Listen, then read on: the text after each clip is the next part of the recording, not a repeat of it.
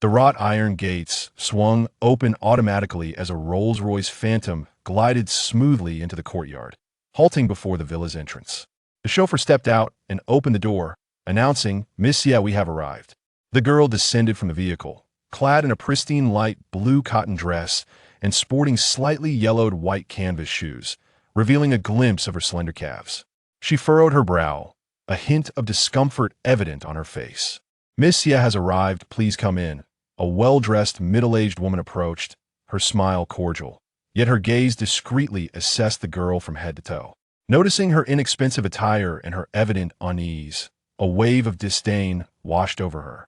Indeed, she bore the marks of a provincial upbringing, unable to mask her humble origins.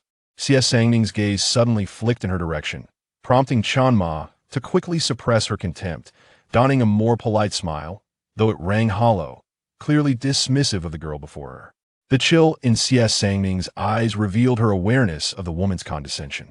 Chen Ma felt an unanticipated shiver as she met Sangning's crystalline gaze, an invisible pressure emanating from the girl, which rendered her smile stiff and her tone unexpectedly courteous. "Miss Xie?" Sangning's eyes passed over her indifferently, offering no reply as she stepped inside. Chen Ma stood frozen, realization dawning only after the girl had moved away. Had she truly been unsettled by this rustic girl?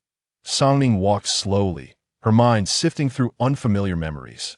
Just 3 days prior, she had celebrated her 18th birthday, born into the illustrious Xie family, the foremost lineage of century. As the legitimate daughter, she was laden with expectations, and she had lived up to her parents' hopes, mastering music, chess, calligraphy, and painting, embodying grace and virtue, adept in manipulation and strategy. Yet, she awoke the next morning to find herself in an alien era, inhabiting the life of a stranger who shared her name, a girl raised in the mountains, yet the true daughter long lost from the Nan family. Today marked her return to the Nan household. But the servant's dismissive demeanor suggested that the Nan family was not as unremarkable as the Xie estate might seem. Steeling her resolve, she finally entered the living room. "Miss Xie has arrived." Chen Ma hurriedly followed her in, respectfully introducing her to the Nan family. Songning cast a glance at her, realizing that she possessed a sense of decorum. The members of the Nan family awaited her in the living room, their expressions a tapestry of curiosity and scrutiny. A well-groomed, middle-aged woman stepped forward, her eyes glistening with emotion. "Is it truly you, Songning?" She approached, grasping Sangning's hand, her voice thick with emotion. "You have finally returned. I am your mother." Songning instinctively curled her fingers, feeling a strange resistance toward this unfamiliar woman. Yet, she refrained from withdrawing her hand. This woman was her mother, the most significant anchor she had within the Nan family. She could not afford to reject this lifeline. Hesitating, she prepared to call out mother, but before she could utter the words, a young girl behind the woman, eyes brimming with tears, called out plaintively, "Mom." When Miling promptly released Sangning's hand and turned to embrace the girl, as if to offer her a sense of security. "Xie, do not fear, mother is here."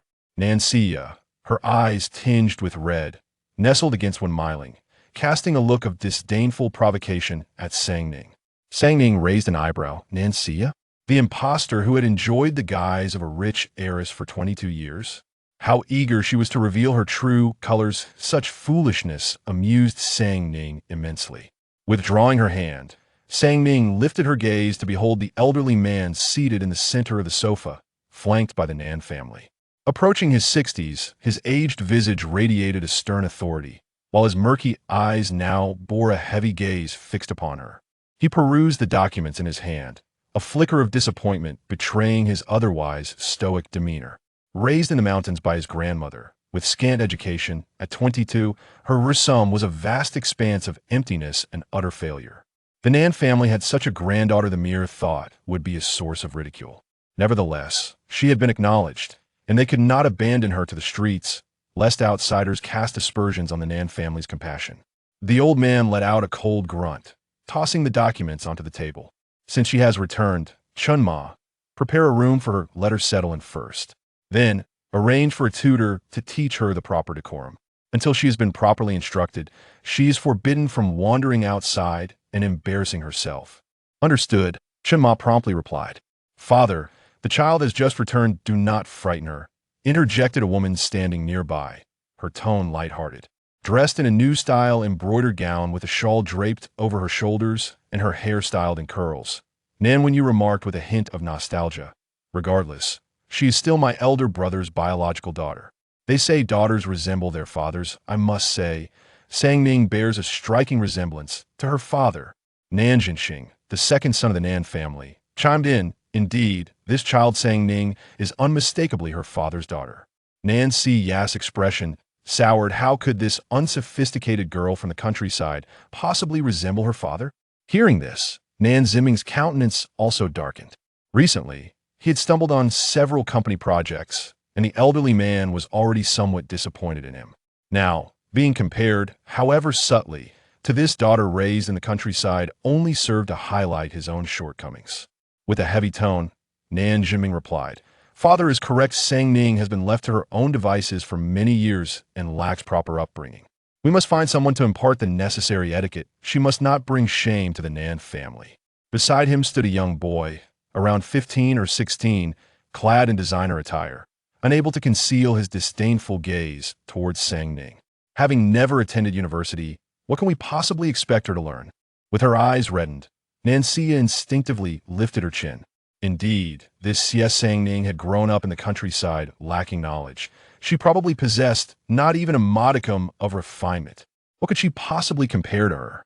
She was a prestigious university graduate. Raised amidst socialites, she was the true heiress of the Nan family, who could bring honor to her lineage. Even if her parents felt a momentary pang of guilt towards her, in time, witnessing her embarrassing and impoverished demeanor, they would inevitably grow weary of her. "Ah Chun, do not speak, so will only hurt our parents," Nancy murmured, her voice low and somber. When Myling originally felt a pang of sympathy for Sang Ning, who had grown up in the countryside and endured much hardship, upon seeing Xia so understanding and considerate, she feared for her feelings and gently stroked her hair, not wanting to undermine the affection she had shown over the years. The old man scrutinized Xia Sang Ning once more, only to find her standing there calmly, listening, with no trace of embarrassment or awkwardness on her face. He squinted his eyes and inquired, "Why aren't you speaking?" Could it be that she was mute? The room, filled with individuals harboring their own thoughts, once again shifted their gaze towards Sang Ning. It dawned on them that throughout her time in the room, Xie Sang Ning had not uttered a single word. Nancy's eyes held a hint of disdain. After all, a country bumpkin encountering such opulence for the first time would naturally be dumbfounded. How foolish she had been to worry that Sang Ning's return might jeopardize her status. It was indeed a baseless anxiety. Sang Ning thought to herself, observing the family's subtle machinations. What words could she possibly offer? With her gaze slightly lowered, she adopted a compliant demeanor, stating, "As the elders speak, Sang Ning dares not interject." The old man was momentarily taken aback, surprised that this young girl possessed such decorum. The expressions of Nan Xia and Nan Yukin shifted, bewildered at her unexpected retort. Sang Ning continued, her tone slightly stern. "Without rules, there can be no order. Grandfather's concerns are well-founded. A truly profound family must uphold rigorous standards." The faces in the room stiffened, momentarily caught off guard. This statement seemed to resonate deeply with the old man. Once a shoe shiner, he had never anticipated that a mere night would transform him from a life of obscurity to sudden wealth through the reclamation of vast tracts of land. Despite his newfound status among the elite of the capital, he still harbored envy for the old money families, whose legacies were firmly entrenched in tradition. In this circle, class distinctions were stark, and the newly wealthy were often looked down upon.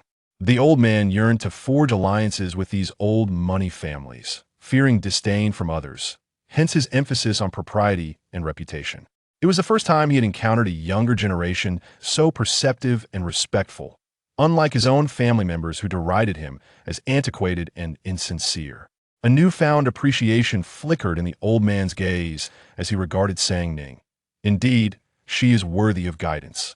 Sang Ning nodded slightly, her demeanor humble. After all, I bear the surname Nan as the granddaughter of the Nan family, with your blood coursing through my veins. Though I have grown up away from your teachings, I shall never forget the values instilled in me. Nan Zhenming stared, Wide-eyed and shocked what values instilled in her veins? Was he unaware of something? Could it be a hereditary trait? The old man, however, was invigorated by her words, slapping the armrest of the genuine leather sofa. Excellent. Truly, she is my granddaughter. Sang Ning then turned to Aunt Shen. Please bring me a cup of tea. Taken aback by the sudden command, Aunt Shen instinctively nodded. Yes, I shall do that. Just as she was about to turn and fetch the tea, her steps faltered. Had she just been ordered by someone? Aunt Shen glanced back at the old man. He questioned Sang Ning. What do you need the tea for? Sang Ning maintained a serious demeanor. Having just returned home to acknowledge my roots, it is only fitting that I present my grandfather with a cup of tea. The old man was momentarily taken aback, not having anticipated this gesture. He turned to admonish Aunt Shen. Why are you still standing there? Startled, Aunt Shen hurried off to fetch the tea. Soon, the cup was brought forth, and Sang Ning accepted it, approaching her grandfather with a slight bow, holding the cup with both hands. Sang Ning has been unfilial, having failed to honor my grandfather's presence for the past 20 years. I beseech you, grandfather, to accept this cup of tea and forgive Sang Ning. It was evident that she had been lost for 2 decades, enduring hardships alone, yet she placed the blame upon herself for not fulfilling her filial duties. Hearing this, the old man felt a sense of warmth in his heart. He accepted the cup, took a sip, and a faint smile appeared on his weathered face. What a sensible child. Sang Ning stepped back, her hands gracefully crossed over her abdomen, her demeanor poised and appropriate. The old man glanced at Sang Ning and then at Nan Xia, who was sobbing in Wenmeiling's embrace, his brows furrowing as he coldly reprimanded, "Stand properly and sit properly. Why the awkwardness?" Nan Xia stiffened, fearful of her grandfather's ire, and quickly straightened her posture. The old man snorted softly, disappointment flickering in his eyes. She was indeed not his flesh and blood, exhibiting a demeanor far beneath that of his granddaughter. Very well, since you have returned, settle in properly. If you find anything amiss, inform Aunt Shen. His attitude towards Sang Ning had softened considerably. Thank you, grandfather. Sang Ning had intended to bow in respect, but recalling her earlier observations, she noted that their actions did not reflect such formalities, so she merely inclined her head lightly. With that, the old man rose to leave, and those around him cast curious glances at Sang Ning before dispersing with their own thoughts. Only Nan Zhenming's family remained.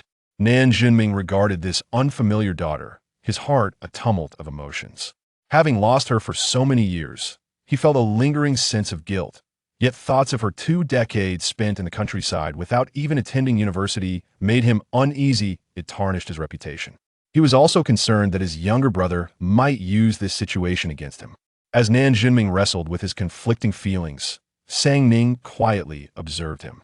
Suddenly, Nan Zhenming looked up and found himself ensnared by her striking, clear eyes, feeling as though she could see right through him.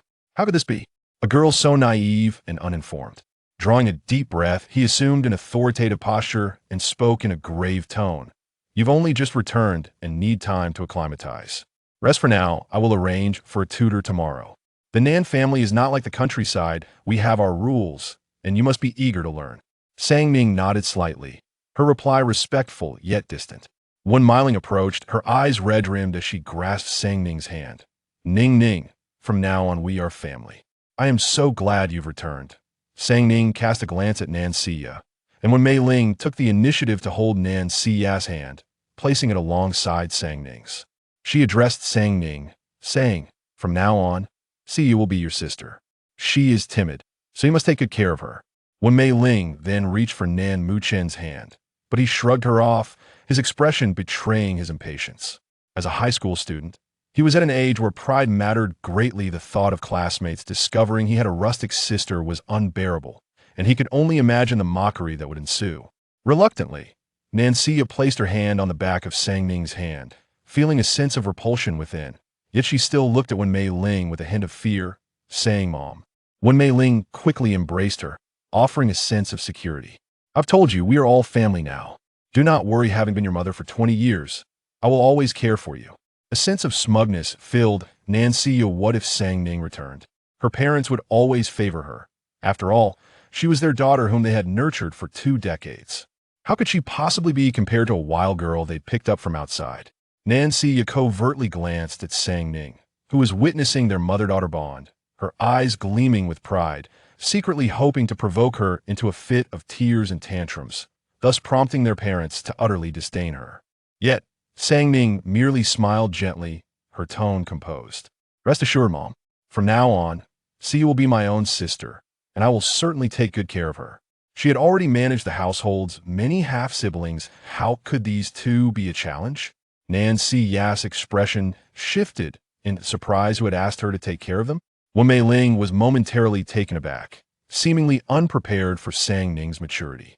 Well, that's good, she replied, as if at a loss for further instructions, and then directed Aunt Shun, quickly take the young lady to see her room. Of course, Aunt Shun replied, casting a wary glance at Sang Ning before leading the way. Sang Ning followed Aunt Shun upstairs. Wen Mei Ling observed Sang Ning's calm departure, her red-rimmed eyes filled with a trace of confusion. This child seems too composed, almost devoid of emotion. While maturity was commendable, Sang Ning's excessive composure made her feel as though she were not particularly cherished by her biological mother. Nan Mu-chun scoffed. What emotions can one expect upon their first meeting? Nan Jinming furrowed his brow, not so much concerned about emotions, but rather the intangible pressure this girl exuded that unsettled him.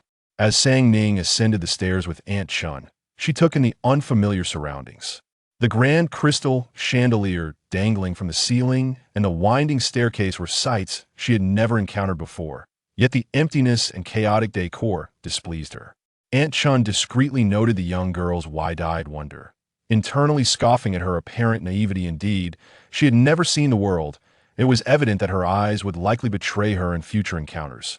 Miss Xia, this is your room, said Chun Ma as she opened a door and gestured for Sang Ning to enter. The chamber was adorned in delicate shades of pink, exuding warmth yet possessing an air of chaos. This room has been specially prepared for Miss Xia by the madam, just like Miss Xia's. Please rest for now. Should you have any queries, feel free to ask me, Chuma added. Upon entering the room, Sang Ning surveyed her surroundings. As Chun Ma prepared to leave, she called out, "Hold on." Chun Ma paused, feeling a twinge of discontent at Sang Ning's tone. Yet inexplicably, she found herself instinctively compliant whenever the girl spoke. Sang Ning turned to face her, her tranquil eyes resembling an ancient well. Please change the room's decor to a sky blue. Remove those odd-shaped dolls from the bed, and clear the clutter from the desk, she commanded coolly. Chun Ma was taken aback, unable to fathom how Sang Ning could express such dissatisfaction with the room. Was it not infinitely superior to the dilapidated house in the countryside? Rather than expressing gratitude, she now found herself nitpicking. Chun Ma opened her mouth, ready to admonish her. This was personally arranged by the madam after all. It is a heartfelt gesture from her. Miss Xia, your behavior is. Sang Ning met her gaze steadily, interrupting coldly. You are to follow my instructions. If you cannot fulfill them, find someone who can. Chun Ma was momentarily silenced, her face flushing a deep crimson, her eyes betraying a flicker of panic. I only wish to assist Miss Xia. And remember, Sang Ning continued, her gaze icy, refer to me as Miss from now on.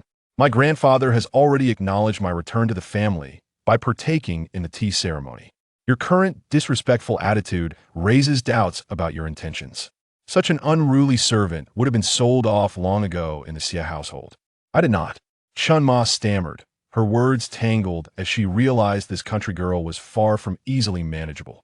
Chun Ma cherished her position, for the elite circles were interconnected. If the Nan family cast her out, no other household would employ her, and she would lose the opportunity to serve in such a respectable household. Forcing a smile, she said, I will promptly help Miss change the room's decor. Sang Ning nodded slightly, settling into the swivel chair behind the desk, awaiting Chun Ma's arrangements. As the chair swayed, she felt a surge of curiosity and rocked it gently again. She reflected on the dynamics of the Nan family. The true head was still the elderly patriarch. He had 3 sons and 1 daughter, her father, Nan Jinming, being the eldest. She had also recently seen the other son and daughter in the living room, sensing a palpable tension between the brothers, an unspoken rivalry. Such familial discord was commonplace with the family fortune at stake. Who wouldn't want to vie for a larger share? Sang Ning was accustomed to this, and she discerned that her father was all bluster desperately clinging to appearances. Even more concerned with reputation was the elderly patriarch. Her father has one son and one daughter. Oh no, it should now be one son and two daughters. The situation in the Nan family is intricate, yet it pales in comparison to the flourishing Xie clan, making it manageable. More importantly, in this reincarnation, she remains the legitimate eldest daughter. She thoughtfully stroked her chin. This world is exceedingly unfamiliar, and she indeed needs to acquire some knowledge. Her gaze swept over the shelves brimming with books, and she casually pulled one out, the Civil Code. She drew out another, fast-tracked to computer skills. Then, she selected yet another, a history of nation building. Chapter 003. Studying the Civil Code, what is she reading? Chima whispered. The young lady has been engrossed in the history of the founding of the nation for a full 3 hours, and has subsequently spent another 2 hours with the Civil Code. Xia and Guqin were both astonished. What's she doing with that? I have no idea. She asked me to help rearrange her room, and while I was tidying up, she remained at her desk, completely absorbed in her reading. I sneaked a glance or two. She was utterly focused and oblivious to my presence. Chinma's face was etched with shock. Guqin scoffed. She's insane. Xia furrowed her brow. Perhaps she fears disapproval from Grandpa and Dad, which is why she is striving to learn. What good is studying all this? Is she intending to build a nation herself? Chima immediately reported, I've noticed the young lady's temper isn't very pleasant either. Xia's eyes flickered. Indeed, this girl presented one facade to others and another to herself. She hesitated and asked, Really? I thought she seemed quite obedient in front of our parents and Grandpa. It's all an act, Guqin replied disdainfully. No amount of pretense can change her essence. Ah-chun, don't say that. She is, after all, your sister. Upon hearing this, Guqin became even more irritable. At his international school, most of his classmates were from affluent families. He felt invisible there. If it were to be revealed that his sister was a rustic bumpkin, it would be utterly humiliating. Who says she is my sister? Xia pressed her lips together, feeling more reassured. Although Xie Songning had returned, the past 20 years have been unbearably difficult. How could the Nan family possibly accept such a seemingly ineffectual daughter? In contrast to Songning, who had been meticulously groomed from a young age as a socialite, graduating from prestigious schools and possessing both beauty and intellect, she was the true heiress the Nan family could present. What could Xie Songning, that country girl, possibly amount to? Songning had hardly slept a wink, enduring until 5 o'clock to peruse the history of the founding of the nation and the Civil Code. She gained a thorough understanding of the origins of her era and the rules governing it. Closing the book, she felt a tumult of emotions within her. She reopened the Civil Code, turning to the page on inheritance law. Order of inheritance. First order. Spouse, children, parents. She confirmed it 3 times, her eyes suddenly sparkling with realization. This family fortune, she might just have a chance. Who says the Nan family is undesirable? The Nan family is indeed remarkable. Taking a deep breath, she straightened her back, her previous disdain for the Nan family dissipating entirely, replaced by a newfound vigor. The next day, at 9 o'clock, when the tutor arrived, Songning was still asleep. She had only gone to bed at 6, and her eyelids felt heavy with fatigue. Suddenly, she was jolted awake by several loud knocks on the door. Annoyed, she groggily asked, Who is it? Young lady, I am your tutor. I arrive punctually at 9 each day to conduct your lessons. Please rise now. Do not delay your progress. The tutor's voice was stern and unyielding. Sang Ning emerged from her cocoon of blankets, opened the door, and beheld a woman in her 30s, adorned with black-framed glasses and possessing a slightly plump figure. Her square face bore a stern expression as she regarded Sang Ning intently. What do you come here to teach? Sang Ning inquired. The tutor raised her chin, her gaze haughty. I am here at the behest of Mr. Nan, to instruct the young lady on the fundamentals of etiquette, as the Nan family is of high social standing and inevitably attends elite gatherings. If the young lady is unaware of the proper decorum, it would reflect poorly on the Nan family. Sang Ning scrutinized her for a moment. So you're here to teach etiquette? I thought you were here to challenge me. The teacher's countenance shifted slightly. Young lady, please mind your tone. In our upper society, one must. Sang Ning interrupted her with an impassive expression. If you understood the rules, You would be waiting in the living room downstairs for the servants to announce your arrival, for I am the one who holds authority here." The teacher's expression faltered. "Mr. Nan sent me. My father engaged you to teach etiquette, not to regard me as your subordinate. If you wish to wield authority, you must first earn it. To be a teacher requires one to embody the virtues of a mentor. Lacking the most fundamental morals and upbringing disqualifies you from such a role." The teacher's face turned pale, her finger trembling with indignation as she pointed at Sang Ning. You are utterly insolent. I am the family tutor engaged by Mr. Nan. How dare you speak to me in such a manner?" Sang Ning cast a cold glance at the finger thrust toward her. "Which rule permits you to point at others?" The teacher flinched and immediately withdrew her hand. Sang Ning reprimanded, "Such behavior is unbecoming. You're dismissed." With that, she firmly closed the door. Having perused the labor laws the previous day, Sang Ning recalled that the teacher was still within her probationary period, having not yet formally signed a contract. Thus, she could be dismissed for unsatisfactory performance. Sang Ning returned to her bed, slipping back into slumber. When she next opened her eyes, it was already noon. A knock at the door interrupted her rest, revealing the voice of Maid Shun. "Young lady, the sir and madam have returned. Please arise and come downstairs promptly." Having had her fill of sleep, Sang Ning washed her face and moved to the wardrobe, contemplating the array of dresses before selecting a simple ankle-length gown. Descending the stairs, she found Nan Jinming and Wen Miling waiting for her in the living room, their expressions far from cheerful. Sang Ning approached and greeted them with practiced ease. "Father, mother." Nan Jinming's face was stern. "I have heard that you frightened the family tutor away. Your temperament is utterly unruly. You've been spoiled in the countryside, allowing you to indulge in such absurdities." With troubles already plaguing his business, he was further incensed to learn that Sang Ning had managed to dismiss the tutor. Sang Ning shook her head. "I did not. How dare you lie?" When Miling's eyes reflected disappointment. "Ning, lying is not a commendable habit. Teacher Kai has informed us." Sang Ning interjected. "She was not frightened away. I dismissed her." A slight furrow formed on Sang Ning's brow. "Did she truly claim that I frightened her away? I explicitly informed her of her dismissal. And it is indeed unbecoming for someone in a position of authority to speak such falsehoods." Nan Jinming finally regained his composure and, in a fit of anger, retorted, "How dare you speak? She was hired by me as your tutor. Do you not understand the importance of respecting your elders? I urge you to learn proper etiquette for your own good, yet you seem to hold me in utter disregard." This tutor, lacking in both ethics and upbringing, was deemed unfit after my assessment, which is why I terminated her. Sang Ning paused momentarily, her tone considerably more sincere. "Father, you must remain vigilant and discerning in your choices. If such a person has caught your eye, it is no wonder that grandfather's company projects have been mismanaged." Last night, as she descended the stairs for water, she happened to overhear the old man's reprimand from the study on the second floor, chastising Nan Jinming for his mismanagement of 2 major company projects. Nan Jinming, momentarily stunned, sprang up as if his foot had been stepped on, seething. "What did you say?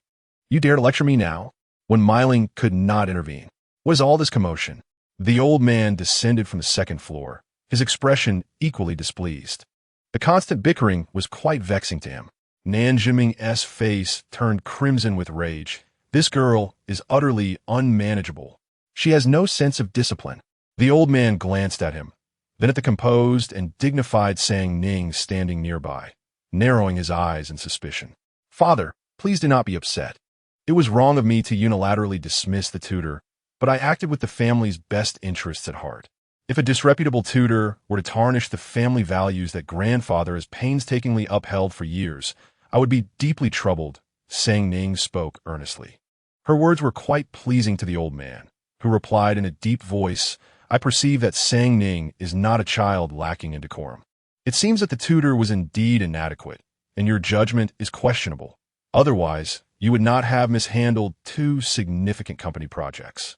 Nan Jinming could only stifle his frustration, feeling as though he might burst with indignation. Chapter 004. "You are my determined fiancé." The old man cast a cold glance at Nan Jinming. "Instead of wasting your energy shouting at the younger generation at home, You should devote more attention to the affairs of the company.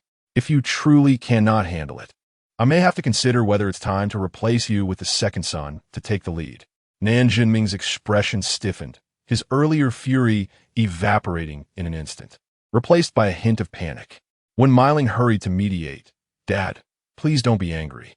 Jinming is just anxious. He hasn't had a good night's sleep for several days, worrying about the company. He is also concerned about Ning Ning's reputation. After all, the celebration for the elder missus he is approaching. And if Sang Ning attends and behaves poorly, it could bring shame to the Nan family." Even Nan Guqin, who usually acted with impunity, now treaded carefully. "Grandfather, please calm down. Do not let your health suffer due to anger.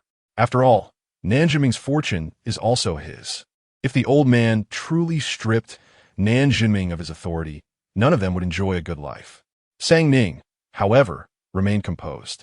Drawing upon her years of experience in family intrigue, she recognized that the more chaotic the situation became, the more advantageous it was for her. If the Nan family were truly harmonious and united, it would be difficult for her to break through. After all, she was an outsider, despite being the granddaughter. They had only recently met. The old man had merely issued a warning. After all, Nan Jinming was his eldest son, and he still held high hopes for him. If he did not apply some pressure, Jinming might squander the hard-earned family legacy. Nanxia also stepped in to persuade. "Grandfather, please do not be upset. Father is only anxious for my sister. He is eager for her to integrate into high society, but perhaps he is being too hasty. A tutor can be found gradually, and lessons can be taught over time. The He family's banquet is too formal. It would be better for my sister to refrain from attending for now. There is no need to rush. She should have more time to adapt." Sang Ning narrowed her eyes. If she did not appear in public, how could she assert her identity as the eldest daughter of the Nan family? Without a public presence, it would seem as if her position were feigned. The old man was mulling over this feasibility. "My sister is thinking of me, but I am also concerned that if I do not make an appearance, outsiders may speculate and concoct stories, perhaps suggesting that the Nan family lacks decorum by not including their eldest daughter in the banquet, possibly hinting at some scandal." Sang Ning replied politely. The old man's brow furrowed. Indeed, news of the Nan family's reunion with their granddaughter had already spread. Concealing her from public view would likely lead to unwelcome conjectures. He said solemnly, "I believe Sang Ning is not an unreasonable child. Tomorrow, we shall find a tutor to teach her some basic etiquette. That should not pose a problem." So far, he was still satisfied with Sang Ning. If she truly proved to be unworthy, he would prefer that others speculate rather than risk her embarrassing the family in public, for she clearly was presentable. Sang Ning nodded slightly. Yes. Nanxia's expression grew subtly strained. If Sang Ning attended the He family's banquet, would that not render her own status awkward?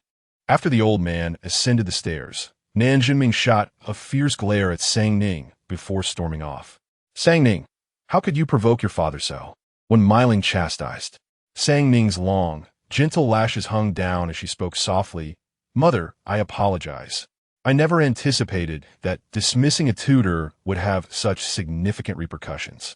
Had I known earlier, I would not have retorted when Teacher Kai remarked on my lack of upbringing." Her eyes cast downwards, her voice tinged with melancholy. "I never wished for this." When Miling's initially reproachful gaze momentarily faltered, as if a flicker of maternal affection had been stirred within her. Indeed, how could this be Sang Ning's fault? It was she who had lost her for 2 decades. Had she not been lost, growing up in the Nan household, she would undoubtedly have blossomed into a refined young lady, rather than being perceived as a wild child from mountains. Gently taking Sang Ning's hand, when Miling expressed her concern, "Sang Ning, it is I who have failed you." Sang Ning lifted her gaze, her delicate, glass-like eyes cautiously searching her mother's face. "Mother, do you forgive me? How could I possibly blame you? Tomorrow, I shall hire a new tutor for you. I will ensure that you grace the He family's banquet with poise, so that everyone recognizes you as the young lady of the Nan family." "Thank you, Mother." Sang Ning smiled, her lips curving gracefully. Nanxia's expression twisted in frustration. This inconsequential girl was merely seeking sympathy. "I shall head upstairs now, Mother," Sang Ning announced. "Go on," when Miling replied, giving her hand a gentle pat. As Sang Ning ascended the stairs, she heard Nan Xia's anxious call, "Mother." Sang Ning refrained from turning back, instead brushing her hand against her skirt. "Mother," Nan Xia continued, her tone tinged with urgency, "are you truly allowing Sang Ning to attend the He family banquet? The He family is one of the most prestigious families in the capital. What if Sang Ning embarrasses herself?" The He family, the pinnacle of wealth in the capital, was hosting a grand celebration for the matriarch's birthday this year, inviting nearly all the prominent figures of the city. The Nan family would not even be permitted entry into the banquet hall were it not for this occasion. Nan Xia had long anticipated this gathering as an opportunity to forge connections with the He family, hoping to elevate her own standing. If Sang Ning were to attend, her position would be awkward at best. When Miling held her hand reassuringly, "Let the tutor instruct her well. She need only speak little when the time comes. Both you and Sang Ning are my daughters, the esteemed daughters of the Nan family, indistinguishable from one another." Though she spoke thus, her preference still leaned toward her own daughter, Xia, whom she had raised herself, a model of a refined young lady. Hence, she had designated Sang Ning as the elder sister, hoping that she would dutifully care for her younger siblings. With this, Nan Xia's heart settled slightly. In the following days, the new tutor arrived, exhibiting a much more courteous demeanor towards Sang Ning. These individuals typically assessed others based on their perceived value, believing Sang Ning to be of little importance. They had initially treated her with disdain. However, after a few lessons, Sang Ning found her life within the Nan household to be considerably more comfortable. Even earning the compliance of Chun Ma, Sang Ning began to learn some fundamental etiquette for banquets, noting the distinctions from the customs of the Zhou. Yet, she adapted quickly. 3 days later, on the occasion of the He matriarch's birthday, Sang Ning was specially adorned by a makeup artist. Her hair was elegantly divided into 2 sections, with one side intricately braided while the softly curled hair cascaded over her shoulders, presenting an image of demure grace. This time, she donned a calf-length black embroidered dress that accentuated her elongated swan neck and slender calves. She had begun to acclimatize to such revealing attire. She looked exquisite, and she relished it. However, she was still not quite accustomed to high heels, opting for a pair with slender 3-centimeter heels. Despite her height and graceful proportions, she appeared more statuesque in her modest heels than Nan Xia did in her 8-centimeter stilettos. As she alighted from the car, Nan Xia's countenance soured the moment she stood beside her. "Xia!" A voice suddenly rang out, causing Nan Xia's eyes to brighten as she took a few quick steps forward. "Zhengge, when did you arrive?" A young man clad in a silver suit approached, smiling as he replied, "I just got here and happened to see you." Nan Xia's voice took on a more dulcet tone. "I was just thinking of looking for you." Chen Zheng noticed the woman behind Nan Xia. It was hard not to be captivated by Sang Ning's striking visage. "Is this your sister?" Chen Zheng inquired. Nan Xia forced a smile, "Yes." When Miling introduced Sang Ning, "This is Xia's fiancé." Nan Xia's expression visibly tightened, as if fearing that Sang Ning might covet her betrothed. After all, it was her association with Sang Ning that had secured this engagement, and she dreaded that Sang Ning might resort to cunning to reclaim it. Sang Ning merely nodded slightly before averting her gaze.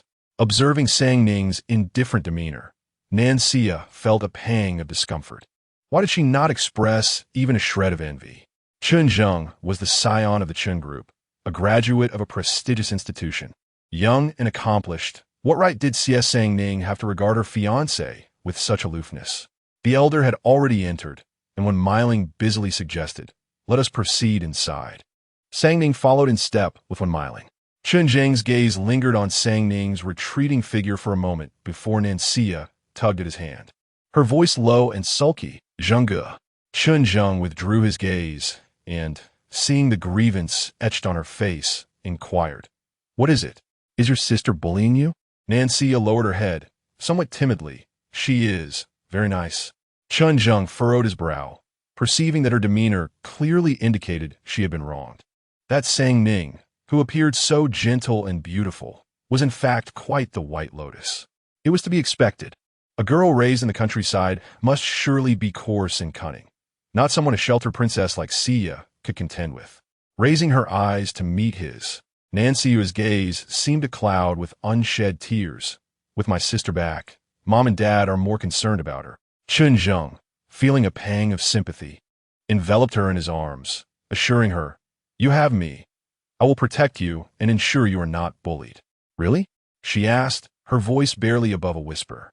"Of course. You are my betrothed, and that will never change," Chun Zheng affirmed with resolute certainty. Chapter 005. The Demon King of the World. The banquet hall was ablaze with light, the resplendent crystal chandeliers resembling fallen stars from the heavens. Layers of crystal ornaments, refracting the light, created an ambience that, despite the night having descended, illuminated the hall as bright as day. The He family stood as the foremost aristocrats of the capital, and with their hosting of the banquet, the guests had naturally arrived early. The hall was already a flurry of elegantly dressed attendees. The presence of an Nan family did not attract much attention. The elder had taken Nan Jinming to engage warmly with others, toasting and socializing. Meanwhile, Miling was in conversation with Mrs. Chun and a few others. The alliance between the Nan and Chun families was already established through a marriage agreement, leading to familiarity between the two. "Is this the eldest daughter you just found?" Mrs. Chun inquired, gazing at Sang Ning. Miling smiled and nodded. "Yes. I just brought her back a few days ago. I thought today would be a good opportunity for her to meet some people." Turning to Sang Ning, she added, "Sang Ning, this is Aunt Chun." Sang Ning nodded slightly. "Aunt Chun." Mrs. Chun scrutinized Sang Ning, somewhat taken aback. She had heard from Sia that the lost heiress of an An family had been raised in the countryside, and she had expected someone unrefined, but was pleasantly surprised by her demeanor. "Jihan, why don't you take Sang Ning around and introduce her to a few friends?" Mrs. Chun suggested, her tone dignified. Chun Jihan, her daughter, glanced at Sang Ning and offered a polite yet distant smile. "Let us go." Miling patted Sang Ning's hand. "Stay close to Jihan. Don't wander off, and mind your words." Her concern was palpable. Sang Ning nodded, understood, Mom, and then followed Chun Jihan. "She's quite a lovely child, Mrs. Chun remarked with a courteous smile, turning to Miling. "Is she the same age as Sia? What are your plans for her?" Miling's expression momentarily stiffened. Although they were indeed the same age, Sia was on the verge of graduating from university and preparing for an internship, while Sang Ning had only completed high school in the countryside. When asked about her future, she was at a loss for words. Miling managed an awkward smile. "We'll see in the future. She just returned, so there's no rush." Mrs. Chun detected the uncertainty in Miling's voice, her eyes narrowing with a hint of disdain. Sia was correct. The child returned by the Nan family was indeed unrefined. Feeling somewhat embarrassed, Miling shifted the topic. "There are so many guests today, it seems the entire capital has turned out." "Indeed, one must consider whose birthday it is," Mrs. Chun replied with newfound interest. "It's Mrs. He's birthday, but I've also heard she wishes to find a suitable match for the youngest son of the He family." Miling expressed surprise. "Is that true?" He see you, the youngest son of the He family, was a notable figure in the capital, born into a prestigious lineage. Known for his rebellious and carefree nature, often regarded as the reckless demon king of the He family. Mrs. Chun lowered her voice. "Mrs. He does have that intention, thinking it would settle his heart if he married early.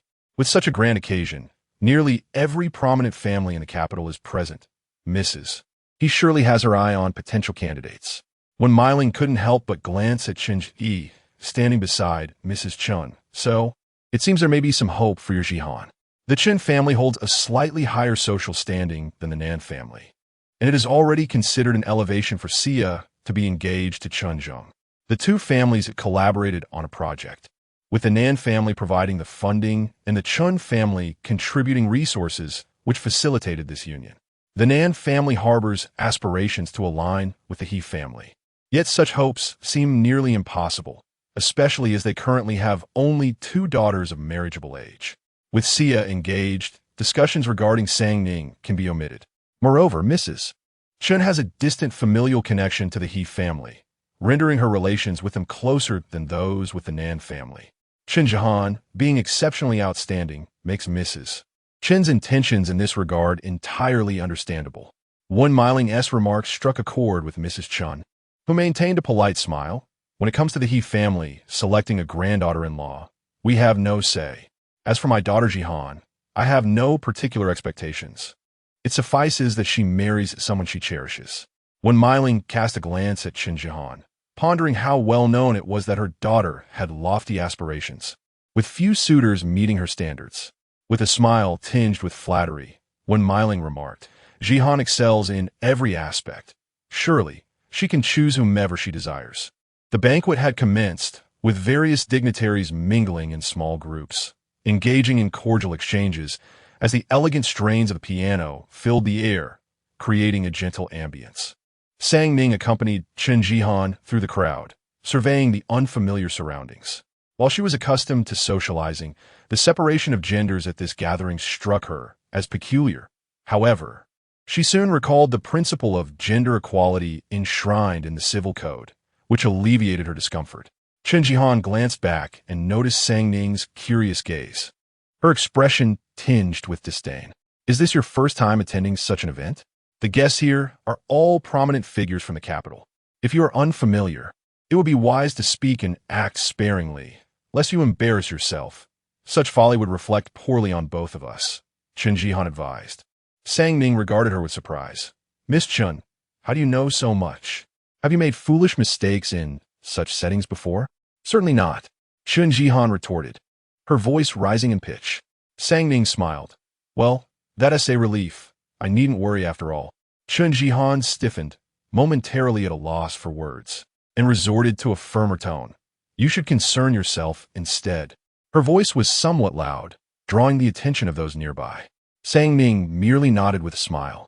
While Qin Jihan felt the scrutiny of others, her face flushed with embarrassment, suddenly overwhelmed by a sense of frustration. Suddenly, a stir rippled through the crowd as everyone turned their gaze to the second floor. It was the arrival of the venerable Mrs. He. Despite her advanced age of over 70, radiated vitality and warmth. Her silver hair was meticulously styled, adorned with a jade hairpin, and she donned a traditional qipao, draped with an intricately embroidered shawl, descending gracefully amidst a throng of admirers. Qin Jihan's eyes brightened as she caught sight of a tall figure following closely behind Mrs. He. Clad in a conventional black suit, he exuded an air of nonchalance, his hands casually tucked into his pockets as he sauntered down the stairs with long strides. His tousled hair fell slightly over his forehead, framing deep-set eyes that appeared somewhat indifferent, almost bored. Sang Ning, captivated by Mrs. He, felt a rare sense of admiration for the poised and dignified presence before her, reminiscent of her own grandmother. Lowering her gaze, she concealed the flicker of melancholy in her eyes. A wave of homesickness washed over her. Madam He settled into the principal seat of the sandalwood sofa, while the others gathered around her. ECU cast a glance at the assembled crowd, his relaxed gaze now tinged with a hint of impatience, contemplating an exit. It appeared that Madam He possessed an uncanny awareness, for she suddenly turned her head and glared at him. He Yunju placed a hand on ECU's shoulder, lowering his voice to whisper in his ear, Today is grandmother's birthday. Behave yourself. ECU languidly took a seat, feigning innocence. What are you talking about, elder brother? Or have I misbehaved? I'm here to celebrate grandmother's birthday. I've completely turned over a new leaf, haven't I? He Yunju cast him a sidelong glance, uninterested in further banter, and returned to sit beside their grandmother. On this special occasion, all three grandsons were present. Compliments filled the air. Madam He smiled. They're truly filial. He Yunju added with a smile. Father, due to military obligations, could not return, but I arranged for flowers, her favorite roses.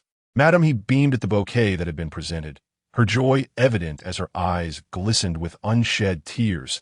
Your father is indeed thoughtful. A well-to-do lady chuckled. Today is Madam's grand birthday. Many await the opportunity to pay their respects. She is a blessed woman, destined for longevity. As for longevity, one must live a life worthy of it. For me, the only lingering concern is still Ayu. If only I could witness his wedding, I would have no regrets. ECU's brow twitched slightly, and he interjected with a nonchalant jest. Grandmother, neither elder brother nor second brother is married. Why is your regret solely directed at me? Your elder brother and second brother are not as reckless as you. Chapter 006. Two slaps. A sweet voice resonated as Qin Jihan stepped forward. Grandmother, he regarded her for a moment before hesitantly inquiring, "You are?" Chen Jihan beamed and replied, "I am Jihan. My mother's surname is Song, and she is the cousin of Aunt Song Rue." Upon hearing the name Song Rue, grandmother, his expression softened, for Song Rue was the wife of her nephew. "When I was young, my mother took me to pay you a New Year's visit," she continued. With a smile, "Grandmother," he remarked, "there are so many younger generations. I can hardly keep track. You do bear a semblance to Aunt Song." Hisayu could not help but cast a glance at the elderly lady, bemused that she could recognize a resemblance after such convoluted connections.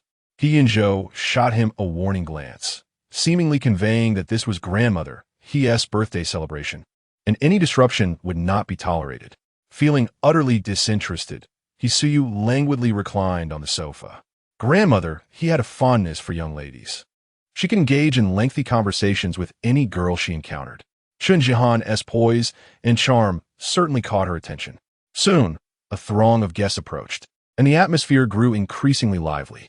Sang Ning remained in her spot, noting how Chen Jihan had eagerly rushed toward grandmother He, seemingly indifferent to her presence. As more people gathered, Sang Ning found little desire to join the commotion. She had just heard Chen Jihan mention the He family, which was said to possess a formidable background. The Nan family, with its nouveau riche status, could hardly aspire to such heights. Even if centuries passed, the invisible barriers of class would forever divide the masses. The only individual she knew capable of transcending all obstacles was her great-grandfather, who singularly upheld the illustrious legacy of the CF family for a century, rising to the rank of chief minister with unparalleled influence. He had once defied ancestral traditions and vehemently contended against public opinion to marry a merchant's orphan daughter. That girl was her great-grandmother. Sang Ning had learned of this astonishing feat as a child, eavesdropping on adults' conversations. However, such monumental endeavors were rare, and the CF family had only produced one in a century. Rigorously trained to assume the role of matriarch from a young age, Sang Ning aspired for certainty rather than such grandiose dreams. It would be far more pragmatic to contemplate how to secure a share of the Nan family fortune. Sang Ning picked up a cocktail from a server's tray, savoring its sweet aroma. After taking a sip, she blinked, pleasantly surprised by its delightful taste. "Sang Ning, why are you standing here alone?" When Meiling approached her, Sang Ning responded candidly.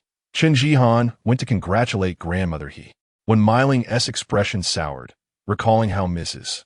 Chen had been subtly flaunting her ties to the He family earlier, she felt a surge of resentment. Now, seeing Chen Han able to curry favor with grandmother He while her own daughter stood idly by, her irritation flared. "Why didn't you accompany her?" When Meiling demanded. "The Chen family has some connection to the He family. What would I even say? That I am the sister of the fiancé of Chen Jihan's brother?" When Meiling faltered, her face flushing with displeasure. "Mother should let Sia go. After all, this way, it might ease the relationship a bit." When Meiling sighed, "Forget it. Go find Aiken and tell him to come back quickly. His father is looking for him to take him out for socializing. You children never make it easy for anyone." Sang Ning smiled slightly. "All right." She then turned and left. When Meiling gazed at Sang Ning's departing figure, her expression complex. She couldn't quite comprehend the situation. This child appeared obedient, yet she always felt a sense of frustration. Sang Ning learned that Nan Mukin and the others were at the young people's banquet hall. The He family had gone all out, booking the entire Haiyan Hutching venue, which comprised a grand hall and 5 smaller interconnected halls, bustling with activity and varied atmospheres. Just as Sang Ning approached the entrance of the small hall, she suddenly heard Nan Mukin's derisive laughter. "What makes her my sister? A country girl from the countryside. I wouldn't even look at her. She is filthy in my eyes. It's just my mother's soft-heartedness that brought her back and dragged her along to these gatherings. A woman who lacks refinement only brings disgrace to our Nan family. A country bumpkin who hasn't even attended university, yet pretends to read books as if she understands anything."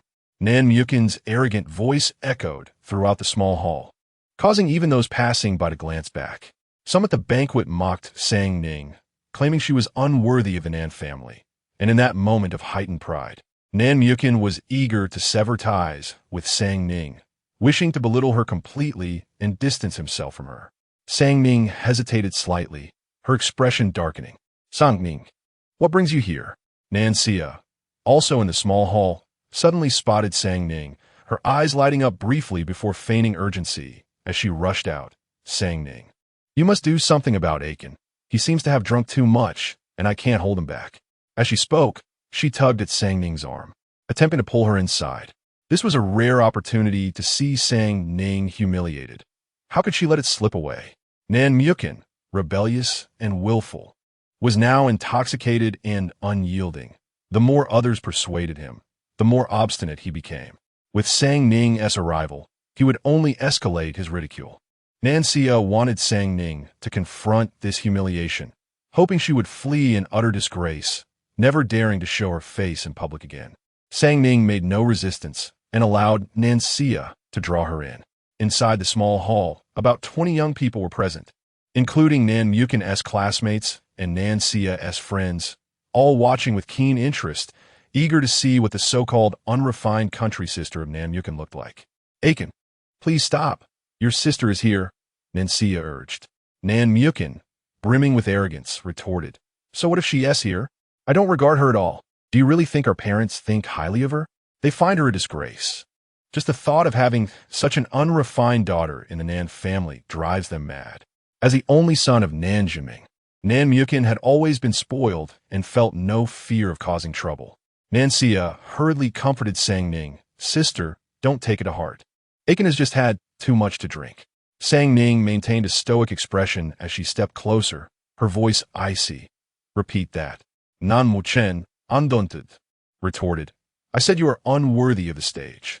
With a resounding slap, Sang Ning swiftly struck his face with all her might. Relieved that she wore only 3-centimeter low-heeled shoes, which did not hinder her strength. Nan Mu Chun, having consumed a bit of alcohol, swayed unsteadily and was caught off guard by the blow, causing him to stumble and crash onto the glass coffee table, inadvertently toppling several cups that shattered upon hitting the floor.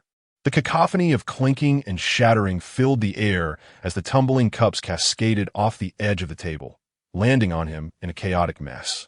Drenched in spilled liquor, Nan Mu Chun lay on the ground for 3 seconds, finally registering the situation. His face contorted with fury as he glared at Sang Ning. You dare to hit me? Nan Xia, Takenebak, stood frozen for a moment before rushing to confront Sang Ning. How could you strike Ah Chun? He is. Sang Ning swiftly retaliated with another slap, sending Nan Xia staggering backward, crashing onto the sofa behind her. Chapter 007. A sister like a mother. The small hall was abruptly engulfed in silence. The previously teasing gazes transforming into expressions of shock and even fear. Outside the hall, a group of individuals happened to pause. Wow, which young lady is this? So fierce. Gu Xingchen couldn't help but exclaim softly. The languid man at the forefront halted his steps upon hearing the sound of slapping, turning his head to peer inside, his listless eyes suddenly flickering with interest. Seizing the opportunity amidst the crowd gathered to celebrate the elder's birthday, he had managed to slip away, intending to leave. However, just as he was about to exit, the unexpected commotion in the small hall caught his attention, compelling him to stop. Inside the hall, Nan Xia, having been slapped, fell onto the sofa, stunned for quite some time before finally reacting. She disregarded her dignity and shouted, Xia Sanning, have you lost your mind? Sanning's gaze was icy. A sister is like a mother. Is there a problem with me teaching you a lesson when you engage in such disgraceful behavior outside? You. Sanning lifted her eyes to survey the others in the hall, who instinctively inhaled sharply, their expressions frozen in apprehension. Sanning's voice was frigid. My younger siblings are ignorant and have made fools of themselves in their drunken state. I ask for your understanding, and when I return home, I shall properly discipline them. I apologize for disturbing everyone. Her words, though polite and appropriate, carried a tone of authority that dominated the atmosphere. Sanning cast a cold glance at the two still sprawled on the floor. Aren't you getting up? Father is still looking for you. She then turned sharply and exited the hall. As she reached the door, her gaze met a pair of languid eyes. He stood with his hands in his pockets, the buttons of his suit jacket undone, the collar of his white shirt loosened, the rigid elegance of his black suit somehow exuding a casual charm. He regarded her, his brows arching slightly, and stepped aside to allow her passage. Sanning strode out without hesitation. Guqin couldn't help but shake his head in admiration. Impressive. So beautiful and yet so powerful. Yu's gaze followed her departing figure, a subtle smile gracing his lips. Hey, are we not going? Qin Han has already warmed up the venue and is waiting for us, Zhong Shun remarked. Yu tilted his chin slightly. We are not going. Really? Isn't this place more lively than over there? Yu smirked and took a step back in the direction they had come from. Mom, Sanning has gone mad. She actually hit me in public, and she hit Aiken too. Nan Xia cried as she rushed to Wen Miling to report the incident, while Nan Mukin, sporting a handprint on his face, looked utterly aggrieved. Wen Miling was astonished. How could this be possible? She could hardly believe Sanning would dare to act so brazenly in public. It's true. Look at my face, it's all swollen. Nan Mukin gritted his teeth in frustration. That Xia Sanning is simply crude. She clearly hails from the countryside and knows nothing of decorum. How could she dare? Just then, Sanning returned. Upon locking eyes with her, a wave of inexplicable fear washed over him, causing him to falter and remain silent. Nan Jinming glared angrily at Sanning. Is this truly your doing? Sanning did not flinch. Indeed. You are utterly outrageous, Nan Jinming exclaimed, nearly raising his voice in anger. However, he quickly remembered that they were at the He family's banquet and restrained himself from making a scene. Do you understand the gravity of this occasion? You dare to act recklessly here. He scolded, suppressing the volume of his voice. Sangming looked up at him, her tone calm. It is not I who has tarnished the Nan family's reputation. I will take responsibility for my actions, and as for the He family, I shall go and apologize. With that, she turned and walked towards the matriarch of the He family. Nan Jinming, momentarily stunned, soon regained his composure and hurried after her, fearful of her causing a ruckus in front of the He family.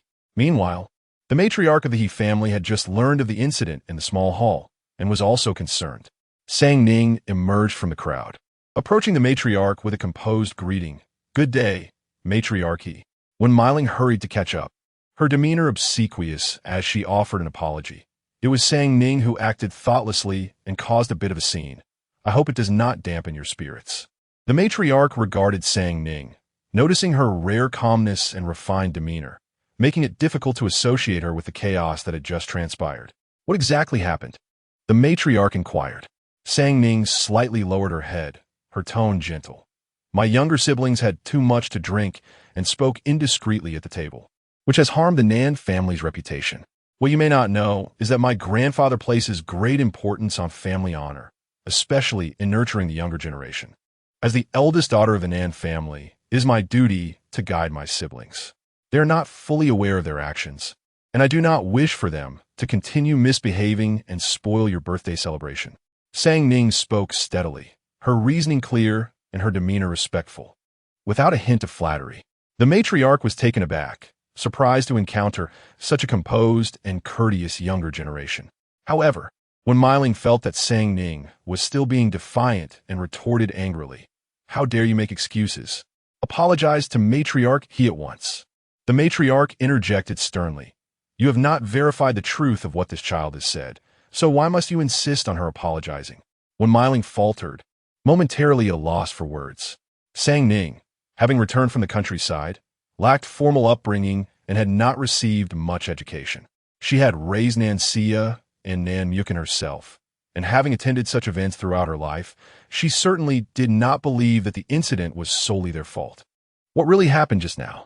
Asking someone present would not be difficult, the matriarch thought, not showing bias towards anyone, simply disapproving of the lack of discernment in the situation.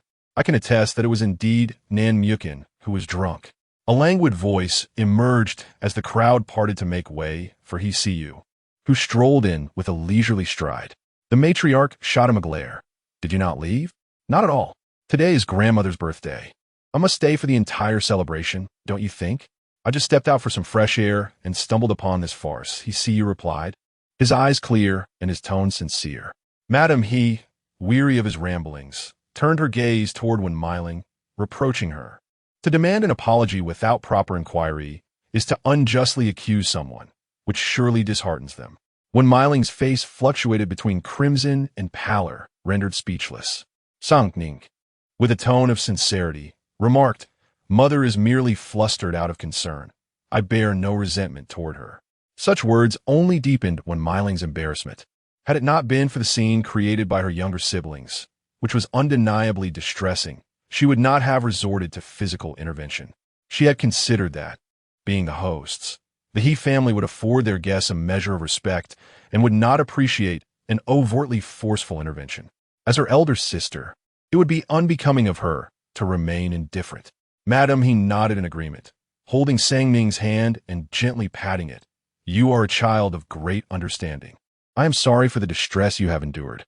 Sang Ning lowered her gaze, softly murmuring, "It is no trouble." Despite her words, her voice carried a muffled tone, revealing a hint of the youthful emotions she rarely displayed, which made her all the more endearing.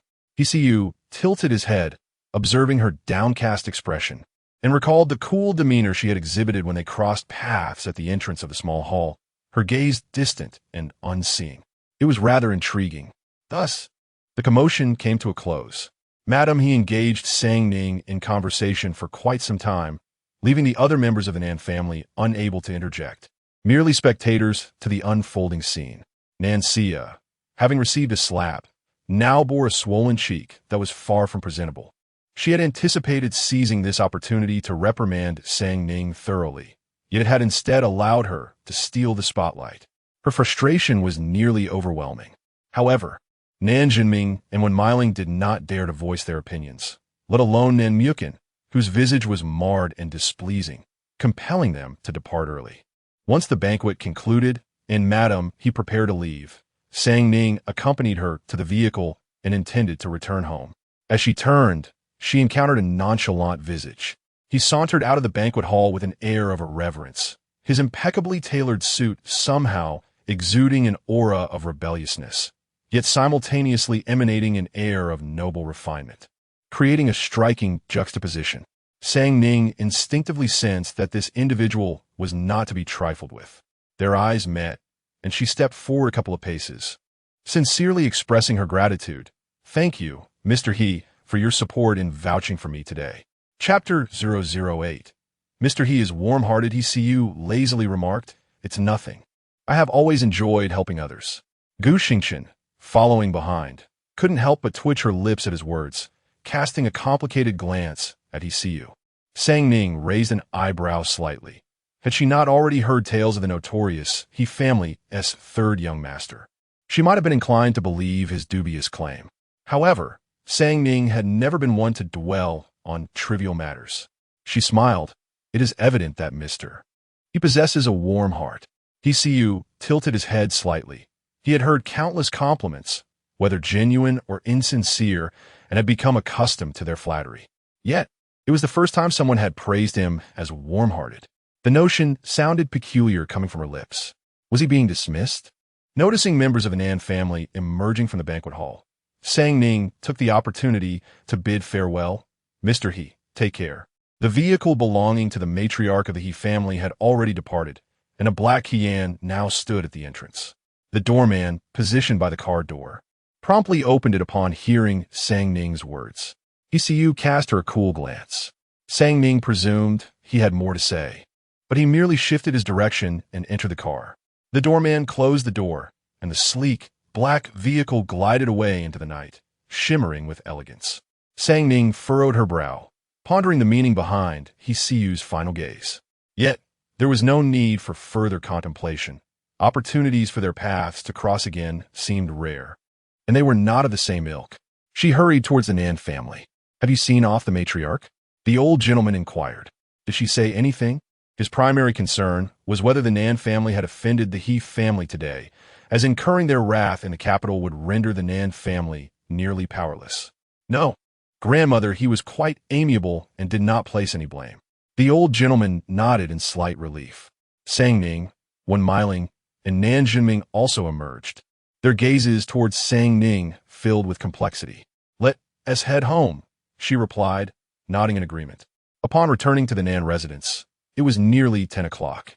The old gentleman entered with a stern expression, remaining silent, followed closely by Nan Jinming and Wen Miling, with Sang Ning trailing behind. Nan Xian and Nan Mukin had already returned. The old gentleman took a seat in the living room, and Nan Mukin immediately covered his face, complaining, "Grandfather, Xie Sang Ning has done this to me. The doctor just examined me and said it will take at least a week for the swelling to subside. How am I to face anyone?" Nan Xian also covered her face, tears streaming down in distress. The old gentleman observed them coldly. "Are you two seeking another slap from me?" The two were left pale with fear. "Grandfather, you two have acted foolishly. Do not think for a moment that I am unaware." In truth, the old gentleman was not privy to the details.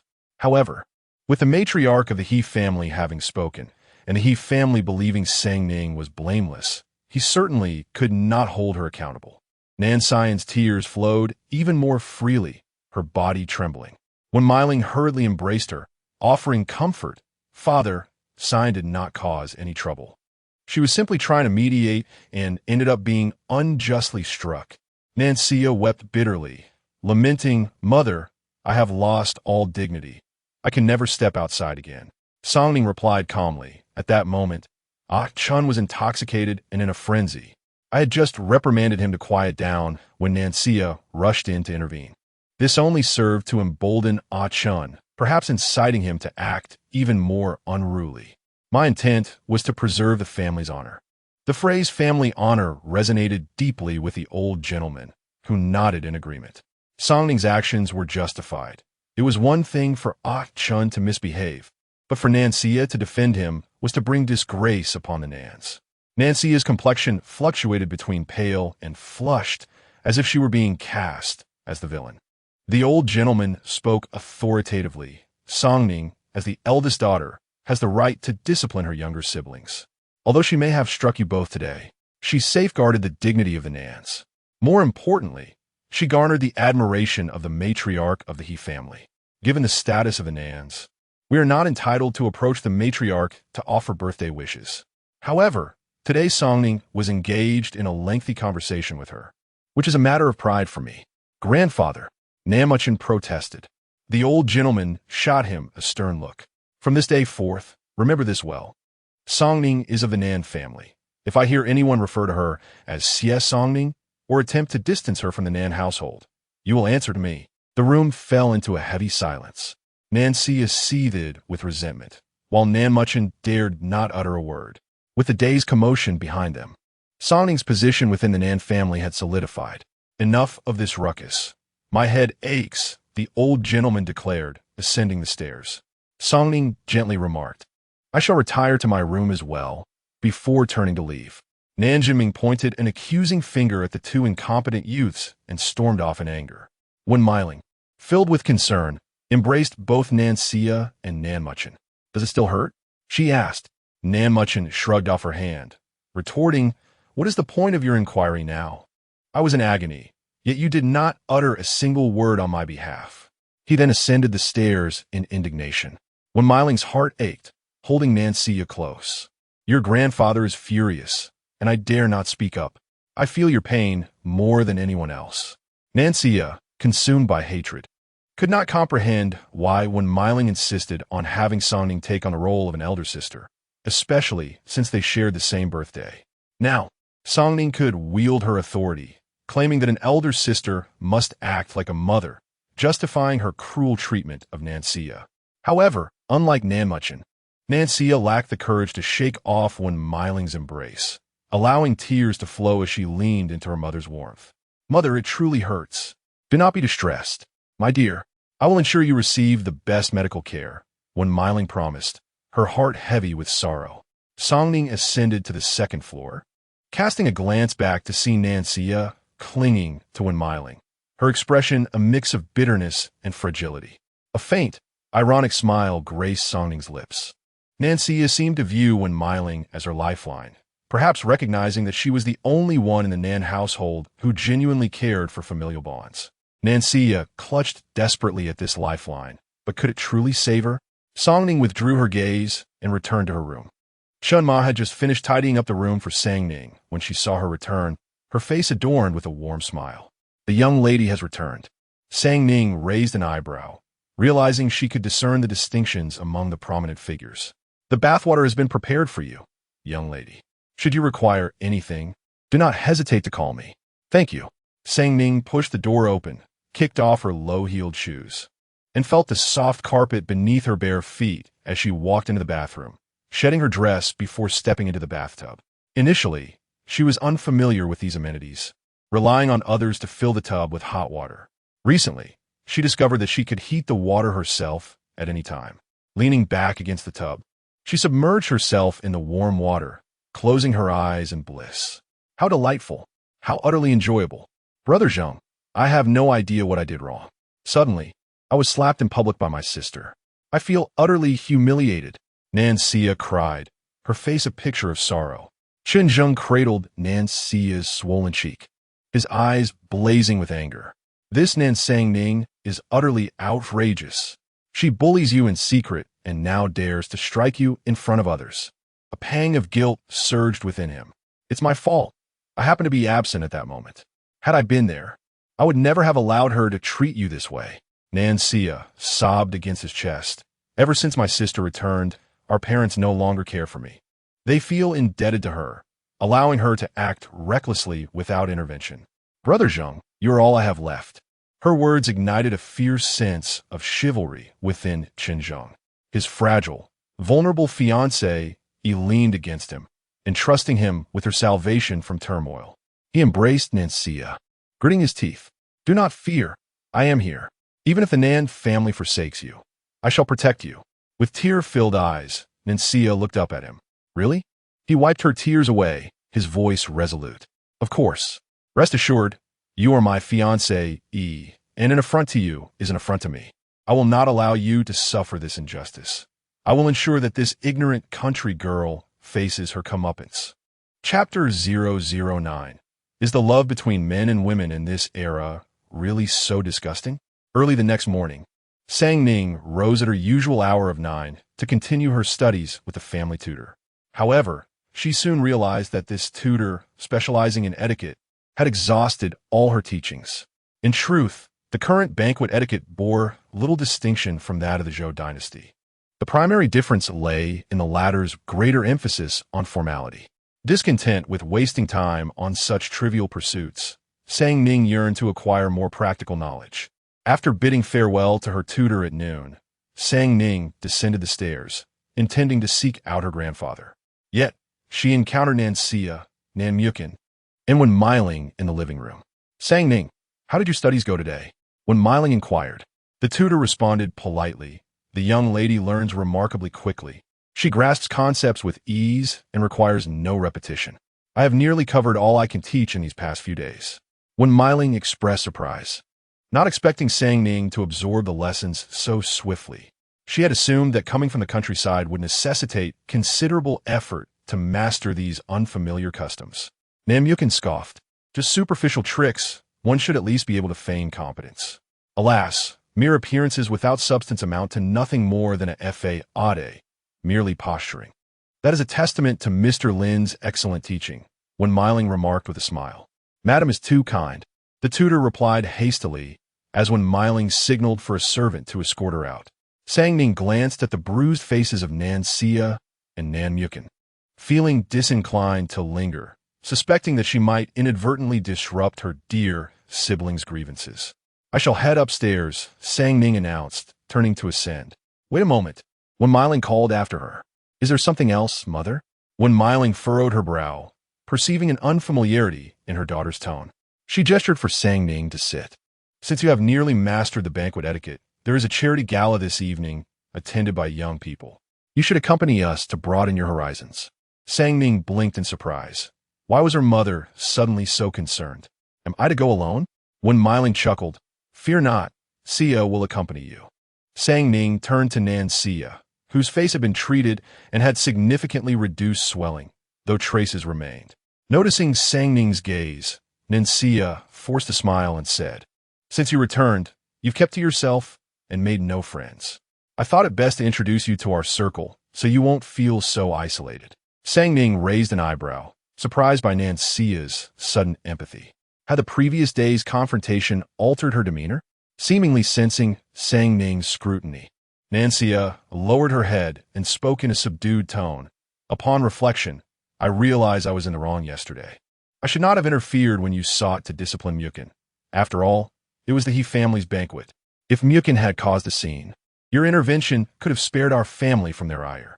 Looking up once more, her eyes glistening with unshed tears, Nancia continued, though you struck me, I feel a deeper sense of guilt and hope you can forgive me. When Myling gazed at Nancia, whose maturity stirred her heart, and embraced her tightly. My dear child, you're simply too considerate, always thinking of others. Sang Ning observed the deep bond between the mother and daughter with a cold gaze, feeling as though her own daughter had become someone else's. When Myling turned her attention to Sang Ning, her eyes filled with a hint of reproach. Sia has always been empathetic, even swallowing her grievances in silence. Despite past grievances, she has invited you to these gatherings, hoping to help you forge connections and broaden your horizons. Do not disregard her kindness. Nancia, her eyes glistening with unshed tears, looked at her sister. I feel indebted to you, sister, and I always want to make amends. You will come, won't you? Would she attend? Of course, she must. Nancia intentionally invited Sang Ning in front of Wen Myling to eliminate the possibility of refusal. After Sang Ning had struck her the previous day, she had chosen to bury the hatchet and extend an invitation to her elite social circle. What right did she have to decline? Yet, Nancia felt a twinge of anxiety. She was increasingly uncertain about Sang Ning, likely due to having stumbled twice at her hands. She sensed that this individual was not easily trifled with and worried that Sang Ning might discern her intentions and find a way to refuse. Sang Ning remained silent for a moment, while Nancia's nerves tightened, her mind racing with potential excuses Sang Ning could use to decline. She prepared herself to compel her sister to attend. After a brief pause, Sang Ning finally spoke. All right. Nancia stiffened slightly. She agreed so readily? She had expected Sang Ning to be cautious, at the very least to attempt a refusal, but she had accepted immediately, observing the slight change in Nancia's expression. Sang Ning smiled. Why is my sister so quiet now? Are you reconsidering? Nancia quickly regained her composure. Of course not. I simply didn't anticipate that you would agree so readily. Sang Ning's smile was gentle. You extended the invitation yourself. Naturally, I shall attend. We are sisters, after all, and should cherish our time together. Wen Myling, witnessing the amicable exchange between her daughters, felt a sense of relief. She had long worried about the potential discord between Sang Ning and Sia. Fortunately, both children were understanding and considerate. Nancia scoffed inwardly. Of course, in front of their mother, Sang Ning had to feign sisterly affection. She was being maneuvered into this situation, and even if she sensed something amiss, she had no choice but to comply. It mattered little why she attended. Once at the charity gala, that would be her domain, and Sang Ning would find no respite. At 7 in the evening, Nancia took Sang Ning out with her.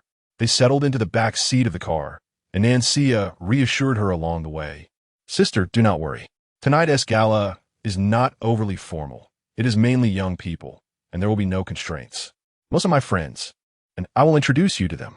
Sang Ning nodded gently. All right. She turned to gaze out the window at the towering buildings, the bustling traffic, and the dazzling neon lights illuminating the night in the metropolis. In this unfamiliar era, she had much to embrace and learn. However, she felt a thrill of excitement. The Rolls-Royce came to a stop at the entrance of the Intercontinental Hotel. The doorman opened the door, and Sang Ning and Nancia alighted in succession. Let us proceed inside, Nancia urged, leading Sang Ning into the banquet hall on the first floor, where the evening feast was already underway.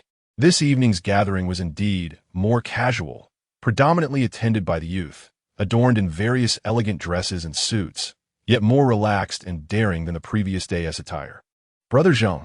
Upon entering, Nancia spotted Chun Zheng and joyfully rushed over, linking her arm with his. Chun Zheng, holding a wine glass in one hand, smiled and said, Sia, you've arrived. Why didn't you give me a heads up? I could have come out to greet you. I'm not unfamiliar with the way. Please do not always treat me like a child. Nancia pouted playfully. Chunjung affectionately tousled her hair, his face radiating warmth.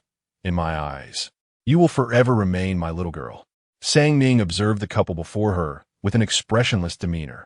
Is a romantic entanglement of this era truly so nauseating? Chapter 010. What is your status? Are you wearing counterfeits? Nancia cast a glance at Sang Ning, her cheeks flushing as she playfully chided Chunjung. Oh dear. My sister is still here. Only then did Chunjung notice Sang Ning's presence, turning to acknowledge her. Miss Nan is also here. Sang Ning offered a slight smile. You may call me Sang Ning. Just Chunjung will suffice. You are Sia's sister, and I am her fiancé. We are, in a sense, family. Chunjung's demeanor was courteous, yet his tone carried an air of arrogance. Sang Ning raised an eyebrow, intrigued. Ah, I see you have brought a man to bolster your presence. She was eager to observe what kind of spectacle Chunjung could provide for Nancia. The charity gala that evening was primarily a charity auction for the elite, a gathering of high society under the guise of philanthropy. Chunjung chuckled. A hint of disdain in his voice. You might get to see a bit of the world. Sang Ning maintained a composed expression. Did she still need to broaden her horizons? As the legitimate daughter of the CF family for 18 years, what had she not encountered? She had resided in the Phoenix Palace for half a year and attended royal banquets and spring hunts since childhood. The grand procession that spanned 3 streets. The opulence of the palace paved with gold bricks and jade stones, the golden dragons coiling around columns, and luminous pearls adorning the walls. Such a trivial soir, it was hardly a revelation for her. Sang Ning smiled casually, her tone nonchalant. Indeed, merely here to enjoy the spectacle. Chunjung's smile faltered slightly, overwhelmed by a sense of frustration akin to an actor failing to deliver a convincing performance. It was no wonder Sia held disdain for her. Without further pleasantries, Chunjung led them to their seats. The tables for the evening were round, as the event was not overly formal. It primarily served as a gathering for the younger generations, with the auctioneer set to present select items later in the evening. Chunjung seated Nancia and Sang Ning at a table surrounded by his friends, all of whom greeted each other warmly. Allow me to introduce my sister, who has just returned and is still acclimating. I'm taking her out for a bit of fresh air, Nancia said with a smile. The guests cast discerning glances at Sang Ning, tinged with condescension. Despite Nancia's cordial introduction, they were already aware that this so-called lost daughter of the Nan family had just returned from the countryside. A man clad in a white suit chuckled. Our treasure appraisal gala is truly losing its prestige. It seems anyone can waltz in. A girl beside him, dressed in a petite evening gown with long, straight black hair, glanced at Sang Ning and scoffed. Some people simply cannot resist putting on a fade. Our circle is becoming increasingly chaotic. Do they even understand what they're witnessing? Chunjung interjected at the opportune moment to smooth over the tension. Everyone, please extend me a favor. If it weren't for your sake, I would have left already. The girl with long hair retorted coldly. Such appraisal auctions were gatherings for the affluent to appreciate and acquire treasures. They harbored a deep disdain for those clueless influencers and outsiders who came to bask in the limelight and lower their standards. Nancia glanced at the still silent Sang Ning, secretly reveling in the unfolding drama. At such a grand banquet, Nancia only dared to attend due to her association with Chunjung. After all, she hardly comprehended the intricacies of antique appraisal, fearing the embarrassment of exposing her ignorance. How could a nouveau riche family like the Nans fathom such matters? Outside, Nan Songning put on an air of superiority, exuding arrogance. Yet in such prestigious company, she scarcely dared to utter a word. Nancia, ever considerate, advised Songning, it's all right. Sister, if you're uncertain this time, just observe quietly and refrain from speaking out of turn. With a cold smirk, she added, and do refrain from taking photos. Should I discover you indiscriminately snapping pictures of us to elevate your own status on social media, I will have my lawyer send you a formal notice. I'm only tolerating you out of respect for my decade-long friendship with Ajing, so do not test my patience. Nancia reveled in the situation, delighting in Songning's discomfort, wishing fervently for her to unleash the temper she had displayed the previous day, to lash out and create a scene. Others were not as accommodating, and Songning's antics would not be tolerated. Among them was the renowned heiress Zhang Yijuan of Wuyo Media, notorious for her capricious temperament. Confronting her was tantamount to courting disaster. All eyes at the table turned to Songning, laden with mockery, eager to witness the unfolding drama. After a brief silence, Songning spoke, her voice measured. Is your status merely defined by wearing counterfeit jewelry? Zhang Yijuan's expression shifted dramatically, her voice rising in indignation. What nonsense are you spouting? Songning's gaze fell upon the gold and gem bracelet adorning Zhang Yijuan's wrist. That bracelet, I believe, resembles the one worn by Empress Qi of the Southern Dynasty. Does it not? A flicker of surprise crossed Zhang Yijuan's eyes. How could she recognize such a piece? With a dismissive scoff, she replied, "You may have an eye for quality, but of course, even someone from the countryside reads the news. This bracelet is quite famous, and it's not surprising you know of it." Songning shook her head. "It is indeed beautiful, but alas." "Alas, what?" Zhang Yijuan pressed, her curiosity piqued. Songning met her gaze, her own calm and unyielding. "It is a forgery." Zhang Yijuan's countenance nearly cracked in disbelief. "What do you know? This is a family heirloom. Do you think I would wear a fake like you?" Chun Zheng, now visibly angered, interjected, "Is it your place to question the treasures passed down through the Zhang family? I brought you here for Sia's sake, not to have you disrupt the event." Songning remained impassive. The bracelet, gifted by the Qi king to Empress Qi upon her elevation, was adorned with pearls, the inner circle intricately carved with a nine-tailed phoenix, symbolizing the phoenix soaring to the heavens. Its true value lay in the pearls, not ordinary ones, but rare southern pearls from the Western Isles, known for their luster and warm hue. The pearls on Zhang Yijuan's bracelet gleamed too brightly, unmistakably indicating it was a counterfeit. Moreover, she recalled how, at the age of 7, while serving her ailing aunt in the Fengzhou palace, she had carelessly dropped the original bracelet, causing one pearl to shatter. Her aunt had not scolded her, but had a maid replace it. However, centuries had passed since the Southern Dynasty, and the Western Isles no longer produced such pearls, necessitating the use of substitutes, which inevitably differed in hue from the original. The bracelet worn by Zhang Yijuan was composed of pearls that appeared to have been produced by the same machine, exhibiting no discernible differences. Zhang Yijuan's complexion shifted dramatically, alternating between shades of green and white, revealing her distress. She had always held herself in haughty superiority, boasting countless times about this bracelet belonging to the Southern Dynasty Qi Empress, a treasured heirloom of her family, intricately engraved with flying phoenixes, symbolizing her esteemed status. Yet now this rural girl dared to suggest it was a counterfeit. Chun Zheng rushed to placate her, urging, "Yijuan, do not heed her words. She has barely received any education and knows nothing. Sang ning retortet kaswali. If you doubt my words, feel free to consult historical texts." The most valuable aspect of the Qi Empress's bracelet is the South Pearl from the Western continent, while yours is evidently adorned with Eastern pearls. Zhang Yijuan felt her dignity crumble, frustration boiling within her as she struggled to formulate a retort. Nan Siyu was taken aback, unable to fathom how Nan Songning could dare to speak so recklessly. What could a country girl possibly know about Eastern and Southern pearls?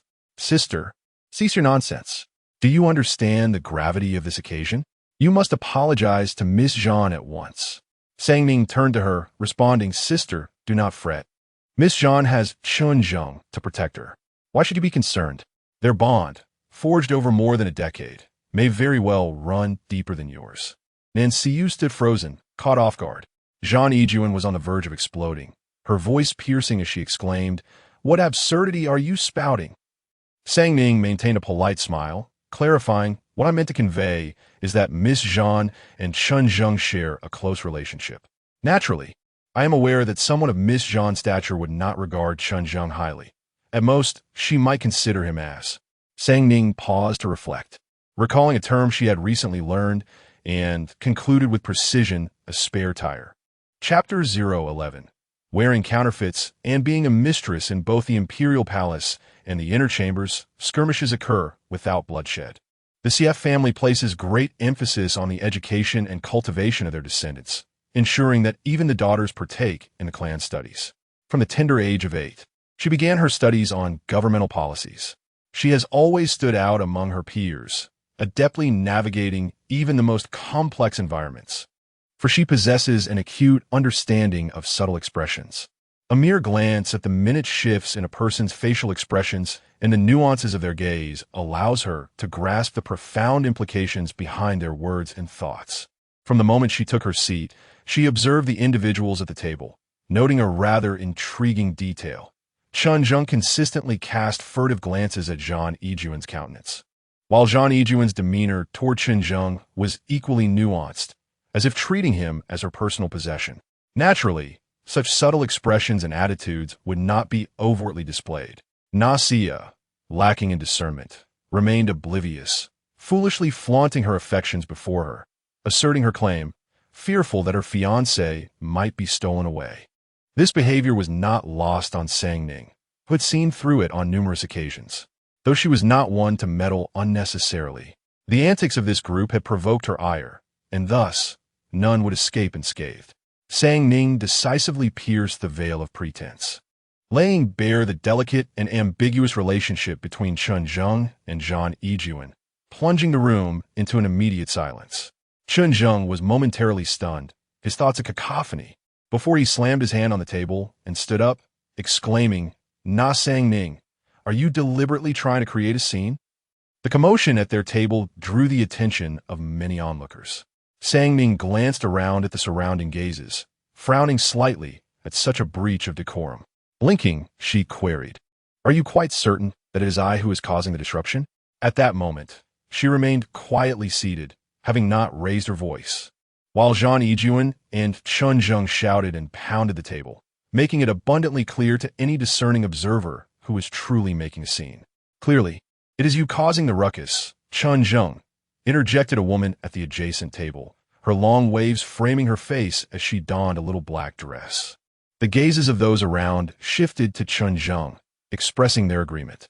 His countenance transformed, oscillating between shades of green and white, his eyes filled with a murderous rage directed at Sang Ning. Yet, amidst the scrutiny of so many esteemed guests, he could not afford to escalate the matter further and was left to swallow his indignation. Zhang Yijuan wished to interject, but appeared to reconsider, casting a wary glance toward the second floor, ultimately stifling her words. She too lacked the courage to create a scene. The woman with the cascading waves spoke with the tone of schadenfreude. Those who commit no wrongdoing fear not the knocking of ghosts. It seems some individuals are easily triggered. A mere mention sends them soaring. Perhaps they have been struck at the core of their conscience. Chen Zheng's expression darkened, while Zhang Yijuan shot her a glare. "Jian, what are you doing with your sarcastic remarks? What business is it of yours? Do you have the audacity to interject?" Yian shrugged. "My audacity pales in comparison to yours. What with your counterfeit adornments and your role as a mistress?" "You." Zhang Yijuan's face flushed a deep shade of crimson. "Jian, do not go too far." Jian and Zhang Yijuan have been long-standing rivals, each from a family of equal standing, neither fearing nor looking down upon the other, often engaging in subtle skirmishes whenever they meet. However, given the limited social circle, their paths inevitably cross, prompting organizers to deliberately separate their seating arrangements. This occasion was no exception. Sang Ning turned to glance at Jian, sensing a hint of familiarity. Jian raised an eyebrow at Sang Ning and gestured to the seat beside her, saying, "That table is rather chaotic. I fear you may lose your appetite. Miss Nan, why not join me here?" Sang Ning cast a brief look at the table filled with Chen Zheng and Zhang Yijuan's friends, all bearing grim expressions amidst a somber atmosphere. Gratefully, she rose and moved to take a seat at Jian's table. Meanwhile, Nanxia's expression darkened further, tears welling in her eyes as she glared fiercely at Chen Zheng. He grasped her hand, asking Xia, "Do you truly believe the words of Nan Sang Ning?" He emphasized her name with palpable weight, seemingly reminding her that Nan Sang Ning was her most despised sister. His invitation to Nan Sang Ning today was solely to vent her frustrations. Nanxia stiffened. She was acutely aware of Nan Sang Ning's ill intentions, yet she found herself unable to restrain her emotions. Perhaps it was due to the insights gleaned from Nan Sang Ning that she began to perceive the distinct differences in Shan Zheng's treatment of Zhang Yijuan, realizations that had previously eluded her while she was ensconced in the throes of love. In a private room on the second floor, a figure stood before a vast floor-to-ceiling window, one hand cradling a glass of wine, swirling its contents while eagerly observing the lively scene below. A slight sound from the sofa drew his attention. Reclining languidly in the sofa was a tall figure clad in a deep blue satin shirt and black trousers, fingers delicately pulling down a magazine that had been resting on his face. He frowned slightly, his eyes squinting open. "Has it begun?" he murmured, his voice still husky from sleep. "The auction hasn't started yet, but the climax has just concluded," Gu Xingqian exclaimed, gesturing animatedly towards the scene in the banquet hall below. "I just saw that formidable woman again. You wouldn't believe it. Zhang Yijuan is completely under her thumb." He see you shook off his drowsiness, uninterestedly replying, "That's Nan Sang-ning, the one the Nan family just brought back from the countryside," Gu Xingqian continued. Finally alert, he see you sat up from the sofa. His disheveled hair tousled, and his sleepy eyes fell upon Nan Sang-ning seated in the banquet hall below. He stood and approached the window, rubbing his hair. "What climax?" Gu Xingqian's eyes sparkled with excitement. "You missed quite the spectacle." Nan Sang-ning single-handedly took on Zhang Yijuan and her entire table, leaving them utterly subdued. Their faces were practically purple from strain. "Just look at how miserable they appear now." He see you glanced at Zhang Yijuan's table, where everyone looked as if they had been poisoned, their faces a kaleidoscope of colors. His gaze returned to Nan Sang-ning, who remained composed, gentle, and unperturbed, just as she had been in their last encounter. He turned back to Gu Xingqian. "If you knew it was lively, why didn't you call for me? Didn't you specifically instruct me to keep quiet until the auction commenced?" Gu Xingqian retorted, rolling his eyes. He see you held no interest in such social soirees, always preferring to evade them. The He family standing in the capital rendered such gatherings unnecessary for maintaining their status. Those wishing to converse with him could form a line stretching all the way to France. His presence today was solely due to an item at the auction that his grandmother desired, compelling him to attend in person. However, disinclined to engage with others, he chose to retreat to a private box upstairs to rest, awaiting the moment when he could bid on the item and depart. He see you cast a sidelong glance at him. At this moment, you seem quite obedient. Merely missing out on a lively affair. What is the third young master up to? You have never been one to relish such frivolities. Why, all of a sudden, are you so invested? Gu Xingqian suddenly recalled something and leaned closer to ask, "You wouldn't happen to be interested in this Nan Sang-ning, would you?" Chapter 012. No internet in the mountains? He see you pause for a moment, lowering his gaze with a nonchalant tone. "It seems you are rather intrigued." "I am indeed fascinated," Gu Xingqian exclaimed. "I have never encountered such an extraordinary woman, capable both in literature and martial prowess, victorious in every battle, a truly invincible beauty." He see you turn to look at him, his ink-black eyes revealing an unreadable expression as he coolly smirked. "Your sister probably hasn't seen her either. Perhaps when she learns of your admiration, she might adopt similar methods to handle you." Gu Xingqian's face changed in shock. "No way, big brother. I merely mentioned it casually. Can we not bring up that ancestor on such a joyous occasion?" He see you shifted his gaze toward the floor-to-ceiling window, his casual demeanor once again resting on her. In the banquet hall, Sang-ning took a seat beside Ji Yin, smiling. "Thank you, Miss Ji, for your assistance earlier." "How significant was that?" Ji Yin replied. "I have found Zhang Yijuan intolerable for quite some time. It was rare to see someone handle her so effectively. Of course, I had to lend a hand." Ji Yin extended her hand to Sang-ning, raising an eyebrow. "The enemy of my enemy is my friend." Sang-ning did not respond. Instead, she took Ji Yan's hand. Ji Yin appeared somewhat excited. "In fact, I noticed you at the He family birthday banquet. I was present when you dealt with your younger siblings. You were quite impressive. It truly delighted me." Sang-ning responded. "I had intended to testify for you, but unexpectedly, He Sang got there first. TSK, he has never been one to meddle in such matters." Ji Yin stroked her chin. Looking skeptical, not wanting to ponder further, Ji Yin pulled out her phone. "Let us add each other on WeChat." Sang-ning looked confused. WeChat? Upon seeing Ji Yin's phone, she remembered she possessed one as well. Retrieving her phone from her small bag, she turned it on. Wen Mei-ling had arranged for her to receive a phone since she didn't own one, yet she had never used it until now. You don't know WeChat? I don't. Is there no internet in your mountains? Ji Yin exclaimed, taken aback. Sang Ning blinked. It seems they're ISNT. Are you a mountain dweller or a caveman? Ji Yin snatched her phone. Allow me to assist you. With deft movements. Ji Yin downloaded WeChat for her and registered an account, then added her own contact, cheerfully shaking the phone. Look, I am your first friend on the list. Friend? Sang Ning smiled, finding it rather pleasant. Meanwhile, the atmosphere at Chun Zheng's table remained tense. Zhan Yijun, unable to bear the discomfort, abruptly gathered her belongings and left. Chun Zheng contemplated pursuing her, but upon turning, he found Nancy gazing intently at him. He swallowed hard, forcing himself to remain seated. Though he cast a worried glance at Zhan Yijun's departing figure, his expression conflicted. Only after Zhan Yijun vanished from sight did he retract his gaze. Noticing that Nancy's eyes were red, Chun Zheng reassured her, Sia, don't overthink it. Yijun and I have been friends for many years. You know there's nothing between us. It's Nan Sang Ning who is trying to sow discord. Nancy, suppressing her anger, chose to remain silent. Chun Zheng felt somewhat exasperated.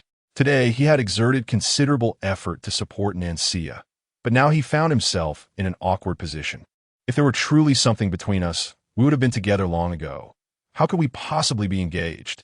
Nancy maintained a stern expression, her tears lingering in her eyes, yet she valiantly held them back. Chun Zheng, feeling a pang of sympathy, embraced her gently, saying, All right, cease your sulking. Today is your stage. Have you forgotten? I specifically arranged for you to perform the opening piano piece, so everyone can see how exceptional my fiancée is. And they will know that Nan Songning is merely a loud-mouthed, unsophisticated country girl. Upon hearing this, Nancy's expression softened slightly. Having practiced the piano since childhood, a requisite for socialites, she had not only passed the piano grade 10 examination, but had also performed at the Romanian Athenaeum. This segment of the event provided her with a distinct advantage over Nan Songning. She intended to proclaim to the world that she was the true heiress of the Nan family, while Nan Songning was unworthy even to carry her shoes. A waiter approached Chun Zheng and informed him, Miss Nan, it is time for you to perform. The auction is about to begin. Chun Zheng patted her hand, encouragingly saying, Sia, go ahead. Taking a deep breath, Nancy finally prepared herself mentally, straightened her posture, and walked towards the stage. A grand piano awaited her, and dressed in a flowing white gown, she ascended the stage like an elegant little princess. Sitting before the piano, her fingers glided over the keys, releasing a melodious cascade of sound. She played a piece by Chopin. Ji Yin noticed the commotion on stage and scoffed softly, always so eager to steal the spotlight. Sang Ning gazed at Nancy, who was playing the piano gracefully, her entire presence radiating tranquility and beauty. Yet, Sang Ning's mind was flooded with the memories of the original owner of her identity. She had grown up in close quarters with her adoptive grandmother, forced to drop out of high school due to family hardships, experiencing the trials of life at a tender age. Just 3 days before being found by the Nan family, she had tragically fallen into a river while crossing a rickety bridge, her leg cramping and rendering her helpless against the swift current, ultimately drowning. Meanwhile, Nancy had usurped Nan Songning's identity, reveling in a life that belonged to her, embodying the essence of an elegant yet naive little princess. Sang Ning kiskasete penet, and she lowered her eyes, concealing the turbulence that brewed within. As the piano piece concluded, applause erupted in the hall. Nancy rose, shyly smiling as she descended the stage. As she passed by Sang Ning, she intentionally straightened her back, akin to a proud peacock, her eyes gleaming with triumphant defiance. Even if Nan Songning returned to the Nan family, all this glory would forever belong to her. Ji Yin lowered her voice. Don't take it to heart. This circle is like that. Occasionally, people feel the need to show off. You should acclimate. You'll discover that one is more pretentious than the other. Sang Ning blinket, responding with a simple, oh. Hey, the auction has commenced. Ji Yin exclaimed, tapping Sang Ning's arm. I heard you seem quite knowledgeable. Let me take a look. After Nancia took her seat, she deliberately glanced back at Nan Songning, eager to witness the twisted expression of jealousy on her face. To her surprise, Nan Songning was smiling brightly while conversing with Ji Yan, appearing utterly unfazed by her earlier brilliant display. The pride that had adorned Nan Siu's face quickly faded, replaced by a tinge of discontent. Why was Nan Songning not envious of her? She always seemed so nonchalant, as if nothing mattered to her. Nan Sia feared that Nan Songning might usurp her parents, her fiancé, and the status of being the prized daughter of the Nan family. Yet, Nan Songning had not taken anything from her. Instead, with her seemingly indifferent yet elevated gaze, she looked down upon Nan Sia and the thing she held dear, as if deemed unworthy of consideration, which only fueled Nan Sia's frustration. At that moment, the auction officially commenced. The first item presented was a Jin Dynasty gold bowl adorned with a lotus petal motif. Ji Yan turned to ask, "What do you think?"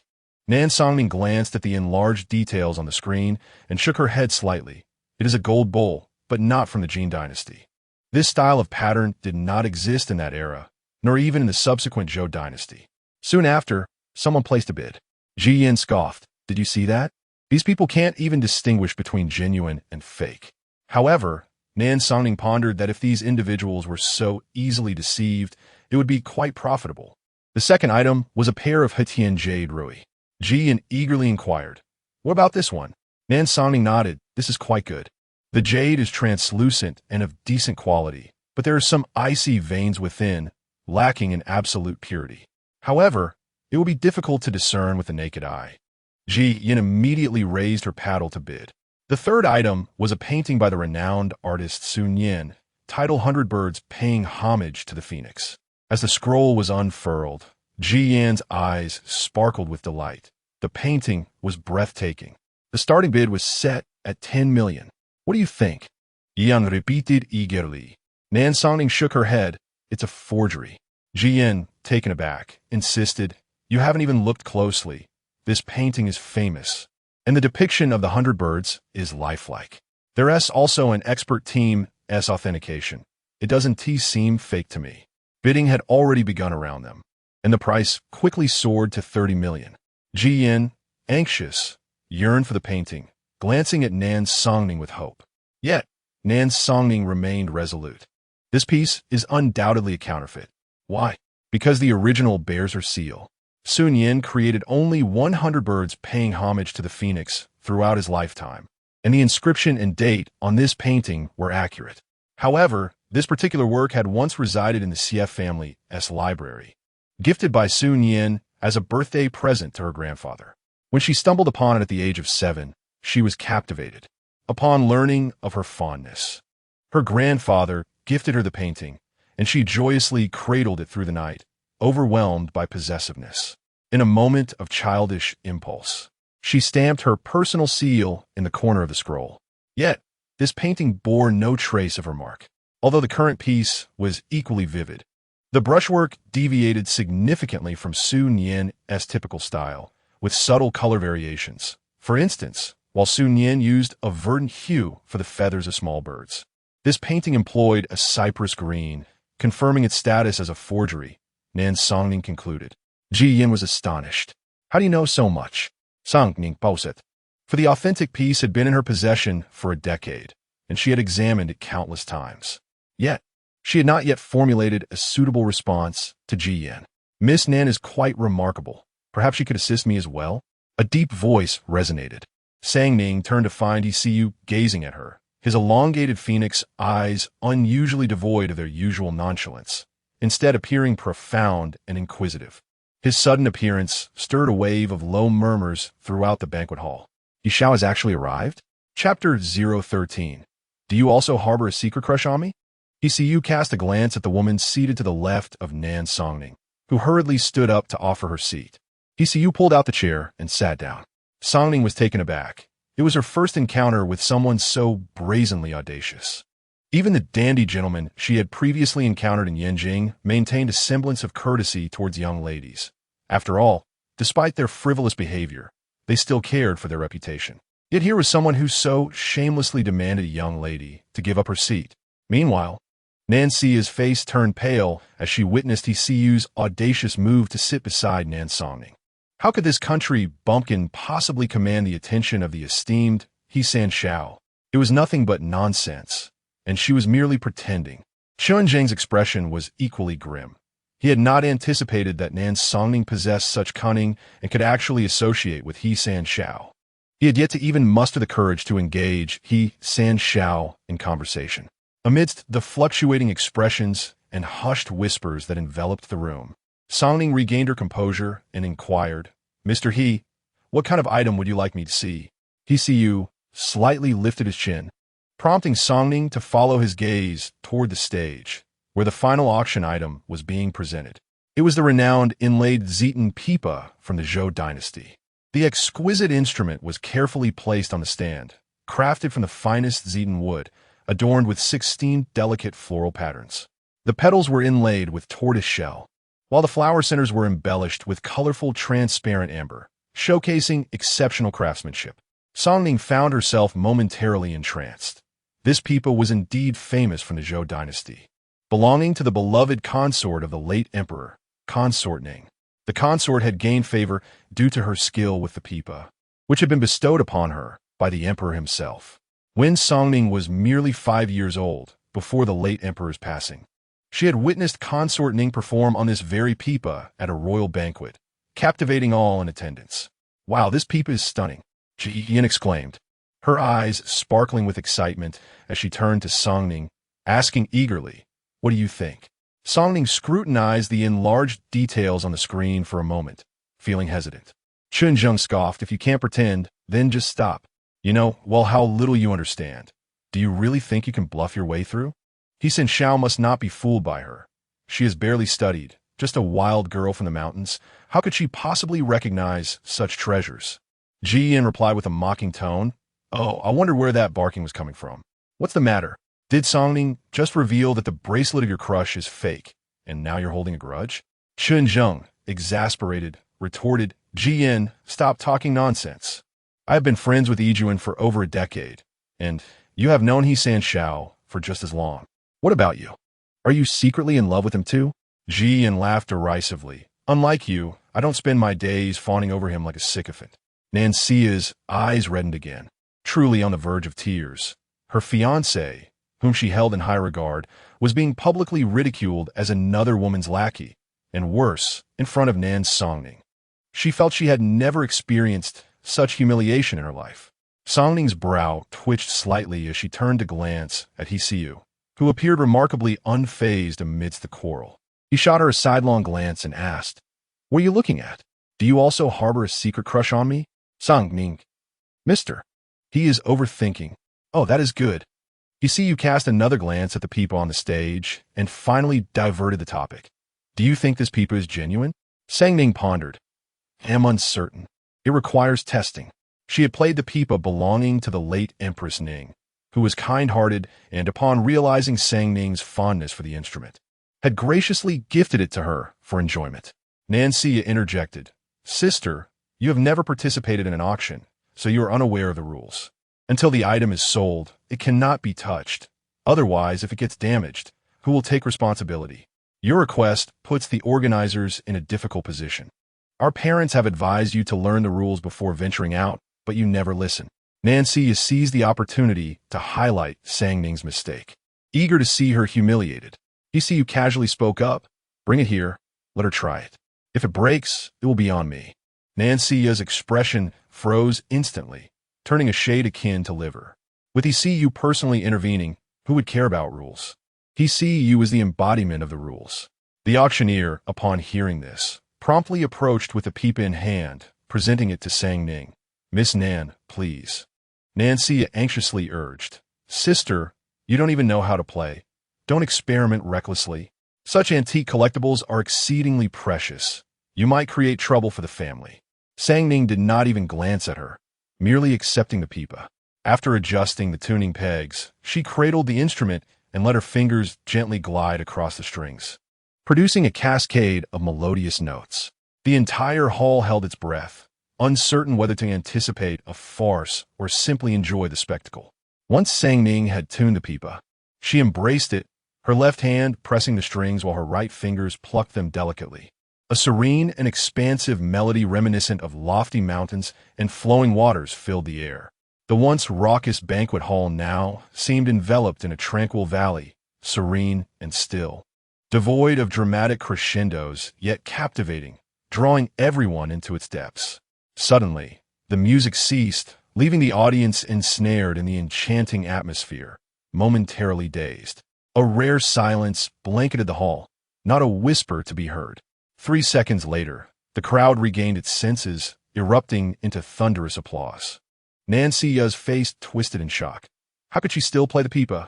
The ethereal performance of lofty mountains and flowing waters ignited a frenzy, rendering her meticulously prepared piano piece inconsequential. Sang Ning lifted her gaze to he see you. This pipa is indeed genuine. Though the strings have been replaced with more resilient eye strings, silk strings would have been preferable. He see you regarded her with subtle curiosity, his eyes reflecting a hint of intrigue. Sang Ning met his gaze with calm assurance, unflinching under his scrutiny. Moments later, he see you's lips curved into a smile, reverting to his previous nonchalant demeanor. I shall take this pipa. The auctioneer, Mr. Wang, promptly bowed, politely responding. Mr. He, the starting bid for this pipa is 30 million. I bid 100 million. He see you's tone remained casual. Is there anyone else? The crowd collectively gasped, plunging into an ominous silence. The auctioneer began to call out, 100 million, going once, 100 million, going twice, 100 million, going thrice. Then, the small hammer fell heavily, sealing the deal. This pipa now belonged to he see you. Jian couldn't help but shake her head, murmuring softly, prodigal, what a prodigal. He see you's assistant had gone with the person in charge to handle the transfer of ownership. With the conclusion of the auction, the atmosphere relaxed, and conversations and dining began. He see you turned to Sang Ning, inquiring, I heard that Miss Ning grew up in the mountains. How could you possibly understand the identification of antique treasures? Sang Ning retorted. Mr. He is aware that I was raised in the mountains. Perhaps I am merely speaking nonsense. Why does Mr. He believe that I truly possess the ability to identify treasures? Chapter 014. I give you my life, he see you raised his elongated phoenix, eyes slightly. His deep voice drawn out. I am a person of pure intentions, easily deceived by others. Sitting beside him, Gu Xingchen choked on a mouthful of wine, covering his mouth as he coughed violently. Sang Ning remarked, it's evident that this individual is not only domineering, but also shameless. She forced a smile and added, it appears that Mr. He is a man of sincerity. He see you remained non-committal, a smirk playing on his lips. So, where did you acquire your skills in appraising treasures? Sang Ning casually replied, I once had a wandering monk as my master while I was in the mountains. He chose to live in seclusion for several years near my home. I often brought him rice and flour, and in return, he took me on as his disciple, imparting much knowledge to me. The monk? He roamed far and wide and left last year. I have no idea where he is now. Sang Ning's grandmother, who had passed away earlier this year, had sought peace of mind for Sang Ning before her departure, which led to an advertisement being placed to help find her biological parents. Naturally, the tales of the deep mountains were mere fabrications. Such statements lack credibility, and ordinary people would not easily believe them, but it mattered little as they had no means to verify the claims. Jian leaned in, nodding in agreement. Yes, yes. I can vouch for her. She didn't even have WeChat before, so she certainly couldn't have added the monk's contact information. He Suyu's gaze darkened as he noticed Sang Ning's clear, earnest gaze fixed upon him. He chose not to inquire further, uncertain whether he believed her or not. His phone vibrated, and he answered Grandma. A voice on the other end inquired, how did it go? Was the people auction off? It was. Be cautious. It might be a fake. Have you had it verified? He Suyu glanced at Sang Ning, his tone casual. Rest assured, Grandma, it has been appraised by experts. Sang Ning was momentarily taken aback. An expert? Was it her? Yes, I'll return it to you shortly. He Suyu ended the call and turned to Sang Ning. Thank you today. Miss Nan, seeing that he was finally leaving, Sang Ning felt a small sigh of relief escape her. She smiled. You're welcome. It was merely a small favor. In return, I would like to offer Miss Nan a piece of advice, he continued. Sang Ning blinked, her gaze uncharacteristically pure as it met his. A casual piece of advice from someone of his stature could very well be worth its weight in gold. Hisuyu locked eyes with her sincere expression. Lowering his voice, "Your smile is quite insincere." He smirked, like a mischievous child who had succeeded in a prank, and turned to leave. Sangning finally regained her senses, watching his graceful retreat with furrowed brows. As the gathering came to a close, Sangning exited the banquet hall alongside Ji Yan. "We can connect on WeChat. I'll invite you to hang out next time," Ji Yan suggested, having captured a pair of jade auspicious symbols today, feeling it was only right to express gratitude to Sangning. "Sounds good." Ji Yan opened the door of a Maserati, climbed in, and waved at Sangning before departing. Uncle Zhang also pulled up at the car, and just as Sangning was about to get in, she heard a commotion behind her. "Sia, do you truly believe that the despicable Nan Sangning would rather distrust me?" Chun Zheng questioned, his irritation palpable. Nan Sia, her eyes glistening, wrenched her hand away. "Then explain why you are so protective of Zhang Yijuan? You clearly harbor secrets. Sia, must you resort to such unreasonable antics?" Nan Sia widened her eyes in disbelief. "You accuse me of being unreasonable? Indeed, your incessant paranoia is utterly vexing. I have reached my limit with you. I arranged all of this for your sake, and yet you turn around to blame me? You've long since grown weary of me, haven't you? Then end it." As she spoke, tears streamed down her cheeks, a pitiful sight. Chun Jing's heart ached at her sorrow, and he embraced her. "Sia, please don't do this. It pains me. Woo, you no longer love me. How could that be? Sia, rest assured, I will not part ways with you. I would give my life for you." "Zhengge." Nan Sia clung to him, tears of gratitude flowing. Meanwhile, Sangning stood expressionless, observing their theatrical display. She found it rather astonishing how one could navigate the tumultuous cycle of quarreling, breaking up, reconciling, and making up all within a mere 3 minutes. Only then did Nan Sia notice Sangning's presence. She wiped her tears and glared at her with disdain. "What are you staring at? Do you wish to sow discord?" Sangning replied. "I'm heading home now. Will you return alone?" They had shared the same vehicle, and out of courtesy, she merely waited a moment. Chunjung gently wrapped his arm around Nan Sia. "Fear not, Sia. I will escort you home." Nan Sia shot a look at Sangning. "You can return by yourself. I shall have Zhengge take me." Nan Sangning, do not think for a moment that I am oblivious to your intentions. You are merely envious and wish to drive a wedge between Zhengge and me. I assure you, Zhengji's heart belongs solely to me. Sangning. Nan Sia continued her vitriol. "Even if you returned with great effort, no one would love you. Not your parents, nor Zhengge." Sangning. "What need do I have for such worthless affection?" Under Nan Sia's influence, Chun Zheng appeared to regain an inexplicable confidence, draping his arm over her shoulder as he asserted his claim to Sangning. "Regardless of the circumstances, the daughter of the Nan family I marry will only be Sia." Sangning smiled. "You two do seem quite well matched." Chun Zheng and Nan Sia both possessed a fervent desire for performance, and Sangning began slowly, an inexplicable confidence. Nan Sia paused, then erupted in anger. "Nan Sangning, what do you mean by that?" Sangning, weary of further banter, simply opened the car door and entered, drive. Uncle Zhang pressed the accelerator, swiftly departing. At the heart of Zitong Alley stood the He family's ancestral home, a modest villa. The elderly matriarch, fond of nostalgia, refused to relocate, insisting on residing there, and her descendants, respecting her wishes, frequently returned to visit her. The old wrought iron gate swung open at the butler's command, a Bentley gliding into the night. "The third young master has returned. He see you disembarked, carrying a genuine leather-long box, and ascended the stairs with purpose." Madam He sat on the sofa, engrossed in a book, and upon hearing the leisurely footsteps, she recognized his return. "Grandma, I have brought back a peepa for you," He see you announced, placing the box on the table and opening it. Madam He set down her book and lifted the peepa, exclaiming in admiration, "This is far more exquisite than the picture suggests. How much did you spend to acquire it?" He see you settled into the sofa, his tone casual. 100 million. Madam He widened her eyes in disbelief. "You prodigal child." "Grandma, I specifically purchased this for you as a belated birthday gift," he replied nonchalantly. Madam, he scolded with a stern expression, it is commendable that you exhibit such filial piety. She then gently caressed the pipa, pondering if it is indeed authentic. Then the expenditure is justified, but you must ascertain its genuineness. Otherwise, should it turn out to be a counterfeit, you would be the unfortunate fool. Have you consulted an expert for verification?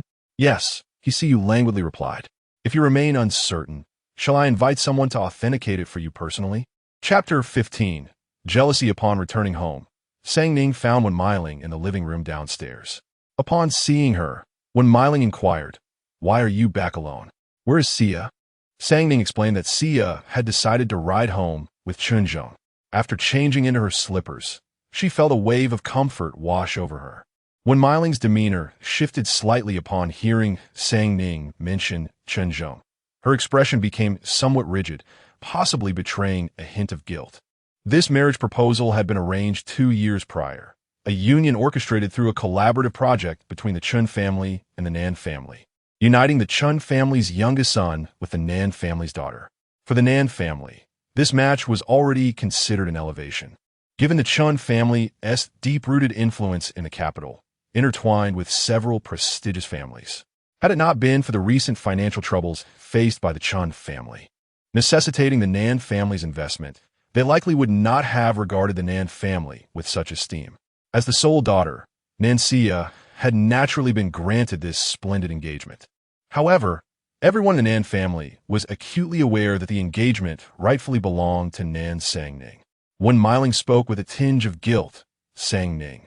The engagement with the Chun family has already been bestowed upon Xia, and she and Chunzhong share a good relationship. Please do not dwell on it. I will certainly find you an even better match in the future. She was apprehensive that Sang Ning might harbor resentment. Sang Ning, in contrast, maintained a casual tone. Their relationship is indeed quite good. My marriage is not urgent. We can discuss it later. After all, the inheritance has yet to be contested, so why rush into marriage? In this era, the rules are not overly stringent. It is no matter if my sister marries first. The sooner Nan Xia is wed, the fewer competitors I will have. However, even if she does not marry, she poses little threat. Wen Miling was touched by Sang Ning's expansive mindset. Sang Ning, you truly are a sensible child. Sang Ning smiled softly. After all, I am the elder sister. I would never compete with my younger siblings for anything. Wen Miling felt relieved, nodding appreciatively. Good child. Sang Ning ascended the stairs to her room, indulging in a bath as per her usual routine. She shed her dress and stepped barefoot into the bathtub, feeling her pores relax in the soothing warmth. Her phone buzzed twice, prompting her to pick it up and notice 2 messages at the top of the screen. Blinking, she extended her finger to tap the notifications, revealing a conversation box. Jian, as a token of gratitude, I invite you to a concert tomorrow. Are you a fan of Shermu?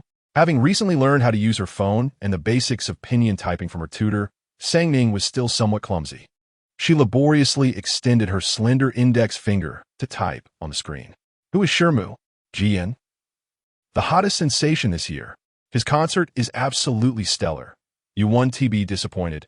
I just secured 2 front-row VVIP tickets guaranteed to be a feast for your eyes. Is that okay? Is that okay?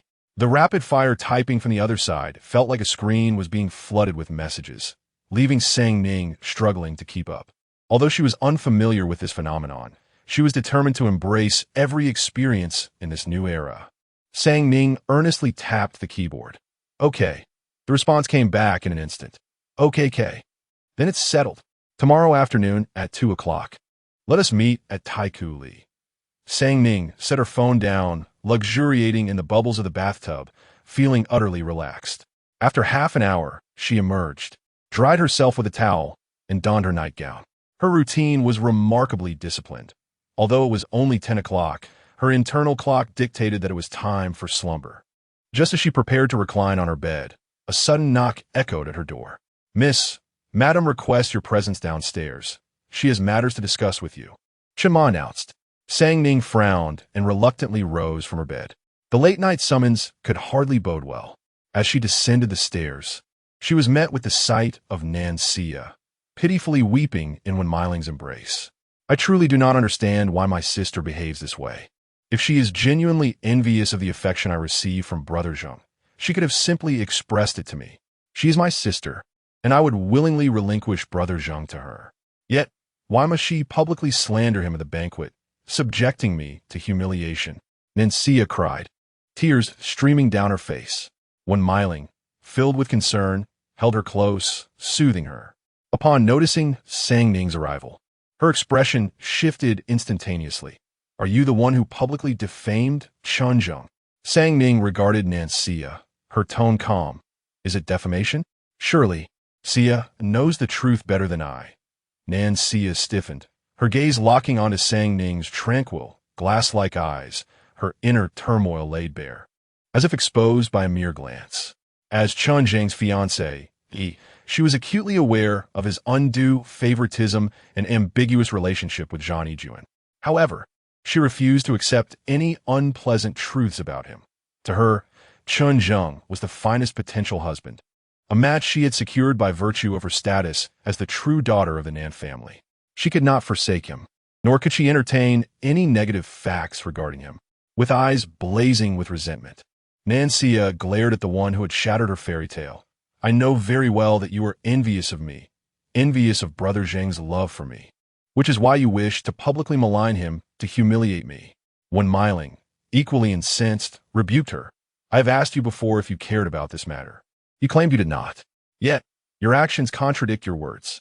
How can I have a daughter so cunning? Nan Junming also chastised her. At such a tender age, harboring deceitful thoughts and lying so readily, it is evident that you have received no proper upbringing in the countryside. Look at what you have become. Nancia, sobbing, nestled against Wen Miling, casting a triumphant glance at Sang Ning. What did it matter that she had triumphed in public, whether it was Brother Zheng or her parents? They all stood unconditionally by her side, showing her their love. Nan Sang Ning, destined to receive no affection. Nancia yearned to witness Nan Sang Ning crumble into despair, to weep and argue. Only the sight of her pain would provide a semblance of balance in her heart. Yet, Sang Ning stood there, expressionless, a hint of a sardonic smile playing at the corners of her lips. Very well, let it be considered that I am the one spreading rumors, she remarked casually. If Nancia wished to wallow in her misery, why should she intervene? Sang Ning's nonchalant tone deepened Nancia's displeasure. She loathed the indifference etched upon Sang Ning's face. However, Nan Jiming perceived this demeanor as a direct affront to his paternal authority, and he thundered, What manner of speech is this? What is all this commotion? The old master, with a stern countenance, descended from the upper floor. Nancia, her eyes glistening with tears, quickly wiped them away, while Wen Miling comforted her with tender concern. In an instant, Nan Jiming seized the opportunity to lodge a complaint. Father, Sang Ning has become increasingly out of line. She weaves lies and stirs trouble outside, tarnishing the Chen family's reputation and bringing disgrace upon the Nan household. She truly requires a firm reprimand.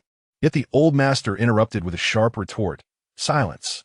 Nan Junming stood frozen, incredulity washing over him as he gazed at his father. The old master had always placed great importance on the family's reputation and was particularly wary of offending the Chen family. It was astonishing that he would defend Sang Ning in such a significant matter. When the old master turned his gaze towards Sang Ning, a hint of tenderness softened his eyes. I have just learned of your commendable performance at today's auction gala, where you assisted the He family in appraising treasures, thereby enhancing the Nan family's standing. Both Nan Junming and Wen Miling were left in stunned silence. What? The old master smiled benevolently. The He family has just called to express their admiration for the Pipa you selected for Elder He. They mentioned your expertise in Pipa and have specifically invited you to visit their home tomorrow. Chapter 16. Into his eyes, Nan Junming and Wen Miling were taken aback, their eyes nearly popping out of their sockets. They understood every word spoken by the elder, yet when pieced together, it felt utterly incomprehensible. Nan Songning was assisting the He family in selecting antiques. She possessed knowledge of the Pipa. Lady had invited her for a visit. The elder gently patted Songning's shoulder, his tone unusually soft. How is it that you have knowledge of antique collections? And the Pipa? I have never heard you mention these before. Not a word in any of the documents. Songning replied, I encountered a wandering monk in the mountains. After frequently providing him with rice and flour, he took me as his disciple and taught me many things, albeit a medley of trivial matters, which I deemed unworthy of mention. The elder, with grave earnestness, interjected, "Why did you not mention this sooner? We should invite that master over for a meal. He travels extensively. He had already departed for other places last year, and I have been unable to locate him since." This sounded absurd, yet there was truly no other explanation for how Nan Songning, raised in the countryside with scant formal education, could possess the ability to appraise antiques and play the pipa. The elder was not particularly concerned with the truth. He was solely focused on the outcome. He nodded with regret. "That is indeed a pity. The He family is among the foremost aristocrats in the capital. To be recognized by Lady He is a stroke of fortune. You must make a good impression and cultivate that relationship." His tone was earnest, entrusting her with an important task. Songning nodded, reassuring, "Grandpa, you need not worry, I will." Nan Jinming and Wen Miling's expressions shifted dramatically. They had never anticipated that their daughter, whom they had deemed a mere rural embarrassment, would have such prospects. The sudden turn of events stirred a blend of emotions within them. Nan Jinming remained unsettled. For the Nan family, the He family was an unattainable aspiration, and now they had invited his daughter as a guest. This was a remarkable opportunity to connect with the He family. Should the He family grant even a modicum of favor to the Nan family, the benefits would be immeasurable. Clearing his throat softly, he approached with a gentler tone. "Lady He is kind. You must be considerate and endearing to her." Nan Xia's face froze, watching in disbelief as her father, who had just offended her, now lavished attention on Nan Songning. Songning's expression remained unchanged. Calmly she replied, "Dad, you need not worry. I will." The bonds of kinship paled in comparison to the lure of profit. She had long since mastered the art of pretense. Wen Miling opened her mouth, desiring to voice something. But Nan Xia, with teary eyes, grasped her arm as though clinging to a final lifeline. Ultimately, Wen Miling's heart softened, fearing for Nan Xia's feelings. She swallowed her words, though her gaze remained fixed on Songning, laden with complex emotions. The elder affectionately patted her shoulder. It is best you retire early and not delay the important matters of tomorrow." "Understood." Songning turned to ascend the stairs, her gaze sweeping over Nan Xia, locking onto her reddened, resentful eyes. She felt indifferent, even finding it somewhat amusing. Nan Xia had spent 2 decades within the Nan family, yet remained utterly oblivious to their true nature, naively believing that familial bonds were valued more than personal gain. The affection she desperately sought from everyone paled in comparison to the overarching pursuit of interests. What was that but self-deception? The elder gentleman glanced at the tear-streaked Nan Xia, his expression darkening, crying over a man day in and day out. What a pitiful sight. Flustered, Nan Xia stammered, But the elder dismissed her with a curt reprimand. "If you dare to disturb the peace of this household at such an hour again, you shall all be cast out." With a sense of humiliation, Nan Xia bowed her head. Yes. Early the next morning, Sang Ning, having dressed and groomed herself, stepped out. She had chosen a simple, elegant white dress, allowing her soft hair to cascade down her back. After all, she was to meet her elders and needed to appear demure and graceful. Uncle Zhang waited by the car, and upon entering, they set off toward the He family's ancestral home. Leaning against the car window, Sang Ning watched the scenery whiz by, transitioning from the bustling marketplace to the serene, cobblestone-lined alleyways. Unable to contain her thoughts, she remarked, "It's so tranquil here." Uncle Zhang chuckled. "Indeed, this locale is not for the common folk. It is reserved for the elite among the elite." Sang Ning gazed at the low courtyard walls and the wildflowers by the roadside, alongside the towering ginkgo trees in the courtyard, bathed in sunlight with birds chirping merrily. This place had quickly become her favorite since arriving in this era. The vehicle halted before a quaint courtyard, the gate already opened by a servant. As Sang Ning alighted, she noticed the walls adorned with evening primrose, and in the center stood a charming little villa, exuding tranquility and warmth. A servant approached with a smile. Greeting her, "Miss Nan." Sang Ning nodded slightly. "I'm here to see Grandma He." "This way, please. The old lady is expecting you," the servant replied, leading her inside. As Sang Ning entered, the sound of a pipa melody wafted through the air. Spring river, flower moon night.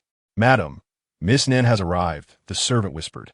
The elderly matriarch paused her playing, looking up at Sang Ning with a warm smile. "Ah, you're here. I've been awaiting your arrival." Sang Ning stepped forward. "Grandma He." The matriarch gestured for her to sit. "I heard from Ayu that you assisted in selecting the pipa. I never imagined someone so young could possess such discernment." During the last banquet at the He residence, she had felt an instant connection with this young lady. And upon learning that she had once again aided in choosing the pipa, Grandma, he promptly sent for her to visit. "I wouldn't say I understand it well. It is merely that Mr. He trusts my judgment. Do not be so modest. I know that young man well. Despite his frivolous demeanor, he is not easily deceived." Sang Ning inwardly agreed. It was indeed a challenge to deal with him. This exquisite pipa, crafted from purple sandalwood and inlaid with mother of pearl, was something Ayu's grandfather had long desired. He had cherished collecting antiques, particularly from the Zhou dynasty, and this pipa, renowned during that era, had eluded discovery for years until it finally resurfaced this year, prompting Ayu to acquire it at auction. As Grandma He reminisced, a hint of nostalgia colored her tone. Sang Ning smiled gently. "Mr. He is truly filial." "Madam," he let out a cold hum, remarking, "Sometimes it's there, sometimes it's not. I have heard of your exceptional skill with the pipa. I have only practiced for a short while, and my attempts are rather clumsy, tarnishing the beauty of this fine instrument. Do give it a try." "Madam," he handed the pipa over, and Sang Ning accepted it. She cradled the pipa in her arms, gently lowering her head, her fingertips pressing on the strings as she delicately plucked them, allowing a clear and melodious sound to flow forth. At noon, a black Bentley entered the small courtyard. The servant, surprised, exclaimed, "The third young master has returned?" He rarely came back at this hour, especially after just returning yesterday. Logically, he should not appear again for at least another fortnight. Iziu exited the vehicle, casually shutting the door behind him, and in a nonchalant tone inquired, "Where's Grandma?" "Inside, Miss Nen has come." "Oh." Iziu strode inside, dressed in black trousers and a black shirt, the attire impeccably tailored, his demeanor exuding a playful charm. His tall stature made the ensemble resemble that of a dapper rogue. As he entered the small building and pushed open the door, he was greeted by the melodious and poignant strains of the pipa. A young girl in a white dress sat with her back to him, cradling the pipa in her arms. Her delicate fingers danced gracefully across the strings. Her left leg crossed over her right, causing her long skirt to lift slightly and reveal her slender calves and a dainty ankle. With her head slightly bowed, soft hair cascaded over her shoulders, and the sunlight streaming through the window illuminated her face, bestowing upon her an ethereal glow. Sensing his gaze upon her, she lifted her head, her glass-like eyes meeting his, a moment of connection as their stares collided. Chapter 017. She was lacking legs. Sang Ning's fingers momentarily paused on the strings of the pipa. "Grandma," he also noticed the sudden arrival of He See You. "What brings you here?" He See You averted his gaze and strolled in leisurely. "I came to accompany Grandma for lunch." Grandma, he regarded him with a curious glance, surprised that he had specifically come just to share a meal with her. At that moment, a servant entered. "Old madam, lunch is ready." Grandma, he turned to Sang Ning. "Stay and have lunch with us. It's not easy for you to keep me company all this time." Sang Ning gently nodded, handing the pipa to the servant.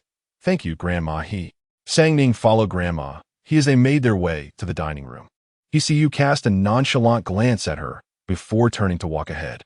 Grandma, he took her seat at the head of the table, with He See You sitting to her right and Sang Ning to her left.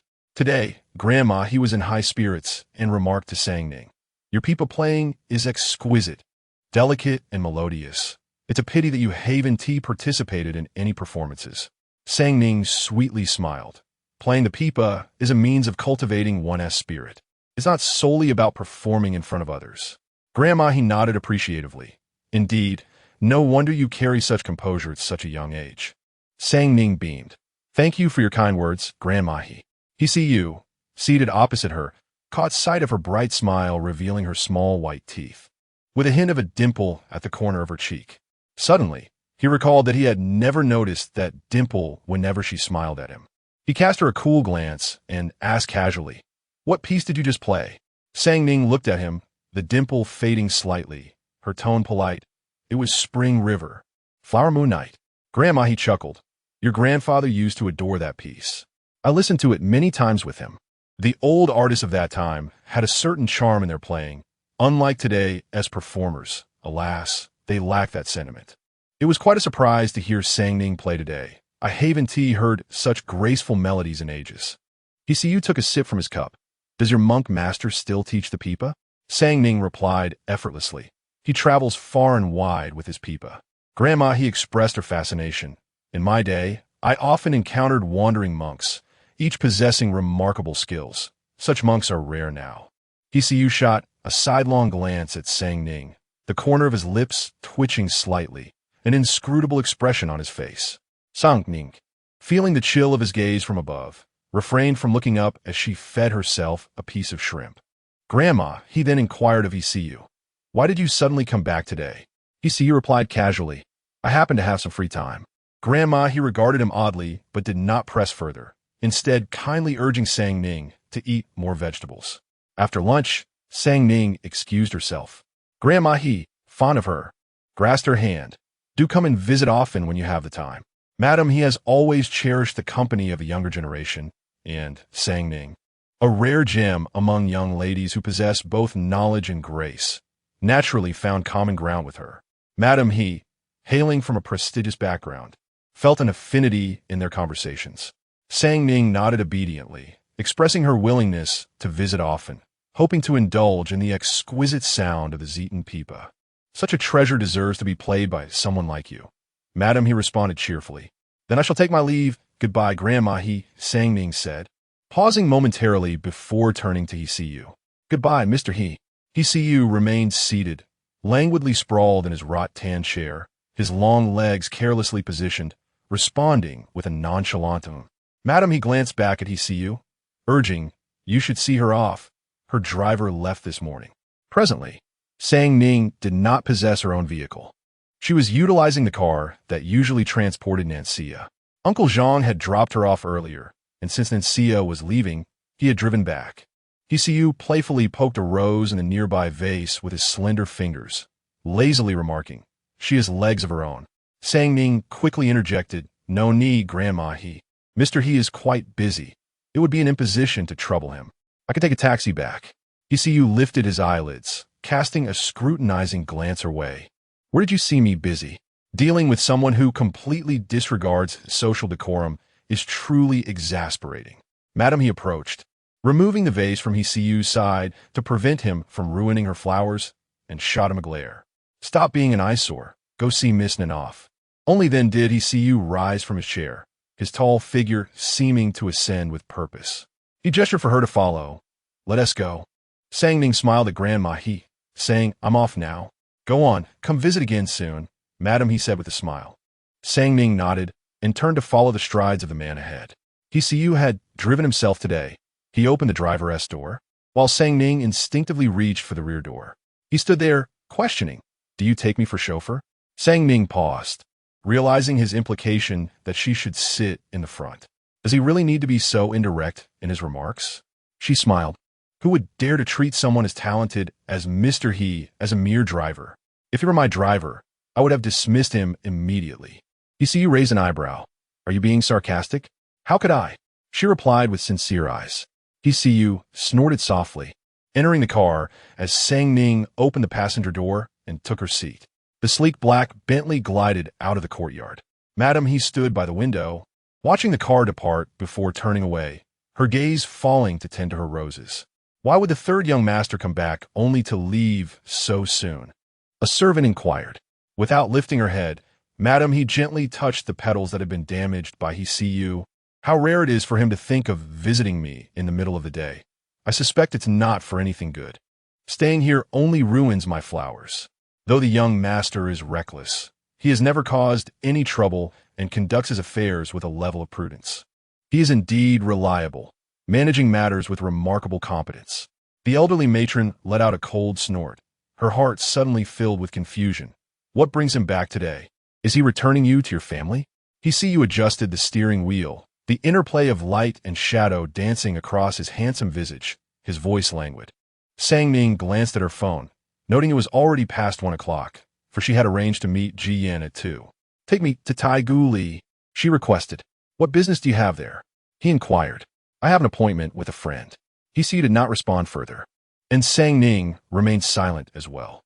The interior of the car fell into a profound silence, devoid of music. Yet the exceptional soundproofing of the vehicle rendered even the faintest noise non-existent. Surprisingly, he found no vexation in this stillness. Sang Ning, too, felt no awkwardness. Although seated in the passenger seat, she still regarded He as merely her driver. At that moment, she was contemplating how to leverage this opportunity to secure her interests within the Nan family. Thus far, all she truly possessed was the title of the Nan family's eldest daughter. The Nan family expected her to draw the He family closer for their benefit, yet they had not provided her with a single advantage, all while hoping she would aid them in their pursuits. Only the tangible benefits that rest in one's own hands hold true value. Otherwise, what significance does the Nan family's prominence hold for her? Chapter 018. A feast for the eyes. 20 minutes later, the car halted outside Taikuli. Sang Ning sincerely thanked He. Thank you, Mr. He, for personally escorting me. You're welcome, He replied dismissively. Sang Ning was not perturbed. His temperament was notoriously peculiar. I shall take my leave now, she said, opening the car door. Nan Sang Ning, he suddenly called out. She paused and turned to face him, catching his calm voice. Grandmother likes you very much. Please visit her more often when you have time. Sang Ning blinked, somewhat surprised by his apparent filial piety. I also adore Grandma, and will visit her often. After saying this, she looked back at him, expecting a farewell. However, he hesitated for a moment, just as she was growing impatient and about to take her leave. You spoke again. You play the pipa quite well. Huh? Sang Ning stood still, nearly doubting her hearing. Did the arrogant and acerbic air just compliment her? It didn't seem to carry any sarcasm either. He turned to regard her, reluctant to leave. Without hesitation, Sang Ning exited the vehicle, her expression impassive as she bid, Goodbye, Mr. He. With a resounding slam of the door, she strode away. He watched the door she had closed behind her, a faint smile tugging at his lips, noting her unexpected politeness. Sang Ning. Ji Yin waved from her seat by the floor-to-ceiling window of the CAF as soon as she spotted her. Upon entering the CAF through the glass door, Sang Ning joined her. You finally made it. I was just about to call you. My apologies, I was held up by some matters. Sang Ning replied as she took a seat. Here, I ordered you a coffee, Ji Yin said, pushing a cup toward her. Sang Ning took a sip, grimacing slightly at the bitterness. She was not fond of bitter flavors. She had never been one to appreciate hardship. The concert starts at 7. Let us browse around here for a bit first. You won't believe it. My father absolutely adored the jade ruby I brought back yesterday. He said I had finally accomplished something worthwhile and rewarded me. Ji Yin waved her card playfully, grinning. Today all expenses are on me. Sang Ning raised an eyebrow in curiosity. How much is that? There are 3 million in the card. Sang Ning's eyes widened in astonishment. Such a small card held a value of 3 million? She wanted one too. Ji Yin tugged at Sang Ning. Come on, let us go shopping. The two of them spent the entire afternoon at Taikuli, exhausting the 3 million. Ji Yin bought herself a dress and a bracelet, gifting Sang Ning 2 dresses and a bracelet in return. This Cartier bracelet is a couple's edition, a token of our bond. We each have one, Ji Yin declared. Sang Ning admired the sparkling bracelet on her wrist, a smile gracing her lips as she genuinely liked it. Once I receive my money, I will gift you one too. With what money? Ji Yin teased. Sang Ning smiled. It will come soon enough. Now that she had returned to the Nan family, it was impossible to avoid competition and rivalry. They soon found a nearby restaurant for dinner and made their way to the concert venue by 7 o'clock. Outside the venue, a sea of people had already gathered, and upon stepping out of the car, Sang Ning was taken aback. So many people? She was aware that a performance was taking place, but she had not anticipated such a grand affair. Indeed, Shermu was the hottest sensation of the year, and this was his inaugural solo concert, with tickets being nearly impossible to obtain. Many fans who could not secure tickets still congregated outside to listen. Ji Yin tugged her towards the side entrance. There, staff members awaited. Upon Ji Yin presenting her VVIP ticket, they opened a special passage for them to enter. Ji Yin, brimming with excitement, shot a playful glance at Sang Ning. Rest assured, we are in the front row. You are bound to be dazzled. Sang Ning felt somewhat bewildered. It was merely a concert. What was there to be dazzled by? However, as the concert commenced, she finally comprehended, with the sound system erupting into a countdown. The audience began to chant in unison. Suddenly, a spotlight illuminated the stage, revealing a handsome man clad in a white shirt, cradling a guitar at the center of the stage, his gentle voice serenading a sweet love song. The crowd erupted into waves of screams. Ji Yin excitedly squeezed Sang Ning's hand. Oh my goodness, seeing Shermu live for the first time is even more breathtaking than in the videos. Sang Ning blinked, her gaze fixed upon the man bathed in the spotlight. So this was a male celebrity. So captivating, so glamorous. As the sweet love song concluded, the stage lights dimmed, plunging the audience into a hush, as if anticipating something momentous.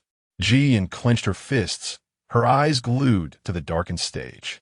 Suddenly, the spotlight blazed to life, causing Sang Ning to squint against the blinding brilliance, only to be met with a sharp, explosive sound. When she opened her eyes, she witnessed the gentle, handsome celebrity tearing open his white shirt right before her.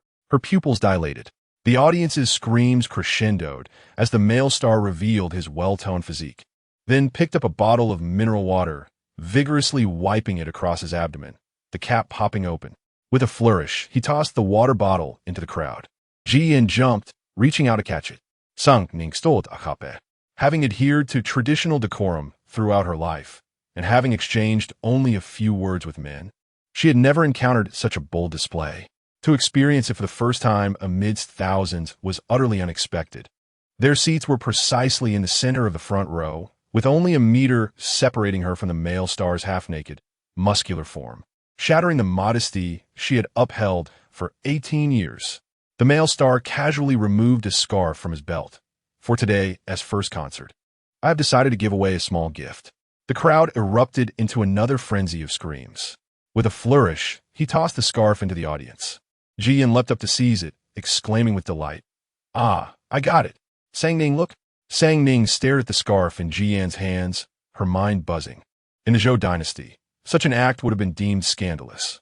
She glanced up to see the sweat-drenched male star smiling warmly at her, his bare torso glistening under the lights.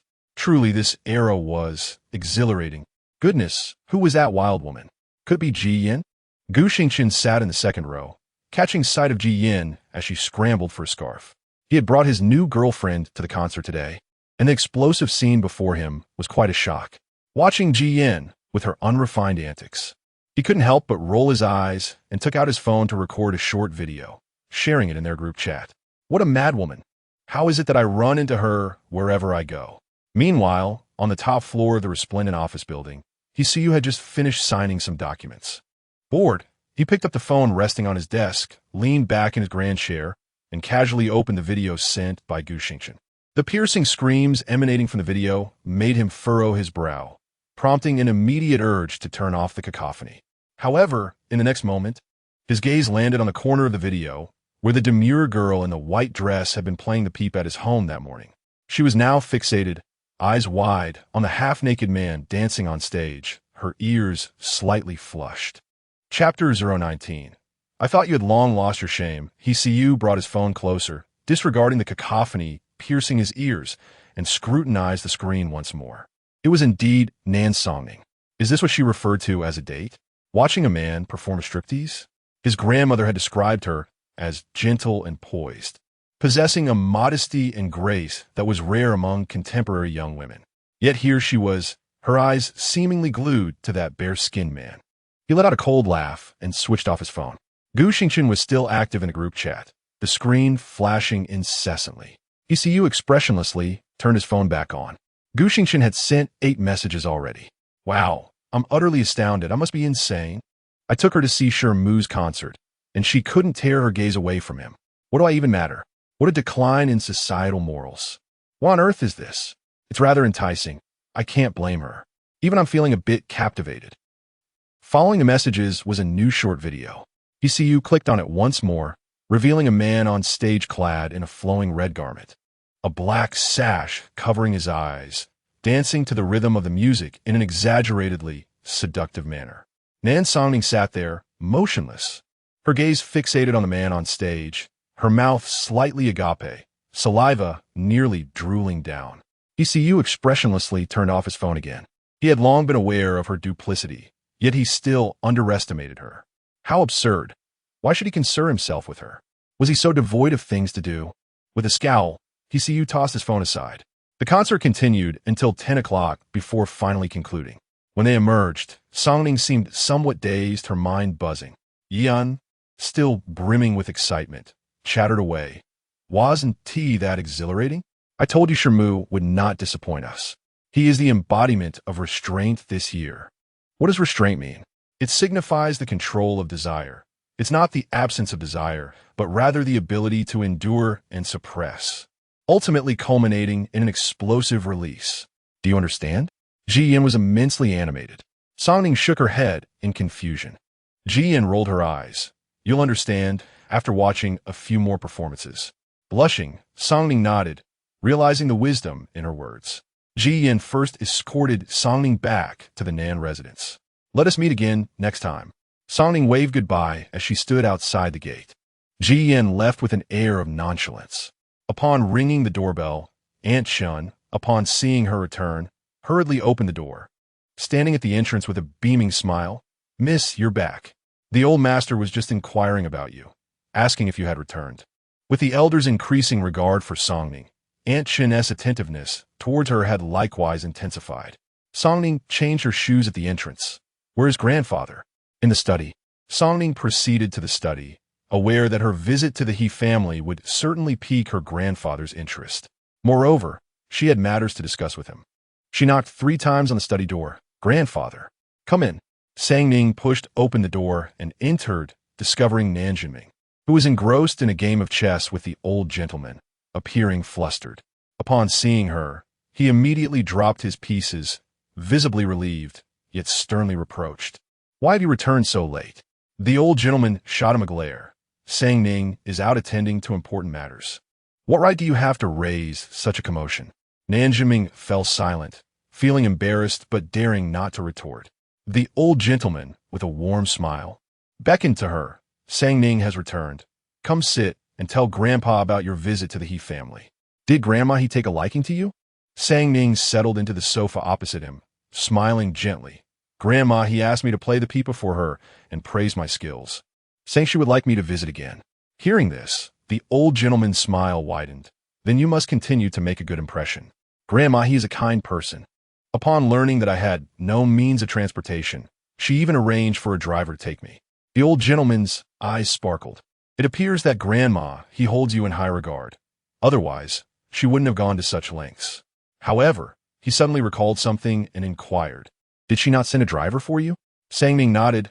I am currently using Sia's car. I can only go out when Sia is free. And Uncle Jean drives me. The old gentleman furrowed his brow, glaring at Nan Jinming. Sangning has been back for some time now. How is it that she has not been provided with a car? She must borrow Sia's vehicle? Nan Jinming hesitated. I thought Miling would arrange it for her. I did not consider these trivial matters. Who would pay attention to such details? In the Nan family, no one had mentioned treating her as the esteemed daughter of the household. The old gentleman reprimanded. This is simply unacceptable. If word of this gets out, it would mock our family's reputation for being impoverished. Our own daughter cannot even afford a car when she goes out. Nan Jinming wiped the sweat from his brow. Father is right. I will have someone prepared immediately. Sangning, understanding, interjected, there is no need. I do not often go out. Even when I do, it is either to the He family or accompanying Miss G. Grandma, he takes care of me in every way, and Miss G often treats me and gives me things. I have no need for anything. The old gentleman paused, brow furrowed. Did your parents not provide you with any money? Sangning looked at him in confusion. What money? Nan Jinming felt a chill run down his spine and hurriedly explained, I distinctly instructed Miling. How could she forget to give you even money? Of course, they had not mentioned it, as they subconsciously believe that Sang Ning, having come from humble beginnings, should feel grateful for residing in such a grand home and would scarcely need any funds. The old gentleman's expression darkened as he pointed an accusing finger at Nan Jinming. What can I expect from you? Must you let Sang Ning be the subject of ridicule, making it seem as if our family is so destitute that our own daughter has no money to spend? Sang Ning said quietly, devoid of any sense of grievance or blame, instead offering comfort while the old gentleman expressed his anger. Do not be upset, Grandpa. Neither Grandma, he nor Miss G are shallow individuals. They would not question the Nan family's status over such trivial matters. In fact, Grandma, he remarked that my obedience and understanding reflect the noble character of the Nan family. The old gentleman listened with great satisfaction, nodding repeatedly. A family as prominent as the He family, of course, would not be superficial. However, as the eldest daughter of the Nan family, you deserve your due respect. Henceforth, I shall arrange for you a car and a driver, in addition to an allowance of 800,000 each month. When you next visit the He family, do not go empty-handed. Prepare a modest gift to present, as that would be more appropriate. Nan Jinming was taken aback. 800,000? Nan Xia receives only 500,000 a month. Only Nan Guqin, as the male heir, qualifies for such a generous allowance. Sang Ning smilet svetli. Thank you, grandfather. After a brief pause, she continued, I have completed my etiquette lessons, but the weight of being the Nan family's eldest daughter is considerable. I feel immense pressure. There's always more to learn. I wish to further my studies to avoid any shortcomings in the future that might bring shame to the Nan family. The old gentleman felt a sense of pride. Your ambition is commendable. What do you wish to pursue? MBA, Sang Ning replied with a smile. I have managed accounts, shops, and estates at home, and I understand the Nan family's business model. While it resembles the essence of commerce during the Zhou dynasty, the operational methods differ significantly. If I do not study this model, I will not grasp the family's wealth and will be ill-prepared to compete for the inheritance. Should I wait for the Nan family to bestow their generosity upon me? Nan Jinming frowned. You need a bachelor's degree to enroll. The old gentleman interrupted him decisively. Simply arrange for Sang Ning to attend as an auditor. It is a good thing for the child to be ambitious. More importantly, since the He family had taken a liking to Sang Ning, the old gentleman was determined to present her in the best light to Madame He, hoping she might casually grant the Nan family an opportunity that could lead to their rise. After all, in the capital, the He family wielded considerable influence. Given Sang Ning's request, the old gentleman was more than willing to comply. Thank you, grandfather, Sang Ning said, her lips curving in satisfaction as she obtained what she desired. I shall not disturb you any longer. Go on, rest early, he replied. Sang Ning stood, exited, and opened the door. The two individuals eavesdropping by the door hastily stepped aside in fright. Sang Ning raised an eyebrow at Nan Xia and Nan Guqin as she left, closing the door behind her and heading straight to her room. As she reached her door and opened it, she heard an exasperated voice behind her. Non Sang Ning, do not be so arrogant. You are merely putting on a show in front of grandfather to get money. Nan Xia had just overheard the grandfather-esque decision to grant Nan Sang Ning an allowance of 800,000. She was stunned. She had always believed herself to be the most cherished little princess of the Nan family. And how could this lowly country girl, Nan Sang Ning, deserve more money than her? Sang Ning paused, turned to look at her, and replied casually, and what of it? Nan Xia had expected her to deny it, thinking it shameful to admit to such a matter as seeking money. However, she was taken aback to hear Sang Ning acknowledge it so nonchalantly. Sang Ning smiled. Whether or not I need money is irrelevant. What matters is whether I can obtain it. If you're dissatisfied, you may also ask for some. Nan Xia gritted her teeth. I am not as shameless as you. Sang Ning, astonished, replied, you, a counterfeit, reside in the Nan family with such ease. I thought you had long since lost all sense of shame. Nan Xia, exasperated, retorted, who are you talking about? My parents love and cherish me. I have always been their daughter. The affection they have for me is something you will never be able to compete with. Sang Ning smirket, laced with a hint of sarcasm, as she took a couple of steps closer. Only then did Nan Xia discern the chilling, piercing coldness in her eyes. Her voice was soft, yet each word felt like a dagger to the heart. Nancia, you must understand, the shallow love you possess now is not something you earned. It is merely something I disdainfully bestowed upon you. Chapter 020. Such ruthlessness. Nancia's eyes widened in disbelief, her face turning pale. You, what did you say? If I were in your position, I would know to behave myself, rather than foolishly causing trouble. Sang Ning, uninterested in further conversation, felt quite pleased with the treatment she had received as the eldest daughter of the Nan family today. Nancia's frantic visit was merely a reaction to her frivolous 30,000 yuan allowance, but what she desired was far beyond such trivialities. She had never minded Nancia continuing to occupy the position of the second daughter of the Nan family.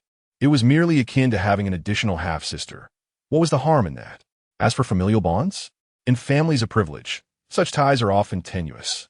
She had never placed much value on her blood relations in the Xie family, let alone in the Nan family. Turning to return to her room, Nancia remained rooted in place, her gaze fixated on Sang Ning, her expression a mask of anguish.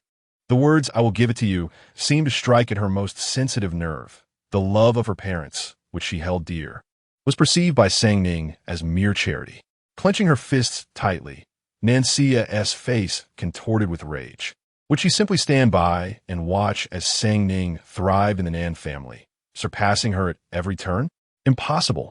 With her eyes filled with resentment, she charged forward without hesitation. Sang Ning sensed the sudden acceleration of footsteps behind her and turned to find Nancia lunging at her. Instinctively, she raised her hand to push her away, but Nancia unexpectedly seized her wrist, letting out a scream. Then, in a misstep, she stumbled back, lost her footing on the stairs, and tumbled down the curved staircase. Nancia's cries echoed throughout the hall, quickly drawing attention. Sia, when Myling rushed out of the room, panic-stricken as she ran toward her daughter lying on the ground. Nanjiming hurriedly approached. What happened? Nancia was sprawled on the floor, her forehead bruised, looking disheveled and terrified as she leaned against Wen Myling. Mom, sister, she is so frightening. I only wanted to get closer to her. I know she hates me, and I even apologized, but she said that unless I die, I could never repay her. As she spoke, tears welled up in her eyes, trembling with fear and grievance. Wen Myling, almost in disbelief, looked up at Sang Ning, unable to comprehend how her own daughter could be so malicious. Nan Jinming abruptly stood up, glaring at Sang Ning, still standing on the staircase. I always knew you were cold-hearted, but I never expected you to be so cruel at such a young age. Grandfather has already granted you privileges beyond Sia's. What more do you want? Do you wish to kill her? Sang Ning stood on the stairs, her expression devoid of emotion as she observed the chaotic scene below. The sight of her indifference only fueled Nan Jinming's anger, prompting him to speak with biting disdain. Do not think that with a few tricks. Winning over old madam, in gaining grandfather's favor, makes you untouchable. Had I known your true nature, I would have regretted bringing you back. These words sound familiar to Sang Ning. She recalls hearing something similar when she was merely 5 years old. While playing with her half-sister, she accidentally pushed her into the pond, causing her to fall into the water. Her father, pointing a finger at her, scolded. Do you even realize you are the legitimate eldest daughter? You represent the family's honor and reputation. Yet you behave in such a despicable manner, treating your sister with such cruelty. How could I possibly have a daughter like you? Little Sang Ning, terrified, shed tears and sobbed, pleading for her father's forgiveness, explaining it was an unintentional mishap. The look of fury and disappointment on her father's face pierced her heart like 1,000 arrows. Now, however, Sang Ning coldly regards Nan Jinming's disappointed and scornful gaze, her heart devoid of any tumult. Nan Jinming spoke a truth. Indeed, she has grown cold-blooded. Over the years, she has matured into a composed and reserved individual, behaving with propriety and excelling in all endeavors, earning the reputation of being the most esteemed young lady in Yanjing. She is worthy of being the legitimate daughter of the Xie family, and her father increasingly values her. Yet, the innocent attachment of her childhood has long since faded, leaving her feeling both familiar and foreign in the face of such a scene. She is uncertain of how to exhibit any emotion, for at this moment, she feels nothing. Perhaps it is the tranquility and chill in Sang Ning's gaze that instills a profound sense of dread in the fallen Nancia. When Guangling senses Nancia's slight tremor and holds her tighter, seemingly wishing to provide her with comfort, Nan Jinming, observing Sang Ning's frosty and indifferent eyes, feels a shiver run down his spine. Sang Ning's voice remains calm. "It was my mistake. I will be more careful next time." Nancia's eyes widen in disbelief. She can hardly fathom that Sang Ning has admitted her guilt so readily. She expected Sang Ning to defend herself vehemently, to be enraged, even to point a finger at her and accuse her of unscrupulousness. Yet, Sang Ning simply accepts her fault without a word of defense. Nan Jinming and Wen Miling seem equally taken aback by Sang Ning's serene acknowledgement of her wrongdoing. It is chillingly composed. "Madam, the doctor has arrived." Mama Chen hurriedly ushered the doctor into the room. Blood still oozed from Nancia's forehead, and Wen Miling, disregarding everything else, quickly assisted her back to her room. "We must have a doctor tend to her wounds." The doctor, carrying a medical kit, followed closely behind. Nan Jinming shot a fierce glare at Sang Ning before hastily following them. The hall fell into silence. Sang Ning turned away indifferently and retreated to her room. She learned at 5 that arguing was futile. Superfluous struggles and defenses merely serve to provide amusement. They are convinced of her culpability. Another lesson she learned at that tender age is that perception often holds greater value than truth. Just as when she was 5, when Aunt Shui was favored, her half-sister was naturally adored, and her father was more inclined to trust the half-sister's version of events. At 15, after gaining renown and securing a fine marriage proposal from the Ningguo Duke's residence, she had the audacity to push her half-sister into the lotus pond. And her father was again more willing to believe her narrative. "It hurts," Nancia cried as tears streamed down her cheeks.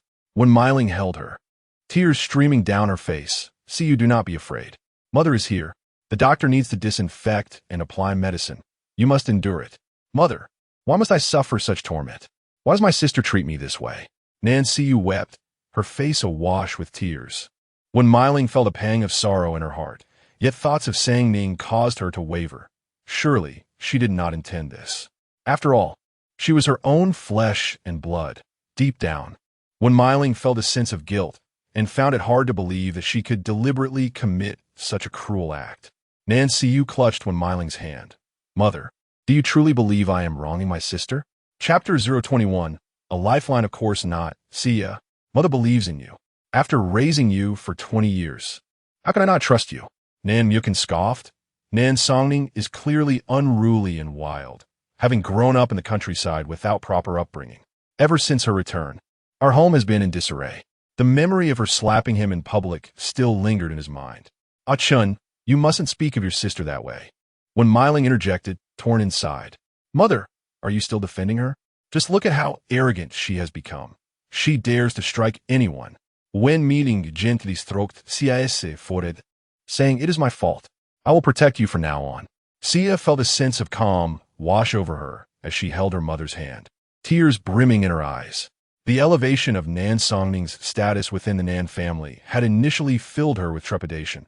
However, her mother's promise and Nan Jinming's disdain for Songning provided her with genuine solace. Today's gamble had indeed paid off. Songning returned to her room and, as per her routine, prepared to take a bath. She relished the sensation of warm water, shedding her dress and stepping barefoot into the tub filled with bubbles, leaning back in comfort as she activated her phone. Today, she had learned to use a new app, Weibo. After the concert, the leader of Shirmu's fan club had eagerly taught her how to navigate the fan super topic and emphasize the importance of checking in daily, an essential task for any devoted fan. Although she was somewhat unfamiliar with the term fan, she was always diligent. She opened Weibo, entered the Shirmu super topic, and earnestly tapped to check in. The following morning, the atmosphere in the Nan household was somewhat strained. The elder did not inquire about the previous night's events. Dismissing the children's mischief as unworthy of his concern, his attention was solely on family matters, and today he did not make an appearance at all. As Songning descended the stairs, she found Nan Jinming's family of 4 gathered in the dining room for breakfast. He cast her a cold glance, but did not speak. Sia had her head bandaged, her complexion pale as she looked at Songning with timid eyes filled with fear, while Nan Mukin barely acknowledged her presence. Songning shifted her gaze away from them and prepared to leave. "Wan Ning, have you had breakfast?" Wan Miling called out. Songning replied calmly, "I'm running out of time. I'll eat at school." The elder had already arranged for her to attend business classes, and today she would begin auditing courses at Jing University. Feeling a pang of reluctance, Wan Miling hurriedly approached with a pack of bread, offering, "Take this and eat it on the way." Songning accepted it with a polite smile. "Thank you, mother," then turned to leave. Wan Miling stood momentarily dazed, staring at Songning's departing figure, lost in thought. The innocent smile on Songning's face mirrored that of the previous day, unchanged in the slightest. She had expected some resentment from Songning regarding yesterday's incident. Yet it seemed as though she was entirely indifferent. "Mother," Sia called out, her voice hoarse. Wan Miling snapped back to reality and returned to her, affectionately stroking her hair. "Does your wound still hurt?" "It hurts," Sia replied, her voice tinged with a sense of grievance. Nan Jinming spoke in a deep voice. "She has committed such a grave mistake and has yet to offer a proper apology to see you. Stubborn and unrepentant, why should you still concern yourself with her? After all, she is our daughter. Do you think I am unaware? It is precisely because she is our daughter that my disappointment in her runs so deep." Upon learning she had grown up in the countryside, devoid of guidance for decades, likely evolving into a wild child, I still chose to bring her home. Nan Jinming's expression darkened further. I held no high expectations for her. Even if she were to achieve nothing, I would still accept her as my daughter. Yet, I never anticipated her thoughts to be so malicious and her behavior so reckless. It truly disheartens me. Wan Miling sighed, uncertain of what to say. "Let us eat." Sang Ning, upon her first visit to the university campus, found everything exceedingly novel. The vibrant youth exuded exuberance and vitality. Though the CF family also had their own educational traditions, they were rigidly enforced, creating a stifling atmosphere where the sexes were strictly segregated, leaving no room for transgressions. Sang Ning inhaled the fresh air deeply, her spirits lifting. She found herself enamored with this place. Initially grappling with business courses, she encountered many obscure and challenging concepts. Yet the plethora of unfamiliar knowledge invigorated her resolve. After classes concluded at 5 in the afternoon, she returned home. As soon as she entered, the lively sounds of laughter and merriment greeted her. Upon changing her shoes, she stepped into the spacious living room, filled with people. Reminiscent of her first visit to the Nan family, even the abrupt cessation of conversation upon her arrival felt strikingly similar. It turned out to be a family banquet, with her aunt and uncle's family having returned as well. Several children gathered on the sofa, engrossed in board games and video games, with Nan Siu seated among them.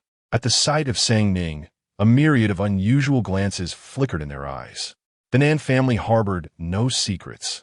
Yesterday's events had undoubtedly spread, especially with the large bandage wrapped around Nan Siu's head. Who could remain unaware of the details? Who has returned, casting such a gloomy shadow upon the entrance? A boy, appearing around 17 or 18, exaggeratedly shrank his neck. "But dare not speak so, unless you wish to invite a beating." Laughter erupted around them. I did not grow up in the countryside. I could never stoop to such crudeness. The sarcasm in their tones was palpable. Nan Siu, pursing her lips, remained silent, casting timid glances at Sang Ning, yet secretly reveling in the situation. Sang Ning deserved such treatment. Who in the family still offered her a kind face? Even her mother, who felt a pang of guilt, was utterly disappointed in her. As for their grandfather, who prioritized benefits above all, he merely feigned kindness due to her connection with the He family, still perceiving some utility in her. It would not be long before he, too, cast her aside. What could Sang Ning possibly use to contend for her position? Witnessing Sang Ning being isolated and ostracized by the entire Nan family, Nan Siu felt an overwhelming sense of satisfaction. Sang Ning has returned. A plump woman, adorned in a new traditional Chinese qipao, approached with a smile. Sang Ning recognized her as her aunt, Nan Wenyu. Nan Wenyu affectionately grasped her hand, leading her towards the garden at the back. "Last time you returned, Annie didn't prepare a gift for you, so today I brought something special." With great enthusiasm, Nan Wenyu walked into the small garden and handed her a beautifully wrapped gift box. She then advised with earnestness, "Dear child, Annie understands that you feel insecure after coming home. Your parents are merely adjusting and will eventually recognize your worth." Sang Ning lifted her gaze to meet the warm, yet shrewd eyes of the woman before her. At this moment, she was infamous, with the entire Nan family avoiding her like a venomous snake.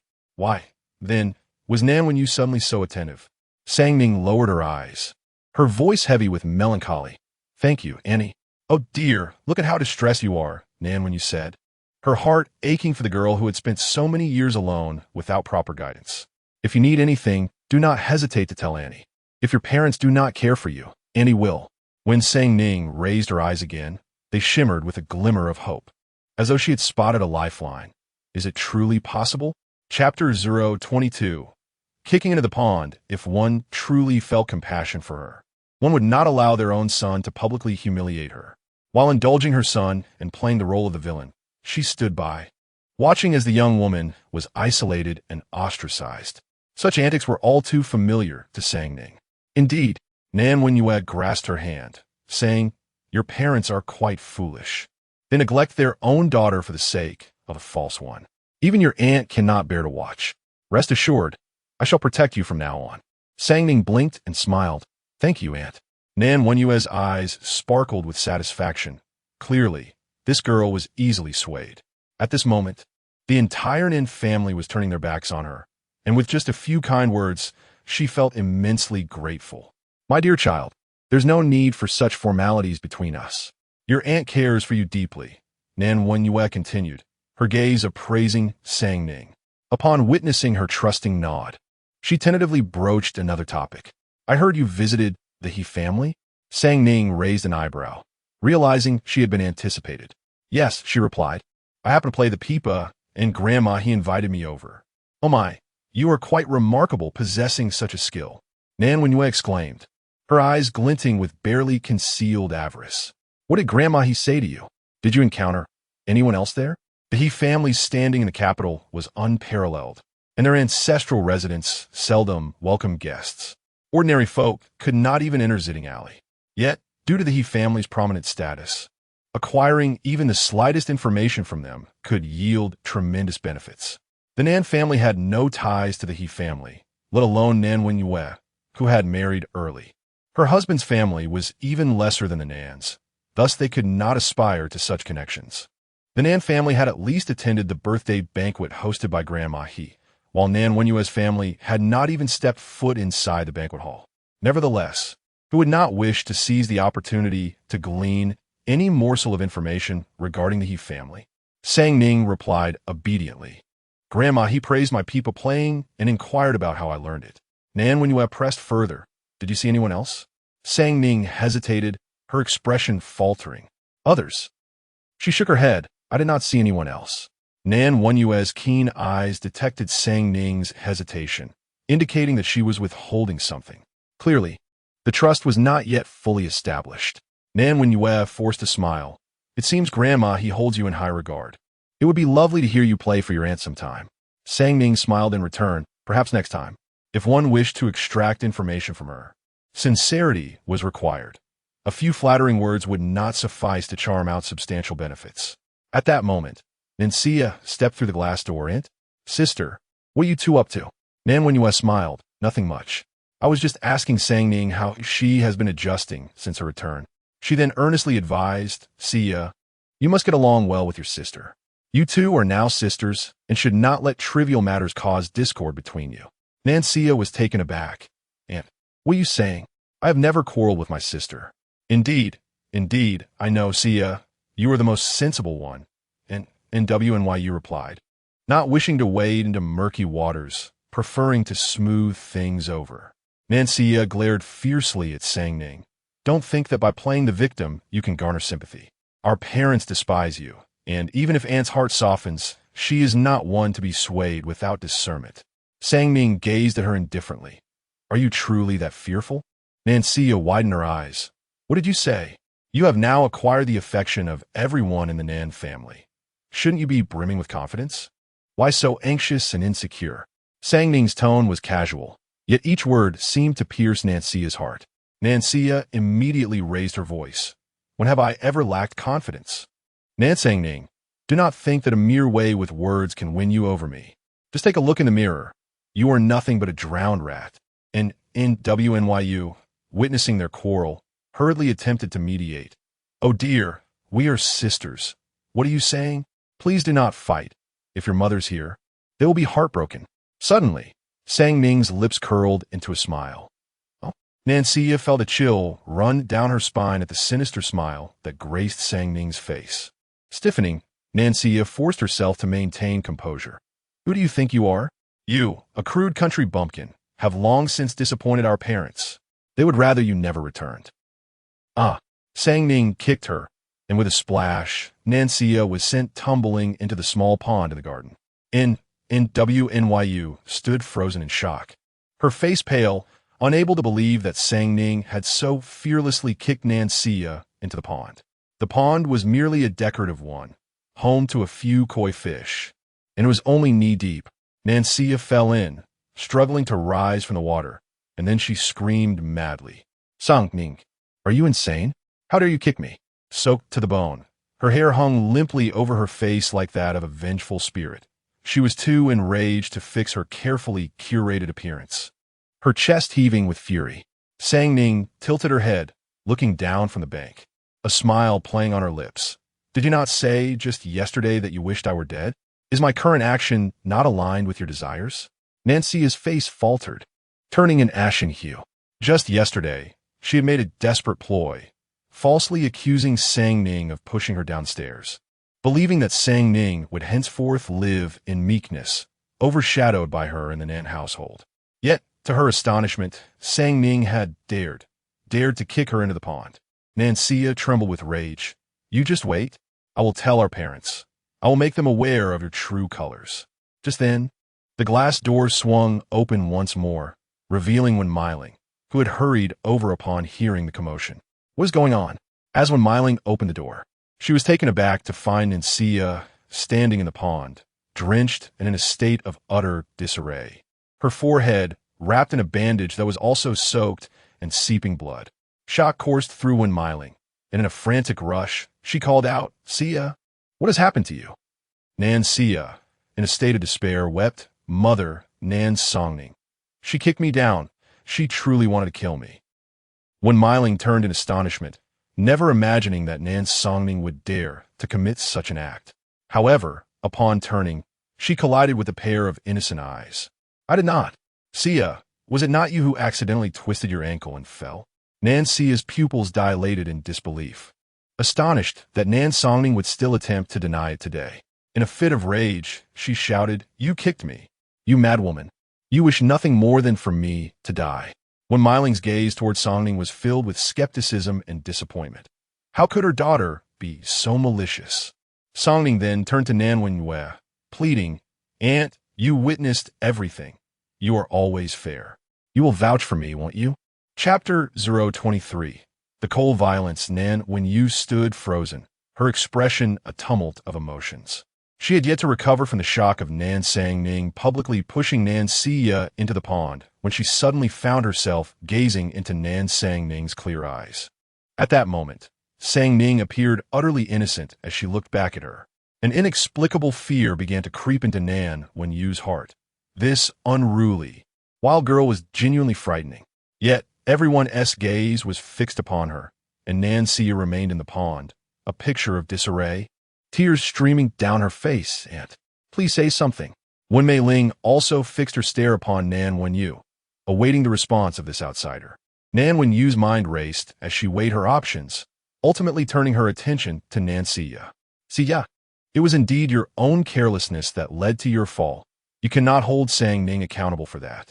Over the years, she had navigated the complexities of the Nan family without reaping substantial benefits, particularly with her elder brother, Nan Jinming, keeping a vigilant watch over her. Though she harbored grievances, she recognized the necessity of relying on her family for support and dared not offend them, maintaining a facade of amiability. Now that Nan Sang Ning possessed the leverage she desired, it was only natural for her to align with Sang Ning. And as for Nancia, a mere imposter. Offending her would hardly equate to incurring the wrath of her brother and sister-in-law. The shock on Nan Siya's face was palpable.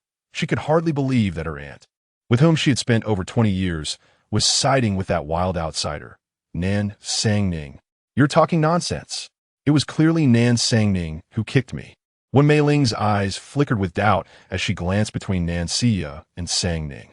With an unwavering tone, Sangning responded, just yesterday, I accidentally pushed Siya down the stairs. My parents are already extremely disappointed in me. If I wished her harm, I would not dare to commit such a brazen act as kicking her into the pond while she is still recovering from her injuries. If I were truly responsible for this, my parents would have cast me out by now. Nan, when you couldn't help but glance at her. This girl had the audacity to utter such heartless words without a flicker of remorse. Yet, when Mei Ling found some merit in Sang Ning's argument, even if Sang Ning were truly malevolent, such foolishness, repeatedly attempting to harm her sister, was uncharacteristic. She was acutely aware of how much they despised such behavior. Even if one were to feign innocence, they ought to maintain the pretense for some time.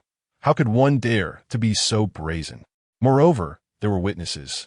Nan Wenyu and Sang Ning had barely exchanged a word. As an elder, how could she possibly protect Sang Ning in the affairs of the younger generation?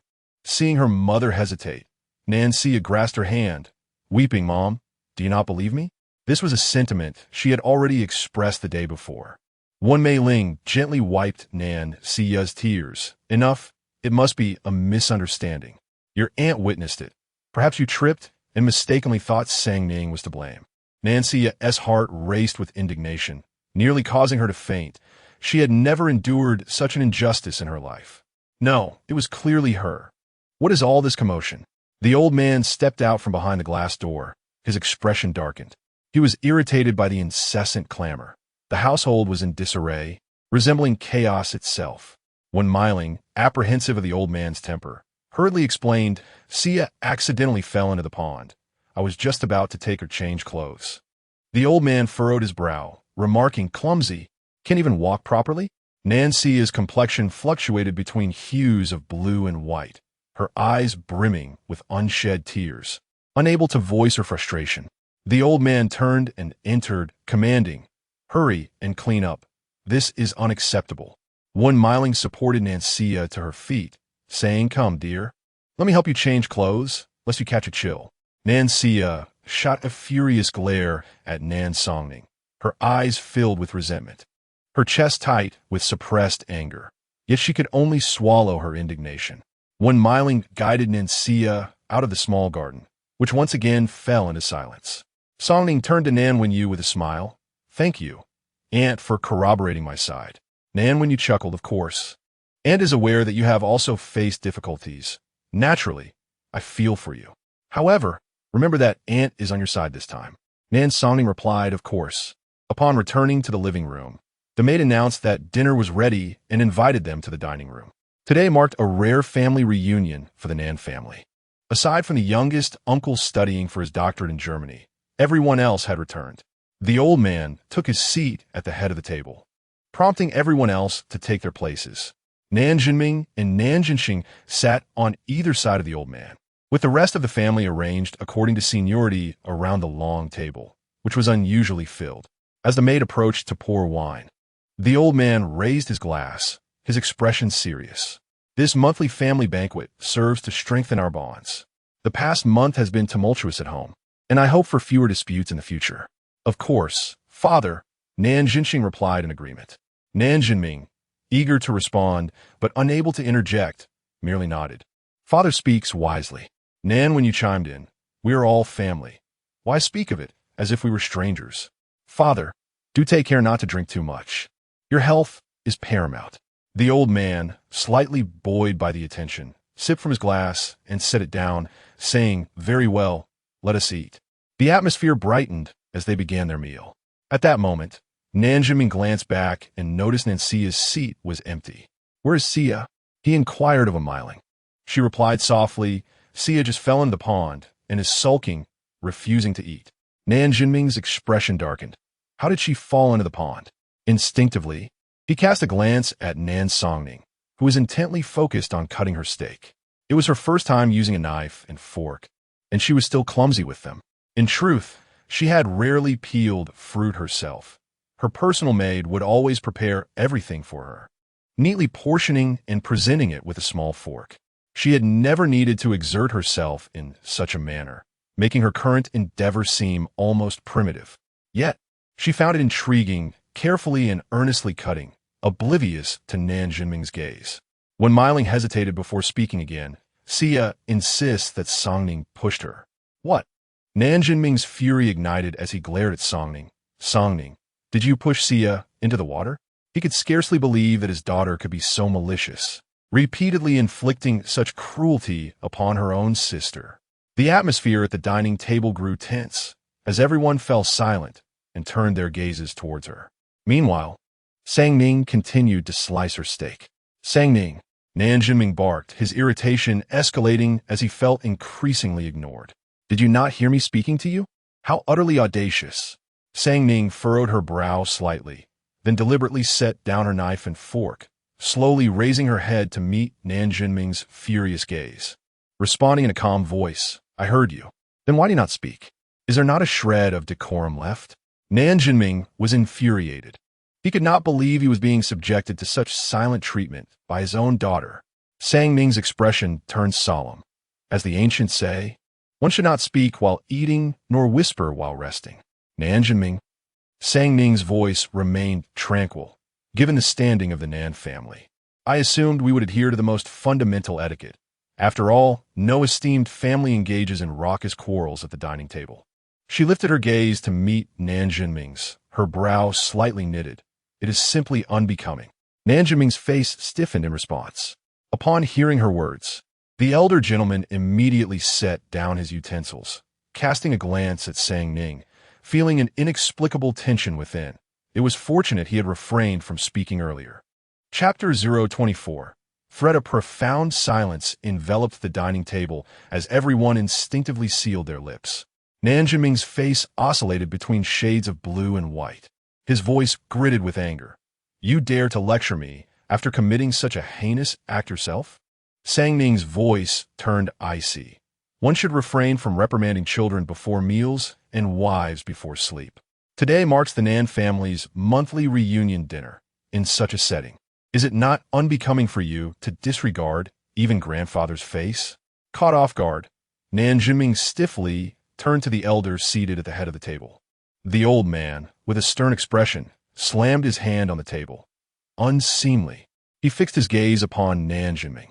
Must I engage a tutor to teach you manners? Nan Jinming felt a lump in his throat, his face turning the color of liver. Father, I am not. I was merely upset for a moment. Regardless of your anger, it is unacceptable to embarrass a child at the dining table. Children's playful antics are trivial. To shout and bicker at the table shows a complete lack of decorum, or perhaps a disregard for my authority. In a state of panic, Nan Jinming could only concede awkwardly. No, father, it was my recklessness. The elder cast a glance at Sang Ning and cleared his throat. Very well, let us eat. If Xia does not wish to eat, let her endure hunger. Indulging children only leads to their misbehavior. Yes, the elder picked up his utensils once more, and the others at the table followed suit. This time, not a single soul dared to utter a word. They exchanged glances, unable to resist stealing furtive looks at Sang Ning's expression. Sang Ning methodically sliced her steak.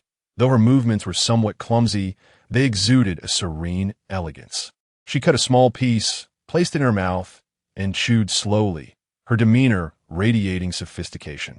Is it not said that this girl from the countryside lacks any manners? So crude and quick to resort to violence. Yet, she appears more dignified than the elder himself. The meal proceeded in complete silence, the atmosphere at the table tense. Yet Sang Ning felt an unexpected sense of comfort. Meanwhile, Nan Xia remained locked in her room, refusing to emerge. She had initially intended to escalate the situation to punish Sang Ning, but an hour passed without a single soul coming to console her. Peeking out from her room, she beheld the entire Nan family dining quietly and harmoniously, which infuriated her to the point of wanting to spit blood. It seemed they had conveniently forgotten her existence as their daughter, Finally, after an hour, the dinner concluded. When Myling returned to check on Nancia, upon entering, she found her daughter seated on the bed, reduced to tears. Sia, when Myling hurried to the bedside, wiping her tears, "What is the matter? Are you still unwell?" Nancia sobbed. "Mom, do you not want me anymore? How could that be? I have always said you are my daughter, and you are the one I cherish most." When Myling reassured her, "Then why do you refuse to believe me and favor my sister?" "Of course I believe you, my dear. You are gentle and innocent, never one to lie." "Then you believe she pushed me into the pond today, do you?" Nancia asked eagerly. When Myling hesitated, such a claim was indeed difficult to accept.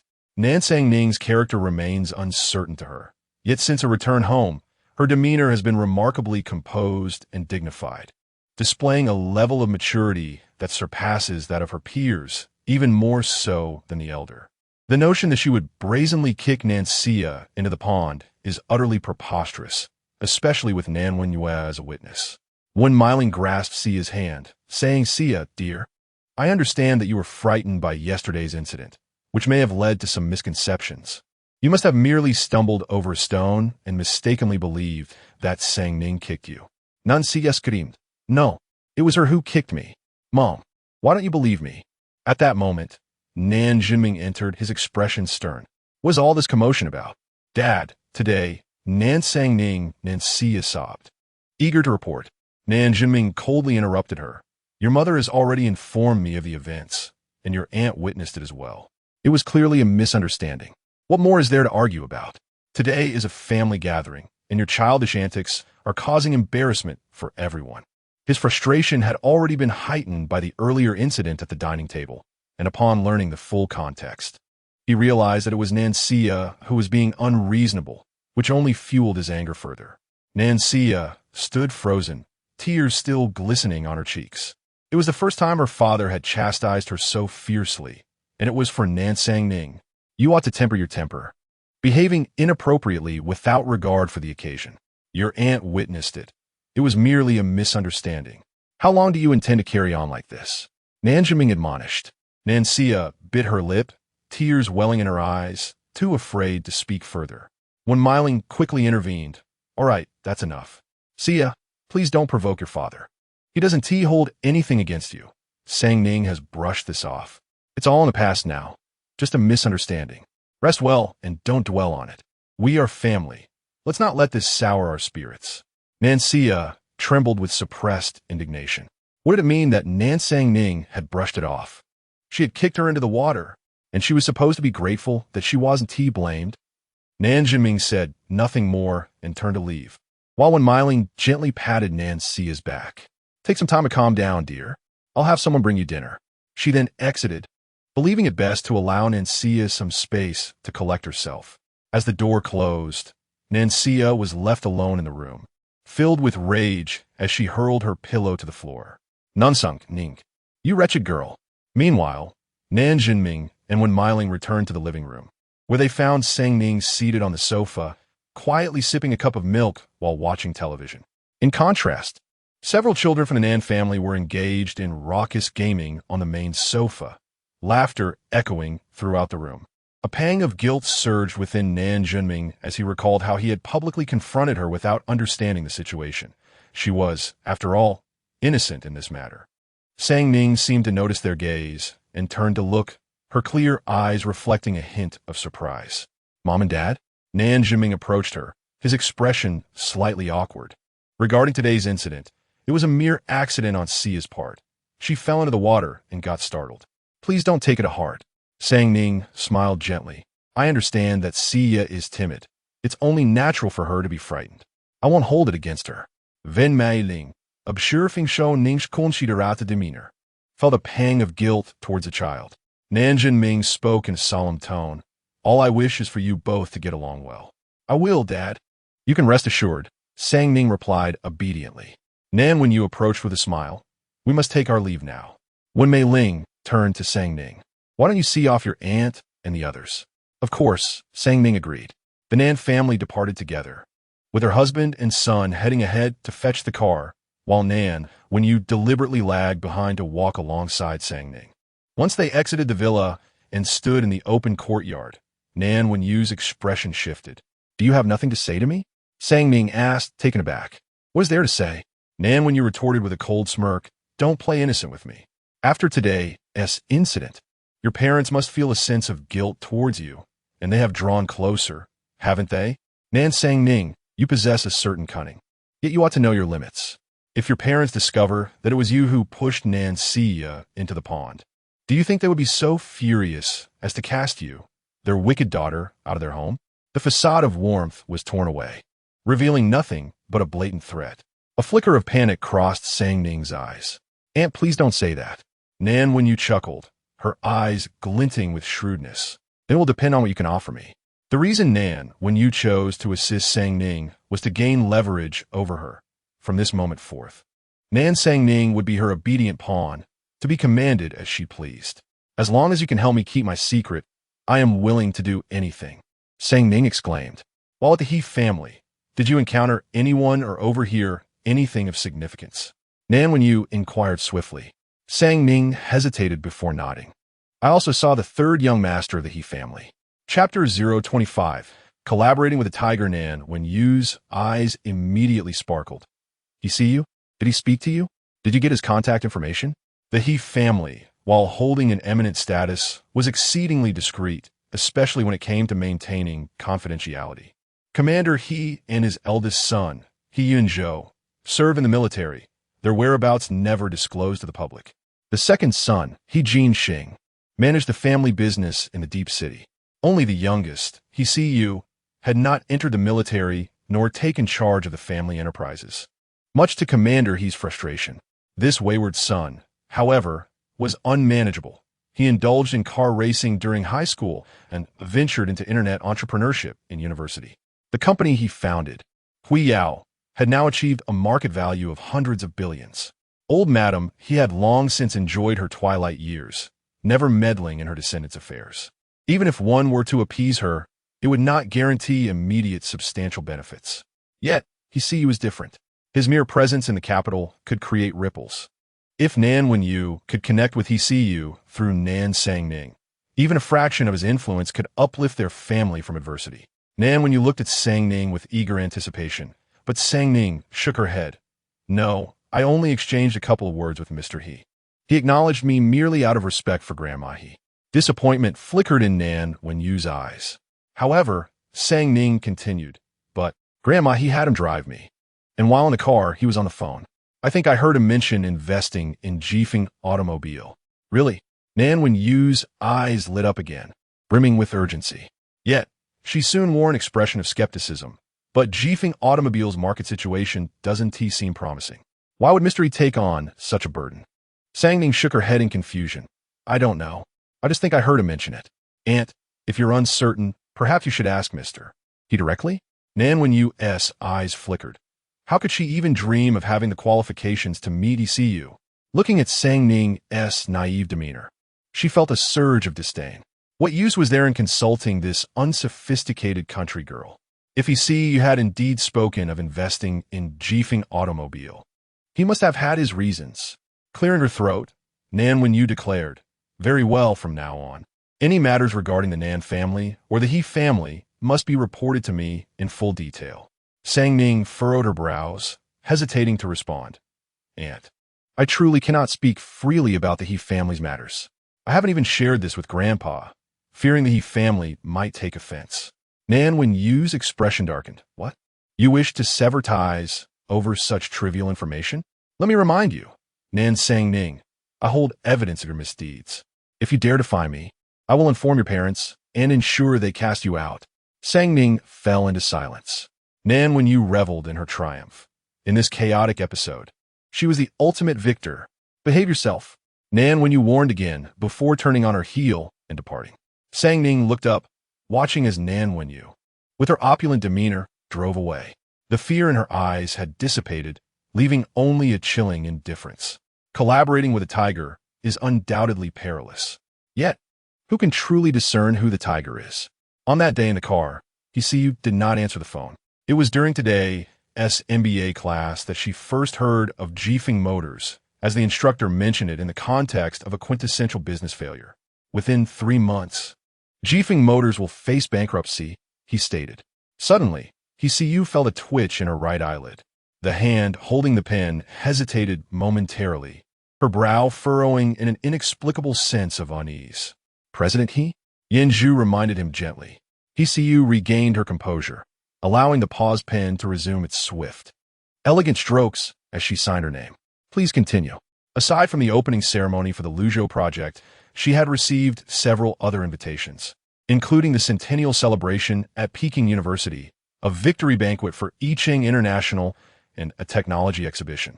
Without lifting her head, Yu remarked, "Cancel all except for the Luzhou opening ceremony." She had little time to waste on such trivial events. Understood. Yu handed the signed documents to him. Zhu accepted them with both hands, intending to take his leave, when Yu casually inquired, "What is the situation with the Nan family?" Zhu paused, recalling that just a few days prior, the president had instructed him to investigate the circumstances surrounding the Nan family, particularly regarding the young lady who had recently returned. After all, she was someone who frequented the ancestral home to visit the matriarch. Though Yu appeared indifferent, his assistant, with years of experience, understood his meticulous nature when it came to serious matters.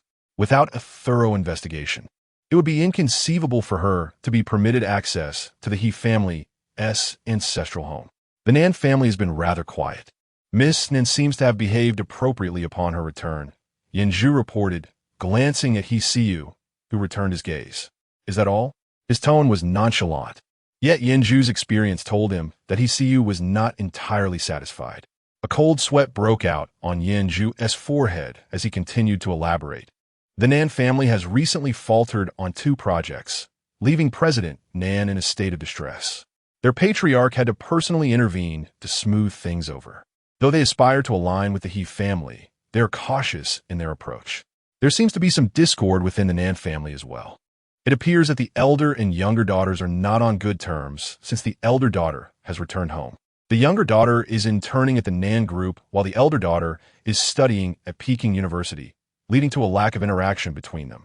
Zhu glanced at Yu's expression, which appeared contemplative yet calm. He felt a sense of relief. It was peculiar that in previous reports, Yu had insisted on brevity, displaying no tolerance for superfluous words. Yet now, having succinctly addressed the key points, he seemed displeased, pondering over trivial family matters instead. Yu raised her eyes to meet his. Zhu immediately straightened, showing respect. Nan Songning is studying at Peking University? He nodded in affirmation. Indeed, the elder daughter has not attended university, so the patriarch insisted she further her education at Peking University.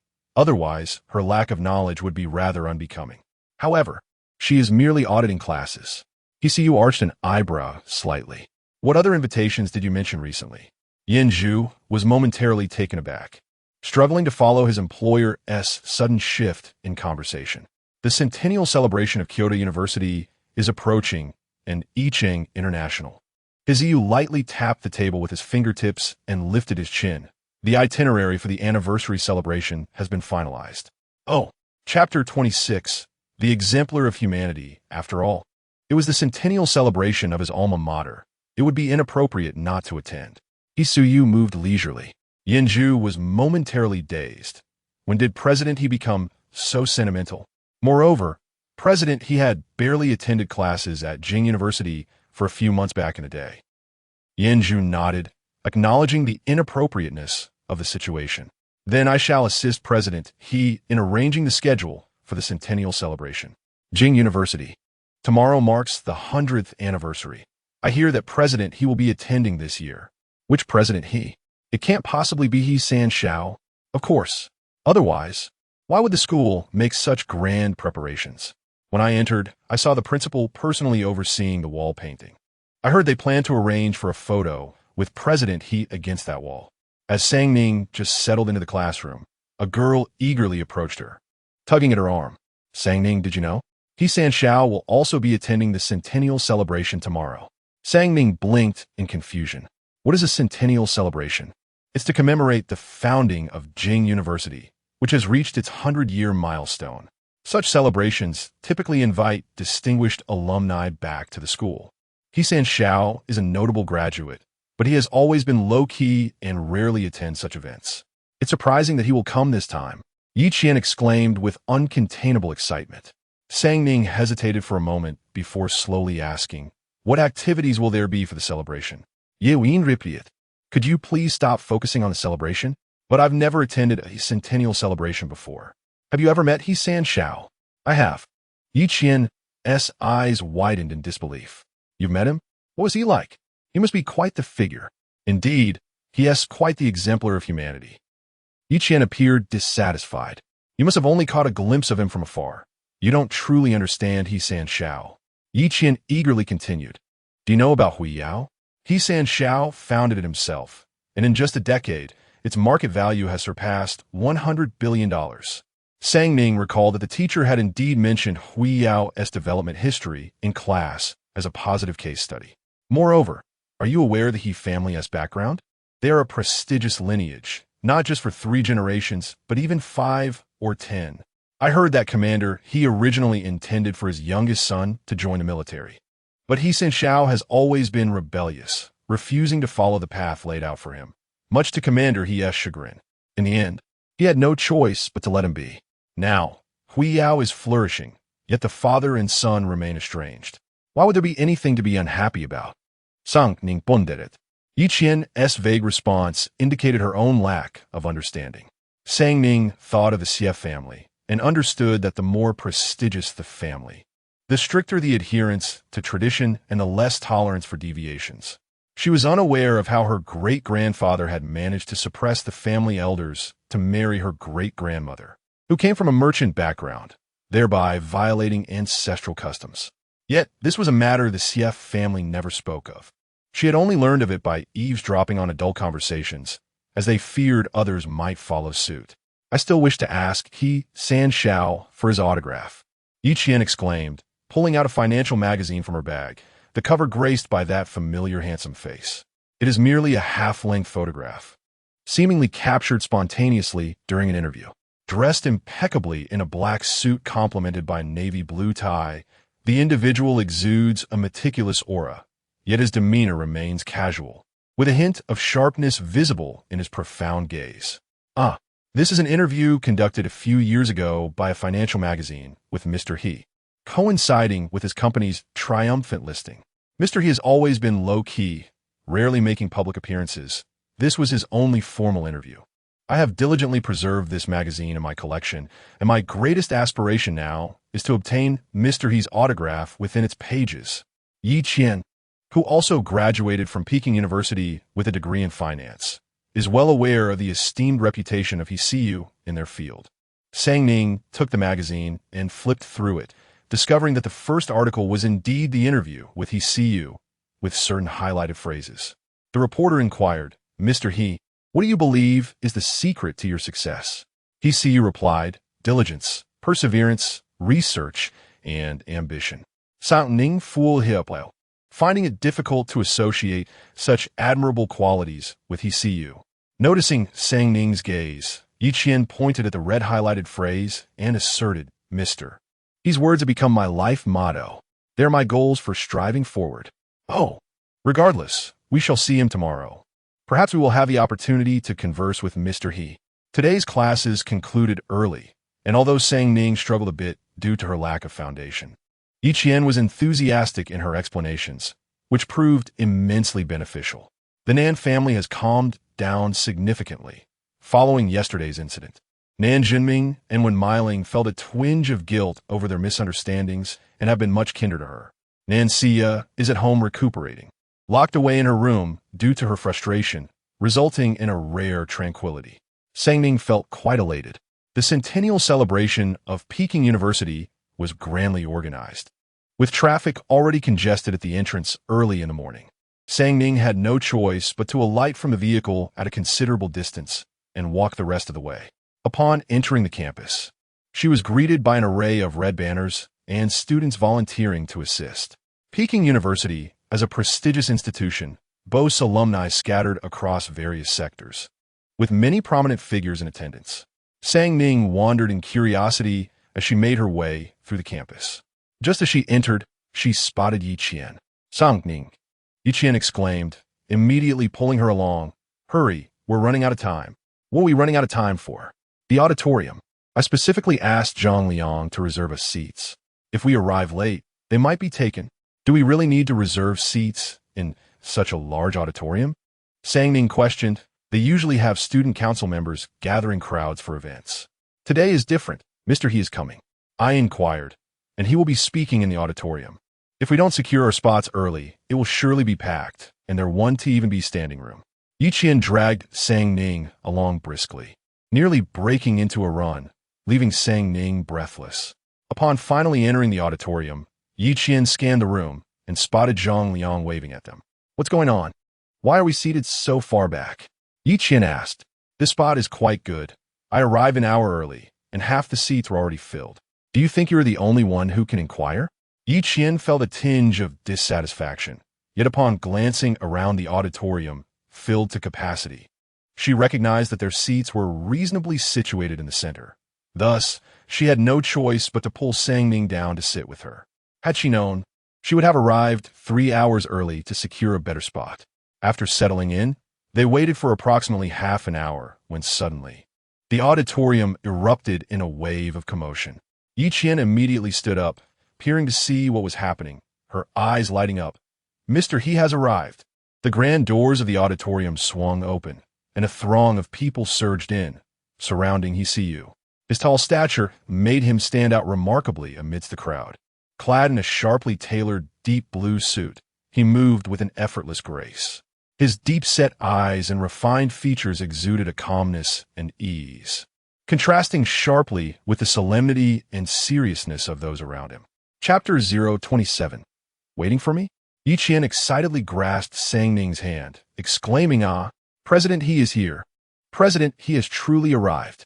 Sang Ning winced at Yi Qian's grip and gently reassured her, "Do not worry, he cannot escape."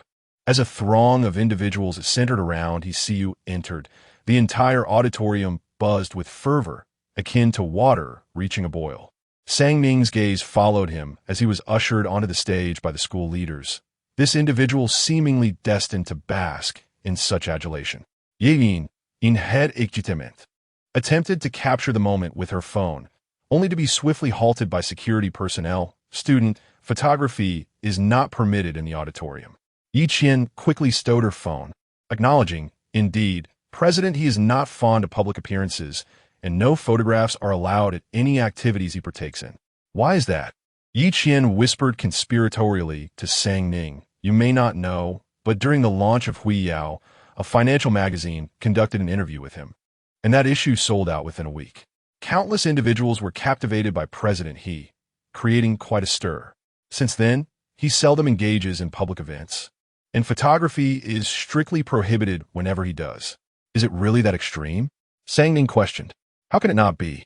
Setting aside the fact that He San Xiao is young and affluent, he is undeniably striking. Sang Ning glanced at Hsiu's profile. 28 years old. Is that truly considered young? She averted her gaze with a hint of critique. On stage, a school leader took the microphone. Today marks the centennial celebration of Jing University, and we are immensely honored to have President He in attendance. The audience erupted into thunderous applause. Hsiu addressed the crowd, delivering a brief speech. Greetings, students. I am delighted to witness Jing University's centenary celebration alongside you. The applause grew even louder as Yi Qian clapped fervently, nearly exhausting her hands. The host enthusiastically announced, as president, he is typically low-key and rarely participates in events. This is a rare opportunity for us. Our students have shown tremendous enthusiasm, arriving early to secure their seats. We would like to offer a few students the chance to pose questions to President He. Is that agreeable? Yes. The audience responded excitedly. Students with questions, please raise your hands. Yi Qian waved her hand vigorously. Despite being seated further back, her determined and radiant gestures captured the host's attention. We shall invite this young lady first. A staff member handed her the microphone, and Sang Ning assisted by passing it along. Yi Qian, brimming with excitement, took the microphone. Her words slightly jumbled. I am very pleased, truly delighted to meet President He. After a deep breath to steady her nerves, she tightened her grip on a microphone and nervously inquired, May I ask, President He, What types of projects do you prefer to select for collaboration? The host smiled. That is an excellent question. The company founded by President Hui Yao has become a leading enterprise in the internet sector. Surely, any project chosen by him serves as a significant benchmark of quality. He Suyu's voice remained casual. The projects currently invested in by Hu Yao span across various industries, not limited to any particular field. What matters is that I can discern the true value of this project, the original intention behind its establishment, and the reasons it surpasses others. I require the other party to convey this value to me succinctly and clearly. Yevin, agitate. Tighten her grip on a microphone. Thank you, Mr. He. Suyu's gaze swept to the girl seated beside Yi Qian. She wore a delicate pink shirt dress, her hair cascading down, embodying the attire of a well-behaved girl. At that moment, she sat quietly, her eyes fixed on the stage, yet her gaze appeared distant. A chill flickered in Suyu's eyes. She suddenly lifted her gaze, inadvertently locking eyes with his dark pupils. Her heart skipped a beat, momentarily feeling as though she was falling into a black hole. But this sensation was fleeting, as he had already averted his gaze indifferently. When she regained her composure and looked at him again, he had begun responding to the next student's question. Perhaps she had misinterpreted. He likely did not even recognize her. After taking her seat, Yi Qian felt as if she were floating, excitedly grasping Sang Ning's hand. Oh my gosh, did I just have a conversation with Mr. He? Indeed, that was a real person up there. Ah, what a pity I can't take a photo. Otherwise, I would have asked you to record it for me to share with my son. Did I ask my question well? Yevin invited nervously. Very well. It was sincere and not intrusive. He evidently took your question seriously, Sang Ning replied. They had known in advance about the QA session and had discussed what sort of questions would be appropriate. Ultimately, it was Sang Ning who helped her refine her question. Yi Qian nodded enthusiastically. I think so, too. He spoke for 80 words. That's more than what others said. Before long, 2 more questions had been posed. Suyu's responses were concise, yet held significant value for the students. The host posed another question. Now, there is one last opportunity for inquiries. Which student would like to ask a question? A sea of hands shot up in the audience, and the host selected a girl seated nearby to speak. Please, the student. The microphone was passed to the girl, who stood up, a shy smile gracing her face. Mr. He, may I ask if you have a girlfriend? The room erupted in laughter. Yi Qian exclaimed, wow, what a bold question. Sang Ning frowned slightly. Suyu's expression remained unchanged. His voice cool. The purpose of the principal inviting me to this school anniversary is to provide the students of Peking University with advice on their future development. If such an opportunity is squandered on sensational questions, it not only wastes my time, but also deprives other students of their chance to inquire. His cold voice echoed, plunging the auditorium into silence. No one dared to utter another word. The girl who had asked the question stood there, her face stiff, momentarily at a loss for words. The host remained frozen for a moment before hurriedly attempting to smooth things over. This is a rare opportunity. Indeed, students should cherish it and strive to ask meaningful questions. The host glanced at Suyu's expression once more and stated, thus concludes today's QA session. Thank you, General Manager He. Suyu nodded slightly, handed over the microphone, and then exited the stage. Next, let us welcome Principal Zhang to deliver a speech. Yi Qian muttered under her breath. What on earth was that woman asking? General Manager, he just walked off like that. Sang Ning cast a glance at the girl, who had now taken her seat, microphone taken away. Her face buried in her hands as she wept, clearly taken aback by the public humiliation. Zhang Liang, with a hint of sympathy, remarked, General Manager, he can be rather unapproachable. Sang Ning was unsurprised. Does he appear to be someone easy to engage with? He looked fine, quite handsome. Sang Ning knew from her first encounter that he was not someone to be trifled with. Yi Qian was infuriated. I was hoping to seize the opportunity to ask General Manager He for an autograph. Now he is obviously upset and has left. What a disaster. Now I can't get his signature.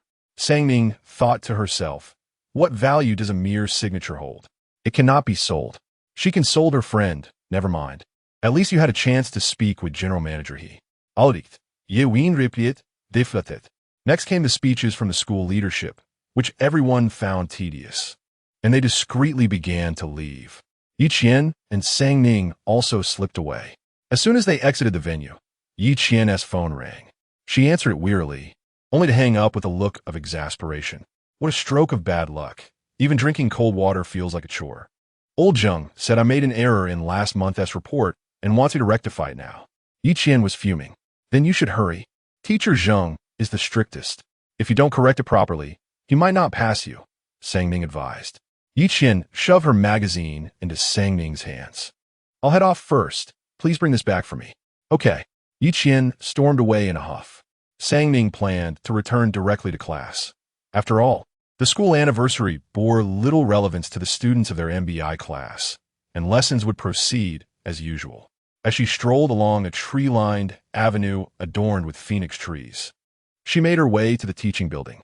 Suddenly, she heard voices ahead. Upon looking up, she spotted that familiar tall figure once more. Two leaders, one plump and one slender, accompanied He-Siu, chatting amiably with him. It was a rare occasion for General Manager He to visit, a privilege for Peking University, as his established scholarship foundation had greatly benefited the institution. Is General Manager He leaving so soon today? Why not stay for a meal? He-Siu responded with a calm demeanor. No need, I have other engagements. Allow me to escort you, General Manager He. Just as the words left the speaker's lips, He-Siu's gaze lifted and landed on Nan Sang Ning, his brow arching slightly. Upon seeing the student, the university leaders immediately felt alarmed. Fearing another attempt at social climbing that might irk He-Siu, they swiftly moved to intercept her. However, He-Siu suddenly stepped forward, leisurely striding towards her. Wait for me. Nan Sang Ning was taken aback, barely able to utter the words I, before he reached out and snatched the magazine she was holding close to her chest. Upon gazing at the figure on the cover, and then lifting my eyes to behold her once more, my gaze was imbued with a deeper, more profound understanding. Chapter 28. One should not be excessively narcissistic. Two school administrators promptly approached, stating, this student, Mr. He does not appreciate being disturbed. However, He-Siu exhibited no displeasure. Instead, he displayed a rare glimpse of warmth. She had thoughtfully preserved a magazine from several years ago, which was quite considerate of her. Huh? The school officials were left speechless. You wish for an autograph? He asked casually. Nan Sang Ning momentarily froze, her gaze meeting his languid, dark eyes, which reflected a certain understanding. I am merely assisting, she stammered, feeling a sense of sincerity in the encounter.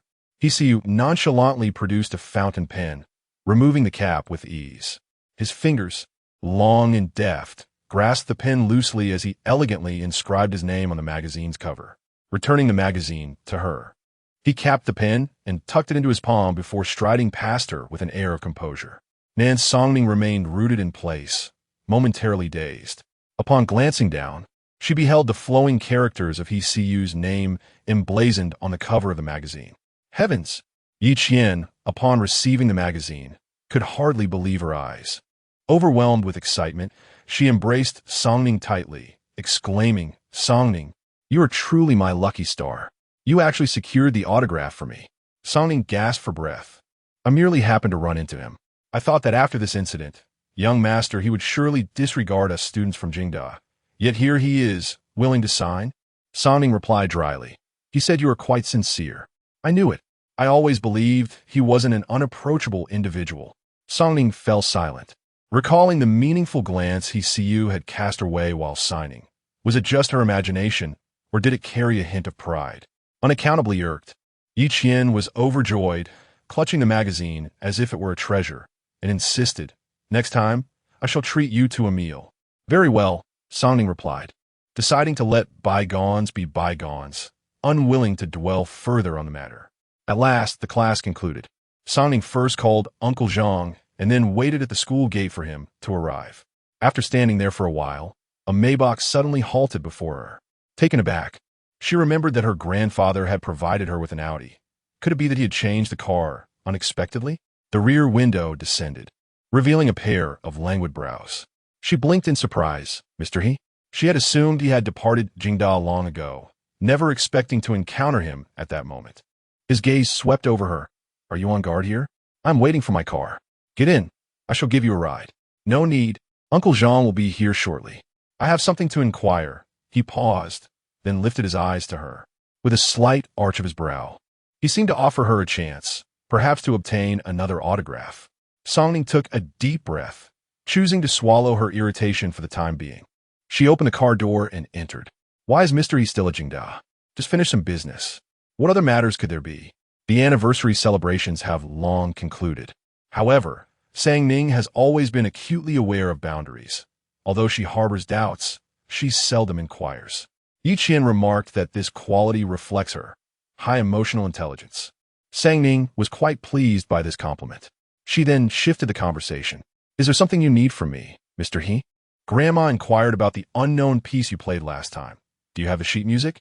Sang Ning had spent a considerable amount of time at the He residence previously, performing several familiar melodies, including one she had composed solely for her amusement. On a whim, she had played it for Grandma He, who had greatly enjoyed it. Sang Ning shook her head. I do not have it, but if Grandma He is fond of it, I could transcribe the sheet music and deliver it to her. All right. The Maybach began to glide smoothly through the traffic. After a moment's pause, Sang Ning continued. However, I might not be able to deliver it personally due to my classes. Could you assist in passing it along, Mr. He? He replied casually, that works.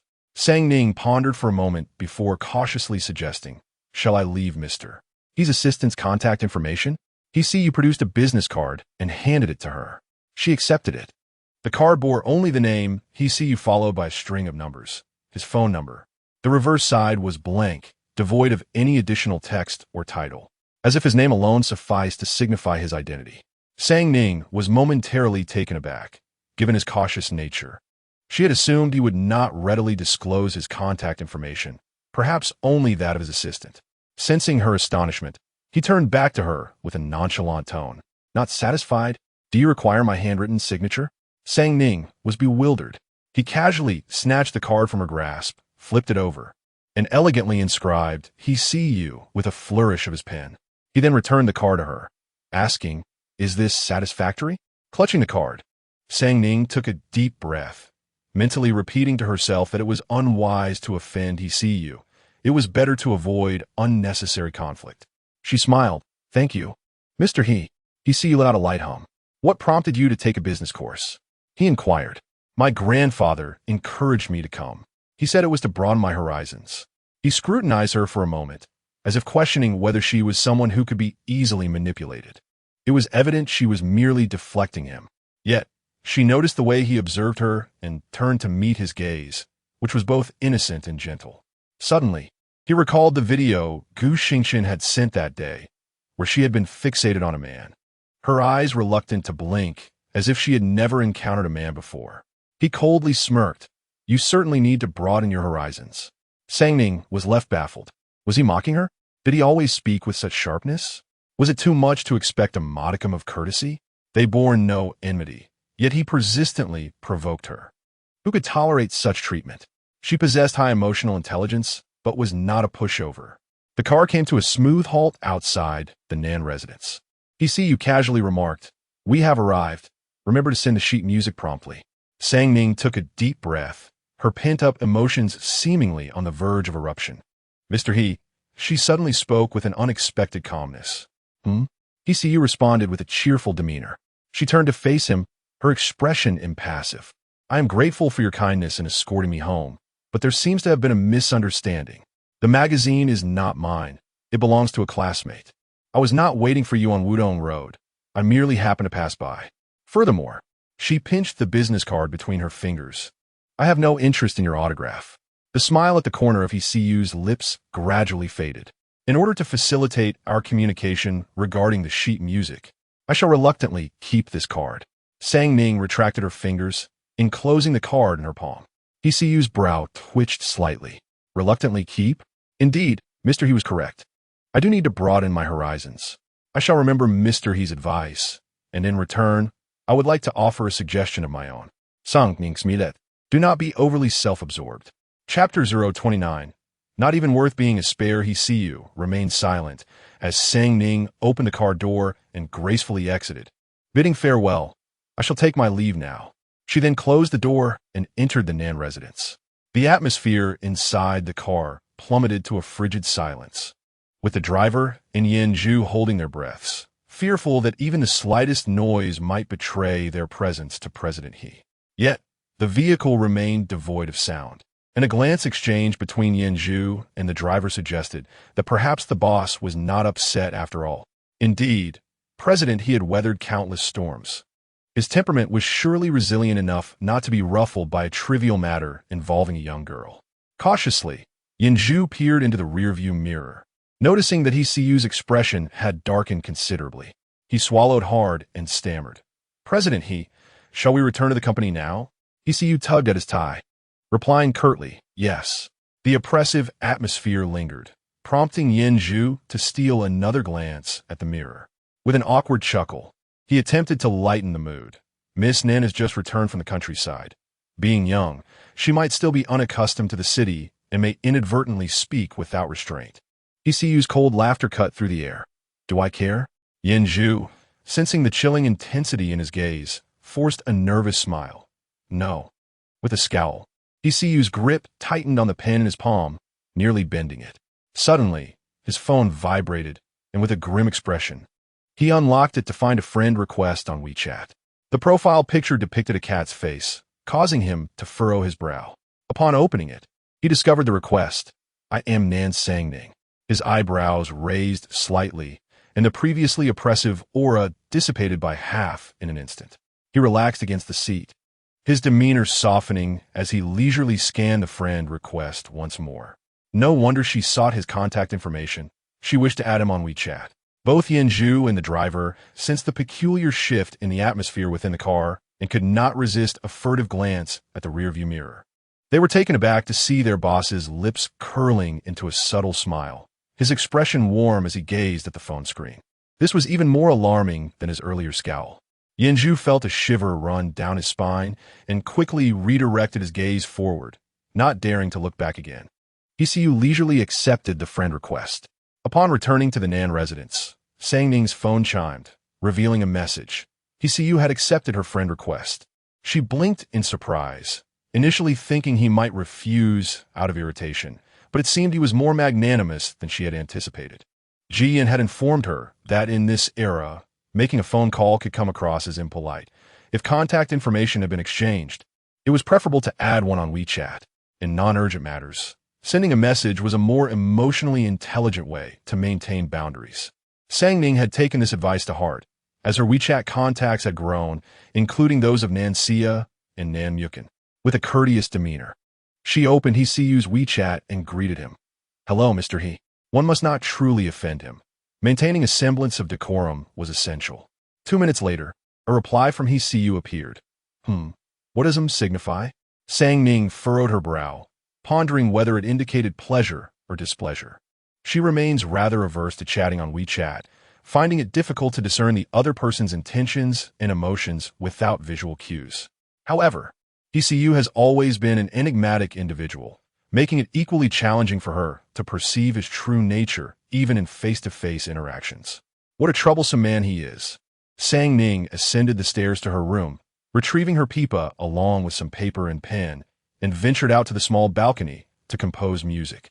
Ever since the old gentleman learned of Madame He's fondness for her pipa playing, he had taken the initiative to procure one for her, encouraging her to practice diligently to win over Madame He, recognizing the unquantifiable benefits this would bring to the Nan family in the future.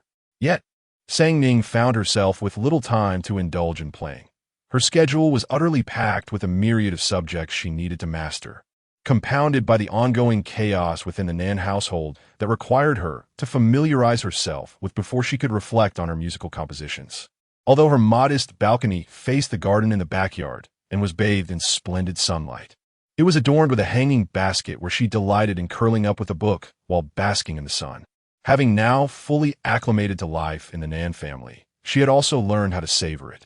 As she opened the balcony door and stepped outside, her gaze was immediately drawn to a pair of star-crossed doves in the garden. Xia, how could you let yourself become this way? Do you have any idea how much it pains me? Regardless, you hold no regard for me. If I were to drown, you would likely rejoice and promptly marry Zhang Yijuan. I will not allow you to curse yourself like this. Xia, do you truly expect me to lay bare my heart for you to see? Zhengge, I want to permit you to harm yourself. Nancia choked out. I'm sorry for lashing out. I merely resent my own powerlessness, being constantly schemed against and bullied. Chun Zheng embraced her, soothing her. How could this be your fault? It is clearly your sister who is utterly malicious. You, with your pure and kind heart, stand no chance against her. With tear-filled eyes, Nancia looked up at him. So, Zhengge, you believe in me, don't you? Of course. Even if everyone in this world is enchanted by that vile woman, Nan Sang Ning, I will steadfastly stand by your side, forever believing in you. Zhengge, Nancia wept, collapsing into his embrace. The two shared a poignant moment. Sang Ning remained expressionless. In truth, Nancia had misjudged. She was not entirely devoid of hostility towards her. At the very least, every time she and Chun Zheng appeared, they seemed to assault her senses, mocking her ears. Noticing Sang Ning's gaze, Nancia abruptly looked up, her eyes glistening with tears as she glared at Nan Sang Ning. What are you doing here? Hearing this, Chun Zheng immediately shielded Nancia, glaring fiercely at Nan Sang Ning. Let me make this clear. As long as I'm here, you shall not lay a finger on Sia. Sank Ning replied, her demeanor unyielding. First of all, this is my room. Secondly, you are disturbing me. Nancia and Chun Zheng were momentarily taken aback. Chun Zheng, still protecting Nancia, glared coldly at Nan Sang Ning. Don't think for a moment that I am unaware of your incessant targeting of Nancia. Your despicable tactics might deceive Uncle Nan and Aunt Nan, but they will not fool me. I warn you today, if you dare to harm her again, I will not spare you. Nancia gazed at him earnestly, her tear-filled eyes brimming with emotion. Brother Zheng. Sang Ning. Has she become a mere pawn in their game? Chun Zheng, observing Sang Ning's shock, continued to issue his threats. I will make it abundantly clear today that no matter the lengths you go to, you shall not shake Sia's position. No matter how you struggle, I will not alter my choice of fiancé. I refuse to accept a fiancé who is a calculating and ruthless vixen. Sang Ning. In moments of silence, one often feels the urge to smile. Yet, she refrained, fearing that her smile might be misconstrued as flirtation by Chun Zheng. Sang Ning coldly replied, Mr. Chun, you are indeed overthinking. In my presence, you're not even worthy of being a spare tire. Chapter 030. The Petty Man, Chun Zheng. Nancia. The term backup detonated in Nancia's mind, instantly striking the most sensitive chord within her, nearly driving her to madness. Nan Songning. Her hatred burned fiercely. Songning raised an eyebrow. Could you please keep your voices down? She then turned and opened the balcony door, retreating inside while casually drawing the curtains. Nancia's eyes reddened with fury, and Chun Zheng's face fluctuated between shades of green and white. The term backup had become an eternal thorn in their hearts. How dare Nan Songning even bring it up? Chun Zheng's anger threatened to erupt, but considering they were in the Nan household, he restrained himself, swallowing his indignation. Yet, the sight of the red-eyed Nancia only fueled his frustration. Suddenly, he lost patience in comforting her. You should rest. I will come to see you again next time. Nancia, seething with anger, stormed upstairs. Bang, bang, bang. The door to Songning's room was pounded upon. Songning opened the door to find Nancia standing there, brimming with fury. Is there something you need? Nan Songning, do you feel quite pleased with yourself? Do you think that just because our parents trust you once, you've triumphed over me? You can overshadow me. Nancia gritted her teeth. Our parents may have been deceived by you for a moment, but can you fool them forever? They will eventually learn the truth, and when that time comes the truth. What truth? Are you not aware of it yourself? Songning blinked innocently. Nancia's expression froze. Indeed, it was Nan Songning who had personally pushed her down the second time, but the first time, she had falsely accused Songning of pushing her. Songning spoke casually. We exchange blows. I say we're even now. Nancia's face turned a shade of despair. Even? Both times she had been the one injured. First, she fell from the building, and later, she was pushed into the water, while Nan Songning remained unscathed. How dare she claim they were even? Nancia bit her teeth hard. Don't think I am oblivious to your intentions. The calm facade you maintain in my presence is merely a guise to seize everything that rightfully belongs to me. Your deliberate antics in front of Brother Zheng are nothing but a ploy to capture his attention. You are envious of me. Songning, do you truly believe our parents can be deceived indefinitely? Do you think Brother Zheng will glance your way because of this? Dream on. I wonder how long you can keep up this charade. Songning suddenly glanced behind her, astonished. Parents? Nanxia's expression changed dramatically. She quickly suppressed her aggressive demeanor, adopting a pitiful posture as she sniffled. I merely wish to apologize and reconcile with my sister. Why must she remain angry with me? Songning smirked, raising an eyebrow slightly. Before shutting the door, Nanxia stood frozen, momentarily perplexed by the mocking smile in Songning's eyes. When she finally reacted, she whirled around, only to find the space behind her utterly vacant. There was no one there. Nanxia trembled with rage, screaming and cursing. Nan Songning, you wretched girl. Sangning dedicated an entire night to transcribing the musical score. The following day, on her way to school, she sent a WeChat message to He Suyu. Mr. He, I have completed the score. After an hour, following her first class, she finally received a response from him. Then please deliver it. Sangning frowned. Did he expect her to have the time to deliver it? She typed slowly, I have a full schedule today and cannot deliver it. Neither do I have the time. He Suyu replied. Sangning. What was the point of her leaving him her contact information? Taking a deep breath, she delicately suggested, could you please have your assistant pick it up? He is also unavailable, came the reply. Sangning. This was utterly intolerable. He must be doing this on purpose. This petty man was retaliating for her calling him a narcissist the day before. In frustration, Sangning forcefully turned off her phone, then turned it back on again. I will deliver it to Grandma. He at Zeeding Lane during my lunch break. With a 2-hour break at midday, it will be ample time to drop off the item. Since she intended to deliver it directly to Grandma, she had no desire to see him. He did not respond further. After her morning classes, Yi Qian pulled Sangning aside. Sangning, shall we go for lunch? No, I have some matters to attend to. I need to step out for a bit. Sangning began to gather her belongings. What could you possibly be busy with in just 2 hours?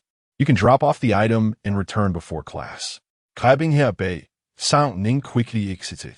Uncle Zhang now drove her to and from school, and he would not wait for her in between, as it was unnecessary. Not wanting to trouble Uncle Zhang, she opted to take a taxi straight to Zeeding Lane.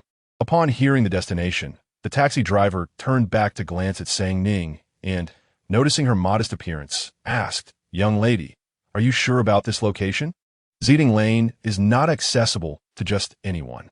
I am certain, sir. I have never been there myself. You need credentials to enter, and there are guards on duty. The taxi driver chattered on. Are you familiar with the He family? It's hard to find someone in Jing City who doesn't know of them. The He family estate is located there. Back when the old master was still alive, the grandeur was unmatched. TSK. They are much more low-key now, but their wealth is even more formidable. Not to mention the legacy of the He family, with the youngest son of Commander, he being the founder of Hui Yao. It is indeed true that dragons give birth to dragons and phoenixes give birth to phoenixes. The He family is truly remarkable through the generations. Sangning remained silent, and the driver, assuming she was a newcomer unfamiliar with the area, ceased his conversation. Upon arriving at Zeeding Lane, she was indeed stopped at the entrance. Sangning rolled down the window, and the guard approached. Hello, do you have credentials? I am here to deliver the musical score to Grandma He. My name is Nan Sangning. The guard immediately understood. Ah, Miss Nan, Mr. He has already informed us. You may enter. Mr. He had informed them? Sangning was momentarily taken aback. It seemed there were quite a few members of the He family. The taxi driver was astonished, realizing that this young girl was indeed a guest of the He family, and he immediately drove with greater caution. The car was parked steadily outside the courtyard of the He family's villa. Sangning settled the fare and alighted. The servant had been waiting and opened a wrought iron gate upon seeing her. Miss Nan, in truth, compared to the grand villa of the Nan family, this modest abode of the He family was far simpler. Even the wrought iron gate was manual. The Nan family seemed eager to display all things luxurious, while the He family's small villa exuded a subtle warmth in its understated charm. Yet, the ginkgo tree in the small courtyard, with a trunk so robust that it would take 3 people to embrace it, was at least a century old. Not to mention the flowers and plants in the yard, which appeared unremarkable but included many rare and precious varieties. Carrying her bag, Sang Ning strolled in, feeling much more accustomed to the surroundings on her second visit. "Where's Grandma?" she inquired. The servant replied, "On the 2nd floor, Miss Nan, please come in." Nodding, Sang Ning entered the inner hall and ascended the wooden staircase directly to the 2nd floor. On the platform of Grandma, the 2nd floor, there was a glass garden, lovingly tended by her. Sang Ning was quite fond of that glass garden. As she reached the 2nd floor, she headed straight for the glass garden. However, after only a few steps along the corridor, she suddenly heard the sound of a door being pulled open.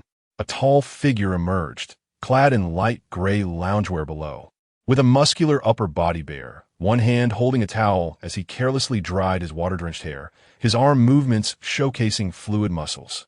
Sang Ning's pupils constricted, and she froze in place. Chapter 031. The rebellious age of 28, Hsiu languidly lifted his gaze and observed her standing there with a pallid expression, momentarily lost in thought, her eyes filled with a flustered disarray as if searching for a place to settle. She averted her gaze, striving to maintain her composure. "Mr. He, what brings you here?" In this era, the boundaries between men and women were rather ambiguous, leaving her uncertain of the precise limits. Furthermore, being in close proximity to a partially unclothed man was undeniably overwhelming for her. The last time she attended a concert with Ji Yin, despite the electrifying atmosphere, she found solace in the presence of thousands. She could convince herself it was merely a theatrical experience. However, the intimacy of being alone with a man, especially one so scantily clad, was an entirely different affair. "This is my home," he replied nonchalantly, his attention drawn to her fleeting gaze that betrayed her unease. Her porcelain-like visage gradually tinged with a hint of pink. Could she still feel shy? He had assumed she had grown accustomed to such encounters. Hearing his nonchalant response, Sang Ning felt a buzz in her mind. Of course, she was aware this was his residence. Yet, Grandma, he had mentioned he only returned once every 2 weeks. More importantly, hadn't he claimed to be too busy? Anger clouded her judgment as she turned to confront him. "Did you not say you were unavailable?" Hsiu remained as composed as ever. "I am indeed busy, but I returned to take a shower, change my clothes, and attend an important meeting this afternoon." Sang Ning. Well, he had a point. Her gaze involuntarily drifted downwards to his sculpted torso, only to dart away as if scalded. "Where's Grandma?" Hsiu leisurely strode into a room across the way, casually donning a gray loungewear top. Standing at the doorway, Sang Ning's eyes were drawn to his bare top back, broad shoulders tapering to a slim waist, the fabric hugging his muscles, causing her cheeks to flush with warmth. Having dressed, Hsiu replied in a languid tone, "Grandma is taking her afternoon nap." Sang Ning. For some inexplicable reason, she felt as though she were being toyed with. Taking a deep breath, she sought to regain her composure. "I shall leave the sheet music and take my leave. I have classes this afternoon." As she spoke, she retrieved a notebook from her bag and presented it to Hsiu. He accepted it, glancing through the pages before closing it, unable to comprehend its contents. "Have you eaten?" "Not yet. It's 12:30. I should be back at school by 1 and could still manage a meal." "Stay and eat here. Xiaoma has just prepared lunch." "No, thank you. I asked a classmate to bring me something." Sang Ning resolutely declined. Hsiu's tone remained casual. "It's not easy for you to take the time to deliver the sheet music at noon. If Grandma wakes up and finds out you missed your meal, she might blame me for not being a proper host." Sang Ning maintained a stoic expression. "Do you truly believe you are being considerate?" Just then, Zhao Ma ascended the stairs, calling for Hsiu. "Third young master, lunch is ready." She then turned to Sang Ning. "Miss Nan, why not stay for lunch? I prepared 4 dishes and a soup." Grandma, he typically had lunch at 11 o'clock, followed by her afternoon nap. Today, Hsiu's sudden return prompted Zhao Ma to hurriedly prepare lunch anew. Zhao Ma, ever warm-hearted, made it difficult for Sang Ning to decline, lest it seem as though she had objections to delivering a mere sheet of music.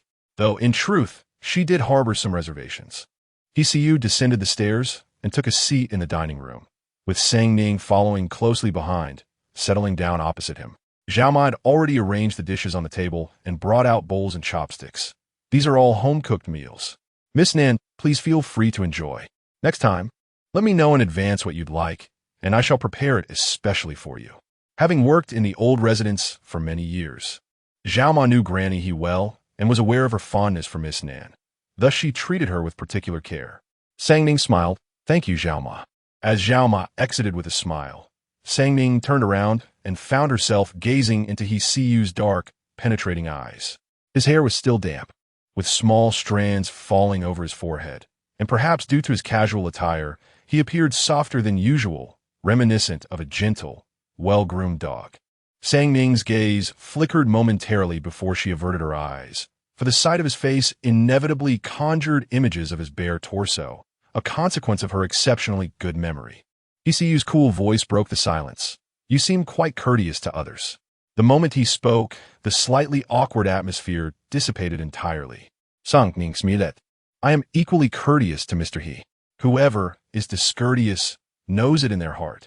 He Siyu, seemingly indifferent, replied, Who was it that berated me last time?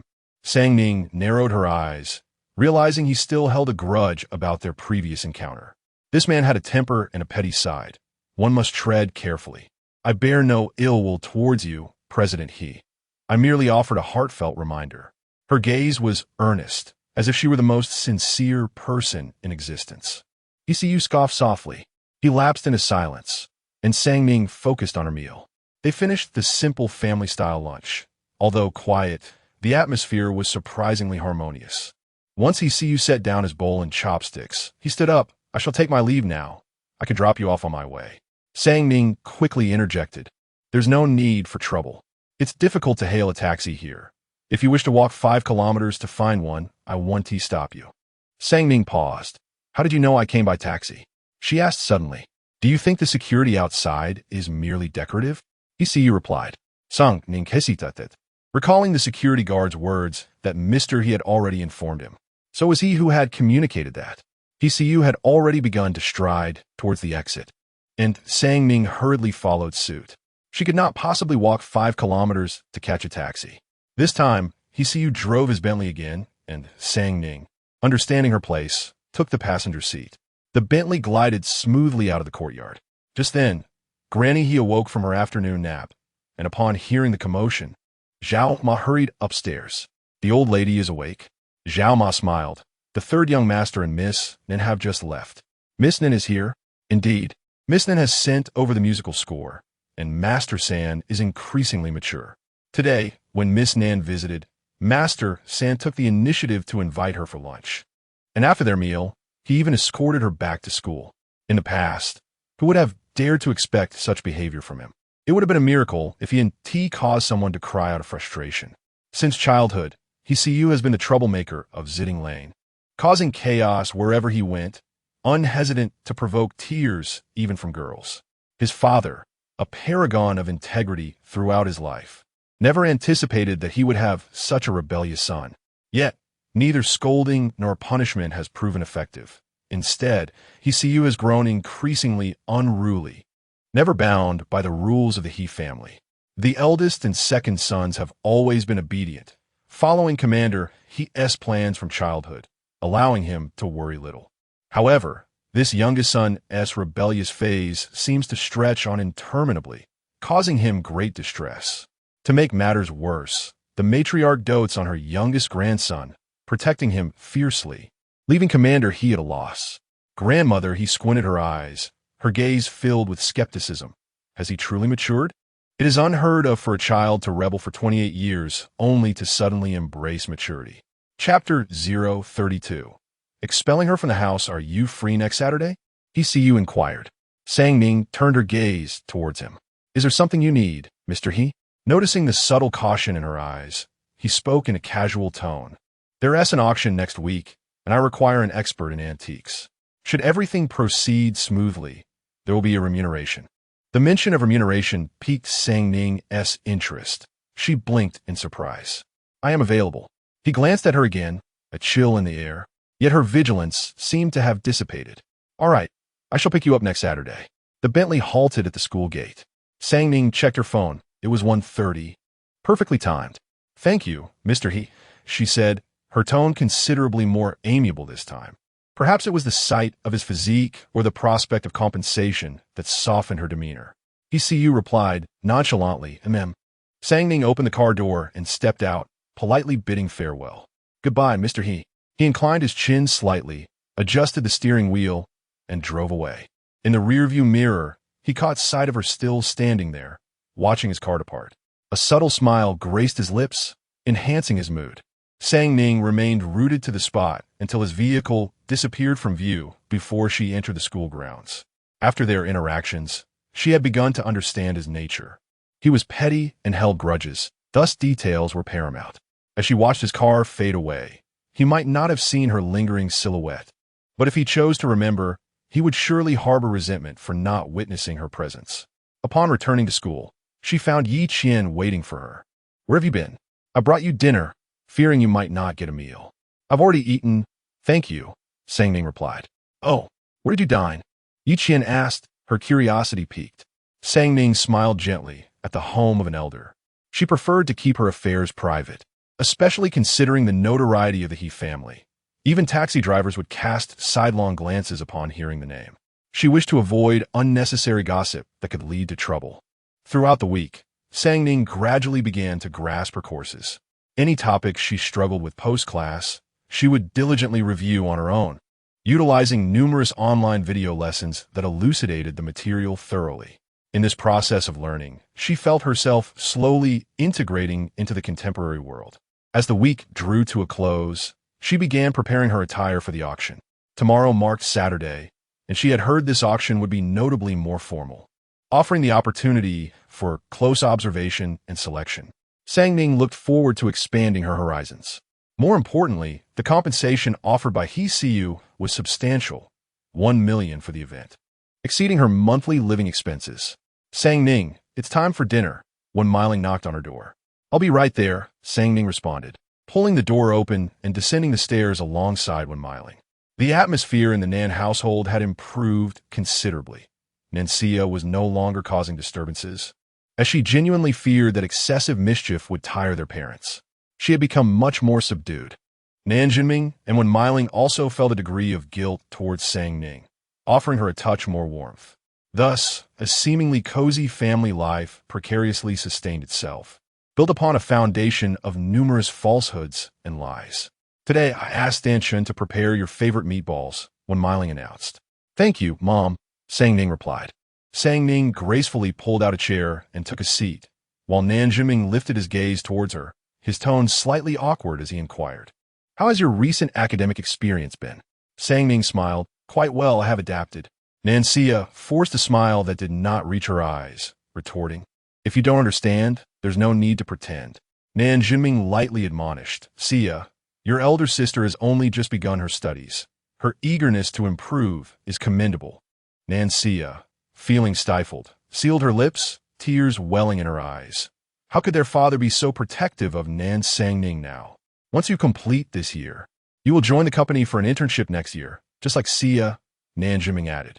Sang Ning curved her lips in agreement. All right. The elderly gentleman also descended the stairs and took his place. The servants brought forth the dishes, preparing to commence dinner. Suddenly, a shrill voice pierced the air. Where is Nan Sang Ning? Have her come out. The elder's face darkened as he frowned. What is all this commotion about? Almost immediately, the front door was flung open, and Nan Wenyu stormed in, nearly frenzied. Nan Sang Ning. Nan Jinming and Wen Miling momentarily stood in shock, bewildered by the situation. Yet, Nan Wenyu disregarded them entirely, advancing and pointing an accusatory finger at Nan Sang Ning. Did you dare deceive me? Sang Ning raised an eyebrow, somewhat bemused. Were you implying it? I seem to be lost. Don't feign ignorance. The Windstorm Automobile Company declared bankruptcy today. If it weren't for your deceitful influence, I wouldn't have invested a substantial portion of my fortune in their stocks. Nan Wenyu seethed with rage, nearly lunging at Sang Ning to throttle her. Unfazed, Sang Ning merely smiled. I am but a girl from the mountains. I had no knowledge of what Windstorm Automobile is. Is it reasonable for Aunt to hold me accountable for this matter? When Miling expressed her displeasure, When you, even if your stock market investment failed. You cannot lay the blame on Sang Ning. She's just a child. How could you take a child's words to heart and make reckless investments at your age? Sang Ning innocently blinked in agreement. Nan Wenyu felt as though her heart might burst from fury. If it weren't for Nan Sang Ning's words about hearing he see you express intent to invest in Windstorm Automobile, she would have never bought stocks in such a failing company. This wretched girl dared to toy with her. With a cold laugh, Nan Wenyu declared, "Very well. Nan Sang Ning, you have played me for a fool, costing me half my fortune. And now you wish to feign innocence and continue as the young mistress of the Nan family? Dream on." She pointed at Nan Sang Ning, addressing Nan Jinming, and when smiling with a piercing voice, "Are you still shielding this wretched girl?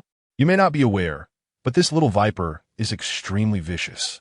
She even pushed Sia into the pond. Nan Sia's eyes widened in shock, a spark of hope igniting within her. Heaven bears witness. She had finally awaited the day of vindication. While Miling could hardly believe her ears this. How could this be? Nan Jinming replied sternly. Did you not personally testify that Sia fell in by her own accord? It was this vile girl who pushed her in. Nan Wenyu was consumed by resentment.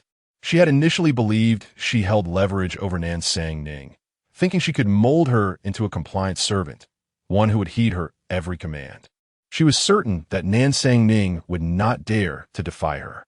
However, to her astonishment, that wretched girl had been scheming against her from the very beginning. Nan Wenyu had invested a considerable portion of her wealth into Guqin Automobile, eagerly anticipating the announcement of Hu Yao's investment, which would herald the revival of the company and a soaring stock price. Yet, contrary to her expectations, she was met with the devastating news of Guqin Automobile's sudden bankruptcy. Her dreams lay shattered, and now she only wished to drag Nan Sang Ning down with her, shouting at the old patriarch, "Father, this vile girl harbors malicious intentions and is filled with treachery. A wild child returning from the mountains is nothing but an ungrateful wolf. She kicked Sia into the pond and then turned her schemes against me. Keeping such a granddaughter in the Nan family will inevitably lead to disaster. It would be better to expel her from our home at once." The old patriarch's expression darkened upon hearing this, and he gravely inquired of Sang Ning, "Is what your aunt says true?" Chapter 033. How she always as a point. Sang Ning shook her head. "I am unaware." Nan Wenyu was on the verge of losing her sanity, exclaiming, "You are unaware? Why are you pretending? I witnessed it with my own eyes." Nan Sia's voice trembled with tears. "Mom and Dad, did you hear that? It was clearly Sang Ning who kicked me in. She did it on purpose." Nan Jinming rebuked angrily. "Sang Ning, do not lie. Speak the truth. On that day, I had accompanied my aunt's family as they departed. My aunt had indeed inquired about what I had seen and heard at the He family." Sang Ning maintained a calm demeanor. "I told her I only saw Grandma He, but my aunt did not believe me. She threatened that if I did not provide useful information, she would immediately return and twist the truth, claiming I was the one who pushed Sia into the pond. After all, the only eyewitness was my aunt. She could easily fabricate stories.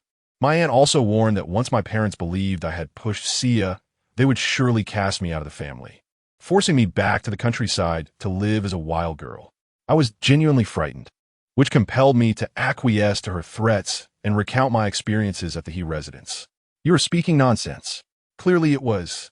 The elder's voice was low and commanding. "What did you say?" Sang Ning turned to the elder. "I mentioned that I encountered He San Shao at the He residence. Grandma He asked him to drive me back. Although we did not converse on the way, I overheard him mention Guqin Automobile during a phone call. I only caught a vague portion of it and was uncertain, hence I did not tell Grandpa. However, my aunt pressed me repeatedly, leaving me no choice." Nan Wenyu shouted, "You little vixen, stop your fabrications. You did it on purpose." The elder scrutinized Sang Ning. "So you truly overheard He San Shao mentioning Guqin Automobile?" Sang Ning appeared somewhat bewildered. "I'm not certain.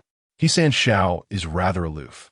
He merely complied with Grandma He's request to escort me home and did not speak with me throughout the journey. I only happened to catch a snippet of his phone conversation." Sang Ning's words revealed two key pieces of information to the elder. Firstly, Grandma He held her in high regard, even going so far as to have He see you personally drive her home. Secondly, Even though Sang Ning had no familial ties with the He family, her casual observations and snippets of information gleaned from them were difficult for the Nan family to acquire. Regardless of their connections, the elder reassessed Sang Ning, recognizing her value, with Nan Wenyue and Nan Sang Ning each holding to their own narratives. Distinguishing truth from falsehood became arduous. However, the question of who held value was abundantly clear. Just as Nan Wenyue was about to speak again, the elder interjected sternly. The Nan family has enjoyed a brief period of tranquility. Why do you insist on stirring up discord? The matter concerning Xia and Sang Ning has long since passed. It should remain buried. Nan Wenyue was taken aback, her face pale. Father, how can you be so biased towards Sang Ning? Nan Xia looked at Wen Miling and Nan Jinming with a sense of grievance, her eyes reddening. Yet, Nan Jinming reprimanded Sang Ning. This matter cannot simply be overlooked.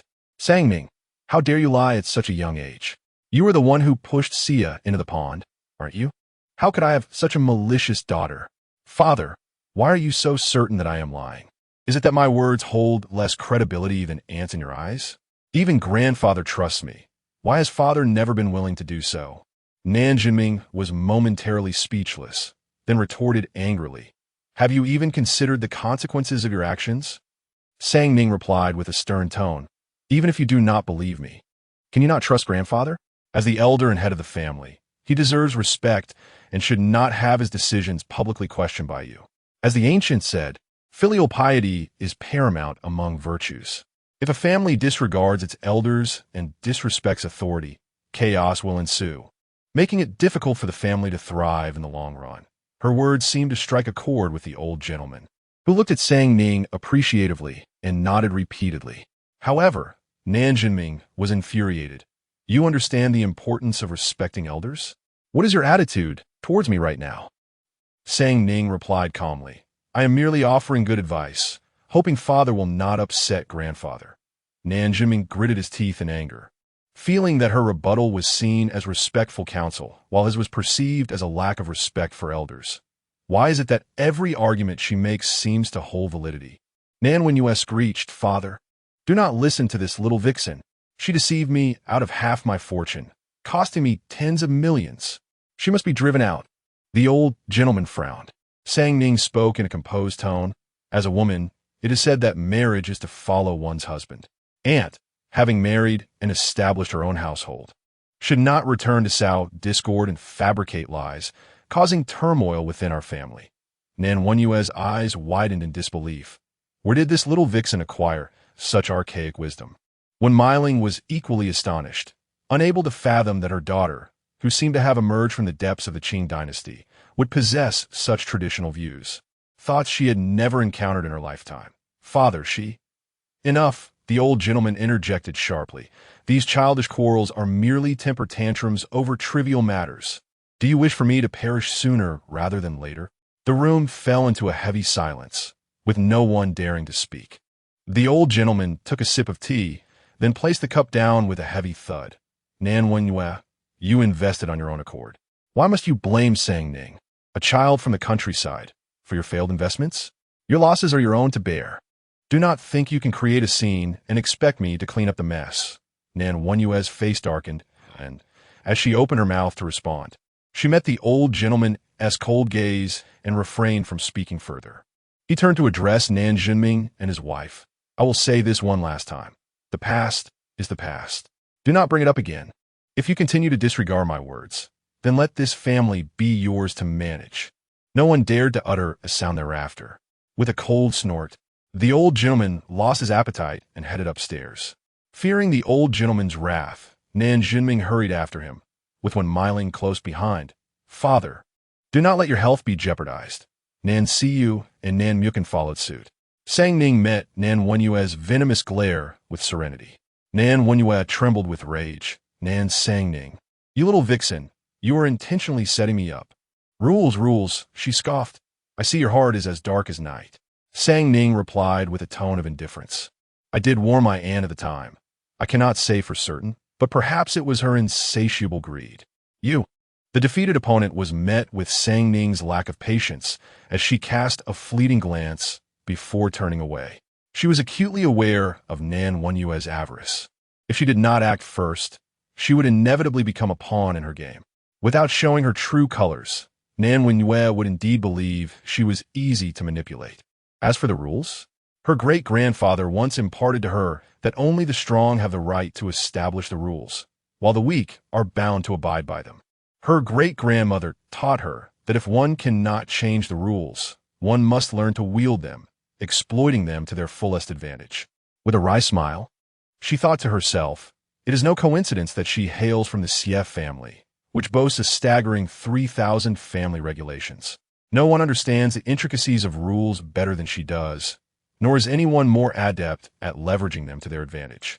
Chapter 034. She never complains at the tender age of 3. She was still too young to comprehend the complexities of life, merely nodding in a daze.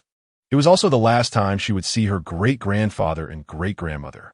That year, her great-grandmother fell ill, prompting her great-grandfather to resign from his official post and retreat to the mountains of Linzhou to care for her in peace. The Sief family was numerous, and her great-grandfather had always been indifferent, yet imposing towards the younger generations, instilling fear even in young Sang-ning. However, one day, in a fit of childish exuberance, she perched on the windowsill and witnessed the usually stern great-grandfather gently coaxing her great-grandmother, saying, "Wan, there's still half a bowl left. Will you finish it for me?" Sang-ning had skipped dinner, having only eaten a single piece of bread to quell her hunger, and was now revising her studies. A knock on the door interrupted her concentration, and the voice of Aunt Chen rang out. "Miss, the sir requests your presence in the study." After finishing the last morsel of bread, she closed her book and rose. In the study, Nan Jinming awaited her with a scowl. "Dad, did you call for me?" Sang-ning inquired as she entered. The air was thick with tension as Nan Jinming's expression darkened. "Do you not know why I summoned you? You think today's incident can simply be brushed aside in front of your grandfather? Is it true what your aunt said? Did you indeed push Sia into the pond?" Sang-ning's tone was icy. "Why question me repeatedly when you could confront my aunt, who speaks in riddles? Do you truly place such trust in her? It seems unlikely, considering she previously testified on my behalf, only to accuse me now after losing money on her investments. Can you not see that she seeks revenge?" Nan Jinming was momentarily taken aback, his anger simmering beneath the surface as he retorted. "But Sia claims it was you who pushed her. If I had indeed pushed her, why would I deny it? Have I ever shirked responsibility?" Sang-ning replied calmly, her composure leaving Nan Jinming momentarily speechless, making him feel as though he had acted like a petty villain. Nonetheless, his frustration resurfaced as he admonished. "And what of your deliberate misguidance that led your aunt to lose tens of millions?" Sang-ning raised her gaze to meet her father's eyes, her glass-like irises seemingly capable of piercing through the facade of the heart. "Isn't it true that my aunt lost a significant portion of her wealth? Shouldn't that bring you some satisfaction?" Nan Jinming's expression froze. What did you say?" "Father, you should be well aware that my aunt and Uncle San are in cahoots, both eyeing the Nan family fortune. Although you hold the title of eldest son and have gained grandfather's favor, you cannot dismiss the possibility that they might conspire against you." Sang-ning had discerned this dynamic during her initial days in the Nan household. Nan Jinming's face paled rapidly. These matters were well known among him and his two siblings, yet they had always been veiled in secrecy, never uttered aloud. How could this girl, who had only just returned, possess such insight? Sang-ning seemed his case. "Since my aunt is assisting Uncle San and has invested in Jifeng Automobile, it stands to reason that Uncle San has also made an investment. He simply lacks the convenience to cause a disturbance. My subtle misdirection should alleviate some of your burdens, father." Nan Jinming had recently botched 2 company projects, ultimately resorting to seeking help from the old man, swallowing his pride to salvage the mess. Due to this matter, Nan Jinming was already in a state of utter distress. His 2 siblings, who were ever watchful, eagerly sought to exploit the situation in hopes that their father would forsake him and cast him out of the Nan Group's board of directors. Now, with Nan Wenyue and Nan Jinxing eagerly investing in Jifeng Automobile and suffering considerable losses, it could be said that they had inadvertently cleared the path for Nan Jinming. Upon learning of this development, a quiet sigh of relief escaped his lips. Yet, At this moment, as he gazed into his daughter's perceptive eyes, which seemed to unveil his innermost thoughts, he felt a twinge of discomfort. What could a mere child possibly comprehend? Such nonsense. Knowing her father-valued face, Sang Ning refrained from elaborating further and merely asked, "Then, Dad, is there anything else you wish to say?" Nan Zhiming found himself at a loss for words. He had prepared a multitude of admonishments, yet now, not a single one could find its way to his lips.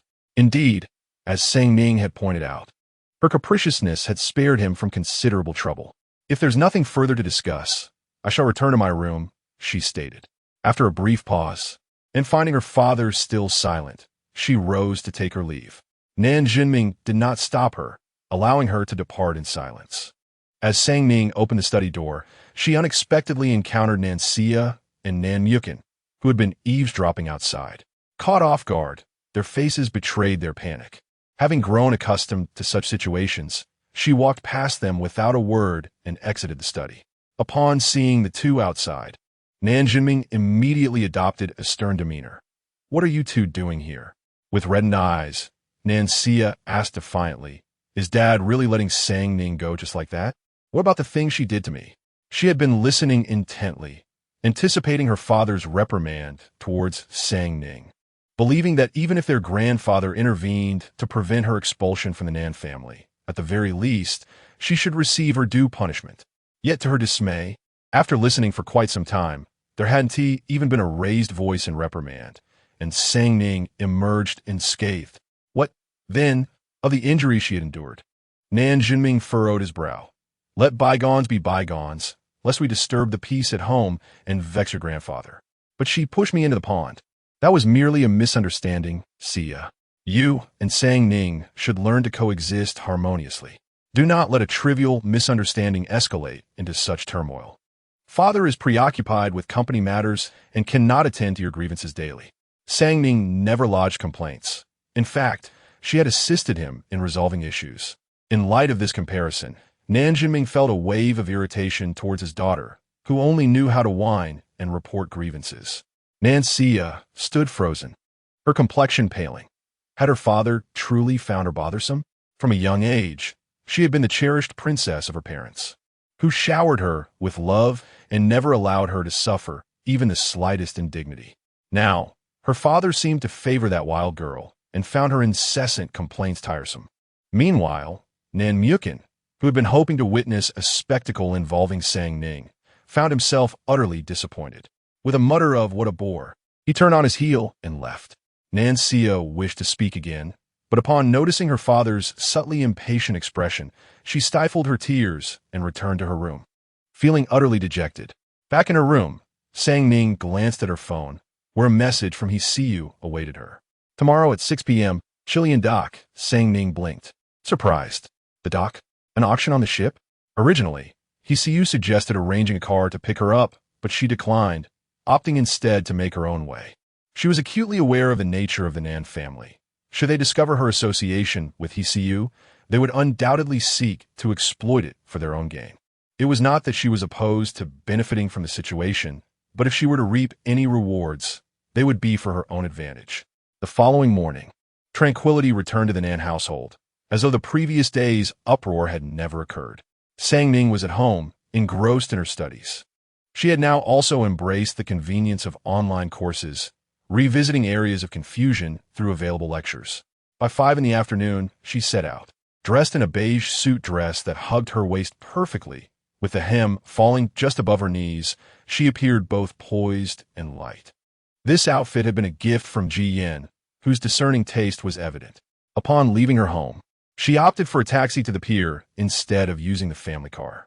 As soon as she alighted, the brisk sea breeze tousled her hair. At that moment, only a single cruise ship was docked at the pier. A steward approached her swiftly. "Excuse me, miss, do you have an invitation?" Sang Ning retrieved a black invitation from her bag. The steward nodded, gesturing for her to follow. "Please, this way to board the ship." He guided her up the steps, and she marveled at the grandeur of the vessel. This was her first encounter with such a magnificent ship. Once aboard, as she stepped onto the deck, her gaze fell upon a man standing on the second level, leaning against the railing with his back to her. He wore a deep blue satin shirt and black trousers. His sleeves casually rolled up to reveal strong arms, lazily draped over the railing. He tilted his head slightly. The wind whipped through his tousled hair. Yet it did nothing to diminish the striking profile he presented. A casual smile graced his lips as he conversed with a tall, elegantly refined woman beside him. Chapter 35. From which mountain does this feudal remnant emerge? He seemed to sense her gaze, turning to look at her, his left arm resting casually on the railing. His head slightly bowed, his eyes fixed upon her. Sang Ning felt an aversion to being scrutinized in such a manner, so she averted her gaze, focusing ahead as she ascended the stairs, following the attendant's guidance. Sang Ning climbed the outdoor staircase to the second-floor platform. He remained leaning against the railing, his attention on her, evidently awaiting her arrival. Sang Ning approached slowly, greeting him politely, Mr. He glanced at her, the pretense of politeness they maintained since their first meeting causing her to curse him silently in her mind. He smiled faintly, responding with a languid courtesy, Miss Nan. Sang Ning furrowed her brow slightly, uncertain if it was merely her imagination or if he was indeed mocking her. Is this the esteemed Miss Nan you spoke of, renowned for her expertise and appraisal? A woman beside him inquired, her eyes surveying Sang Ning with an air of innate superiority. He introduced her. This is Lin Shuyan from Lin's Bank. Sang Ning blinked, understanding the source of her arrogance. She undeniably had the means to back it up. Miss Lin, it's a pleasure to meet you, Sang Ning greeted politely. Lin Shuyan smiled in return, Miss Nan. Her response was somewhat dismissive. She had already inquired about Sang Ning's background and deemed the Nan family, a recently affluent clan, beneath her notice. Moreover, she had heard that Sang Ning was merely a recent addition from the countryside. It baffled her why you would elevate someone of such low standing. Lin Shuyan turned her gaze to He, her smile blossoming. I just returned to the country. In Guqin, Chun mentioned you would host a welcome dinner for me. Shouldn't you treat me to a meal? He said to have you invite me. He replied coolly. That won't do. It's rare for me to return, so you should at least treat me to a meal. You come back 8 times a year. It's unnecessary. Feigning annoyance, Lin Shuyan replied. He can you not say something pleasant? He straightened, addressing Sang Ning. Let us go. The auction is about to commence. Sang Ning nodded, falling in a step beside him. Lin Shuyan's smile faltered slightly as she watched He and Sang Ning depart together, an inexplicable discomfort stirring within her. Inside the cabin was a grand appraisal venue, where many antiques were displayed openly, even lacking glass covers. One could examine them at will, for there were no individuals here who could not afford a loss. The hall buzzed more than outside, and Sang Ning raised her voice slightly. Mr. What items would you like me to assist you in appraising this time? He, one hand tucked in his suit pocket, ambled forward, tilting his head slightly. Follow me. He led her to the far end, where a massive display showcased a painting, the 100 birds paying homage to the phoenix, created by the Zhou dynasty artist Sun Yan. Sang Ning recognized it from the previous small auction, lamenting that it was a counterfeit. He turned to her. What do you think? Sang Ning shook her head. It is not an authentic piece. Perhaps it is due to the immense fame of this painting, which has led to countless imitations, with many attempts to replicate it even during the Zhou dynasty. Consequently, numerous forgeries have been passed down through the ages. Although these replicas are indeed ancient artifacts, they are not the genuine article. He's eyes reflected a hint of disappointment. Well, that's that. Why does Mr. He desire this piece? To gift it to someone. Sang Ning was somewhat taken aback. She had assumed that a person of his stature would not be reduced to the necessity of giving gifts to curry favor. He tilted his chin slightly. Let us continue to browse. Very well. Sang Ning, ever diligent in her duties, followed closely, patiently assisting him in appraising treasures. It was rare for He to observe her demonstrating such patience, thoughtfulness, and gentleness. He remarked, Why is it that you seem unhappy in my company each time? It seems it is the matter of monetary compensation. This transaction left both parties exceedingly satisfied. Have you upset Shuyan again? I saw her outside, and she appeared quite displeased. Gu Xingchen approached, grinning as he conversed with He remained engrossed in examining a bronze sword, his eyes not lifting. Is that so? There are many who find themselves displeased with me. It is hardly remarkable. I shall host a gathering this evening to welcome Xu Yan. Will you join? I am unavailable. But you have no plans tonight? Yu glanced toward Sang Ning beside him, only to suddenly realize she had vanished. His brow furrowed slightly, a hint of discontent in his gaze as he searched for her, soon finding her standing at a nearby display, captivated by a string of pink tourmaline beads worth a fortune. He strode over. What captures your attention? Sang Ning's traits her posture, diverting her gaze from the exquisite beads. Just browsing. Yu cast a glance at the beads. Do you fancy them? Although she could not afford such luxury, she held her pride. They're rather ordinary. Understanding that Yu's decisions were immutable, Gu Xingchen refrained from further discussion and went outside to the terrace to meet Lin Shuyan. He is unavailable tonight.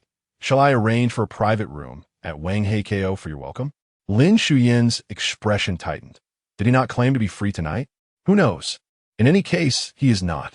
Lin Shuyan recalled the woman accompanying him, her complexion subtly darkening. An hour later, the banquet downstairs was set to commence. As they descended to the first floor, someone engaged Yu in conversation, while Sang Ning, adept at self-care, excused herself to fetch some food. Miss Nan. Upon turning, Sang Ning found herself face to face with Lin Shuyan. She greeted her politely. Is there something you need, Miss Lin? Lin Shuyan's smile bore a trace of disdain. This must be your first time at such an occasion, correct? With the standing of the Nan family, you scarcely qualify to be aboard this vessel. Were it not for your association with Yu, how would you even stand here conversing with me? It is indeed my first visit. Accompanying Yu has broadened my horizons considerably. Sang Ning discerned that this young lady regarded her as a rival. Thus she remained courteous. Mister, he has employed my services for appraising treasures. I am merely fulfilling my duty for remuneration. Lin Shuyan let out a disdainful scoff, remarking, These tricks may deceive men, but there is no need to prattle before me. Having grown up in Wisteria Lane alongside Yu, she possessed an intimate understanding of him. While others might be oblivious, she could discern that Yu had a unique disposition towards this woman. Sang Ning smiled subtly, inquiring, So, Miss Lin, what is it that you seek from me? It is unnecessary to remind you that the He family's status far surpasses yours. You are not worthy even to carry his shoes. It would be prudent for you to temper your unwarranted aspirations. The implication of Miss Lin's words was clear. Do you believe you are deserving? Lin Shuyan raised her chin defiantly, asserting, of course. Do not be deluded into thinking that any momentary kindness from Yu grants you the right to nurture foolish fantasies. We inhabit the same city, but we dwell in entirely different realms. Even if he shows you a fleeting interest, it is but a passing whim. Sang Ning pondered thoughtfully. Indeed, mister, he is well suited to Miss Lin. My presence is merely a novelty, and ultimately, he shall marry you. Lin Shuyan coldly smirked. It is good that you understand. Although their families had not formalized an engagement, she was in effect the He family's destined granddaughter-in-law. Throughout the years, many women had flitted about Yu's side, yet all were mere fleeting shadows. Ultimately, his spouse would undoubtedly be her. Sang Ning smiled. Since Miss Lin is aware of her role as the rightful wife, why then resort to the disgraceful tactics of a concubine? Lin Shuyan's expression shifted. What did you just say? Sang Ning's tone turned grave. Miss Lin, you hail from a prestigious lineage. How can you lack the most fundamental understanding of a matron's duties? If you possess the ability, make him willingly remain by your side. If you do not, you ought to stay home quietly and feign ignorance. Lin Shuyan's eyes widened in disbelief, struggling to comprehend the words of this wild girl. A true wife should embody grace and virtue, fostering harmony within the household. Otherwise, like you, with a narrow heart, you cannot maintain a man and must lower yourself to seek out other women for confrontation, which is utterly undignified. Lin Shuyan stood frozen, her complexion nearly that of a liver. Yu. Sang Ning raised her chin, her gaze condescending. I hope you take this advice to heart and refrain from further embarrassing yourself in such a manner. Not far away, Yu and Gu Xingchen had just arrived, their attention captured by the unfolding scene. Gu Xingchen's eyes widened in astonishment, gasping, Heavens, from which mountain did this feudal remnant emerge? Chapter 036. 18 years of virtue training was not in vain. Hisuyu regarded her serious little face. Had he not previously witnessed her gaze lingering on a man tearing his shirt, he might have believed in her unwavering loyalty to virtue. As Sangning turned, her eyes fortuitously met Hisuyu's. She tilted her head slightly and approached him, still maintaining her polite greeting, Mr. He. Lin Shuyan suddenly spotted Hisuyu and Guqin, her countenance darkening further, feeling humiliated by a wild girl. She stormed over, indignantly exclaiming, "What kind of appraiser did you find? She seems utterly clueless, merely spouting nonsense." Hisuyu, with his hands tucked in his pockets, replied nonchalantly, "Where's the nonsense?" Lin Shuyan's expression stiffened. How could he be defending Nan Sangning? You. When Hisuyu looked at her again, his eyes were already tinged with coldness. My affairs are not for others to meddle in. Lin Shuyan stood frozen, her face almost cracking under the tension. They had grown up together, shared years of friendship, yet he referred to her as others. Guqin hurriedly attempted to diffuse the situation. Who would dare to meddle in your matters, He-san? Your father can't even control you. I wish to live a few more years, so Shuyan. You too must be courteous to Miss Nan, as she is a guest of He-san. Lin Shuyan pressed her lips tightly together. Her hands clenched into fists at her sides. Hisuyu, disinterested in lingering, turned to Sangning. Let us go. Sangning glanced at the plate of small cakes she had just acquired, her brow slightly furrowing, but ultimately she set it down and followed Hisuyu's departing footsteps. Lin Shuyan glared fiercely at Nan Sangning's retreating figure, her expression one of utmost displeasure. Guqin sighed. Why provoke He-san? You know his temperament. He is fiercely protective of his own. If you upset his people, do you think he would spare you any consideration? Their circle of friends had grown up together, who did not understand one another's dispositions. Hisuyu would show no mercy if he turned against someone. Even Lin Shuyan had been brought to tears by him on several occasions in their childhood, with him offering no comfort whatsoever. Currently, their relationship was amicable, partly due to the bond forged through their upbringing, and partly because Lin Shuyan had learned how to avoid inciting Hisuyu's ire. Lin Shuyan was acutely aware of Hisuyu's protectiveness and his disdain for interference, yet, when had Nan Sangning, that wild girl, become his? Lin Shuyan gritted her teeth. Guqin paused, reflecting, you'd best not provoke Nan Sangning. Do not be deceived by her gentle demeanor. She is formidable, possessing great strength. Remember at the birthday banquet for old Madam He, she knocked her younger siblings to the ground with just 2 slaps, leaving them unable to rise. As Guqin spoke, he cast a wary glance at Lin Shuyan. Next time you anger her, don't say I didn't warn you when you end up in trouble. Lin Shuyan could only respond with silence. After Guqin's analysis, a flicker of doubt crept into his mind. He pondered thoughtfully. If a conflict were to arise between the formidable Nan Sangning and Hisuyu, who would ultimately emerge victorious? At this moment, the cruise ship had docked, and Hisuyu ambled down the stairs, with Sangning trailing behind him, still unaccustomed to high heels, opting instead for a pair of flat shoes. As they disembarked, he suddenly paused and glanced back at her, inquiring, "Does that monk of yours in the mountains still teach female virtues?" Sangning remained composed, replying, "The Nan family has a commendable family tradition. They have always emphasized propriety. It is only fitting for a woman to be gentle and virtuous, to follow her husband upon marriage, and to embody kindness and grace." After all, she had no desire to compete for the position of the flower playboy's legitimate wife. Those who wished to suffer the consequences could do so at their own discretion, and she was indifferent to it.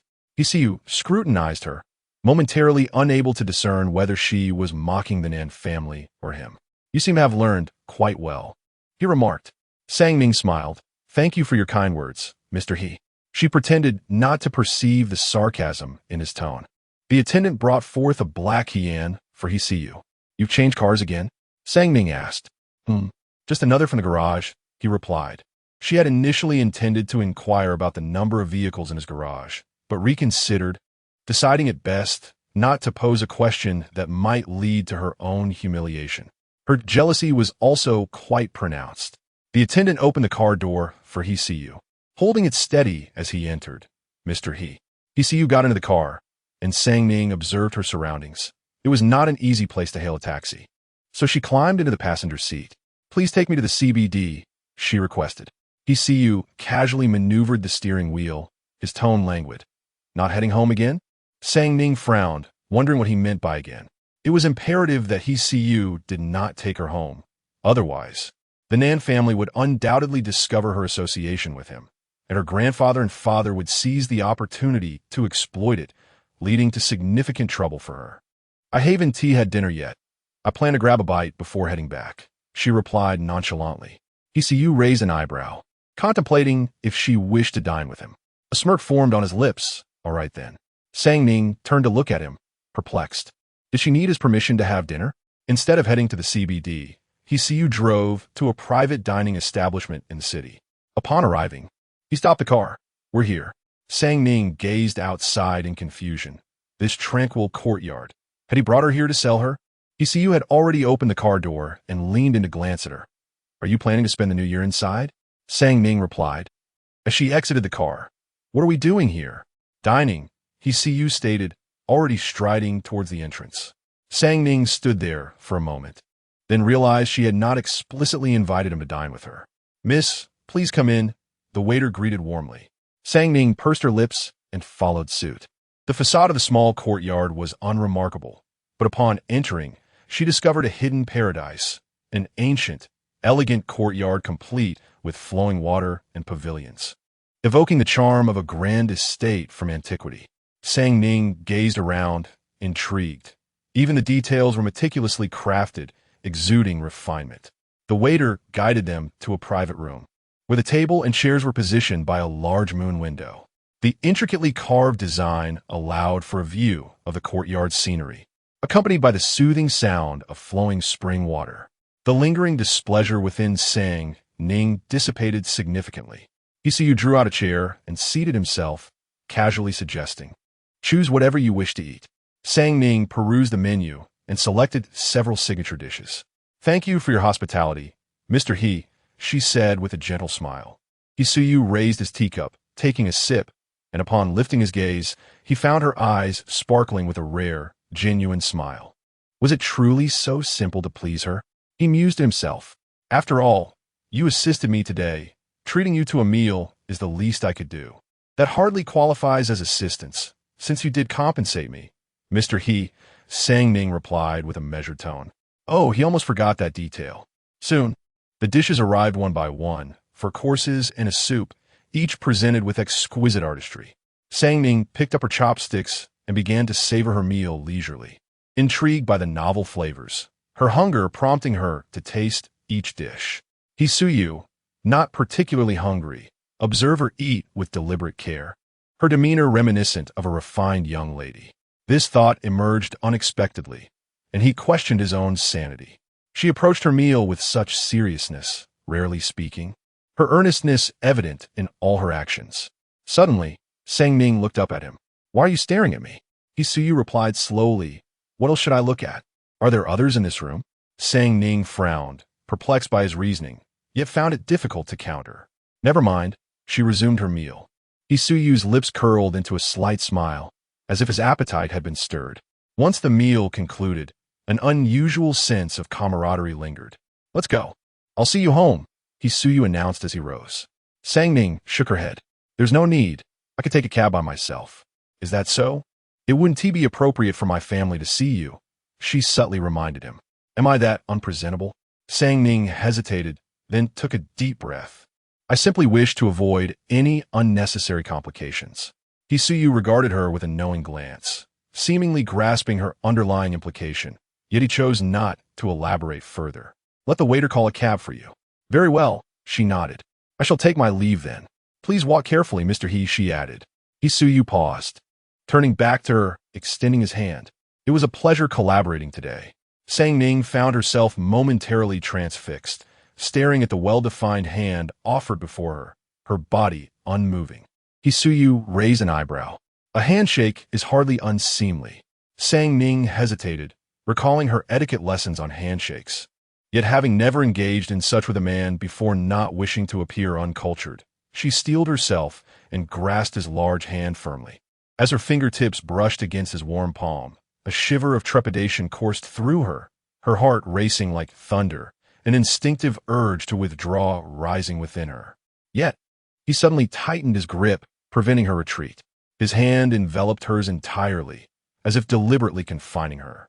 She lifted her gaze, meeting his eyes, which sparkled with a disarming smile. Until we meet again. He released her hand and turned away. Sang Ning remained rooted to the spot, her expression taut as she stared at her reddened right hand, a disconcerting thought surfacing in her mind. She felt tainted. 3 minutes later, a waiter knocked and entered. "Miss Nan, your car has been called for you." Casting aside her chaotic thoughts, Sang Ning picked up her bag and stood up, replying, "All right." The waiter guided her towards the exit, but just as they reached the door, another waiter hurried to catch up. "Miss Nan, what is it?" The waiter presented her with a wristwatch. "This is the watch Mr. E left in the restroom." Sang Ning frowned, wondering how he could be so forgetful. "Please take it with you." Reluctantly, she accepted the watch and hurriedly left. After she got into the taxi, she called, "He see you." "Hello." His voice was low. "You left your watch at the restaurant, and I took it for you. When you have time, please bring it to me." How adept he was at directing others. "The reward has already been transferred to your account," he stated. Sang Ning pursed her lips, her tone becoming noticeably more courteous. "Then I will deliver it to you tomorrow." "Yes, bring it to Huyao." "All right." Taking a deep breath, she ended the call. Well, considering the reward, she would tolerate him once more. Back at the Nan household, when Miley inquired, "Where did you go today? Why are you back so late?" "I was studying with classmates." When Miley, aware of Sang Ning's diligent efforts, felt a twinge of discomfort and softened her tone. "Just don't overexert yourself. Your grandfather doesn't expect you to manage the company." Sang Ning smiled. "Of course, as a girl, there's no need for me to worry about the company. I merely wish to broaden my horizons and ensure I don't bring shame to the family in the future." When Miley felt reassured, "Yes, I will also look for suitable matches for you, arranging blind dates to find you a good marriage." If Sang Ning knew nothing, it would indeed affect her prospects for matchmaking. "Don't worry, Mom." Though this daughter had grown up in the countryside, she was unexpectedly virtuous, not spoiled or willful, and quite sensible. Yet, for some inexplicable reason, when Miley always felt a sense of unease. Sang Ning ascended the stairs to her room, as per her routine, shedding her dress to indulge in a bath. In good spirits, she reflected on the accolades she had received that day, feeling her 18 years of virtue training had not been in vain. Cheerfully, she picked up her phone and opened Weibo, noticing several posts that had tagged her. "Shermu has posted." She clicked on Shermu's Weibo and saw the comment section flooded with affectionate hearts. With both hands holding her phone, she earnestly emulated the other fans, typing in the comment section, "Brother, you are so handsome. Love you, heart, heart, heart." Chapter 037. My father's car. A message from Ji Yin popped up. "Are you attending the cruise auction today?" Sang Ning blinked and slowly began to type. "How did you know?" Instantly, several messages flooded in from the other side. "I heard it from Gu Xingqian. If I had known you were going, I would have joined you. Why didn't you tell me? I heard you confronted Lin Shuyan. How bold. Truly my sister. I just ran into her. Her expression was quite dreadful. Hey, why aren't you responding?" Sang Ning. She slowly deleted the words she had just typed and began anew. "President, he asked me to assist with an appraisal. I forgot to mention it to you. Hey, I'm off to party. We'll chat later. Bye." Sang Ning. She again slowly deleted her message and typed a single word. "Okay." The other side replied almost instantly. "Are you just brushing me off?" Sang Ning. She continued to type. "I type rather. All right. I know you type slowly. It takes you ages to say anything. I really am going to party now. I'll invite you next time." By Sang Ning.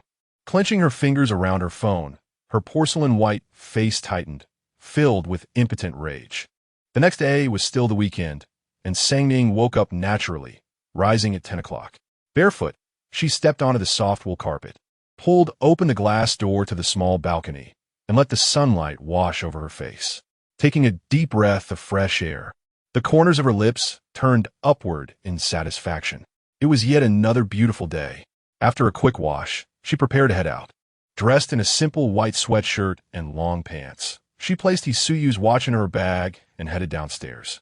It was the weekend, and the Nan family was mostly home. Even Nanjiming was rarely resting at home. It seemed the mess at the company had been mostly sorted out. "Are you going out, sister?" As Sang Ning entered the living room, Nanxia initiated the conversation. With her eyebrows slightly raised, Sang Ning turned to see Nanxia's sincere expression, devoid of any lingering resentment. Since it's the weekend, and our parents are rarely home together, why don't we have lunch as a family? Nanxia's tone was earnest and obedient. The previous glaring hatred had vanished, and although there had been no justice served, it seemed she bore no grudge for being pushed into the pond. Had she matured? Sang Ning was disinclined to play along. I have made plans to have lunch with friends. Nanxia looked at her timidly. Are you still angry with me, sister? Is that why you don't want to stay for lunch? I regret doubting you, and I wish to have a good relationship with you. Sang Ning smiled slightly. It wasn't regret she felt, but rather fear. Fear that continuing the quarrel would annoy their parents. Nanxia's transformation today likely stemmed from her realization that the love she believed was abundant from their parents was, in truth, far less than she had imagined. Wen Miling felt a pang in her heart upon seeing Nanxia's cautious demeanor. She stepped forward, embracing Nanxia and reproaching Sang Ning. Your sister has taken the initiative to reconcile. You should not cling to past grievances. After all, Xia has been hurt. Nanxia lowered her head, her eyes downcast and silent. Nan Zhiming also admonished Sang Ning. As an older sister, you should not be so petty. Look how understanding Xia is. Nam Yukin scoffed. Isn't it just because she knows her sister is easygoing that she dares to act so arrogantly? In Nam Yukin's eyes, the term sister was exclusively reserved for Nanxia. Sang Ning remained silent, not uttering a word. Nanxia's initiative to display humility proved effective, instantly melting the hearts of Nan Zhiming and Wen Miling, restoring warmth to their family of four. Sang Ning, with an impassive expression, stated, Grandma, he mentioned she enjoyed the Peep a piece I played last time and asked me to bring the sheet music. As soon as the words left her mouth, Nan Zhiming's expression shifted dramatically. Why didn't you say so earlier? Hurry and go. We cannot keep Grandma he waiting. Wen Miling also cautioned her, be considerate when you go. Make sure Grandma he is pleased. Sang Ning nodded, understood. She turned to leave, her gaze sweeping over Nanxia. Noticing her slightly stiff expression and the barely concealed hatred in her eyes. Yet, as she departed, she heard Nanxia's understanding voice. So it turns out my sister has important matters to attend to. I misunderstood. Wen Miling lovingly stroked her hair. It is not your fault. You are unaware. Mother knows you are the most understanding. Sang Ning did not pause in her steps, striding directly out of the Nan residence and toward Huiyao. Huiyao was situated in the prime CBD area, two towering buildings reaching for the heavens, their sleek, flowing architecture adorned with glass facades that glimmered with a cold, sharp brilliance under the sunlight. The characters for Huiyao stretched across the expanse, inscribed in a casual font that exuded an air of audacious flamboyance. Sang Ning pushed open the car door and alighted, standing still as she gazed up at the imposing structure with a sense of wonder. She took out her phone, preparing to message he see you when she suddenly noticed a vehicle parked where she had just exited. Turning to glance, she recognized it as a black Kian, the very car he see you had driven the day before. Sang Ning hesitated, thinking it might be a coincidence that he see you was arriving for work. However, when the car door swung open, a boy of about 11 or 12 emerged. Clad in a white tracksuit, his hair was disheveled like a bird's nest. Though his youthful face was quite handsome, he carried an air of arrogance reminiscent of Hsiu. Perhaps Sang Ning's gaze had unsettled him, for he looked over impatiently. What are you staring at? Haven't you seen a handsome guy before? Sang Ning responded. It is indeed somewhat novel. Novel? What do you mean? The boy's eyes narrowed in suspicion. It was the first time someone had described him as novel. Such self-absorption was rare. Aside from Hsiu, there seemed to be no one else like him in the world. Sang Ning smiled, a novel kind of handsome. The boy furrowed his brow, seemingly perplexed as to whether her words were intended as a compliment or a slight. Just as he was about to inquire further, the driver leaned out of the window and spoke to him. Young master, perhaps it would be best to return to the old residence first. Your father is unaware of your return. In a fit of frustration, the boy slammed the car door with considerable force, causing the vehicle to tremble slightly. Enough. It's none of your business, he retorted vehemently. The driver chose not to speak further. Turning back with a scowl, The boy's gaze collided with Sang Ning's astonished eyes. What did you just say? He recalled her earlier peculiar praise. Sang Ning frowned. Young man, it is quite impolite to speak so disrespectfully to your elders. And venting your anger on someone else's property is unbecoming. Even the feudal era of the Zhou dynasty, one could not be so audacious. And I always treated the elder servants with utmost courtesy. Moreover, in this modern age, where everyone is regarded as equals, such reckless behavior towards belongings is utterly inappropriate. The boy replied with impatience, What is it to you? That is my family's driver, and the car belongs to my father. I can do as I please. Chapter 038. The illegitimate child, Sang Ning momentarily froze. His father's car? The boy, with his backpack in hand, stormed through the grand entrance of Hui Yao without inquiring at the front desk, directly swiping his card to access the elevator. 2 minutes later, Sang Ning entered and approached the front desk. May I ask if Mr. He is available? I am here to deliver something. She had just sent a message to He see you, but he had not responded. May I ask who you are? I am Nan Sang Ning. The receptionist nodded busily. Oh, Miss Nan, Assistant Yin just briefed me this morning. Please, allow me to escort you upstairs. Thank you. Sang Ning followed the receptionist into the elevator, which she promptly sent to the top floor. The elevator ascended swiftly, as if it were a direct express, without any stops, reaching the top floor in an instant. As the doors opened, Assistant Yin was already waiting outside. Miss Nan. Sang Ning stepped out of the elevator and greeted politely, Hello, Assistant Yin. Mister. He is currently in a meeting, which is likely to last another half hour. Shall I take Miss Nan to the waiting room? This is an urgent meeting regarding a recent product issue, he added. Sang Ning shook her head. No need. I am merely here to deliver something. I do not wish to disturb Mr. He while he is busy. She retrieved a watch from her bag and handed it to Assistant Yin. He hesitated momentarily. Considering the series of unexpected troubles Mr. He had encountered today, and surmised he might be occupied for quite some time. Thus, he refrained from insisting she stay. Then I shall pass this along to Miss Nan, he said. Sang Ning noted appreciatively. Thank you. She turned and re-entered the elevator, pressing the button for the first floor. Assistant Yin watched the numbers descend, exhaling deeply before turning back to return to the president's office. He knocked gently before entering, finding a disheveled boy lounging on the sofa, engrossed in his phone. Young master, Mr. He's meeting will likely continue for another half hour. Please wait a moment. Oh, the boy did not lift his gaze.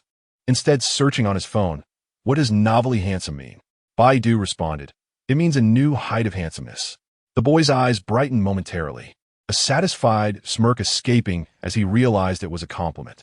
Half an hour later, the office door swung open once more, revealing a tall figure clad in black trousers and a white shirt.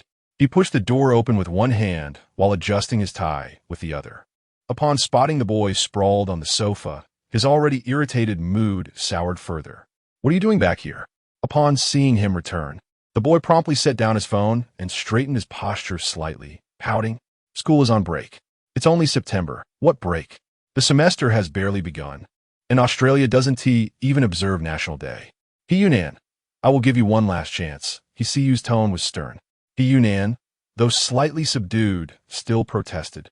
I don't want to go to school. Then what do you wish to do? Become a vagabond? He Siyu frowned at his untidy appearance. I just flew for 14 hours and came straight here to find you, He Yunnan replied, his tone laced with a hint of grievance. He Siyu smirked coldly. Should I feel moved then? He Yunnan remained silent. He Siyu took a step closer, his tone impatient. Pack your things immediately and return to school. I've been suspended for fighting. At last, he spoke the truth. He Siyu added, then go home. I don't want to go back. He Yunnan averted his gaze, thinking to himself that no one wished for his return anyway. As Sang Ning exited Huyao, her phone buzzed. Jian had sent her a WeChat message. You had no classes today, right? Come out to play. Sang Ning opened the chat, preparing to type a response when Ji Yan's call came through. I couldn't wait for your slow typing. Let's just talk. Come out shopping. It's rare for you to have a free day. Sang Ning nodded. I'm just outside. Shall we have lunch together? Where are you? CBD. I'll be there soon. Ji Yan had booked a restaurant in the nearby Vientiane city, just a short walk away for Sang Ning. It was a Western restaurant, exuding a chic and sophisticated ambience. Sang Ning chose a table in the bustling main area near the floor-to-ceiling windows rather than a private room. In ancient Zhou dynasty, women were required to sit in private rooms when out, constrained by societal norms.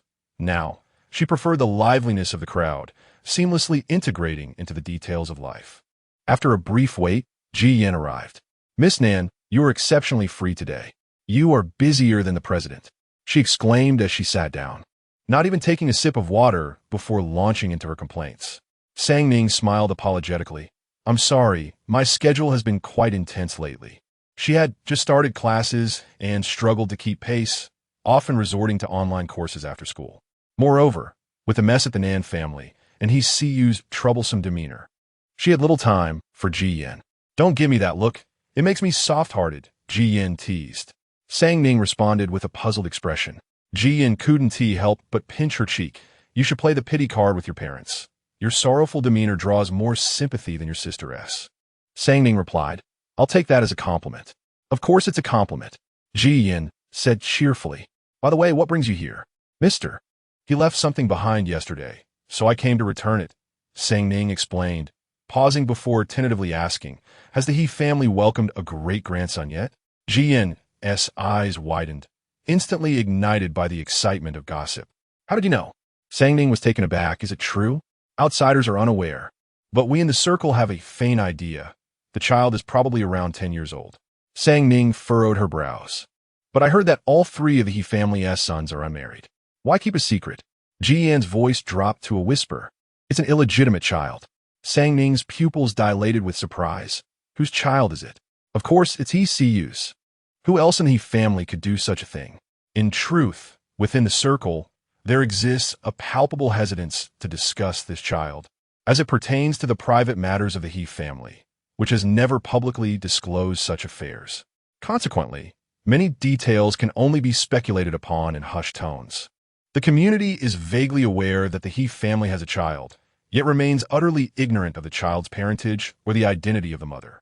Nonetheless, those familiar with the inner workings of the circle instinctively presume that this child is none other than He Siyu's offspring. Ji Yan asserts with conviction, "The eldest son of the He family has always been exemplary in both character and academics, being the most rational and serious among them. The second brother, with his refined demeanor and gentle temperament, is equally commendable.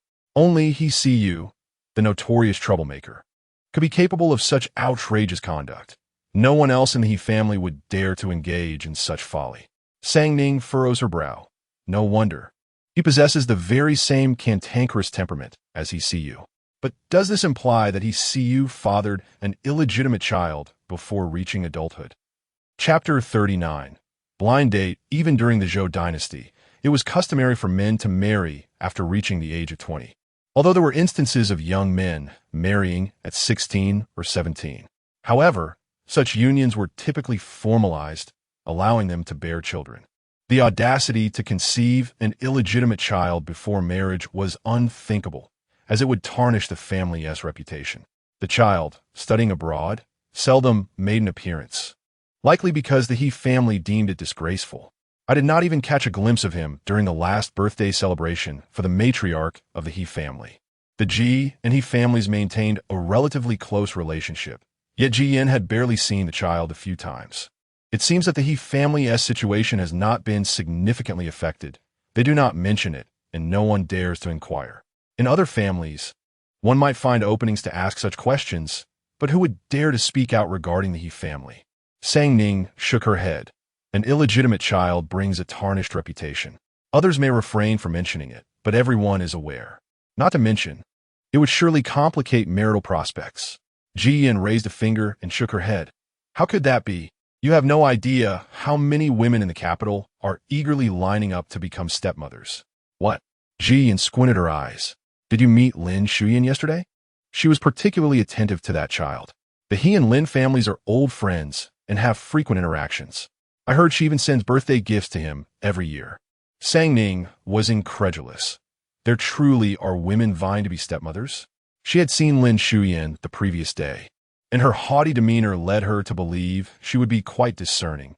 Yet here she was, willing to take on the role of a stepmother. In the Zhou dynasty, An unmarried woman bearing an illegitimate child would find it impossible to marry into a suitable family. Instead, she would have to lower her status and hastily marry a woman from a less reputable family to cover up the scandal. Jian scoffed. What does it matter? Just consider who she would be stepping in for. After all, it is the son of Hsiu. Given his name alone, what is a stepmother in comparison? There are plenty of women eager to take on that role. Sang Ning sighed. Indeed, the moral fabric of society has declined. By the way, did you encounter that child today? Jian asked, curious. I'm not sure if it was him. Logically, he should be studying abroad. So could it be that he has skipped school? I've heard he is quite rebellious.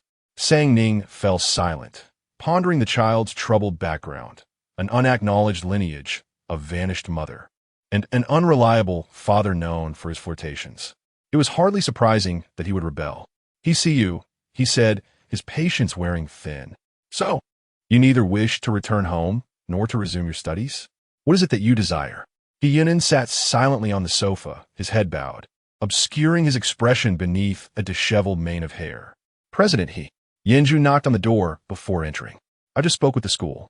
Classes have indeed been suspended due to a brawl. Both opposing students were severely injured, which reflects poorly on the institution. Out of respect for the He family, they did not report the incident to the authorities. Why did you resort to violence? Hsiu inquired. Yunin remained silent. Hsiu's voice turned icy. If you refuse to speak, I will promptly pack you off on a private jet and send you back. We can always find you another school. Hsiu was not one to show leniency. Yunin suddenly lifted his head, a hint of panic crossing his face. He was utterly devoid of confidence in the face of Hsiu's icy gaze, lowering his head and speaking in a hushed, muffled tone. They call me a wild child. Hsiu's expression darkened with a hint of menace. I will not return, not even in death. Yunin continued to hang his head, his voice still heavy with despair.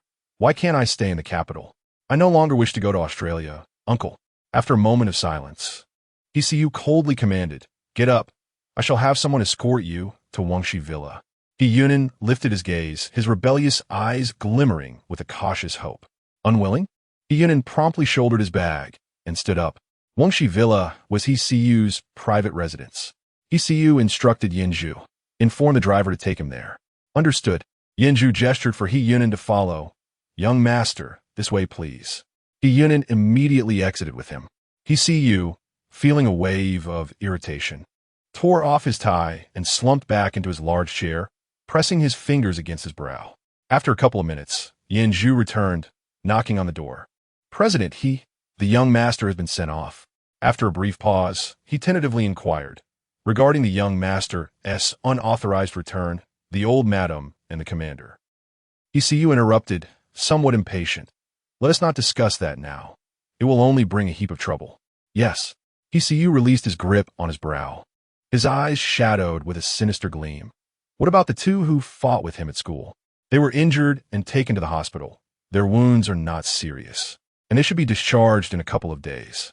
I will send money to settle the matter. Hsiu's voice turned icy. Pay them double. When they're discharged, have someone give them another beating. Yanju responded with a hesitant agreement. Understood. Then recalling something, he produced a wristwatch and placed it on Hsiu's desk. Miss Nan came by.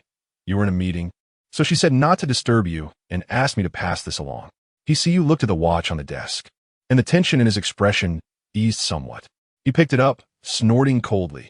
She simply couldn't be bothered to wait. She can speak sweetly better than anyone, but her actions are more resolute than others. She feigns virtue while being utterly unwilling to suffer any loss. Yanju felt a chill of sweat trickle down his back, fearing that the president was angry. Cautiously lifting his gaze, he was surprised to see Hsiu casually donning the wristwatch, a slight smile playing on his lips. Yanju thought, what on earth? Go attend to your duties, Hsiu said casually, yet there was a hint of pleasure in his tone. Yanju quickly replied yes, and hurriedly left, glancing back as he closed the door, catching a glimpse of Hsiu, who wore a delighted expression while admiring the wristwatch on his arm. He had worn this watch for half a year, and suddenly it seemed cherished. Had he been bewitched? Yanju promptly shut the door. Sang Ning and Ji Yin had their meal and strolled around the CBD before taking a car back home in the afternoon. Upon their return, The atmosphere in the Nan household was lively and unusually joyous. I knew this project would succeed. The old man beamed with delight. Of course, this is a collaboration with the Chun family, who have facilitated this opportunity. Otherwise, we would not have attained such a splendid chance. With the successful conclusion of this urban construction project, we can finally celebrate our accomplishments. Wen Miling embraced Nan Xia's shoulder, expressing gratitude for the engagement that instilled confidence in our partnership with the Chun family. Nan Xia's cheeks flushed slightly as she recalled what Brother Zheng had said. Our families are one, and thus trust is paramount. Just then, Sang Ning entered, changing her shoes, and the elder greeted her with a warm smile. Sang Ning, your timing is perfect. I have something to discuss with you. Kranfather, Sang Ning upbrotet. Nan Jinming continued with a smile. Our family's collaboration with the Chun family on the urban construction project has reached a successful conclusion. In a few days, we shall hold a celebratory banquet. The project has been remarkably successful, and the Chun family has mentioned another excellent collaboration opportunity. Sang Ning smiled. Congratulations, father. After the engagement between the Nan and Chun families, a certain degree of business entanglement ensued, with this urban construction project being the most significant.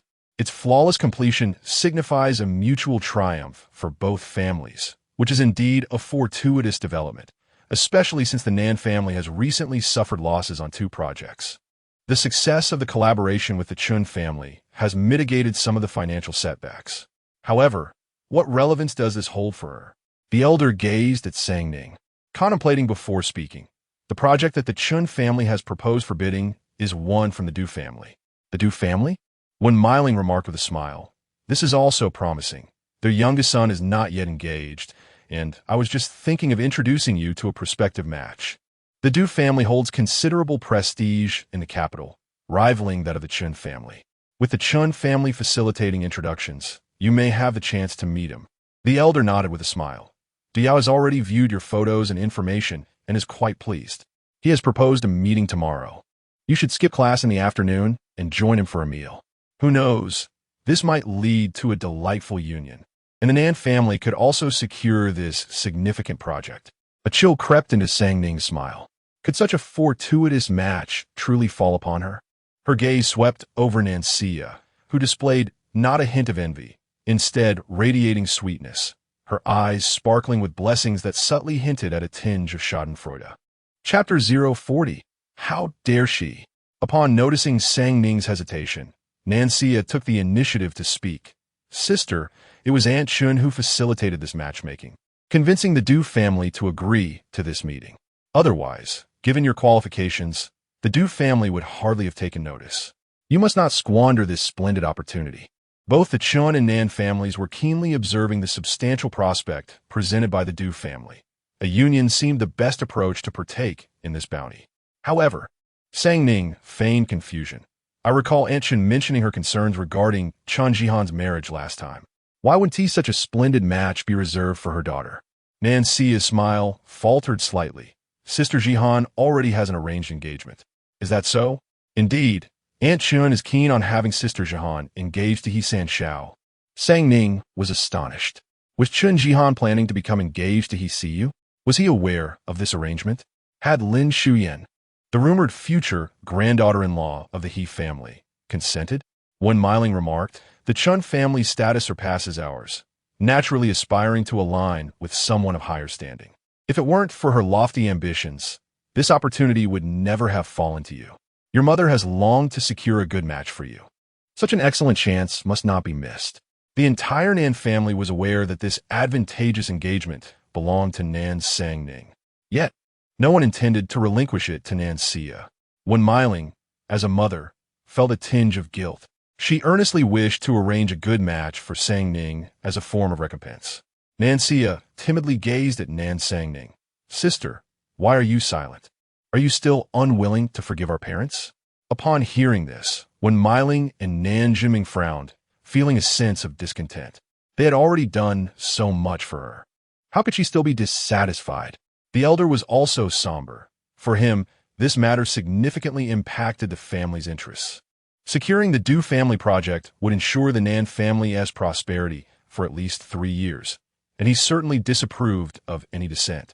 All eyes in the Nan family were fixed on Sang Ning, their seemingly amiable gazes concealing a subtle pressure.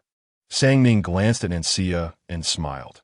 Since it is Aunt Chen's goodwill, I certainly cannot let such a splendid opportunity pass me by. The atmosphere instantly lightened.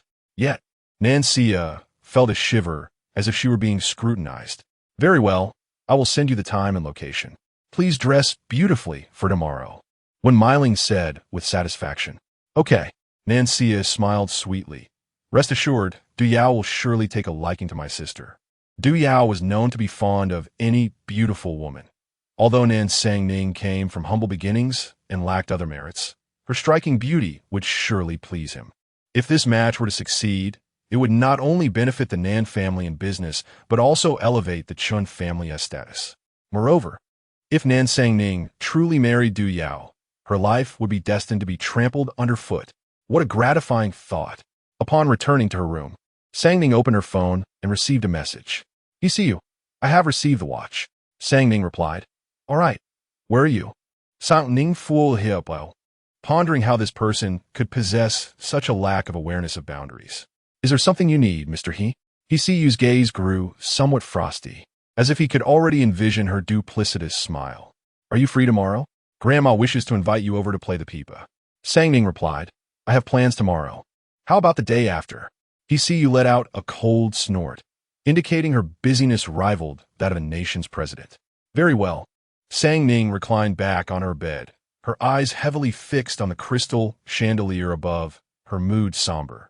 Nancy was eagerly awaiting the blind date arranged by the Chen family. It was no surprise that it would lead to no good. Nancy truly could not settle down. It seemed she had been too lenient with her. The following morning, Wen Meiling had a makeup artist come to their home to personally prepare Sang Ning. For this first encounter, first impressions were paramount. She had heard that Du Yao favored a sweet and charming demeanor, so today she would heed the makeup artist's guidance. He would surely be pleased. Sang Ning nodded in agreement. This was someone she must meet. She needed to ascertain whether he was a stallion or a mule, and she held no significant objections to the process.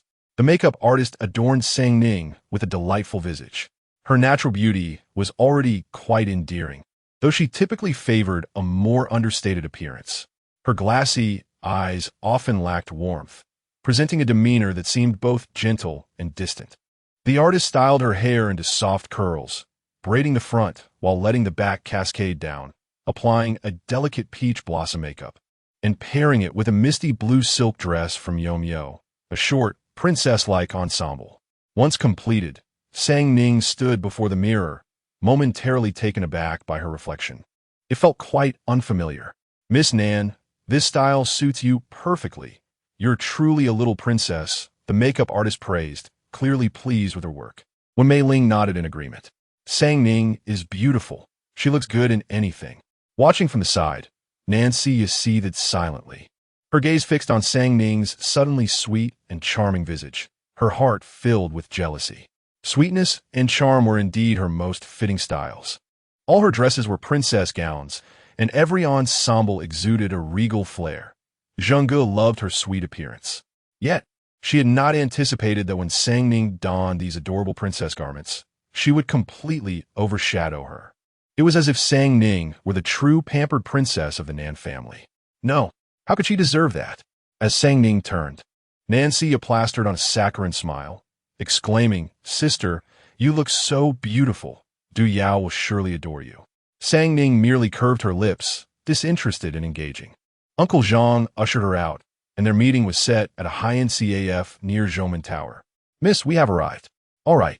Sang Ning opened the car door and stepped out, balancing on 5-centimeter high heels, still a bit unaccustomed to walking in them, proceeding slowly. Upon entering the CAF, a man was already seated on the sofa by the window, awaiting her arrival. Zhoumen Tower, a landmark of the capital, soared to 100 stories. In the smooth descent of the glass elevator, a tall figure stood inside, one hand casually tucked into the pocket of his suit, gazing languidly over the entire city. Chapter 041. I fear your disdain. Behind him trailed several well-dressed individuals, courteously reporting, "Mr. He, it's a rare occasion for you to visit this area. We have specially prepared a luncheon for you. We hope you will honor us with your presence." Yu glanced at his watch and nodded nonchalantly. All right.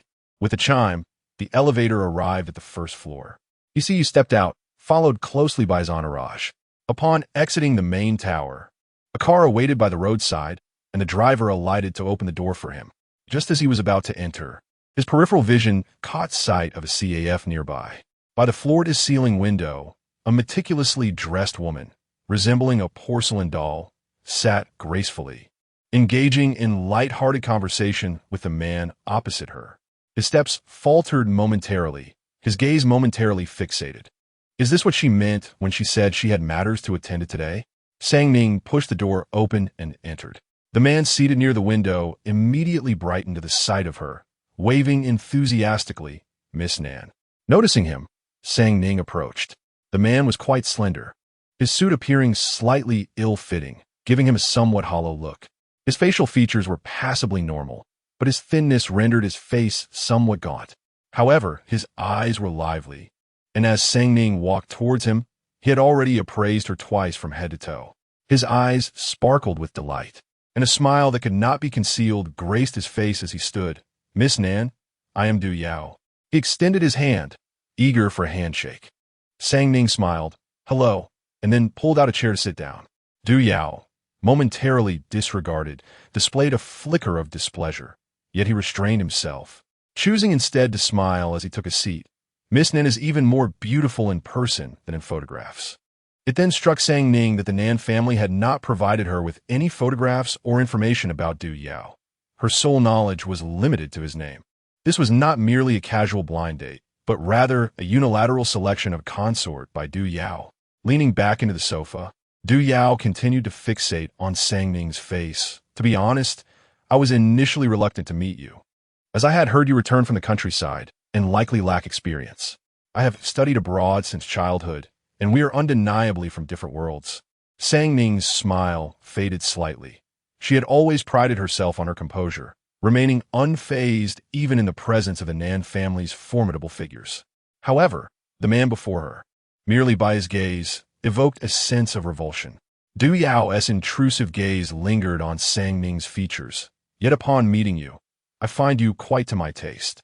My family is urging me to find a marriage candidate.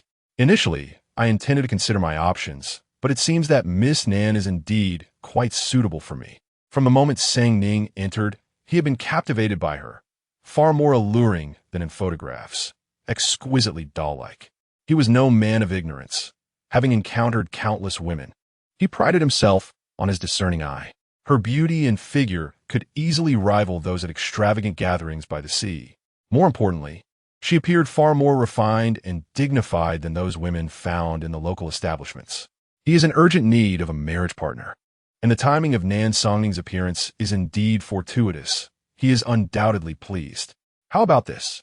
I shall return home to arrange the wedding date, Du Yao suggested. Licking his lips, shall I take you out to sea tonight? You can also meet my friends.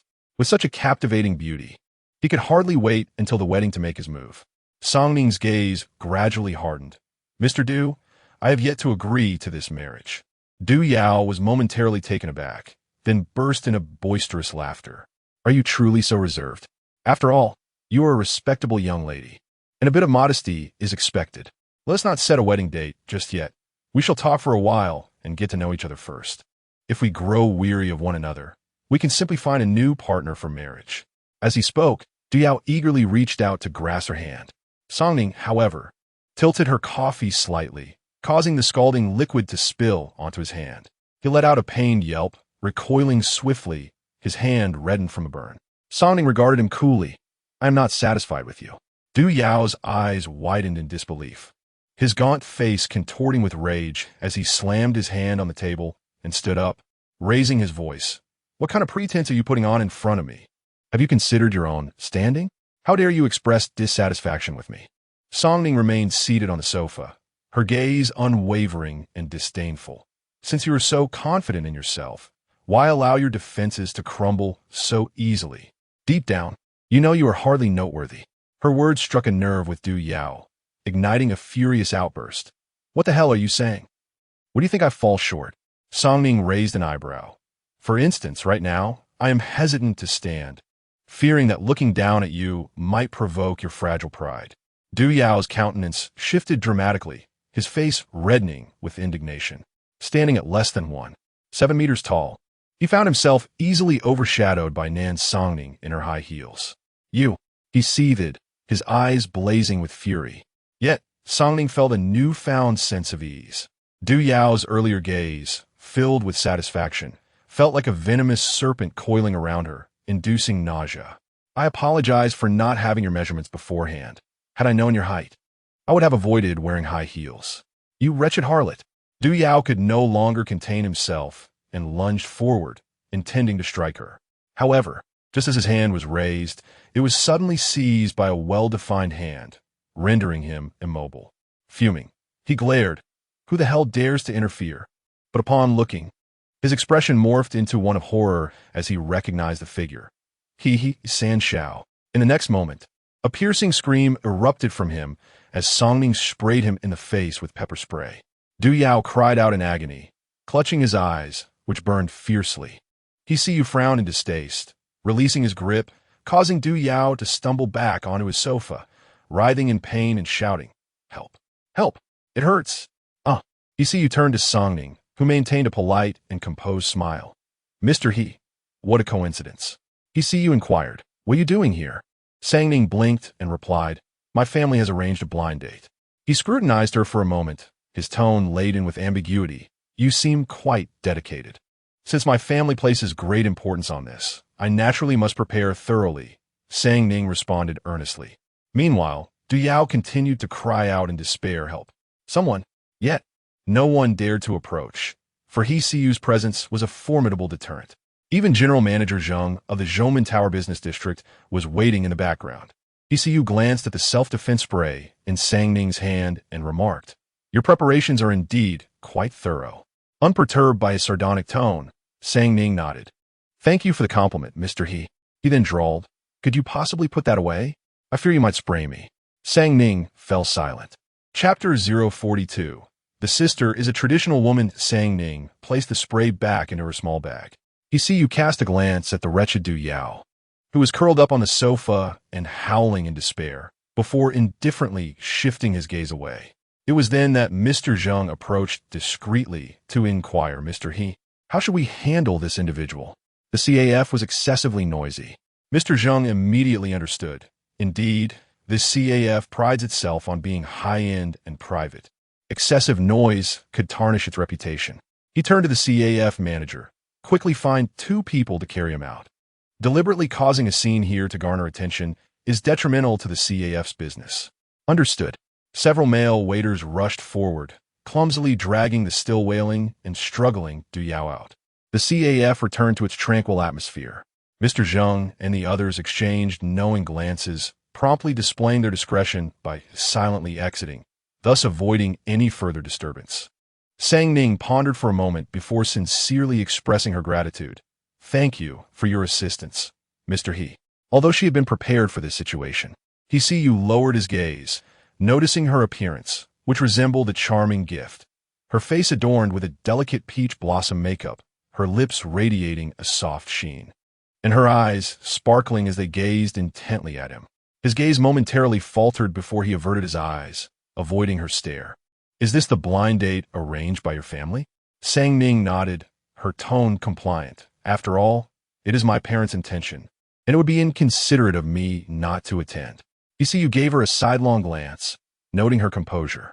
He was aware that many within their circle were keen to marry off their daughters. He did not need to inquire further to grasp the situation.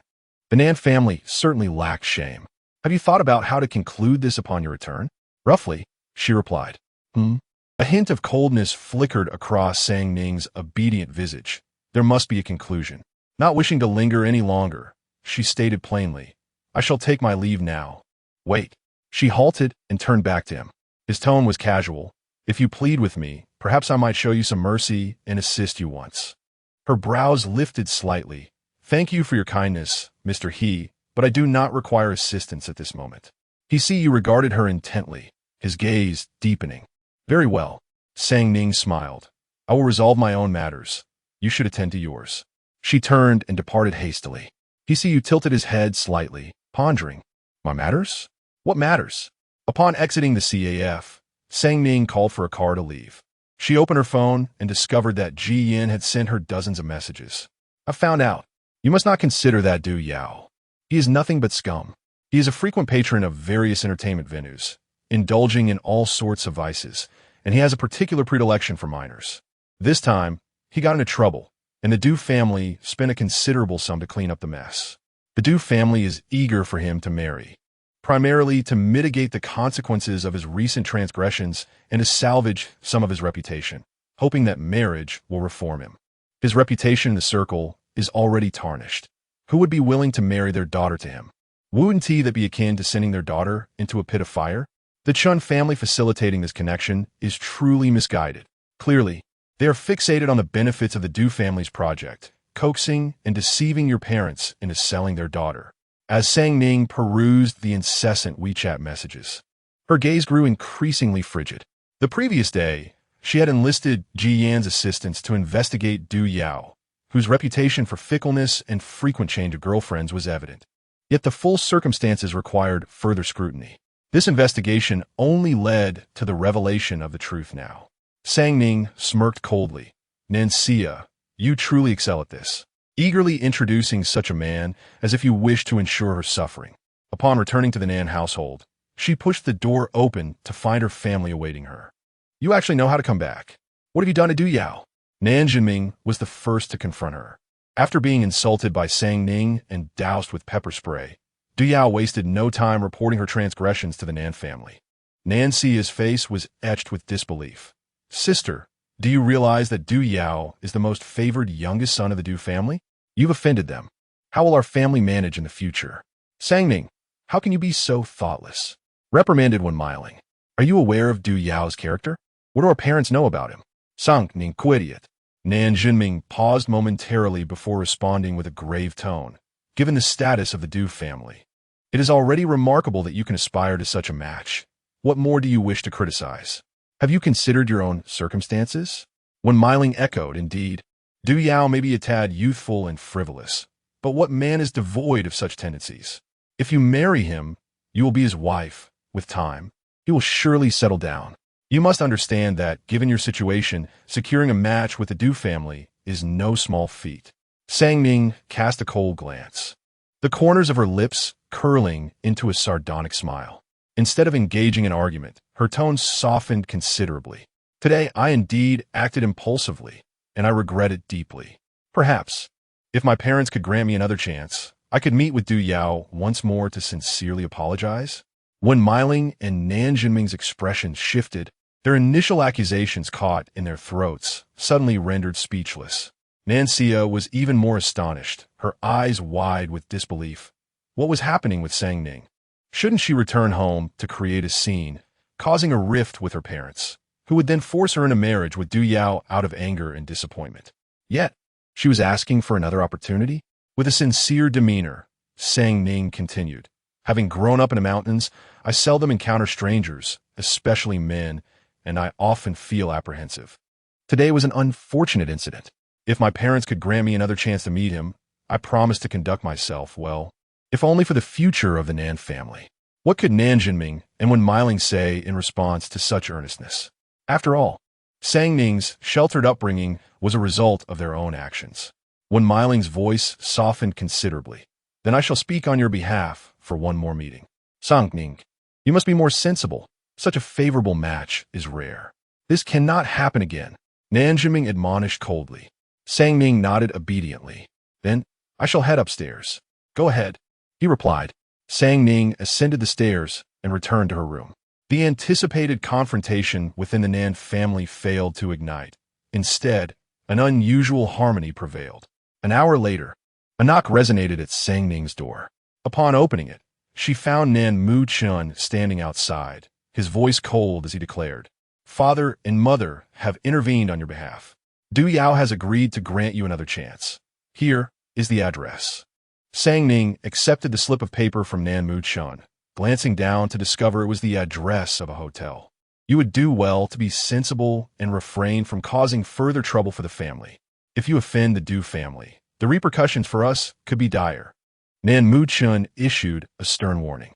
Sang Ning casually tucked the note into her palm and raised her gaze to meet his. It is more than that. Should this marriage fail to materialize, we would not only incur the wrath of the Du family, but also that of the Chun family. After all, the Chun family has an interest in the Nan family's willingness to sell their daughter. I trust you understand, he retorted.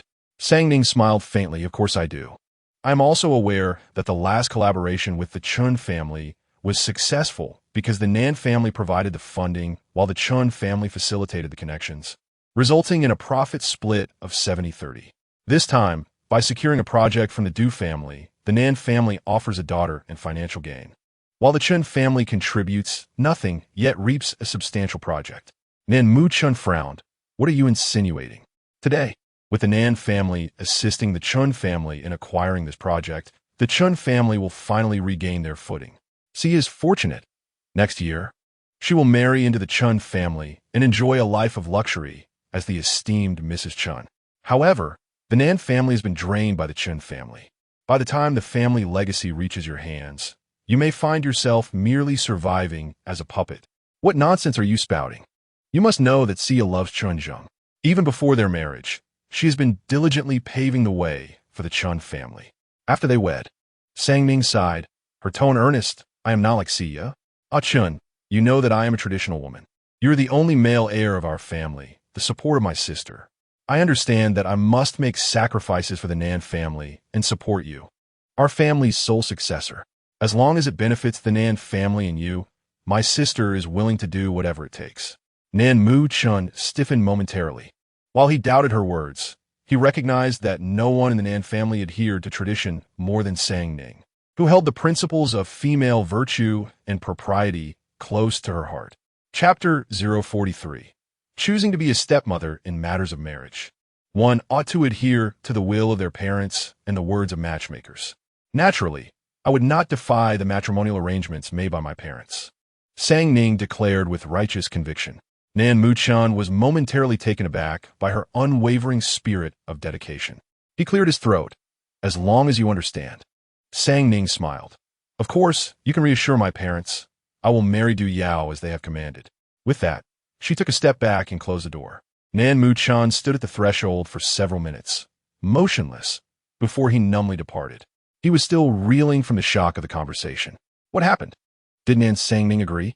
Nan Sia inquired eagerly as she spotted him descending the stairs. Nan Mu-chun glanced at her, suddenly reminded of Nan Sang Ning's words. The Nan family has been drained by the Chun family. By the time it reaches your hands, you will only be able to survive as a mere puppet. She agreed, he replied. Nan Sia's eyes sparkled with excitement. Is that so? That's wonderful.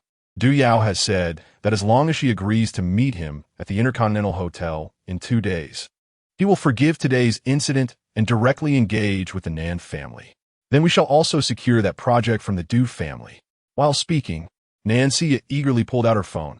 I must share this good news with Brother Zheng. Nan Mu-chun frowned, feeling inexplicably displeased. He suddenly questioned, if this project is a marriage alliance between the Nan and Du families, funded by the Nan family, what necessity is there for the Chun family to be involved, especially to take the lion's share?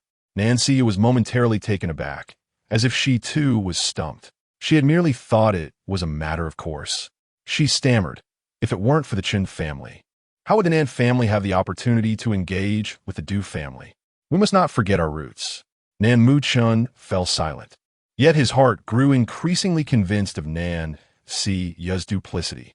If Du Yao were truly a worthy individual, the Chun family would have long since married Chun Jihan to him, instead of letting the Nan family marry their daughter for a project, while the Chun family remained aloof, reaping the benefits without contributing. Nan Sia was still wholeheartedly assisting the Chun family.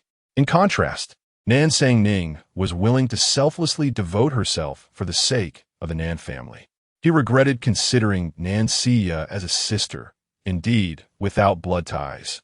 One cannot foster genuine affection. Nan Sia, sensing his displeasure, hurried to console him. A Chun, the Nan and Chun families are already allied. We are one family. Moreover, with Nan Sang Ning marrying out, she can leave the Nan family. Did you not mention that since her return, our household has been in disarray? This time, With her departure, our family will return to peace, resuming a normal life, and the Nan and Chun families will secure a major project. This can only benefit us, can it not? Nan Mu Chun pressed his lips together, realizing he had little to counter her argument. Indeed, this arrangement could be seen as a cooperative success. Given the circumstances, there was no reason to refuse. He suppressed the flicker of doubt that had arisen in his heart. Sang Ning stood on the second-floor corridor, gazing down at the scene in the living room, her expression inscrutable.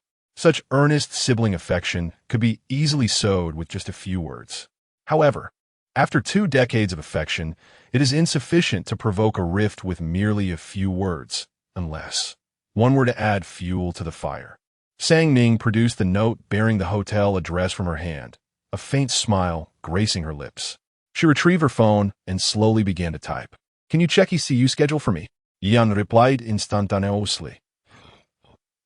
Between the canola flowers and the stepmother, you have ultimately chosen to vie for the role of stepmother. Haven to you? Sang Ning. I support you. But ECU's itinerary is notoriously difficult to ascertain. His movements are shrouded in secrecy. If I could find out, I would have approached him myself long ago. Sang Ning. Yet, I have faith in you, Sang Ning. Do not disappoint my expectations, pat on the shoulder. Sang Ning narrowed her eyes. ECU's schedule was never made public, and if even GN could not access it, that signified no one could.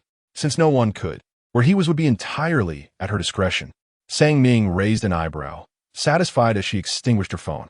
The collaborative urban development project between the Chun and Nan families had achieved resounding success, prompting a celebratory banquet. Nan Xia, basking in her triumph, attended in a splendid pink tulle gown, her hair styled in a princess-like fashion, embodying the essence of the Nan family's most cherished princess. As she linked arms with Chun Zheng, toasting with other guests. By the time Sang Ning arrived, the atmosphere within the venue had already grown lively. Nan Jinming and General Manager Chun took turns addressing the crowd, their speeches imbued with emotion, creating a harmonious ambience. Our families have achieved mutual success in this collaboration. The project has been executed beautifully, and now we await Xia and Zheng's wedding celebration. When Meiling conversed amiably with Madame Chun, this marriage had been arranged for 2 years, and it was evident that the Nan family was eager for the union, given that this alliance represented an elevation for them. However, the Chun family was not as pressed. Should the project falter, the engagement would naturally be nullified. Yet now, with the project's remarkable success, the Chun family was still yearning for more. Madame Chun cast a pointed glance at Sang Ning. Indeed, Xia and Ajing's wedding should be properly arranged. I have been looking forward to it. However, in accordance with tradition, I believe it is best for the elder sister to marry first. Our Chun family holds dearly to such customs. Of course, this was not genuinely about tradition. The implication was clear. If Nan Sang Ning could not secure the Du family's major project for the Chun family, the marriage could not proceed. Upon hearing this, when Meiling promptly interjected, Madame Chun, rest assured, Sang Ning met with Du Yao yesterday. Although there was a slight misunderstanding, it did not significantly affect matters. Du Yao mentioned they would meet again in a couple of days to finalize the marriage. Only then did Madame Chun smile with relief. That is splendid news. A double celebration for your Nan family this year. 2 daughters getting married. Thank you for your kind words, Madame Chun. As their conversation flowed warmly, Sang Ning's phone suddenly rang, her eyes flickering momentarily before she chose not to answer. She rose slightly, a hint of anxiety evident as she addressed Wen Meiling. Mother, I need to step out for a moment. When Meiling expressed her discontent, on such a significant day, I specifically brought you here to meet important guests. Where do you think you are going? I have something urgent to attend to, Sang Ning stammered, seemingly hesitant to articulate her concerns. When Meiling furrowed her brow but did not intervene, merely stating, all right, make sure to return quickly. With that, Sang Ning rose and hastily exited, phone in hand. As astute as Mrs. Chun was, she sensed something amiss and followed Sang Ning with her gaze, noticing the flicker in her eyes, as if she were concealing something. The Chun family was currently fixated on the grand project of the Du family. Should anything go awry, the Chun family would also incur losses. Naturally, Mrs. Chun would not allow this splendid opportunity for an alliance with the Du family to be jeopardized by Nan Sang-ning. It was rumored that during their first encounter, Nan Sang-ning had caused Du Yao an injury, leading to an unpleasant scene.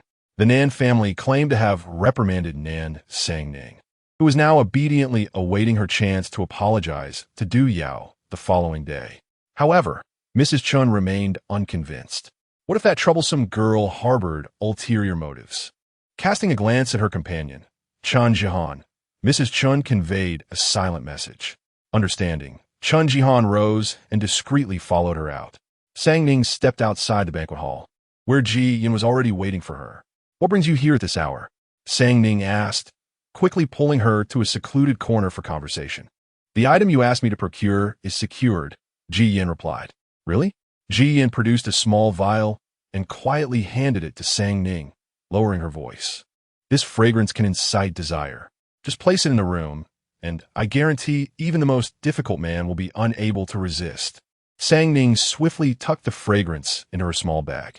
"If this succeeds, I will certainly reward you handsomely. If it succeeds, you will be the legitimate Mrs. He. What did you possibly want?" This statement struck like a thunderbolt, reverberating in Chun Jihan's ears, causing her pupils to constrict sharply. Chapter 044. "She has never lost," Sang-ning whispered. "Do not speak recklessly. You have already gone this far, sharing a bed with ECU. It would be best to ensure that you conceive at once. If this becomes public, the He family will certainly demand an explanation. After all, old Madam He is quite eager to find a suitable wife for the third young master He, hoping to settle him down. Your timing is impeccable." Sang-ning's voice grew tense. "I do not wish for this either, but my family has forced me into this predicament. If I do not seize this opportunity, I shall be wed to Du Yao, that repugnant little man who is both short and ugly, notorious for his indiscretions with women. The mere sight of him makes me want to retch, yet my parents pressure me relentlessly. My only escape lies in sharing a bed with ECU. You should have acted sooner. You have already discerned ECU's whereabouts, have you not? Sang-ning notte honestly. I overheard old Madam He mention that he has a private engagement tomorrow at the Intercontinental Hotel in Linen District. If I go there, I am certain I will encounter him. Are you certain? Do not make a mistake. ECU's schedule is notoriously confidential and difficult to ascertain. He is, after all, a coveted bachelor, and those seeking to share his bed could queue all the way to France. His private life has always been shrouded in secrecy. It is true. Old Madam, he casually mentioned this while I was conversing with her. You know how much she enjoys listening to me play the pipa. I have visited the He household twice and managed to exchange a few words with her, which led me to this information. I cannot afford to let this opportunity slip away." On the other side of the corner, Chun Jihan was covering her mouth in disbelief. That little vixen, Nan Sang-ning, was indeed harboring ulterior motives. This country girl dared to look down on Du Yao, even aspiring to climb the social ladder to ECU? How presumptuous! Her mother's concerns were not unfounded. This brazen girl was indeed restless and scheming. Yet, this wild child demonstrated a modicum of cleverness, managing to glean ECU's whereabouts from a mere hint dropped by old Madam He, information that had eluded Chun Jihan despite her considerable efforts. Chun Jihan's eyes sparkled with determination. Since she had learned of this affair, the opportunity must be hers. She could no longer bear to listen and, grinding her teeth in frustration, quietly slipped away. Ji Yin and Sang-ning remained silent for 2 minutes. Sang-ning winked at Ji Yin, who subtly leaned back, glancing at the corner. She withdrew her gaze and signaled to Sang-ning. "Let us go." Sang-ning smiled. "Thank you." The excitement in Ji Yan's eyes was nearly uncontainable. What a grand spectacle! I cannot believe I stumbled upon this. It is thrilling. I have not felt this exhilarated in ages. Even the male models at the bar could not evoke such a response in me. Sang-ning casually retrieved a bottle of ordinary perfume from her small bag, playing with it between her fingers. In this world, it is merely a game of you playing me and I playing you. It all depends on who plays the better hand. Unfortunately, I have never lost. Then you should return for now. I will contact you tomorrow regarding our plans. Okay. Jian exited the scene, while Sang-ning placed the perfume back in her bag and, in her high heels, re-entered the banquet hall. The atmosphere within the banquet hall was exquisite. On stage, Nancia and Chunjung were playing the piano together, their hands dancing in harmony, a dreamlike wedding scene. Their eyes frequently met, brimming with affection, epitomizing the perfect couple. Such a match made in heaven. Their deep emotional connection elicited envy in others. As Sang Ning entered, Nancia glanced up and caught sight of her, a subtle smirk of triumph gracing her sweet visage. Even though Sang Ning attended as the eldest daughter of the Nan family, she could only watch helplessly as Nancia basked in her happiness, radiating brilliance. Despite both being daughters of the Nan family, Nancia had captured the heart of the admirable Chun Zheng, while Sang Ning was destined for someone like Du Yao, a man of questionable worth. Sooner or later, he too would succumb to a wretched fate, his presence becoming a mere shadow. In this moment of sheer bliss, Nancia relished the feeling of superiority as she observed Sang Ning's descent into despair, truly believing she had triumphed over her rival. She was not a counterfeit heiress. Sang Ning's gaze swept over the couple on stage, her heart betraying a sense of indifference as she pondered how fleeting such warm and harmonious moments might be for her dear sister. Sang Ning, where have you been? When Miling inquired, finding her, I just took a call. Is there a problem? Sang Ning replied, her tone remaining obedient. When Miling felt an inexplicable unease, earlier, Mrs. Chen had appeared displeased, and she feared Sang Ning's actions might have caused this discontent. The Nan family still relied on the Chun family, and she dreaded that Sang Ning might inadvertently offend them or the Du family. However, at that moment, Sang Ning seemed perfectly compliant, displaying no signs of reluctance. Sang Ning. When Miling advised earnestly, Diao may be a little frivolous, but he is young. It is natural for a man of his age to seek amusement. In our social standing, we must prioritize family ties.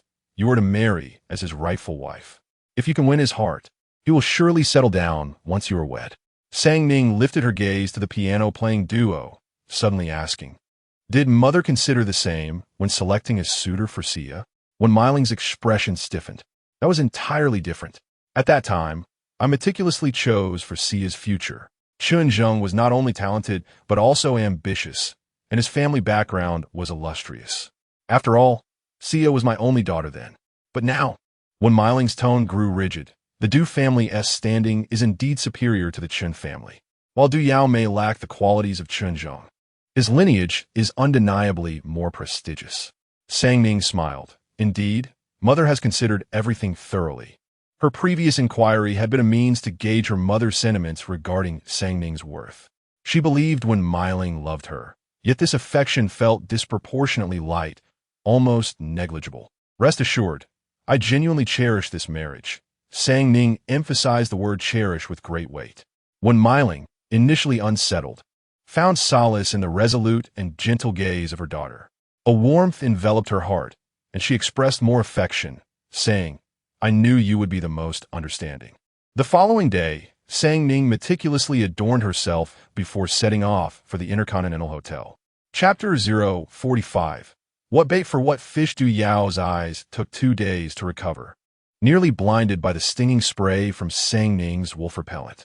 The agony was something he scarcely dared to recall. He loathed that wretched woman, yet found himself irresistibly drawn to her allure. The Nan family had taken the initiative to seek reconciliation, offering him another chance. Without a moment's hesitation, he agreed, decisively choosing a hotel as the venue. If they wished to mend fences, sincerity was paramount. He had no desire to engage in further time-wasting pleasantries. Unless she pleased him thoroughly, he vowed to make the Nan family regret their actions. Upon entering the Intercontinental Hotel, a waiter approached him promptly. Monsieur, Miss Nan has instructed me to deliver this room key to you. Du Yao's eyes sparkled with delight. Was Sang Ning indeed becoming more astute? After all, the Nan family was hardly in a position to offend him. Clearly, after her return home, her parents had imparted some wisdom, and she now knew better than to cross him, dutifully delivering the key. Pleased, Du Yao accepted the card and inquired of the waiter, has she arrived? Not yet, mister. Miss Nan mentioned she would arrive in approximately half an hour, as she is currently applying her makeup. Du Yao burst into laughter, elated as he ascended the stairs with the room, key in hand. It appeared she was genuinely behaving this time, even knowing how to curry favor with him. This was convenient. He was glad he had accepted the Nan family's apology. Otherwise, it would have been a pity to miss out on such a captivating woman. After all, if she failed to satisfy him tonight, marriage was off the table. Since she was offering herself so willingly, he would certainly not refuse. In high spirits, Du Yao entered the elevator and made his way to the room, first heading to the bathroom for a shower. Half an hour later, Sang Ning arrived at the Intercontinental Hotel, also having made an effort to present herself beautifully. She wore 5-centimeter strappy stilettos, the ribbons accentuating her slender calves, paired with a pearl-white chiffon mini dress that barely reached her thighs. Her hair was elegantly styled into a princess bun, revealing her graceful swan neck. Her makeup was fresh and translucent, radiating a pure allure that surpassed her usual demeanor. Clearly, she was earnest in her intentions. The waiter opened the car door for her as she stepped out and sauntered into the hotel. She had slightly adjusted to the high heels, but still felt awkward in her outfit. The dress was too short. Yet, as Ji Yin had advised, one must take risks to achieve their desires. If she did not make an effort, who would believe she was truly committed? In the hotel lobby's lounge area, Chen Jihan had been waiting. Even though she was aware that He would be at the Intercontinental Hotel today, the vastness of the venue meant she could not possibly find him without guidance. The only option was to wait patiently, and after an hour, she finally spotted Sang Ning's figure. For a moment, she almost thought she was mistaken. The typically demure woman was transformed into a captivating enchantress. Chen Jihan fixated on Sang Ning's exquisite and beautiful face, gritting her teeth in silence. This wild girl was indeed making a tremendous effort to elevate her status. Her appearance was unmistakably a declaration of her intentions.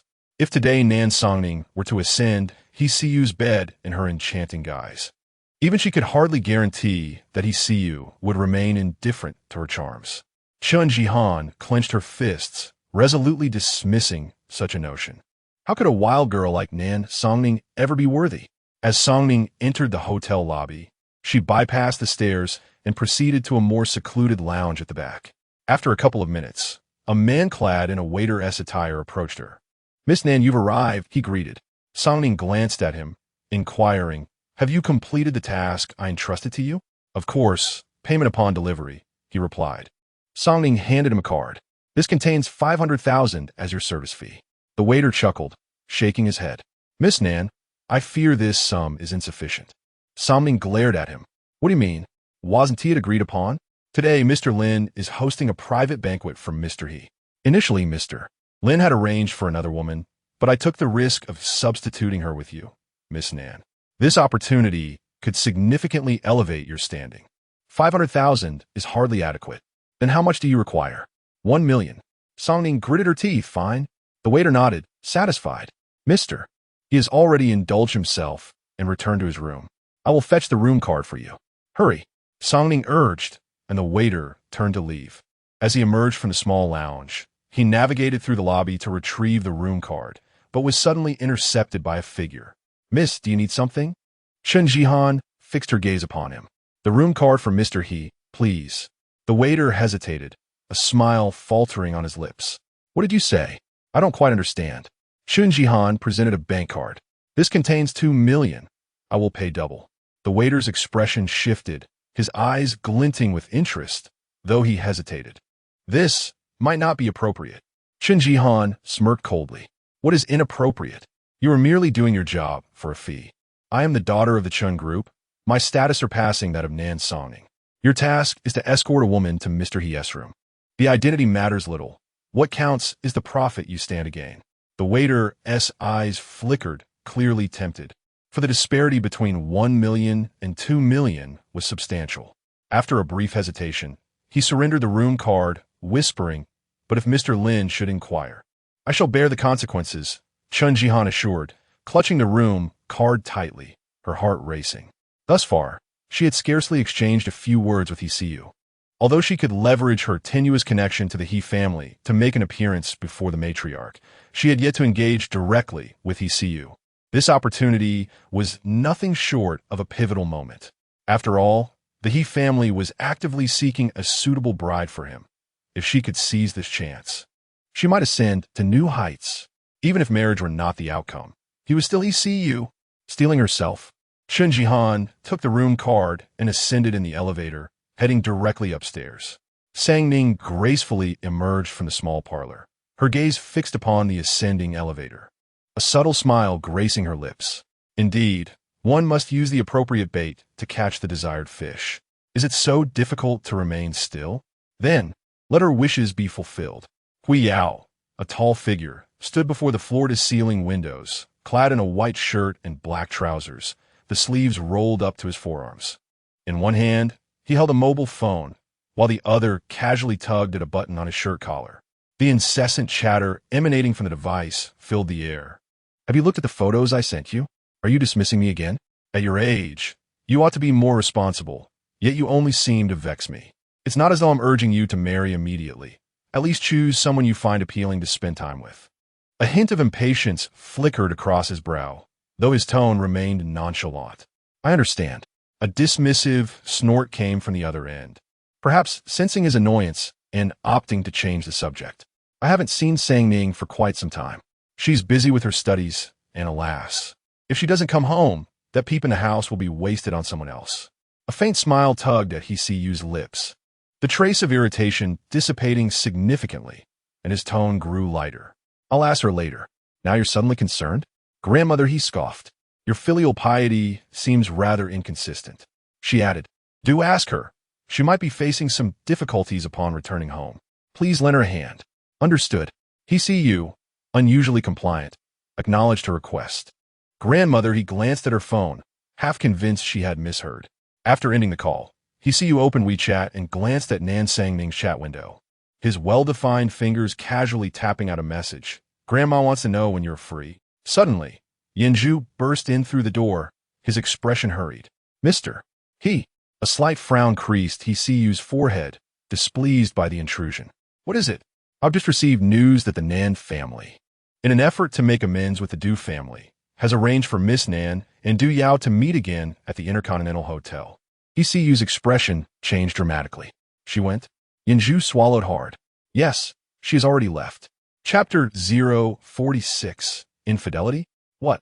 He-Siyu's voice rose in disbelief. Yanju felt a tremor course through him and hurriedly replied, I gathered from the Nan family that Miss Nan went willingly. Du Yao mentioned that as long as she attends the meeting today and offers a sincere apology, all will be forgiven and the engagement can be established. He-Siyu's expression was one of incredulity. He could hardly fathom that Nan Sang Ning would act in such a manner. How could she, with her rebellious spirit, allow herself to be so easily manipulated by the Nan and Du families? Moreover, she had confidently assured him that she could handle the situation. Was her solution truly to meet Du Yao at the hotel and become engaged? He-Siyu felt as though his chest might burst. He immediately strode towards the exit. Yanju rushed to keep pace. President He, there's a meeting later. Cancelled. Yanju's subsequent words lodged in his throat. Swallow back. He-Siyu descended to retrieve his car, flooring the accelerator as he sped towards the Intercontinental Hotel. Gripping the steering wheel with one hand, he dialed Nan Sang Ning's number with the other. The incessant beeping of the line only heightened his irritation, prompting him to consider tossing his phone out the window as he pressed the pedal to the metal. Hello, the number you have dialed is currently unavailable. He hung up and redialed. Yet, after numerous attempts, there was still no answer. He hung up once more and called Yanju. Yanju picked up instantly. President He, contact the manager of the Intercontinental immediately and find out which room Nan Sang Ning is in.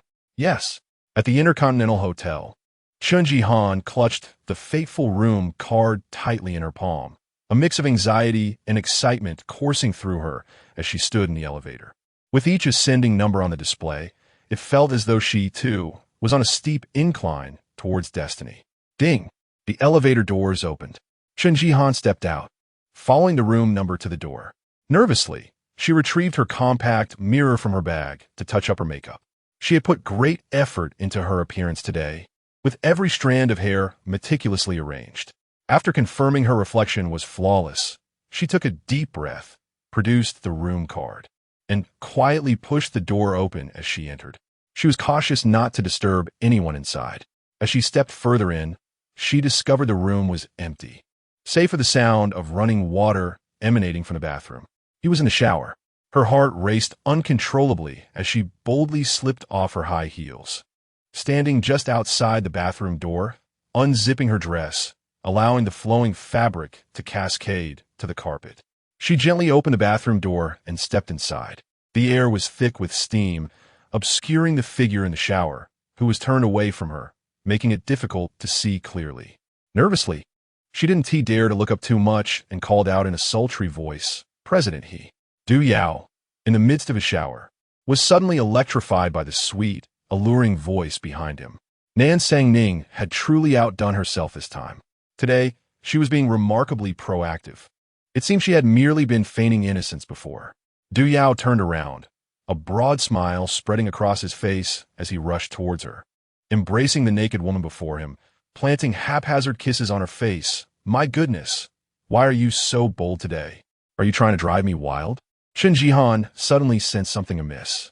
Upon opening her eyes, she was met with the sight of a lanky, disheveled man. "Ah!" she screamed, frantically kicking him. "Get away! Who are you? Leave me alone!" Du Yao also came to his senses, his eyes widening as he looked at the woman in his arms. "What are you doing here?" He recognized Chen Jihan. The Chen family had long coveted the projects in the hands of the Du family, and Chen Jihan had previously accompanied Madame Chen on a visit. Chen Jihan, recognizing Du Yao, turned pale, her expression filled with fury. "Du Yao, get away from me!" She struggled with all her might, while Du Yao, still bewildered, could not comprehend why Nan Sang-ning had been replaced by Chen Jihan. Yet, his anger was ignited. How could this be brushed aside? He held her tightly, refusing to let go. "You shamelessly barged in here naked, and now you pretend to be a virtuous woman? You've incited my fury, and now you think you can kick me out? What nonsense!" Du Yao had never subscribed to any gentlemanly decorum. His only principle was to take advantage of women who presented themselves. Moreover, he had no intention of crossing the Chen family. Chen Jihan, infuriated, struggled desperately, but he would not release her as they grappled. Suddenly, a voice echoed from outside. "Mr. Du," it was Nan Sang-ning's voice. Du Yao froze momentarily, perplexed by the implication of two women vying for his attention. Chen Jihan, however, was too frantic to consider whose voice it was. All she wanted was to escape. Seizing the opportunity, she pried Du Yao's grip away, then screamed as she burst through the bathroom door, "Help me!" Du Yao immediately followed. "What are you pretending for? Wasn't it you who barged in here naked?" The two emerged from the bathroom in their nakedness, only to realize there were many people present. 10 minutes later, a Maybach screeched to a halt at the hotel entrance. Isuyu opened the car door and stepped out, striding in with his long legs. Several front desk attendants were taken aback by the imposing figure of Isuyu in his tailored suit, their hair standing on end. Based on their past experiences, this demeanor suggested he was not there for a casual visit. Could such a distinguished and handsome man really be facing infidelity from his wife? "Excuse me, sir," one of the attendants stammered, but Isuyu, with a grim expression, brushed past them. His phone vibrated again. He answered it, placing it to his ear. Yanju immediately reported, "We've located them. They're in 2808. Isuyu ended the call and pressed the elevator button. The numbers on the display jumped upward, yet he felt as if each second stretched into eternity. His rational mind insisted that Nan Sang-ning could not be so foolish, nor could she be easily manipulated. The situation must be more complex than it appeared. However, reason eluded him now. With a ding, the elevator doors opened, and he swiftly exited. Suddenly, a scream pierced the air. It was Nan Sang-ning's voice. His brow furrowed, and he dashed toward the sound, arriving at the doorway only to find it ajar, with a crowd gathered inside. 5 attendants were pushing a cart laden with cake and steak, accompanied by festive sparklers. Beside her, the meticulously adorned doll-like Nan Sang-ning covered her mouth with both hands, letting out a scream, her face a portrait of disbelief as she beheld the naked couple within the room. Chapter 47. I fear someone may clamber into my bed suddenly. A loud bang echoed through the room. Startled, the attendant inadvertently tightened his grip, triggering the confetti cannon he had prepared. Colorful ribbons erupted towards the ceiling, cascading down like a festive shower upon the entwined bodies in the room. An oppressive silence enveloped the space, as if time had frozen. 2 seconds later, Chun Jihan shrieked and hastily grabbed the bedsheet to cover herself. Du Yao, in a flurry, snatched a blanket to drape over himself, furiously shouting, "What on earth are you doing?" The sight before him nearly caused him to faint. "I shall file a complaint. You, Intercontinental Hotel, cannot barge into a guest's room unannounced. And you, how dare you film this?" Du Yao was nearly beside himself with rage. One attendant, holding a camera, quickly lowered it, terrified. The staff member hastily apologized. "Mr. Du, we sincerely regret our untimely intrusion. We followed Miss Nan in. She specifically arranged a surprise cake for you." Finally, Du Yao noticed the lavish cake on the cart, adorned with flickering candles. The attendant gently reminded him, "Moreover, this room was booked by Miss Nan, who wished to surprise you." Du Yao turned his stiff face towards Nan Songning, who was covering her face in shock. You actually sneakily got together?" Still bewildered, Du Yao instinctively defended himself. "I have no idea how she got in. She came in here undressed, and I thought it was you." At that moment, Chun Jihan finally grasped the situation. Her face contorted in fury as she glared at Nan Songning. Her voice sharp, "It's you. You deceitful wretch. You tricked me. You said you wanted to climb into He-See-Yu's bed. You deliberately lured me into this room." Songning, taken aback, exclaimed, "Miss Chun, what are you talking about? It is no secret that I am negotiating marriage with the Du family. I prepared meticulously to meet Du Yao today, to make amends, and I even organized a surprise." Songning's anger began to swell. "If you fancy Du Yao, just say so, and I shall relinquish my engagement to you. Is your public display of affection with him a provocation, or merely an attempt to humiliate me?" Du Yao, in a state of panic, darted his gaze between Songning and Chun Jihan, his mind racing to comprehend the unfolding chaos, something he had rarely utilized throughout his life. The attendants in the room held their breath, fearful that even a slight sound would expose their presence. Yet their ears were perked up, captivated by the sensational scene before them. Chun Jihan was on the verge of madness. She no longer cared to argue with Nan Songning and screamed while clutching the blanket. "Get out! All of you get out!" Songning cast a disappointed glance at Du Yao. "Since you prefer Miss Chun, I shall grant your wish." With that, she turned on her heel and stormed out. Du Yao wished to stop her, but found himself unable to move, clad only in his birthday suit. Chun Jihan, in a fit of rage, dashed into the bathroom to dress. The room, full of attendants, promptly took the hint and hurriedly exited, no longer daring to linger and observe the unfolding drama. Sang Ning stormed out of the room in a fit of anger, then strolled leisurely down the corridor towards the elevator. Just as she turned a corner, she collided with a tall figure, clad in wrinkled black trousers and a white shirt. His disheveled hair did little to detract from his handsome visage, yet it was a rare sight to see him in such a disheveled state. Surprised, Sang Ning greeted him politely. "Mr. He, what a coincidence." He cast a cool glance at her. "You are here too?" Sang Ning blinked innocently, perhaps due to her pure and alluring makeup today, which accentuated her sincerity. "I have a date here." She wore that foolishly naive demeanor again. He allowed a cold laugh. "I heard otherwise. I heard you were planning to crawl into my bed tonight." Sang Ning was taken aback. Did he overhear that at the entrance? "You misunderstand. Chun Jihan was just rambling. I couldn't make sense of what she was saying." Sang Ning vehemently denied it. He scrutinized her with a sidelong glance, a sneer on his lips.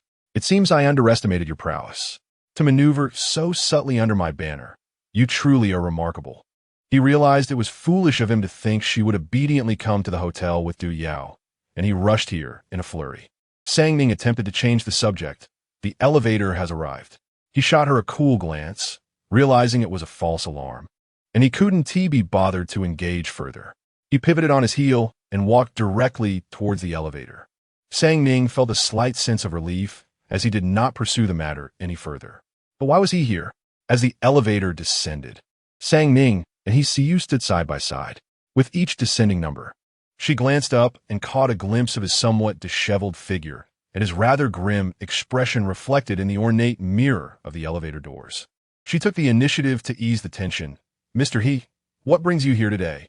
He raised his eyes to meet her reflection in the mirror before turning his gaze elsewhere. "Just passing by." She nodded. "So, are you staying at the Intercontinental as well?" Yes, he replied dismissively. But why are you going out? He turned to look at her, a sardonic smile forming. I heard someone plan to crawl into my bed at midnight, so I'm concerned and am considering changing my accommodation. Sang Ning fell silent, regretting her inquisitive nature. Ding! The elevator doors opened. They stepped out, and Ji Yin was already waiting in the lobby, rushing over upon seeing Sang Ning. How'd it go? But the next moment, upon noticing he see you beside her, she gasped in shock. Sang Ning felt a twinge of guilt and glanced at he see you, swallowing hard. Ji Yin and I arranged to stay here together. Ji Yin quickly nodded in affirmation. Yes, we plan to stay here. He see you's expression darkened further. Unwilling to listen to her insult to his intellect any longer, then you may continue. With that, he strode away. Sang Ning stood there, speechless. Yan leaned closer, whispering to Sang Ning, what happened? Why does he look so grim? Did you really manage to win him over? Sang Ning. I believe he must be aware that I have been using him as a pretext to deceive Chen Jihan. Ji Yan's eyes widened in disbelief. How could he possibly know? I swear I haven't told a soul. Perhaps he coincidentally resides at the Intercontinental? Sang Ning was uncertain. Ji Yin, visibly anxious, inquired. That could spell trouble. He see you bears grudges, and if he discovers that you have the audacity to exploit his name for deceit, he surely won't let you off lightly. Sang Ning furrowed her brow, recalling his sullen expression, and considering his petty nature, she mused that he likely did hold a grudge. However, she had no time to dwell on such matters now. Let's set that aside for the moment. Have you sent out the information? Ji Yin gave an affirmative okay gesture, brimming with pride. Rest assured, just before the waiter ascended, I had already disseminated the news using his pseudonym. It is now impossible for Chen Jihan and Du Yao to suppress the story. The entire elite circle is already abuzz with their scandal. Sang Ning smiled. Well done. With this uproar, Chen Jihan and Du Yao will undoubtedly rush to contain the situation, potentially spending a fortune to hush it up. But Sang Ning had already beaten them to the punch in spreading the news, while they were still preoccupied with dressing. Ji Yin laughed triumphantly. You can count on me to get things done. Come on, let us find a place to celebrate. Today, 1T work. I must return home. Return home for what? Sang Ning raised an eyebrow. The show isn't over yet. Chapter 048. She is famished Sang Ning called Uncle Zhang, who promptly drove the car out of the garage to pick her up. Uncle Zhang was somewhat surprised. Why had the young lady come out so quickly? It had only been half an hour since she entered, and a meal should take longer than that. Leaning against the back seat, Sang Ning gazed out of the window, her expression indecipherable. Noticing Sang Ning's lack of enthusiasm, Uncle Zhang felt a foreboding sense of dread. He thought to himself, oh no, has something gone awry again? The old master and Madame surely 1T spare the young lady this time. He refrained from asking further and directly drove her back to the Nan residence. The Nan villa was brightly lit at this hour. When the car stopped at the entrance, Aunt Chen hurried out to open the door. As Sang Ning entered the living room, she saw the entire Nan family was indeed waiting for her. However, unlike the last time's tense atmosphere, this one was filled with an oddly complex tension. Sang Ning, you're back. When Miling was the first to stand, hastily inquiring, what happened with Du Yao? What transpired over there? It was evident they had already heard the rumors concerning Chen Zihan and Du Yao.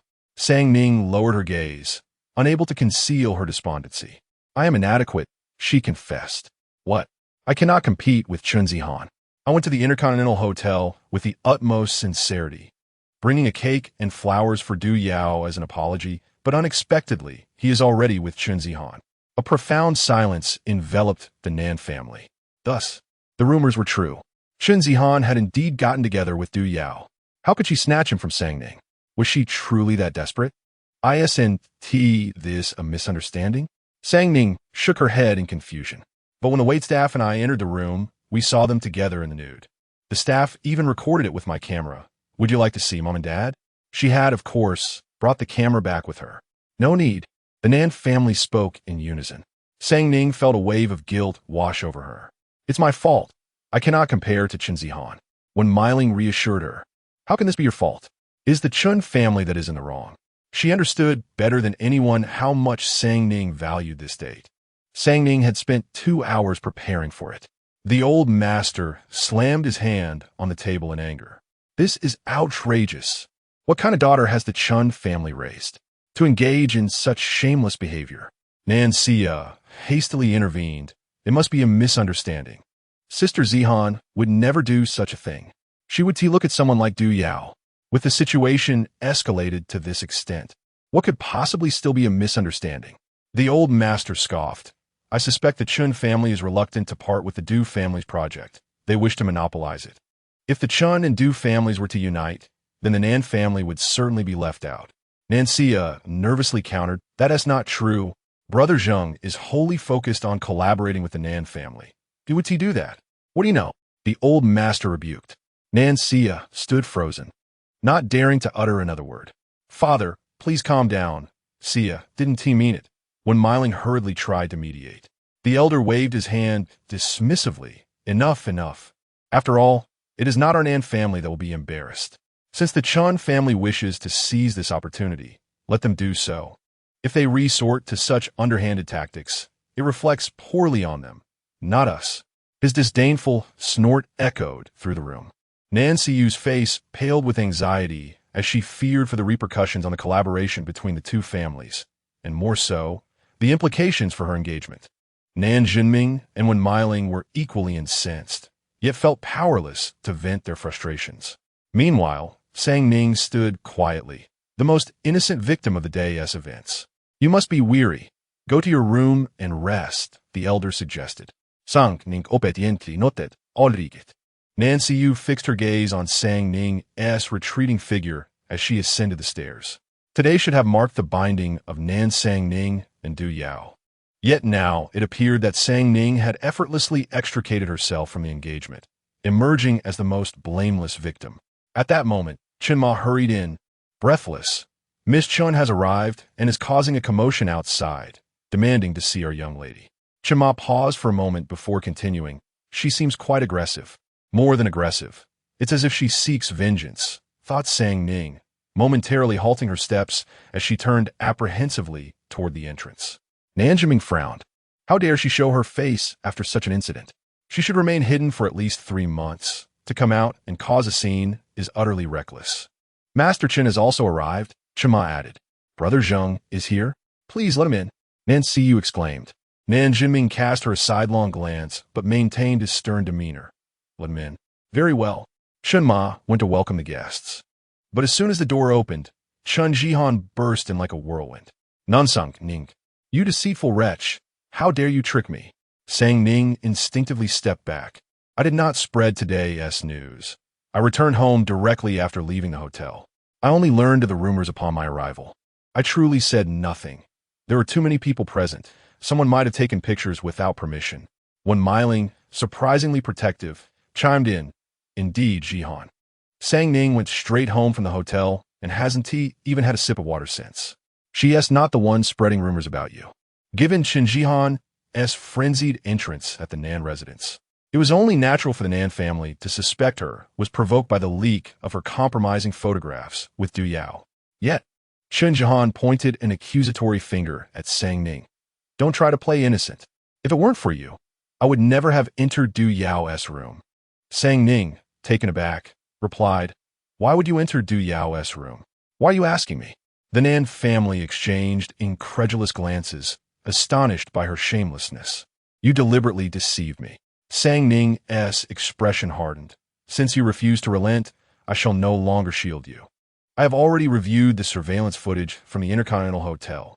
Sang Ning raised her phone and played back the footage, revealing Chun Jihan negotiating with a waiter for a room key. In the video, she could be heard saying, 2 million. I'll take this room key. The waiter handed the key to her, and she promptly turned and pressed the elevator button to ascend. After watching the video, the Nan family regarded Qin Jihan with even greater disdain. She had indeed spent 2 million on a room key? Was she truly out of her mind? Qin Jihan was on the verge of losing her sanity. The mere thought of having spent 2 million to acquire a property card from Du Yao filled her with an overwhelming fury. Chun Zheng, equally infuriated, pointed an accusatory finger at Nan Songning, exclaiming, Jihan would never provoke Du Yao. This must be your deliberate scheme. Gritting her teeth, Chun Jihan retorted, You have misled me on purpose, making me believe In a moment of impulsiveness, she nearly uttered He See You's name, but at the last second, her lips trembled, and she refrained from doing so. She dared not provoke He See You, who in the entire capital city was unaware of his infamous reputation. If he were to discover that she had plotted to purchase his property card, he would undoubtedly ruin her. Songning blinked innocently. Believe what? Though her expression appeared guileless. Chun Jihan discerned the unmistakable glimmer of provocation lurking in her eyes. Chapter 49. He will forgive me, Chun Zheng urged her. Why don't you just say it? Chun Jihan's face twisted in frustration, yet she gritted her teeth and remained silent. Witnessing Nan Songning's smug demeanor only fueled her fury, prompting her to lunge forward with claws outstretched. I will kill you, you wretched girl. Nan Songning, terrified, dodged her attack, while Nan Guqin, unable to contain his indignation, rushed to seize Chun Jihan.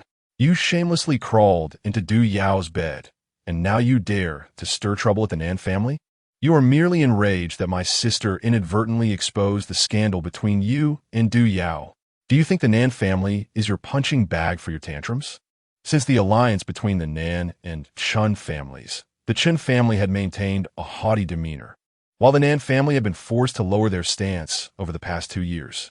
Though they harbored grievances, particularly Nan Guqin, who valued his pride, they had tolerated it due to shared interests. However, now that the Chun family had resorted to such disgraceful antics, openly slapping the Nan family in the face, she audaciously dared to create a scene at their home. Recalling Nan Songning's previous remarks only intensified Nan Guqin's anger. It seemed that the Nan family's humility over the past 2 years had only emboldened the Chun family to act with impunity. Chun Jihan, in a fit of rage, shouted, Get away from me! Nan Guqin, what business is it of yours? Are you defending that shameless girl? Nan Xia looked on in shock at Nan Guqin. She was well aware of his disdain for Nan Songning. How could he possibly come to her aid? Yet, Nan Zhiming sternly interjected, Jihan, I had thought that a family of your standing would instill basic decency in their children. As an elder, I find your unruly behavior in the Nan household utterly disrespectful. Regardless of our opinions on Nan Songning, she is recognized as a legitimate member of the Nan family now. It was unacceptable for her to brazenly refer to Nan Songning as a wretched girl in their presence. The Nan family, despite their current situation, still held the status of a prestigious family, not merely pets of the Chun family. Chun Jihan's expression stiffened, her explosive temper waning slightly. Chun Zheng, filled with exasperation, demanded to know why she remained silent, making them appear unreasonable instead. The elder, maintaining his composure, declared enough. Let today's events conclude here. Chun Zheng, take Chun Jihan home. If this disturbance continues, do not blame me for calling security. Chun Zheng's face shifted through shades of anger and frustration as he cast an irritated glance at Chun Jihan, ultimately dragging her away. As they departed, Chun Jihan's gaze remained fixed on Nan Songning, who stood quietly behind the Nan family, her demeanor gentle, lips subtly curved in a smile, and her tranquil, glass-like eyes shimmering with an unusual brilliance. Once outside the Nan residence, Chun Zheng scolded her, What on earth are you doing? Why did you enter that room? Chun Jihan's expression turned stiff. How could she explain? To admit that she had secretly entered He See You's room? Now, it was merely her humiliation at stake. But if she openly offended He See You, the consequences would undoubtedly be disastrous for the Chun family. Could it be that you willingly entered Du Yao's room? She screamed. What nonsense are you spouting? I wouldn't even look at Du Yao. It's all that wretched Nan Songning's fault. I must kill that vile creature. Brother Zheng, Sister Jihan. Nanxia rushed out, her face a mask of concern. I know this must be a misunderstanding. Sister Jihan would never do such a thing. Chun Jihan, filled with pent-up fury, found no outlet for her anger towards Nan Songning. Now, with Nanxia presenting herself, she felt no obligation to be courteous. You feign concern. Just watch as I expose your folly. Have you ever looked in the mirror to see what you truly are? Upon Nan Songning's return, you lost even the right to speak in the Nanxia family. Indeed, a worthless fool like you would hardly be worth listening to. Nanxia, taken aback by Chun Jihan's sudden vitriol, stood frozen, stammering aye. Chun Jihan cast her a scornful glance. Nan Songning is the true daughter the Nanxia family retrieved. Who knows if you are even genuine? The Nansha family had always claimed both daughters were biological, and Qin Jihan's words were merely a desperate outburst. Yet they struck at the most sensitive nerve within Nanxia. Her complexion gradually paled, tears spilling forth. I am not. Get away from me. Qin Jihan forcefully pushed her aside, entered the car, and drove away with an air of finality. Nanxia, feeling wronged, turned to Qin Zheng, her tears cascading like a broken dam. Brother Zheng, I only wanted to comfort Sister Jihan. I know she must have been framed. However, Qin Zheng's expression was also dark. Is that so? It seems your family is quite protective of Nansangning. How many in the Nansha family are complicit in this scheme? You are a member of the Nansha family. Are you truly unaware? Nanxia's pupils dilated, her face ashen as she shook her head vehemently. How could that be? I would never conspire against Sister Jihan. Typically, when Nanxia cried like this, Qin Zheng would comfort her. Yet now, with the Chun family's reputation tarnished and their plans foiled, they were left in disgrace while the Nansha family shielded Nansangning. Who could tell if they were all in cahoots? With this thought, Qin Zheng looked at Nanxia with growing disdain. He sneered coldly, "You had best not be." He then turned and entered the car, leaving without a backward glance. Nanxia stood rigidly, watching as Qin Zheng drove away, disbelief washing over her. The fiancé she cherished most had, just yesterday, played the piano for her lovingly, promising to marry her within the year and cherish her like a princess for life. Yet now, he was indifferent to her tears, regarding her with such icy detachment before abandoning her entirely.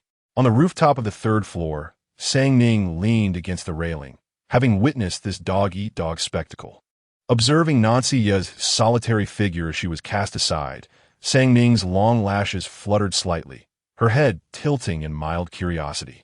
She looked rather pitiable. Yet, there were even more pitiable moments ahead. A faint smile graced Sang Ning's lips as she turned to leave the rooftop. Descending to her room, she proceeded to draw a bath, as was her custom. She comfortably sank into the bathtub, enveloped by a cascade of bubbles. And it was once again time for her daily indulgence in her mobile device.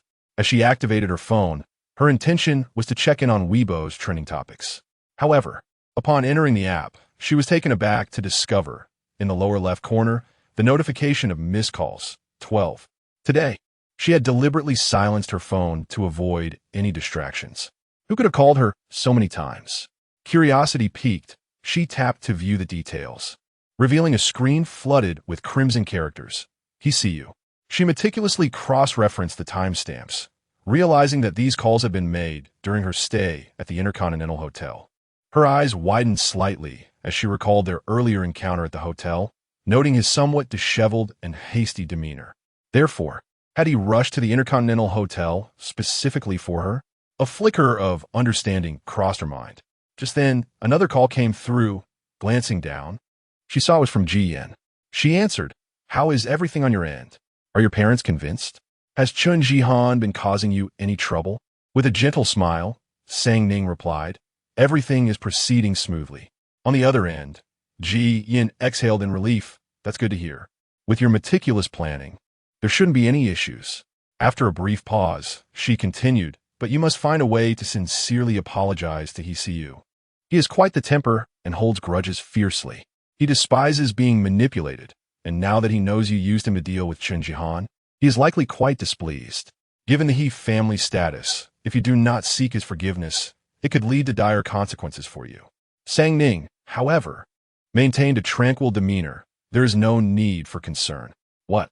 With a slight smile, her clear, glassy eyes reflected a calm confidence. "Mr. He is magnanimous. He will forgive me." Chapter 050. You are simply too understanding. With a resounding slap, Chen Ongwa struck Qin Jihan across the face. "Haven't we already lost enough face as a family? You went to the Nan family to create a scene? You are only serving as a source of amusement for them." Chen Ongwa reprimanded vehemently. Qin Jihan's eyes were red-rimmed. "That wretched Nan Songning deliberately harmed me. Why should I not seek retribution? And you have no evidence to support your claims.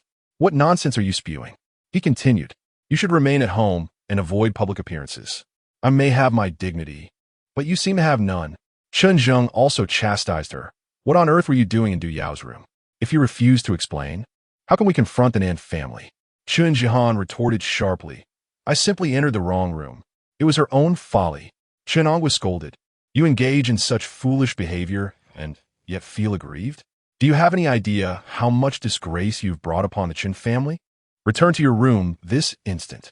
Tomorrow, we shall finalize your marriage to the Du family, thereby preventing further embarrassment. Chen Jihan screamed, No, I would rather die than marry Du Yao. Nothing happened between us. He is not worthy of me. Your photographs are circulating widely. What more do you want? Chen Jihan was nearly frantic. That was a deception. I have already stated it is not true. If you force me to marry Du Yao, I would prefer death. Go to your room. Chen Onghua shouted back. With resentment, Chen Jihan turned and retreated to her chamber. How could I have raised such a disgraceful daughter? Chen Onghua fumed. Madame Chen quickly interjected, We cannot truly ally with the Du family. You know all too well what Du Yao is like. After his misdeeds, you were the one who helped smooth things over. You are fully aware of what a disgrace he is. How could we allow Jihan to marry him? That would not be her own choice. Jihan is my daughter. I understand her well. This must be a misunderstanding. Yet, you also know that marrying Du Yao would tarnish our family's reputation permanently. Do you believe his character will change after marriage? It would be far better to simply state that they have broken up and let the matter die down quietly. Chen Onghua had spoken out of anger. Although the issue with Du Yao had been contained, he understood its severity better than anyone. That thoroughly disreputable individual would inevitably cause an uproar within 3 years. The previous incident may have been suppressed, but the next could be even more outrageous. If they truly allied with his family, they might find themselves embroiled in his troubles. It would be a loss without gain. Originally, the plan was to encourage the Nan family to marry off their daughter and take advantage of the situation. But now that the storm had descended upon them, he could not possibly bear such a loss. However, the unfolding of the situation was far more nauseating than swallowing a fly. The next morning, Songning descended the stairs for breakfast. It was Wednesday, and she had classes to attend. As she entered the dining room, she was surprised to see the entire Nan family gathered for breakfast. Although the family adhered to strict customs for dinner, breakfast and lunch were more casual, given everyone's busy schedules. The eldest lady is awake. Please take a seat. Upon her arrival, Aunt Chen promptly and attentively brought forth a bowl of freshly prepared wontons along with a cup of soy milk. As Sangning had never been fond of bread or sandwiches, Aunt Chen had learned to remember her preferences. Sangning pulled out a chair and sat down, addressing her grandfather and parents. Her gaze swept over Nan Xia, whose eyes were red and swollen, veined with crimson, as if she had wept throughout the night. At that moment, she glared intensely at Sangning, her grip on the fork causing her knuckles to turn white. Are you attending class today? The old man inquired. Yes, I have a full schedule today, Sangning affirmed with a nod. I think it would be wise for you to rest at home for a few days. The events of yesterday were rather alarming, and I worry that further complications may arise. It is not I who should feel ashamed, the old man replied, his expression grave, bearing a hint of worry. Although the Nan family had not been the source of embarrassment, they had nonetheless offended some individuals. Currently, the Chun and Nan families were tightly intertwined, and while the Nan family had little fear should a union between the Chun and Du families occur, they might unite to retaliate against the Nan family, which would spell trouble. The gossip surrounding Chen Jihan and Du Yao had become a hot topic, even reaching those outside their circle. It was rumored that there had been news coverage yesterday, which, although suppressed by the Chun family, could not entirely quash the scandalous nature of the reports. The headlines were sensational, boldly declaring the encounter of the young heirs caught in a compromising situation. Sangning, being quite perceptive, suggested, given the unflattering rumors circulating outside, perhaps I could step forward to clarify the situation, asserting that they are merely in a normal romantic relationship. I could explain that I mistakenly took Jihan's room card and entered the wrong room, leading to the misunderstanding. This way, both the Chun and Du families could salvage some dignity. The old man regarded Sangning with surprise. Isn't that a bit too much of a compromise on your part? After all, you are the one bearing the brunt of the scandal. With a gentle tone, Sangning replied, As long as it preserves the dignity of all 3 families and alleviates your concerns, this minor sacrifice is inconsequential. I would only be aiding both the Chun and Du families while resolving this matter amicably. She then turned to glance at Nancia, who was glaring at her with palpable disdain, feeling a rush of empathy and guilt. After all, the Nan and Chun families still had a betrothal agreement, and Sang Ning did not wish to jeopardize the relationship between the two families, especially considering Nancia's affection for Chunjung. It would be unjust for her own actions to disrupt their bond, potentially nullifying the engagement and causing the Nan family to lose a business partner. Moved by this, when Miling's eyes glistened with tears, she had previously worried that Sang Ning might covet Nancia's promising engagement, only to realize that Sang Ning had reached such depths of selflessness, still caring about Nancia's betrothal. This child, indeed, was so considerate that it tugged at one's heartstrings. The old man nodded repeatedly, his tone softening considerably. "You are simply too understanding, my dear." He then turned to look at Nancia, who still wore an expression of resentment, glaring fiercely. Unlike some, who betray their own and fail to recognize kindness. Chapter 51. Must I spend more money? Yesterday, Qin Jahan created a scene on the territory of the Nan family, brazenly trampling on their dignity. Despite this, Nancia was still fervently defending Qin Jahan, which could only be described as treachery. Not only did the old man feel displeased, but even Nan Junming harbored some dissatisfaction. Nancia had already wept through the night in distress, her eyes swollen and red. Now, with her grandfather's reprimand, tears welled up once more. It was only when Miling who interjected, suggesting that Sia was merely naïve, focused solely on fostering a good relationship between the two families.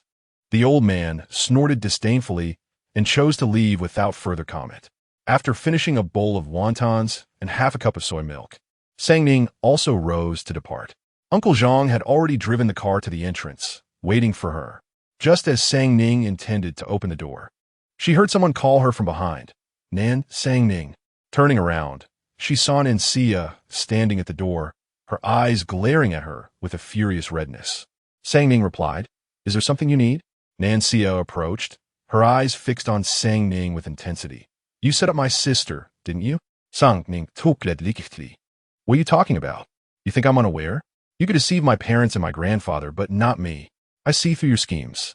With a slight lift of her brow, Sang Ning inquired, "And then what?" Nancia was momentarily at a loss for words, her anger bubbling up with nowhere to be directed. So what if she knew the truth? Could she expose Nan Sang Ning's true nature? At present, she was struggling to safeguard her own position. "If there is nothing else, I'll take my leave," Sang Ning stated, her patience wearing thin for idle chatter. Yet Nancia gritted her teeth and pressed. "Why did you agree to clarify things for grandfather? To help maintain the relationship between the Chun and Nan families? Aren't you hoping for my engagement to be annulled, for my brother Zheng to abandon me?" Nancia's tears from the previous night were not solely due to Chun Zheng's coldness, but also stemmed from the sudden rift between the two families.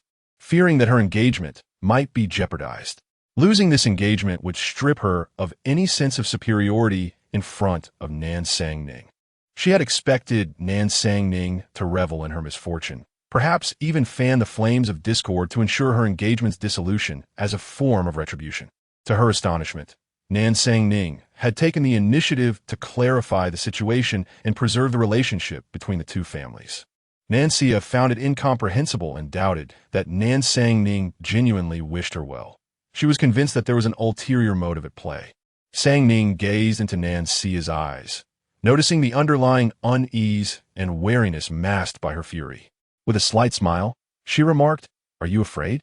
Nancia's pupils dilated, as if struck at her core, her voice rising. "What do I have to fear?" Indeed, she feared the unpredictable future, the unknown consequences, and was apprehensive about Sang Ning's next move. Sang Ning refrained from exposing her thoughts, merely smiling softly, her voice soothing.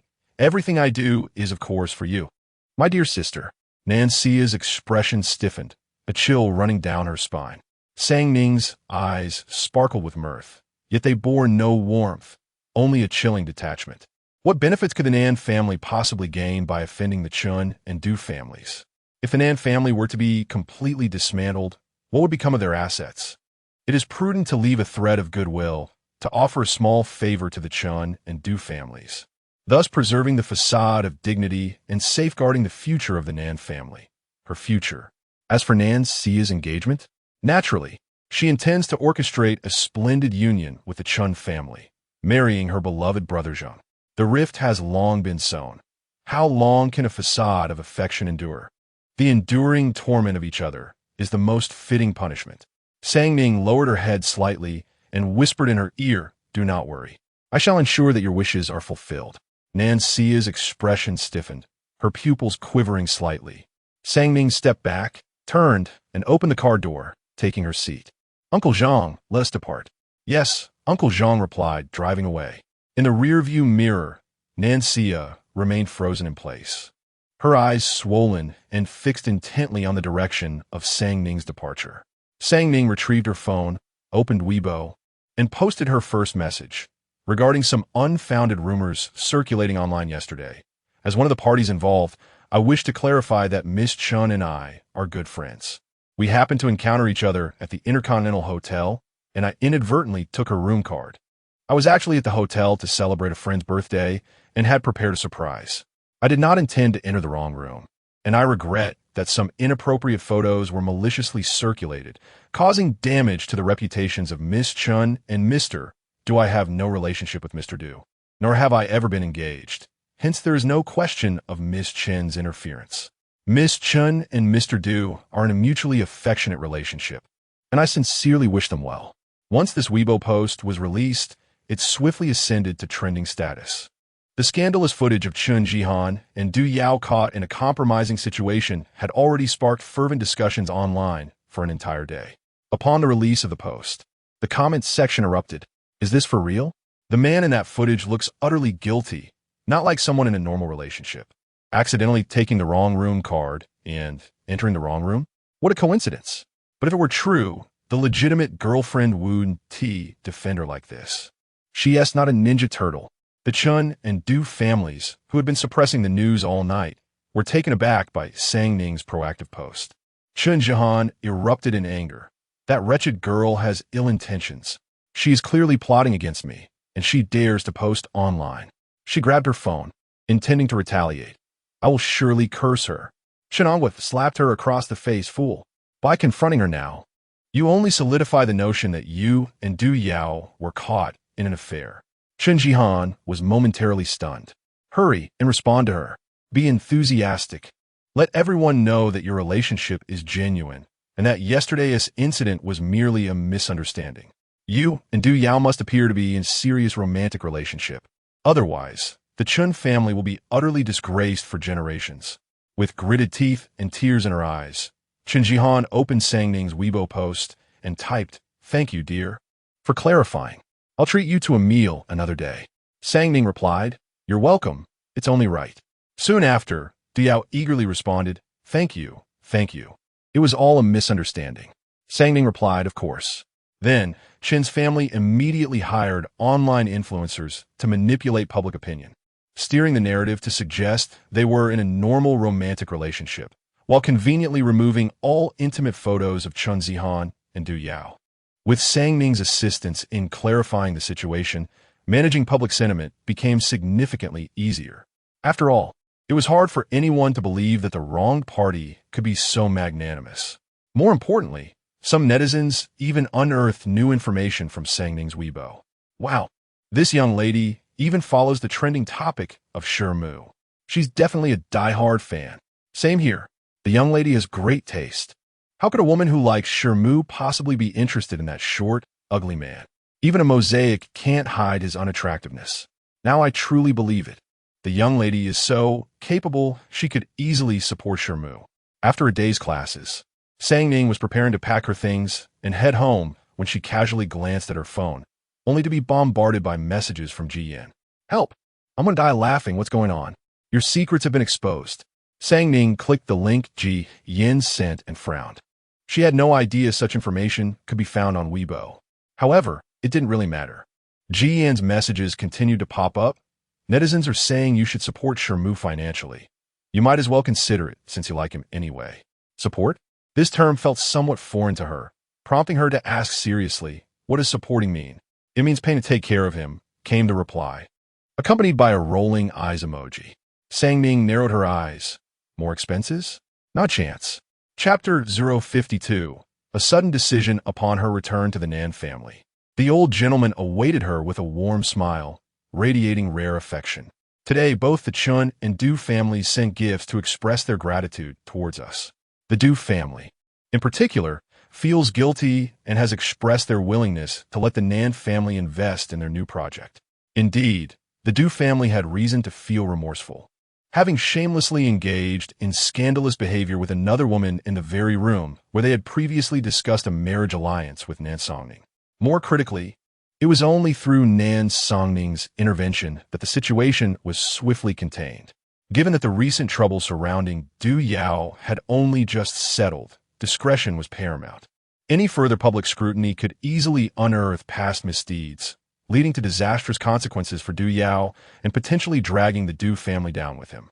Thus, the Du family's overtures were twofold: to express gratitude for Nan Songning's timely assistance and to silence any potential criticisms from the Nan family.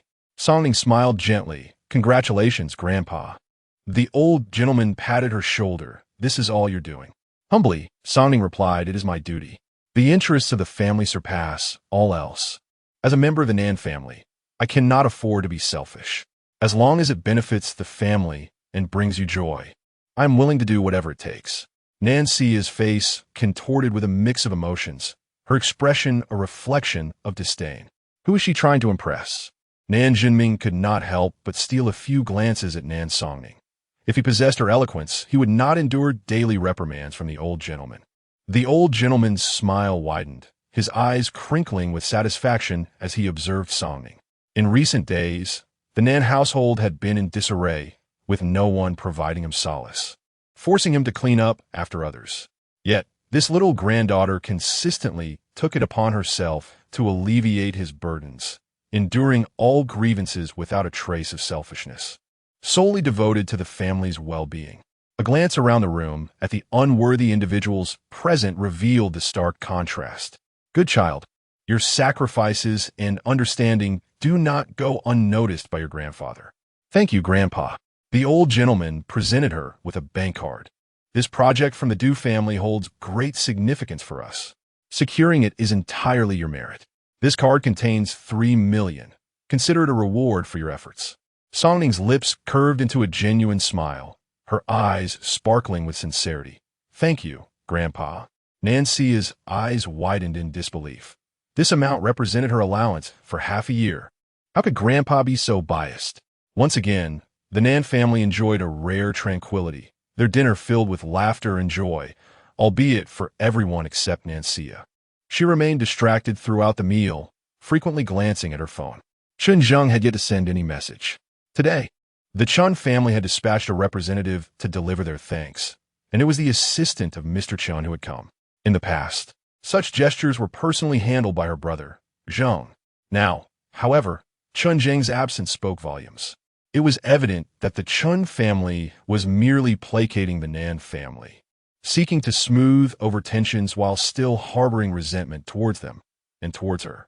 How could Nan Xia not feel a surge of anxiety?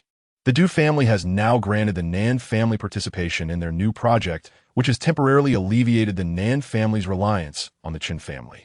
Consequently, their grievances towards the Chun family have diminished, as it does not significantly impact their interests. The collaboration between the Nan and Chun families has reached a successful conclusion. Presently, the only aspect that may be affected is her engagement.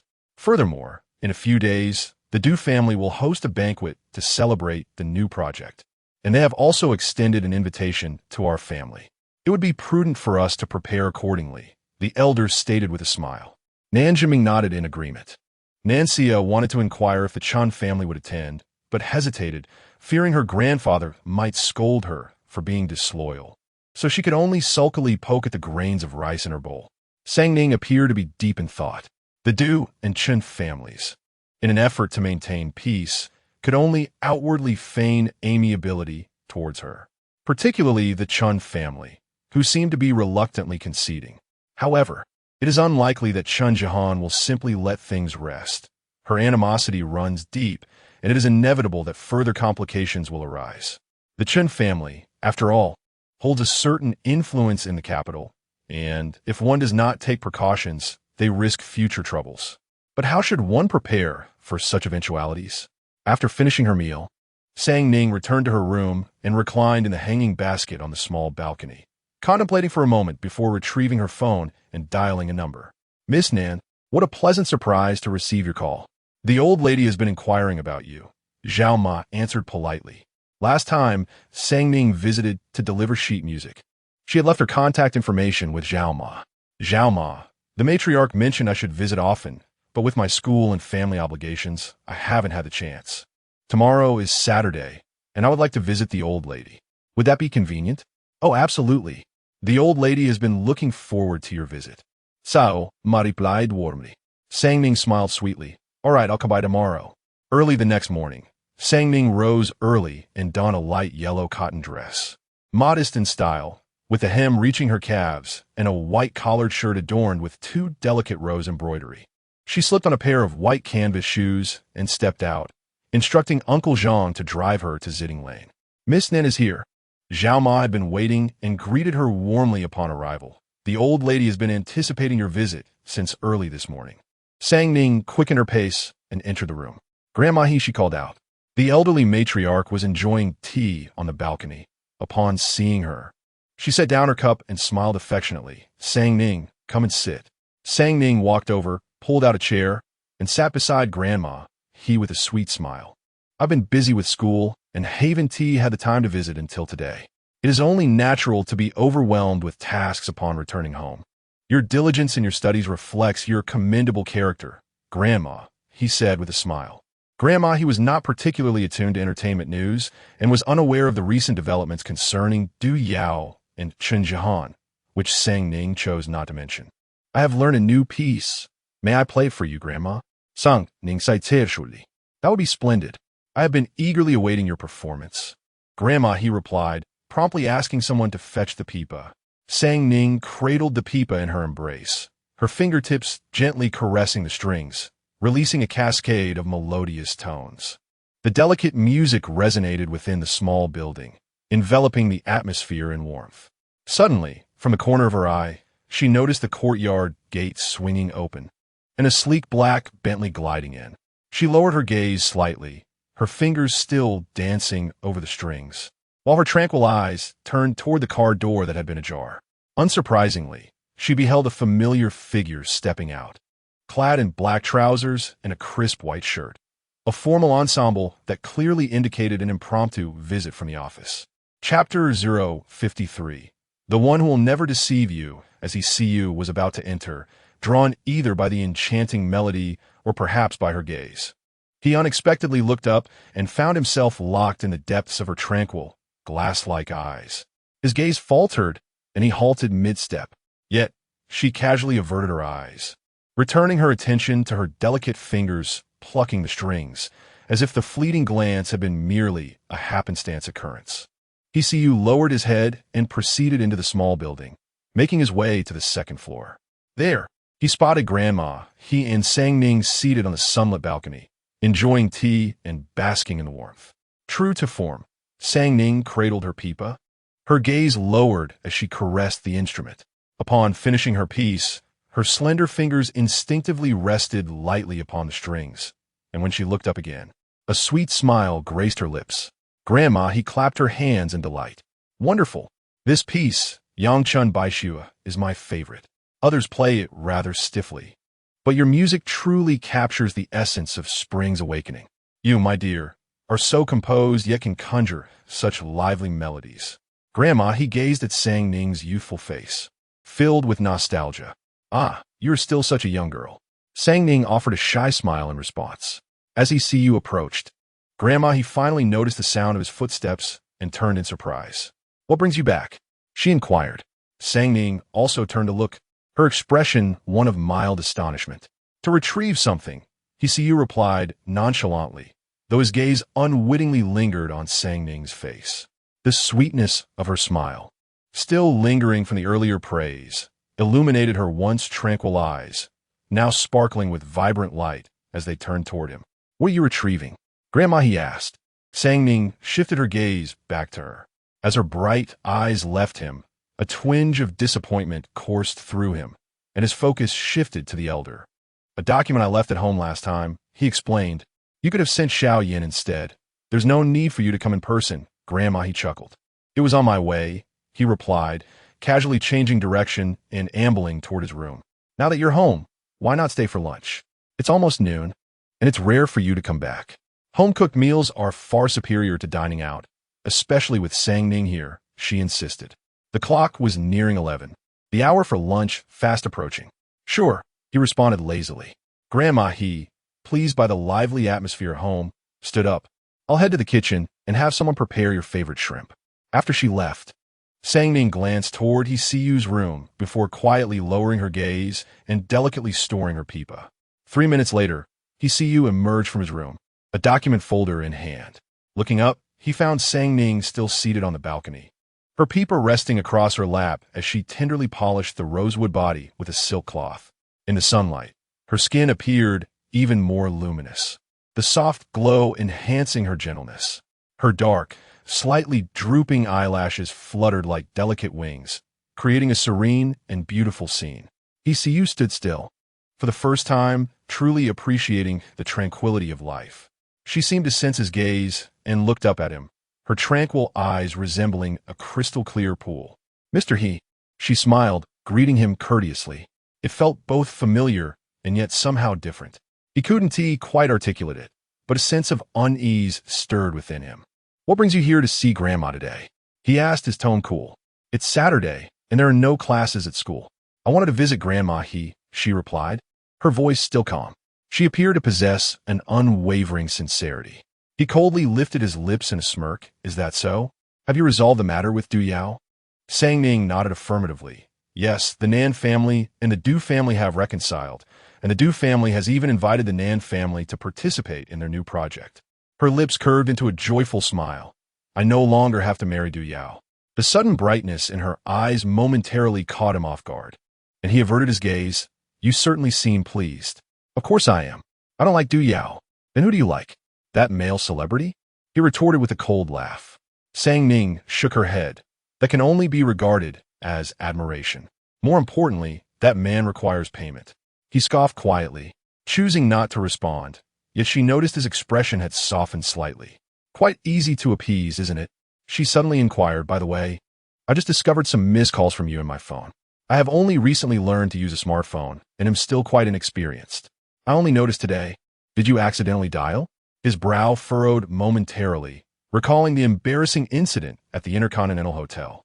"Perhaps. I must have forgotten," he admitted. Sang Ning nodded in agreement. "I thought so."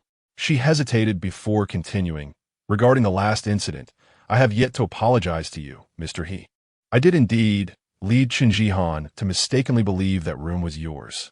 He narrowed his eyes at her, wondering what had prompted her sudden honesty. Hadn't she previously spun her tales with great finesse? Sang Ning gazed at him earnestly. "Grandma, he has treated me with great kindness.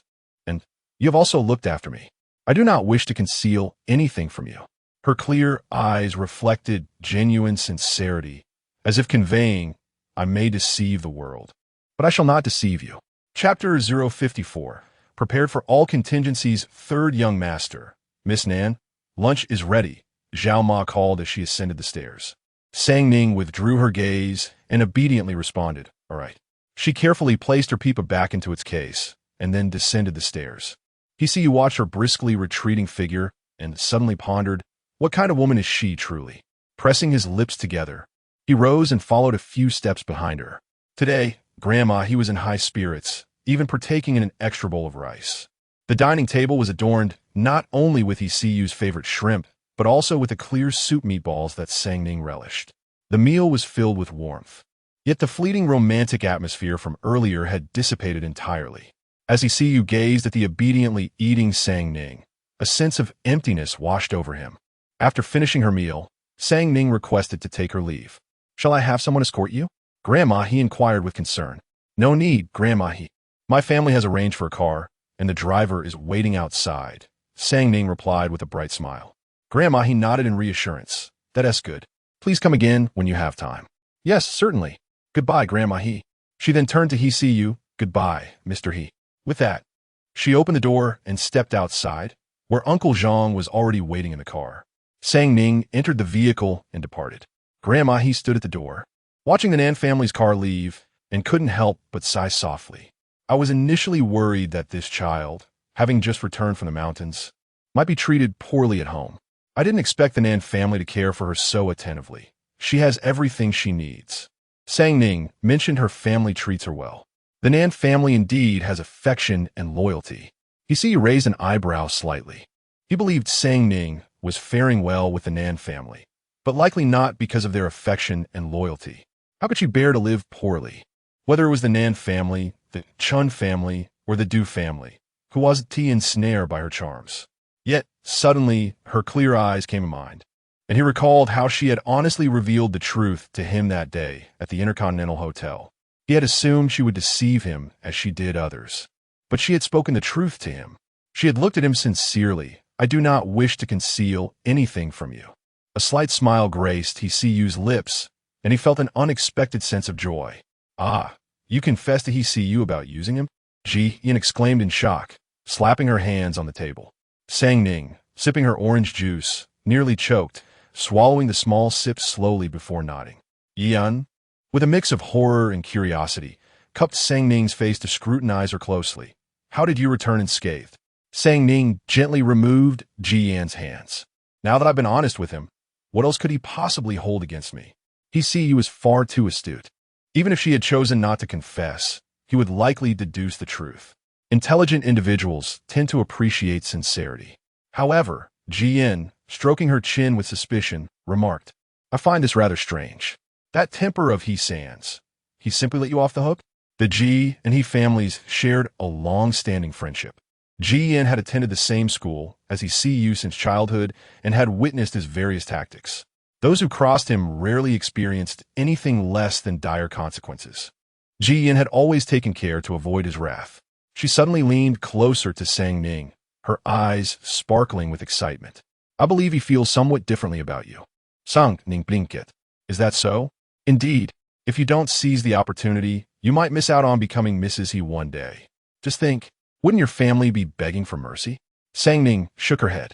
With the He family's status, it's far too challenging for the Nan family to aspire to such heights. Although the Nan family is wealthy, they remain mere upstarts in the eyes of the He family. But if He-See-Yu is interested, that should suffice. If you win him over, Commander He, despite his rigidity, has a fondness for you. What'll be difficult about that? Grandma, he appreciates my people playing, not my potential as her granddaughter-in-law. As for He-See-Yu, Sang Ning's tone was nonchalant. If he truly had the authority, his mother would have been welcomed long ago.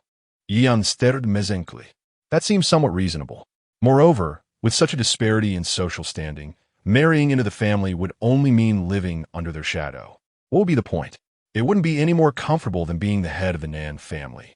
Ji-Yin pouted. If it's meaningless, why bother with him? Sang Ning bit down on her straw and sipped her orange juice. Well, I can't entirely disregard him. Why not? Ji-Yin asked, her face filled with confusion. Sang Ning smiled gently. Of course I must pay attention. Having an extra card up my sleeve is never a disadvantage. My current leverage is too limited. I cannot afford to waste any person or resource. Holding on to it will prove useful in due time. Preparation is key. Yan frowned. I haven't tea read enough. Could you speak plainly? Sang Ning set her cup back on the table. The orange juice is finished. Let's go shopping. Are you changing the subject? Sang Ning brat. What a lovely hat. Where did you get it? Ji-Yan's eyes lit up, and she raised her chin proudly. It's from a niche designer brand. Do you like it? I can take you there. Their hats are uniquely styled, especially the berets. They're exquisite and make your face look smaller. Sang Ning blinked. No wonder you look particularly lovely today. Ji-Yin energetically pulled her along. Come on, let's go shopping. The Du family's banquet was held at the Hyatt Hotel, an extravagant affair that attracted many prominent figures from the capital. The newly launched, large-scale film production project by the Du family had secured a formidable backing, making its success almost assured, with numerous investors involved. The Nan family's car came to a halt outside the hotel, where the doorman assisted them out. Sang Ning and Nan Siya exited together. Sang Ning donned a light green satin dress, her softly curled long hair cascading over her shoulders, complemented by 5 centimeter stiletto heels adorned with sparkling rhinestones. This event marked a rare opportunity for the Nan family to participate in such a grand occasion, as the elder had specifically instructed them to dress elegantly.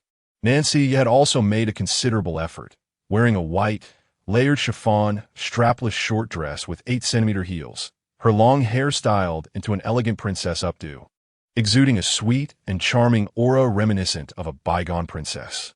Yet today, her expression revealed an underlying anxiety, her complexion somewhat pale and weary despite the layers of makeup. Chen Zheng had not contacted her for 3 days. She had inquired about it and learned that the Chun family would be attending tonight's banquet, especially since Chen Jihan and Du Yao were currently in a romantic relationship, and it was rumored that both families were considering a union. After days of longing to see him, she felt a rising anxiety as the moment finally arrived. The elderly gentleman and others disembarked from the vehicle, turning to remind them, "Don't cause any trouble." This admonition was directed at Nancia. Nancia bit her back teeth, her expression darkening further. In the past, their grandfather would only warn Nan Songning not to bring shame to the family. She dared not retort, merely responding with a subdued yes. The elderly gentleman strode inside, flanked by Wen Meiling and Nan Jiming. Songning and Nan Mukin followed closely behind. Nancia remained rooted in place, her fingers digging into the fabric of her skirt, unwittingly inflicting pain upon herself. She felt as though she had become an outsider within the Nan family, having been the cherished little princess for 20 years. The return of Nan Songning abruptly rendered her superfluous. No, she could not resign herself to such a fate. Passively watching as Nan Songning usurped everything that rightfully belonged to her. Chapter 055. Is it your place to call the shots? Nancia gritted her teeth and reluctantly began to follow. The banquet was held in the hotel's second-floor ballroom, which had been entirely reserved by the Du family. The Nan family presented their invitation to gain entry. Upon arrival, the elder gentleman greeted the Du family's manager warmly. "Mr. Du, Mr. Du promptly extended his hand for a handshake, exclaiming, "It's a pleasure to see you here today. Please come inside." The Du family's substantial hospitality was duly acknowledged by the Nan family, and the elder smiled amiably. "You are too kind." The two families appeared to be on amicable terms, as if no unpleasantness had transpired previously. However, Du Yao felt a twinge of regret upon seeing Nan Songning. He now had to initiate a courtship with Chen Jihan. While the Chen family was more distinguished than the Nan family, Nan Songning's beauty eclipsed that of Chen Jihan. He had no need for status. He merely desired beauty.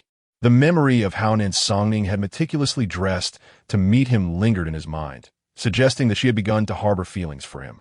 Alas, fate had conspired against them. What a pity. Mrs. Du shot him a warning glance, prompting him to avert his gaze and adopt a more subdued demeanor. After the previous uproar had finally settled down, today's banquet could be regarded as a launch event for a new project, attended by numerous media representatives. Should any indiscretions be captured by the press, the prior public sentiment would have been for naught. The elder, Nan Jinming, and Mr. Du engaged in discussions about the project as they walked ahead, while Wen Meiling conversed amiably with Mrs. Du, creating a harmonious atmosphere. Songning trailed behind, surveying the venue's arrangement. Unlike previous gatherings, today's banquet was not private. It was open to the media, serving both to promote the cinematic project and to rehabilitate the Du family's image. As they entered, they discovered the Chun family was already present. Upon spotting Nan Songning, Chen Jihan's gaze turned venomous. "Mrs. Chun," Wen Meiling greeted with a smile. "Mrs." Chen returned the gesture with a thinly veiled smile. "Mrs. Nan, you look quite splendid today." "How could that be? Today is all about Jihan and Du Yao." Wen Meiling replied diplomatically, still mindful of the engagement between Chen Zheng and Nancia, which softened her tone. "Now that we are all involved in the Du family's cinematic project, isn't that a good thing?" Mrs. Chun scoffed. "Indeed, we are all involved. But it is the daughter of the Chun family who is being sold, not that of the Nan family. Can this possibly yield a favorable outcome?" She lamented the fact that her meticulously nurtured Chen Jihan had aspired solely to climb the social ladder, with the He family as her ultimate goal. Now it seemed she had fallen into the hands of the inept Du Yao. Even if they did not marry in the end, Chun Jihan's reputation would be tarnished, which equally matched families would be willing to ally with her then. What should have been a profitable venture for the Chun family had backfired, leaving the Nan family with nothing to lose. Nan Songming simply posted a Weibo update, and the Nan family secured a free entry into the project. The thought of this made Mrs. Chun seethe with frustration. While her family suffered such a dire predicament, the Nan family protected that little vixen, Nan Songming, in their opposition to the Chun family. What pretense were they putting on now? Nanxia scanned the crowd and finally spotted Chun Zheng. As always, he was impeccably dressed in a suit, holding a glass of wine while engaging in conversation with friends.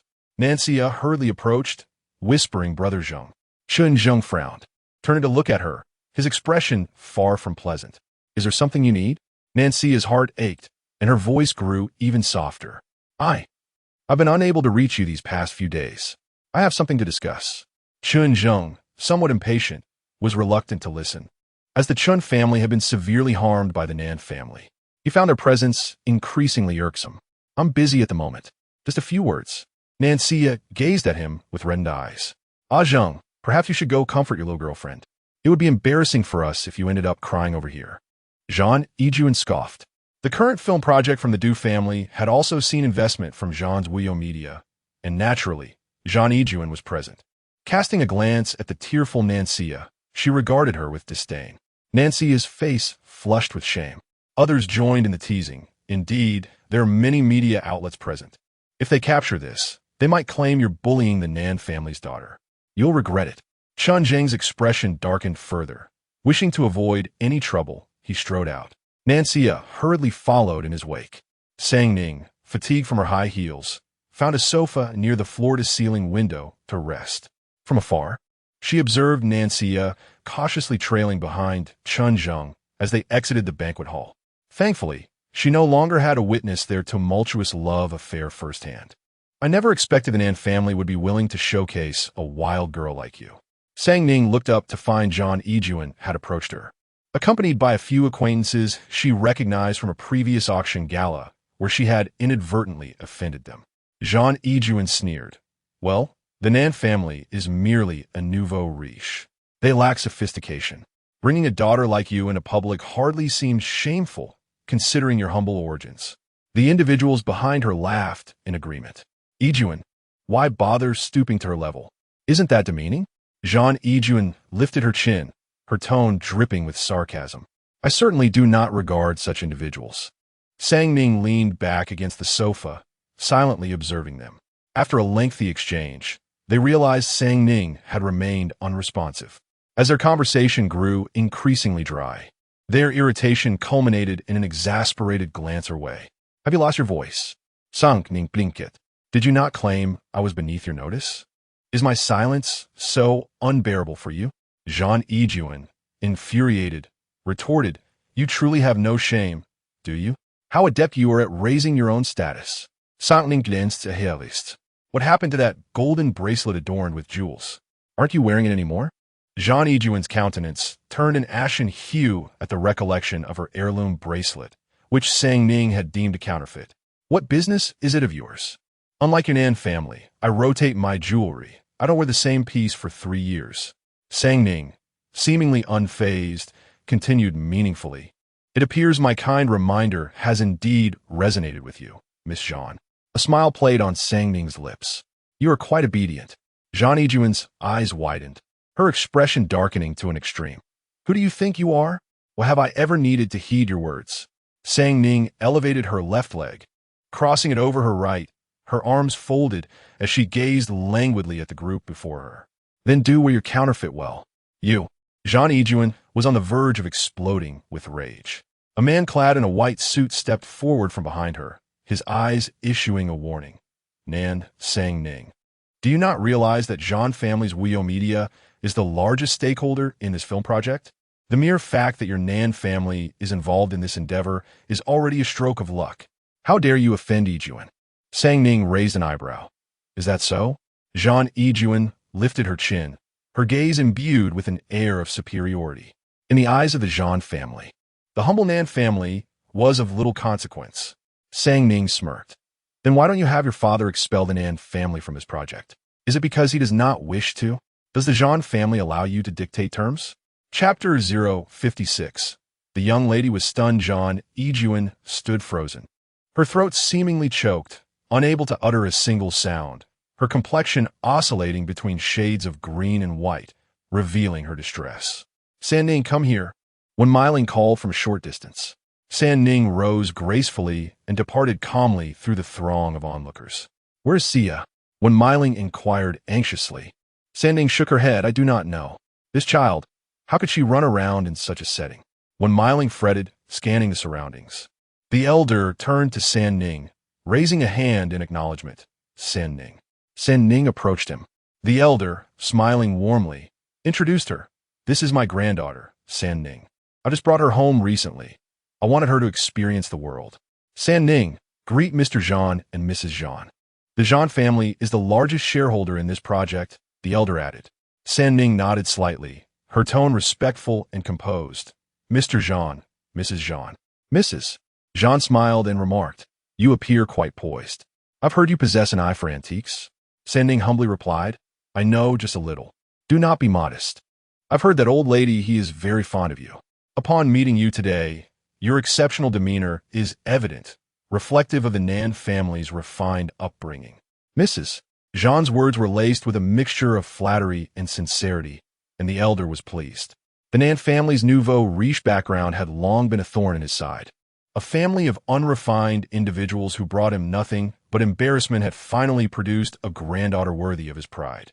This child is indeed eager to learn, the elder remarked graciously. As they conversed, Zhang Yijuan approached, and Mrs. Zhang waved her over.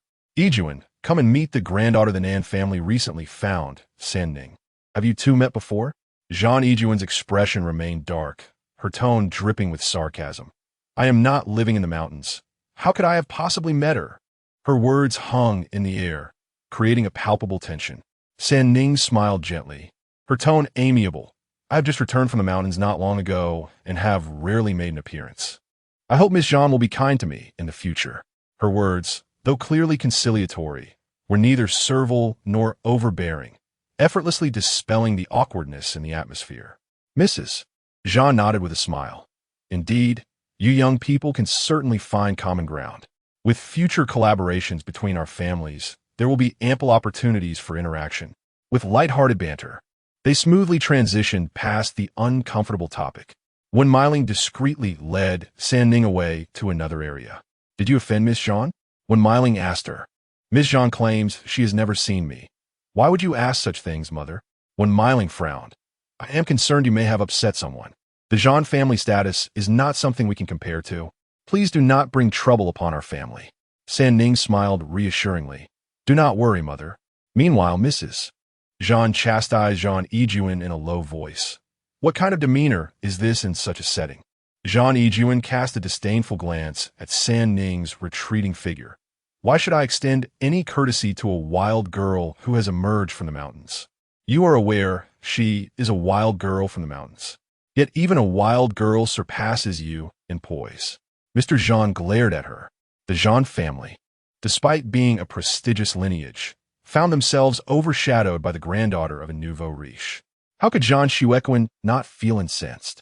Zhang Yijuan, in a fit of rage, exclaimed, That Nansang Ning is no good. It was she who embarrassed me at the auction by declaring my bracelet a counterfeit. Zhang Xuequan frowned. Zhang Yijuan grasped her father's arm, pleading, Father, we must expel the Nans from our circle. That little wretch Nansang Ning is far too arrogant. How dare a nouveau riche family presume to associate with us? Zhang Xuequan's expression darkened as he rebuked her. Do you think this is merely a child's play?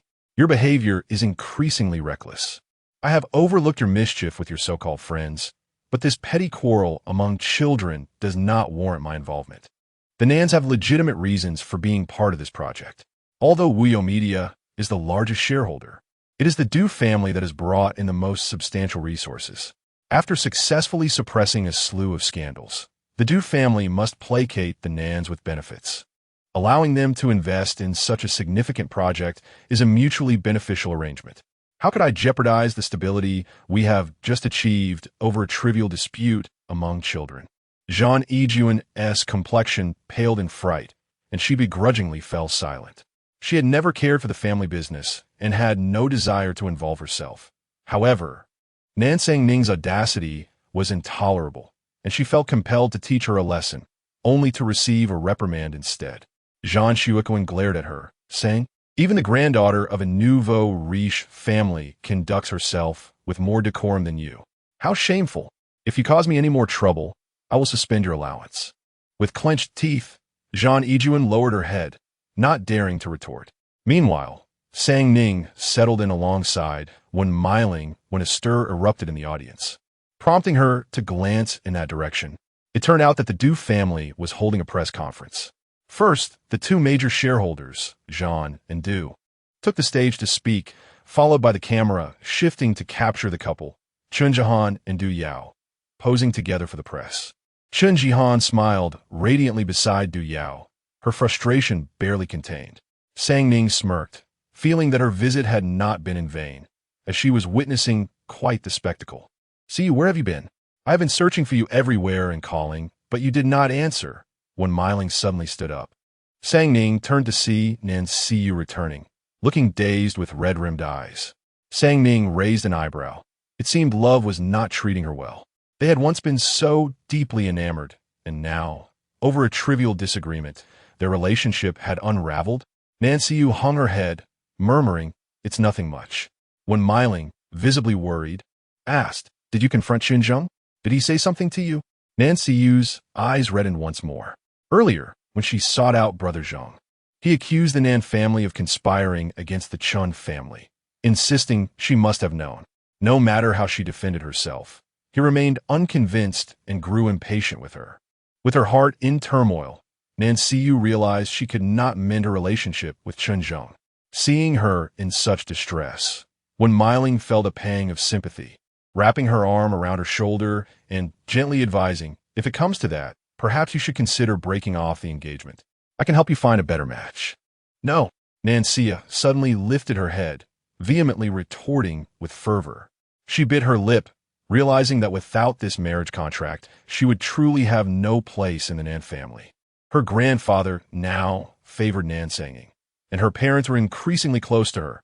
Even Nan Mukin no longer rejected her. And what about her? Did she have to silently endure being a worthless, overlooked false heiress in the Nan family? No, she absolutely could not lose this engagement. She could not lose Brother Zhang. Nancy looked at Wen Miling, harboring some resentment in her heart. If it weren't for her current favoritism towards Nansanging, she wouldn't feel so insecure. Nancy turned her head. Brother Zhang was merely angry for a moment. "We will be fine again." Wen Miling found it difficult to persuade her further and could only let out a sigh. Once the evening banquet concluded, the Nan family departed. The driver brought the car to the hotel entrance, with the elders leaving first while Songning and Nancy, as per usual, shared a vehicle in the back. After getting into the car, Uncle Zhang drove away. The interior was enveloped in silence. Nancy, in a foul mood, refrained from speaking. Songning, too disinterested in feigning sisterly affection, turned to gaze out the window, where a gentle rain began to fall, droplets clinging to the glass and slowly sliding down. The landscape of Junhua Hotel was quite charming.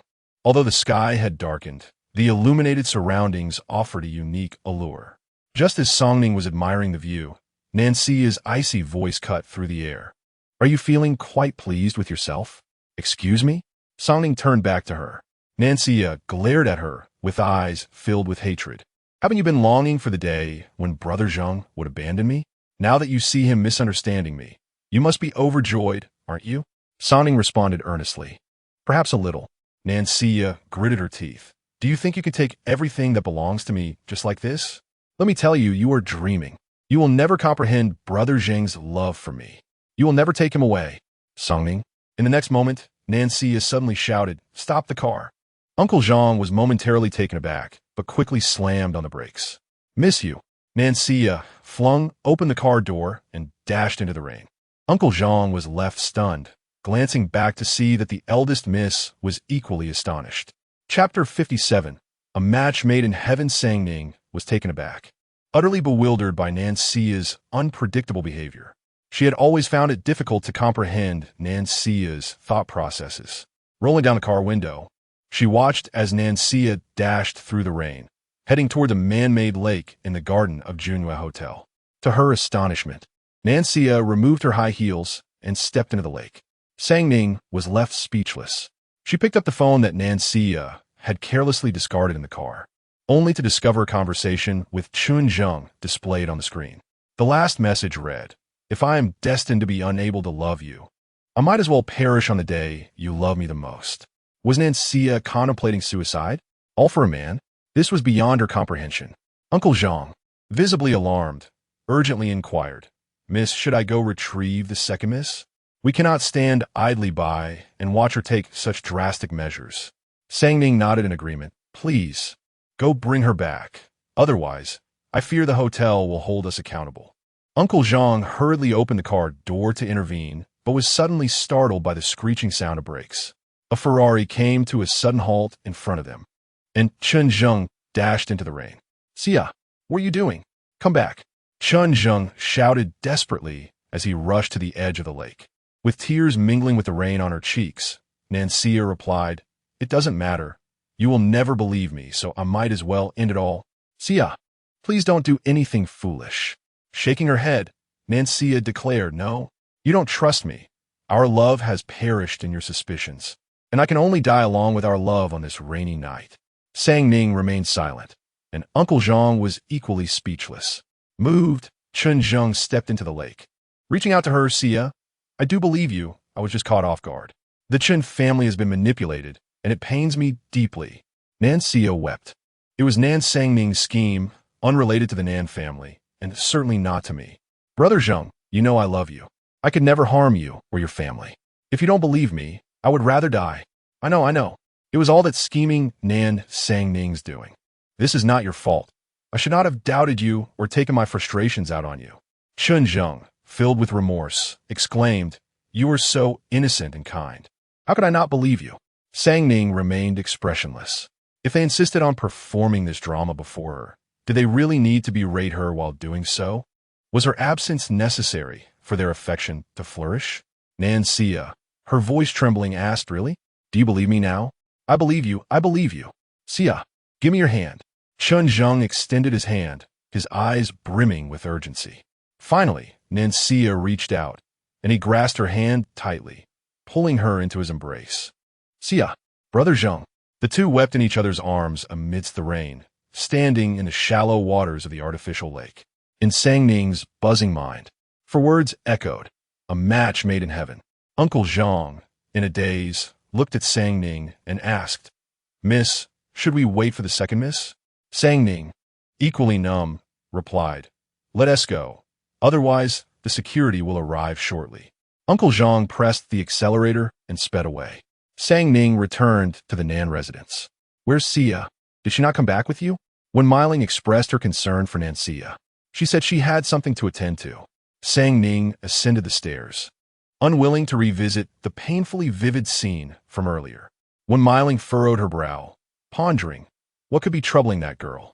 The following morning, Sang Ning had classes and, as per routine, rose at 8 to have breakfast. Upon entering the dining room, she found Nan Xia already there. Her demeanor transformed from the previous days of despondency to one radiating triumph, as if a once-fallen concubine had suddenly regained favor in a cold palace. "Brother Zhang said he will come next week to discuss our marriage and choose an auspicious date," Nan Xia said shyly. The elder was somewhat taken aback, having assumed that after offending the Chun family, they might possibly call off the engagement. He had previously weighed the implications, realizing that securing the Du family's project would alleviate the sting of a potential breakup with the Chens.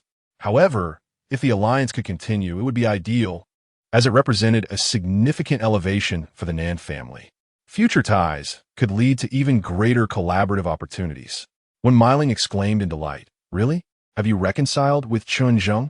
Nan Xia smiled sweetly. "Brother Zheng said he doesn't blame me. He was just momentarily upset." As she spoke, her gaze shifted to Sang Ning, a hint of smugness gleaming in her eyes. Brother Zheng loves me, so he would never be easily swayed by others. Sang Ning suddenly lost her appetite for breakfast at home. She inadvertently recalled yesterday's scene, fearing it would turn her stomach. The elder nodded. That's good. After all, you have been together for 2 years. It's time to settle on a wedding date.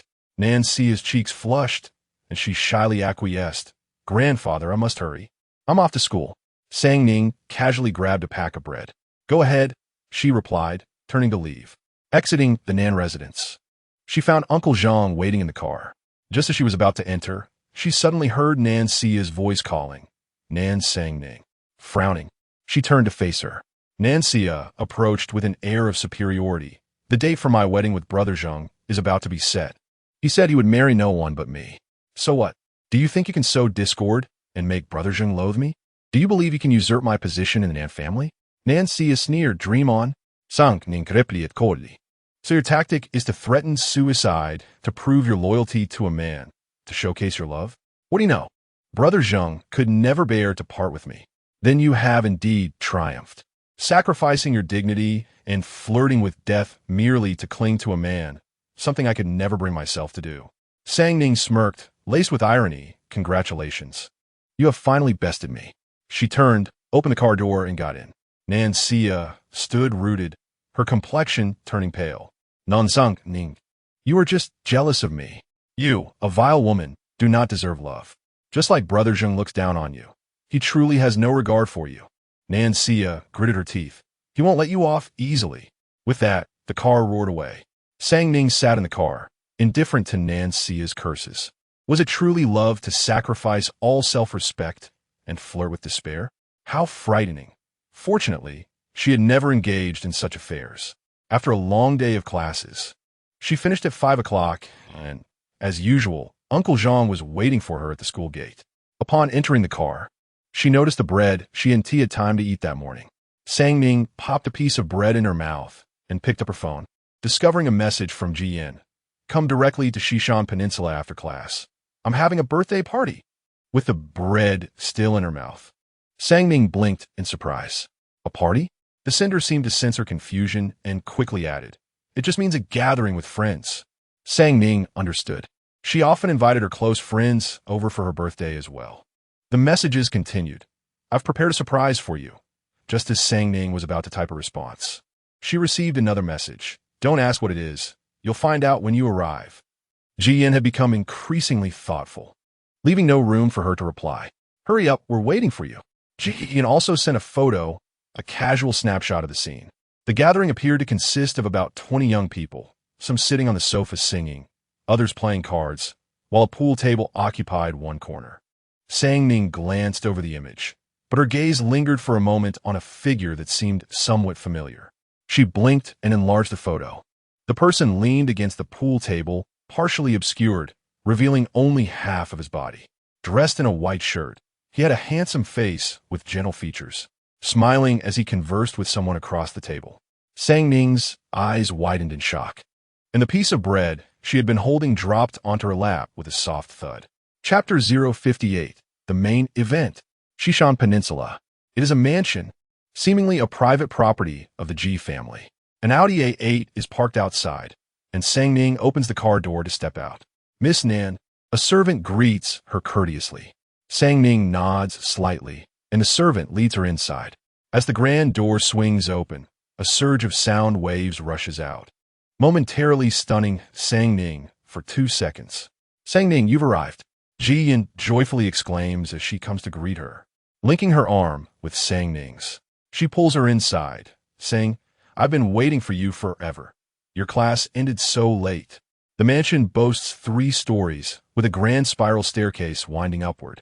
The outer hall features a band performing rock music, the deafening sound reverberating as many dance energetically. Entering the inner hall, it becomes slightly quieter, revealing a game room. After acclimatizing to the overwhelming sound, Sang Ning asks Jian, why didn't you tell me earlier? I didn't have time to prepare your birthday gift. I figured you were too busy to pick something out. Oh, I've received so many gifts that they've become repetitive. Just come and enjoy yourself. Our relationship doesn't require gifts. Jian replies with a cheerful smile, leading Sang Ning into the game room. Come, let me introduce you to my friends. Inside the game room, there are about 10 people. To the left is a card table, and to the right, a billiard table, both filled with laughter and lively chatter. Everyone, let me introduce Sang Ning, my friend, Jian announces. The noise decreases as Gu Xingchen, seated at the card table, calls out, "Oh, Nan Sang Ning. You two can actually hang out together?" Jian retorts, "You know nothing." She pulls Sang Ning to the card table, introducing her one by one. "This is Li Rui, Meng Lai, and this is Ruan Xiaodang, Gu Xingchen's sister." Sang Ning nods and greets each person with a smile. The group takes turns extending their greetings. Ji Yin then leads Sang Ning to the billiard table. Ruan Xiaodang, while shuffling cards, whispers, "This girl seems so well-behaved. How can Ji Yin, who usually enjoys the limelight, be friends with her?" Ji Yin typically dislikes those pretentious young ladies. Gu Xingchen remarks, "You should consider that anyone who can befriend Ji Yin is certainly not a simple character." Ruan Xiaodang glances at Sang Ning again and replies, "How is that possible? She seems so well-mannered." Ji Yin brings Sang Ning to the billiard table, introducing her to everyone.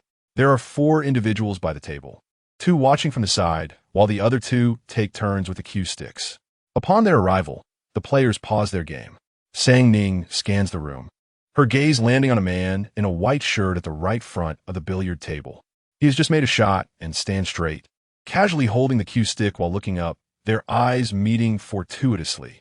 Sang Ning does not shy away. Instead, she maintains her gaze, seemingly attempting to discern something. The man's expression is gentle, yet devoid of any excessive emotion. Ji Yin happens to introduce him at that moment, pointing and saying, "This is Pei Songhan. You haven't met him before. He just returned from South Australia, and his family primarily engages in international trade." Pei Songhan greeted politely, "Hello, Miss Nan." Sang Ning timely withdrew her scrutinizing gaze and smiled. "Hello, Mr. Pei." She continued the conversation.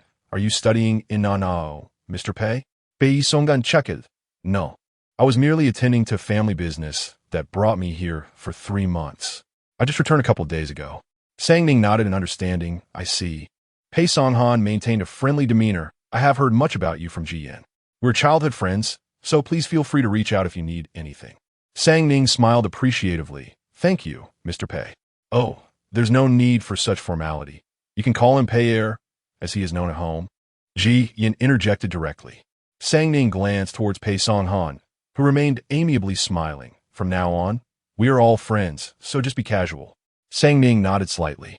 Ji Yin took Sang Ning by the hand and led her to the sofa, greeting the remaining guests before settling on one side of the couch. Ji Yin handed Sang Ning a cocktail. "What do you think? What would you like to play?" "I'll take you." Ji Yin was in high spirits, as this was her domain, filled with friends she had invited. Sang Ning lowered her voice to ask, "How well do you know that Pei Songhan?" "Very well. We have known each other since elementary school, and our families are quite close." "Upon his return this time, do you sense any changes in him?" Yan paused. "What changes?" "None at all." "None. Pei Songhan is emotionally stable, unlike Gu Xingchen, who is always unpredictable." At that moment, Gu Xingchen, sitting at the card table, suddenly turned to glare. "Ji Yin, are you scolding me again? I was complimenting your looks." "Nonsense. Believe it or not." Sang Ning turned her gaze back to Pei Songhan, who was chatting with others, showing no signs of abnormality. After Ji Yin concluded her playful argument with Gu Xingchen, she turned back to Sang Ning, narrowing her eyes as she leaned closer. "What is going on? Why are you so interested in him?" Sang Ning withdrew her gaze, her expression tranquil. Why indeed? If she were still in the Zhou dynasty, she would have been married to Pei Songhan by now. Pei Songhan, the heir of the Ningguo Duke's mansion, had been betrothed to her when she turned 15, with their wedding scheduled for August 12th of this year, merely a month after her 18th birthday. When she saw the photo Ji Yin sent, she was initially uncertain, but arriving here confirmed he shared the same name. She wondered if he had just changed his demeanor. Her earlier scrutiny was a deliberate test, revealing that he indeed did not recognize her. They had been engaged for 3 years, and he would personally visit her family during festivals to offer gifts, allowing her to know him through those encounters. When he lied, he would instinctively rub his thumb against his index finger, and his gaze would be deliberately composed. However, just now, his expression had been calm, devoid of any subtle gestures. Pei Songhan's composure was not so assured. He truly bore no memory related to her. Sang Ning's heart, which had been suspended in anxiety, gradually settled, and her gaze became considerably more tranquil. She did not wish to encounter anyone familiar with her past, as it would undoubtedly bring forth a multitude of complications. Even if that individual happened to be Pei Songhan, her former fiancé. Ji Yin nudged her with her elbow and lowered her voice. You don't actually have feelings for him, do you? Sang Ning turned her head. That is out of the question. He is already engaged with a fiancée, and their wedding is set for 3 months from now. Sang Ning blinked. Is that so? She glanced at Pei Songhan again, her expression serene. What a pity. Ji Yin looked at her with suspicion. Do you genuinely think it's a pity? Somewhat, she admitted, but not excessively. Pei Songhan would make a commendable husband. He possesses admirable character, exceptional talents, and a gentle disposition. When I initially consented to this marriage, my parents were drawn to the illustrious lineage of the Ningwu Duke's residence, while I was captivated by Pei Songhan himself. For a woman, marriage is akin to a second rebirth. Thus, one must exercise utmost caution in selecting a partner who ensures safety. However, in this era, the significance of marriage has diminished. I, too, am indifferent to it now. She inquired of Ji Yin. Didn't you mention preparing a surprise for me? Ji Yin immediately perked up, snapping her fingers. I was just waiting for you to ask. Sang Ning blinked, her eyes now shimmering with anticipation. Let us go, Ji Yin exclaimed, pulling her outside. As they emerged, a rock band had just concluded their performance. Ji Yin waved her hand. Next up, my sister has arrived. Let us bring on a grand spectacle. Chapter 059. The scruffy rock band withdrew, and the lights dimmed, revealing a line of dapper young men on the small stage. As pulsating music filled the air, the 7 handsome performers began to dance in perfect unison. Sang Ning widened her eyes, surveying each one before turning to Ji Yin and inquiring, Where is Shermu? Ji Yin, excitedly recording with her phone, glanced back at Sang Ning and asked, Shermu? I thought you would arrange for Shermu to perform. Where's the promised surprise? Sang Ning replied. Shermu is too expensive. We simply cannot afford him, Ji Yin admitted, pulling Sang Ning down to sit. Oh, last year we might have managed to book him, but this year he has skyrocketed to stardom. His schedule is completely packed. It's not so easy to book him now. This boy band is new and quite invigorating. Suddenly, a wave of screams erupted from the audience as the handsome performers simultaneously shed their outer garments, tossing them aside. Beneath, they wore either white tank tops or sheer white shirts, each displaying tantalizing glimpses of their muscular physiques. The lead dancer in the center twirled and dramatically yanked at the black tie around his neck. After 3 vigorous pulls, he finally tore it away, wrapping it around his arm, eliciting another round of screams from the crowd. Ji Yin excitedly nudged Sang Ning's arm, exclaiming, Aren't they stunning? Sang Ning's eyes widened in astonishment. Who knew a tie could be used in such a manner? She felt enlightened. Gu Xingqian and the others, drawn by the commotion, joined the fray. Oh no, not again. Ji Yin is perpetually up to these antics. I have never encountered a woman more lascivious than her. Gu Xingqian grumbled. Ruan Xiaodang coolly inquired. Are you upset because she shows no interest in you? Gu Xingqian stomped his foot in indignation. What nonsense are you spouting? I simply cannot stand her incessant indulgence in such lewd spectacles. Pei Songhan chuckled softly. It's her birthday today. Let her have her fun. As he spoke, he turned his gaze, landing on the girl beside Ji Yin. She was attentively watching the performance, her demeanor contrasting sharply with Ji Yan's exuberance. She was focused, as if she were in a classroom. Pei Songhan suddenly recalled their brief exchange earlier, seemingly mundane, yet laced with subtle probing. Was it merely his imagination? She did not appear to be a person of profound thought. After the 2 dance numbers concluded, the boy band bowed in unison, announcing, Hello everyone. We're the Sonic Blaze boy band. The audience erupted in thunderous applause. Bravo! Sang Ning immediately joined in the clapping. Ji Yin, standing in support, declared, Everyone here is a friend. Let us all have fun together. The 7 members descended the stage, raising their glasses. Thank you, Miss Ji, for the invitation. We would like to toast to you, wishing you a very happy birthday. Ji Yin promptly pulled Sang Ning to her feet, urging, Come on, let's all join in. As Sang Ning picked up a cocktail, just as she was about to clink glasses, a voice interrupted. Has he San Shao arrived? Ji Yin almost thought she had misheard. Who has arrived? Sang Ning turned around and saw the door being swung open as he strode in. Clad in a silver-gray suit, he exuded a businesslike air, a rarity that rendered him rather austere. It was uncertain whether his demeanor stemmed from his current emotional state. Ji Yin was taken aback. He see you? What brings you here? He see you never partook in such gatherings, and Ji Yin had certainly not invited him. With a subtly scrutinizing glance at the row of male idols before him, he stated, his voice cool, to celebrate your birthday.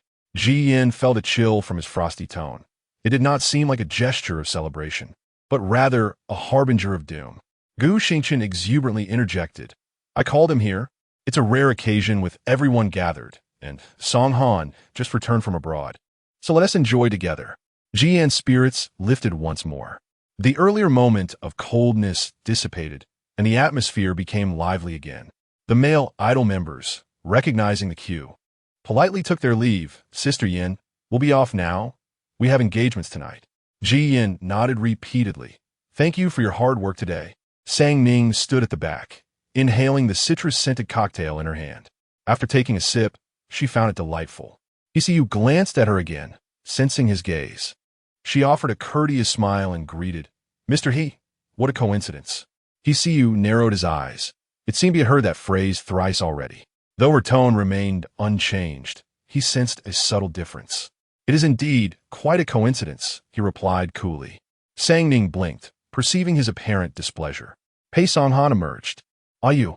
Only then did Yu turn to him. When did you return? I just got back the day before yesterday.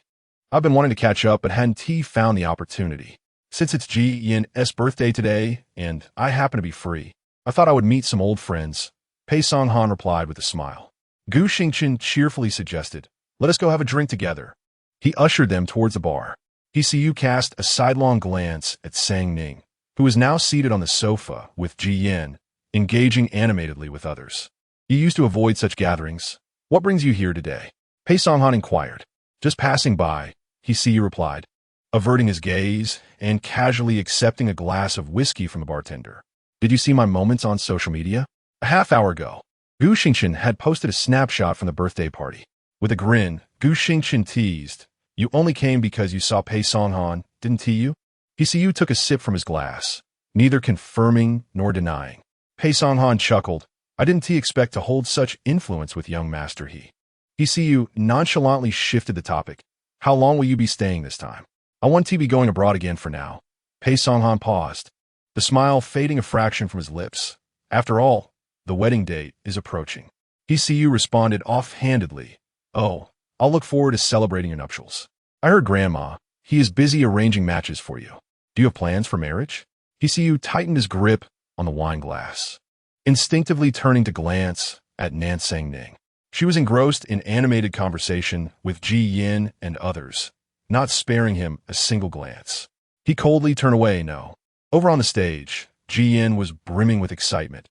Isn't he handsome? I assure you, this boy band will be a sensation next year. Sang Ning nodded in agreement. Indeed, very handsome.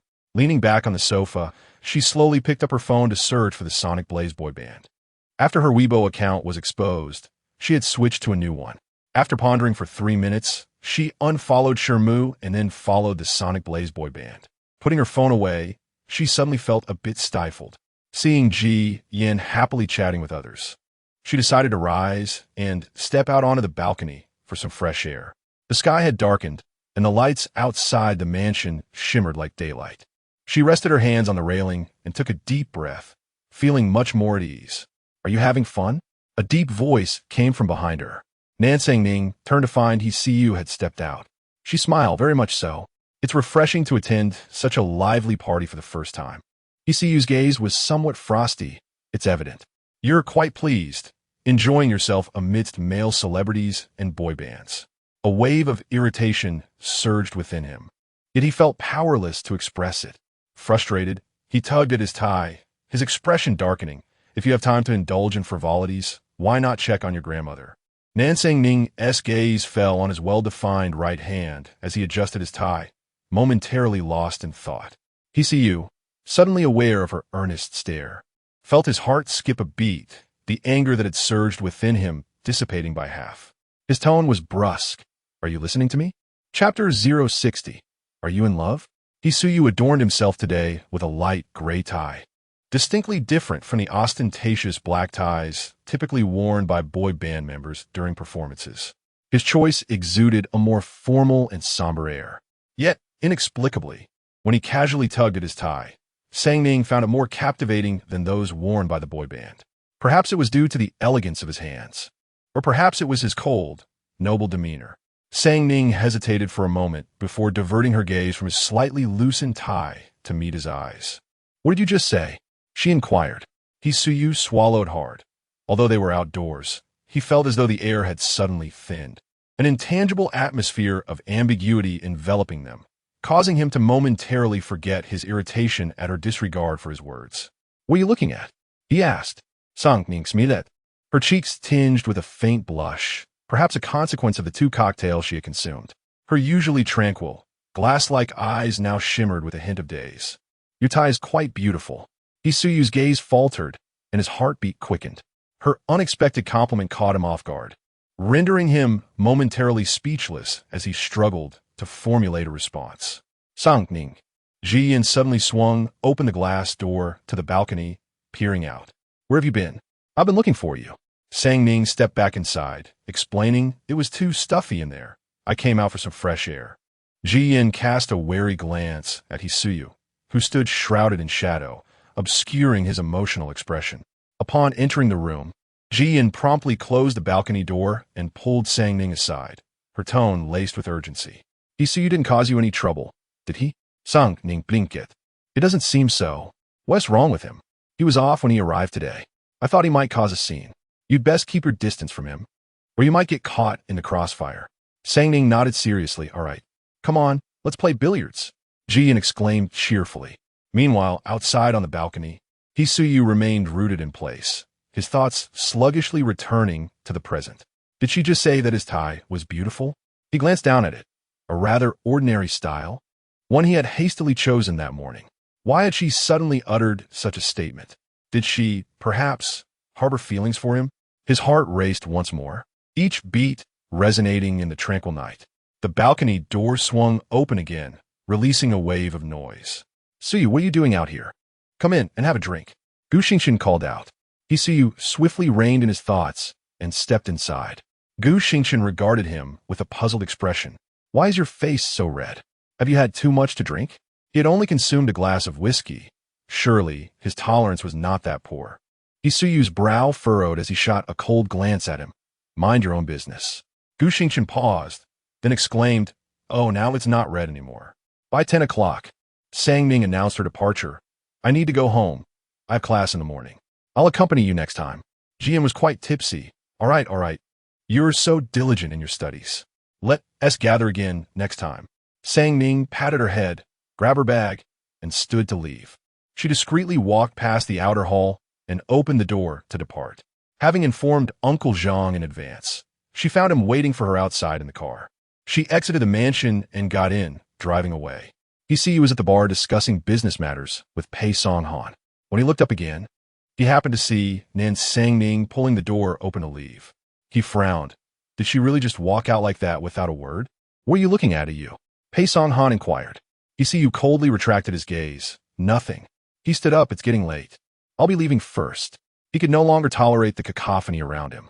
Pei Song-han nodded. All right, drive safely. He casually grabbed his coat and departed. Seeing that it was also late, Pei Song-han prepared to leave as well, and Gu Xingqian accompanied him. As they stepped out of the mansion, the noise within was shut out, and they entered the tranquil night. Gu Xingqian suddenly asked, Hey, have you contacted Zhu Jia and I since he returned? Pei Song-han casually shook his head while holding his coat. No, we haven't been in touch for quite some time. You two are getting married. Yet you've never contacted her? Gu Xingqian exclaimed. It's a family arrangement made since childhood. We both understand it well, so there's nothing more to discuss. Gu Xingqian couldn't help but retort, Then what is the point of this marriage? If it were me, I'd say forget it. It would be rather dull. Perhaps causing a stir might allow for a withdrawal. Pei Song-han chuckled lightly, In the end, aren't we all involved in family unions? Chen paused, seemingly momentarily speechless. I don't mind.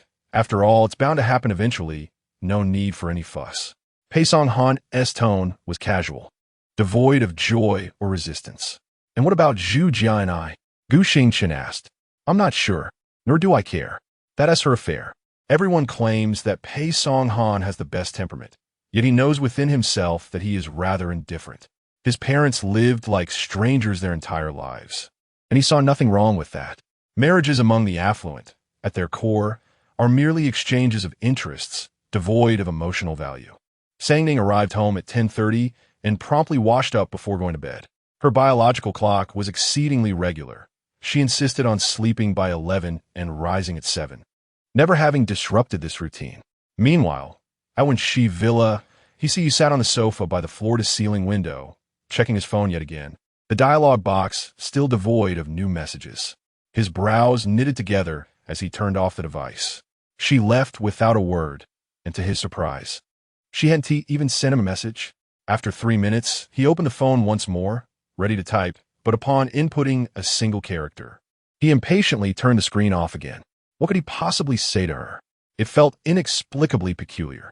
She had, without reason, shown him goodwill tonight, yet offered no explanation before disappearing.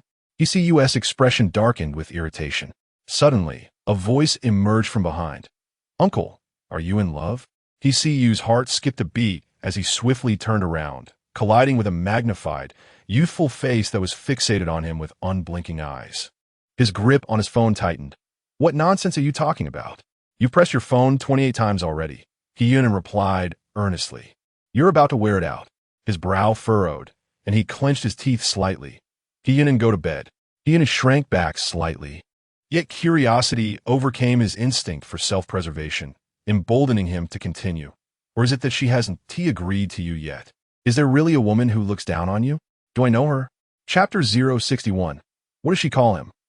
His expression grew increasingly grim as he inhaled deeply. Do you wish for me to have someone package you up and send you back to Australia right now? Anne's eyes widened in fear as she turned to leave. I'm going to bed, she exclaimed, then hurried away. With a darkened expression, cast his phone aside in frustration. The next morning, Sang-ning went to school as usual. The Nan family had returned to a harmonious tranquility, akin to a perfectly balanced scale. Of course, this equilibrium was precariously fragile. Upon returning from school on Friday, they gathered for dinner. The elders spoke cheerfully of the new film project they had recently embarked upon, emphasizing its significance for their family and how it elevated the Nan family status. Such major projects, with guaranteed resources, were previously out of their reach, and even in this instance, they were stepping in on tiptoes among the investors involved. The Zhang family had sent an invitation, announcing that Miss Zhang was hosting a wine-tasting event on Saturday. Sang-ning and Siya should attend. It's beneficial to mingle at gatherings like these, meet new people, and perhaps cultivate some resources, he suggested. The wine tasting hosted by the Zhang family was, of course, exclusive and high-profile. As for Nan Mu-chun, as a high school student, he would hardly fit in. Sang-ning nodded in agreement. Nan Siya, recently reconciled with Chun Zheng, was in high spirits and cheerfully replied, Understood, Grandpa. Brother Zheng will be there too. The following day, at noon, Sang-ning donned a flowing lavender gown, her long hair lightly curled and cascading over her shoulders. Together with Nan Siya, she set out. Nan Siya, embodying a princess-like charm in her pale pink puff dress, radiated vitality, completely devoid of her previous fatigue. Avoiding the same vehicle, they traveled separately. The venue was a private vineyard owned by the Zhang family, which resembled an estate. Upon arrival, Sang-ning stepped out of the car and marveled at the vastness of the estate. The Xie family also owned numerous estates. She had 3 as part of her dowry, mostly consisting of hot springs, orchards, or farmlands. Guided by a servant, they entered through the grand gates of the estate, revealing an expanse of lush green grass. Following a path of cobblestones, they soon heard the sound of laughter and merriment. Today's wine tasting was set outdoors. Several long tables adorned the grass, laden with an array of delicacies and beverages, with a magnificent champagne tower at the center. Suddenly, a voice rang out, Brother Zheng. Nancy guqin heiress. Linking arms with Chun Zheng. He affectionately ruffled her hair. Why did you arrive so late? I took ages selecting my dress. Nancy playfully pouted. Sang Ning, expressionless, walked past the pair. Sang Ning. Ian waved at her. Sang Ning smiled and hurried over. When did you arrive? I just got here. You must try this. It's surprisingly delightful. Ian offered her a glass of wine. Sang Ning took a sip and remarked on its pleasant flavor before inquiring about her presence. It was a well-known secret that Jian and Zhang Yijuan were at odds. They seldom appeared at the same event, and even when they did, they ensured to keep their distance.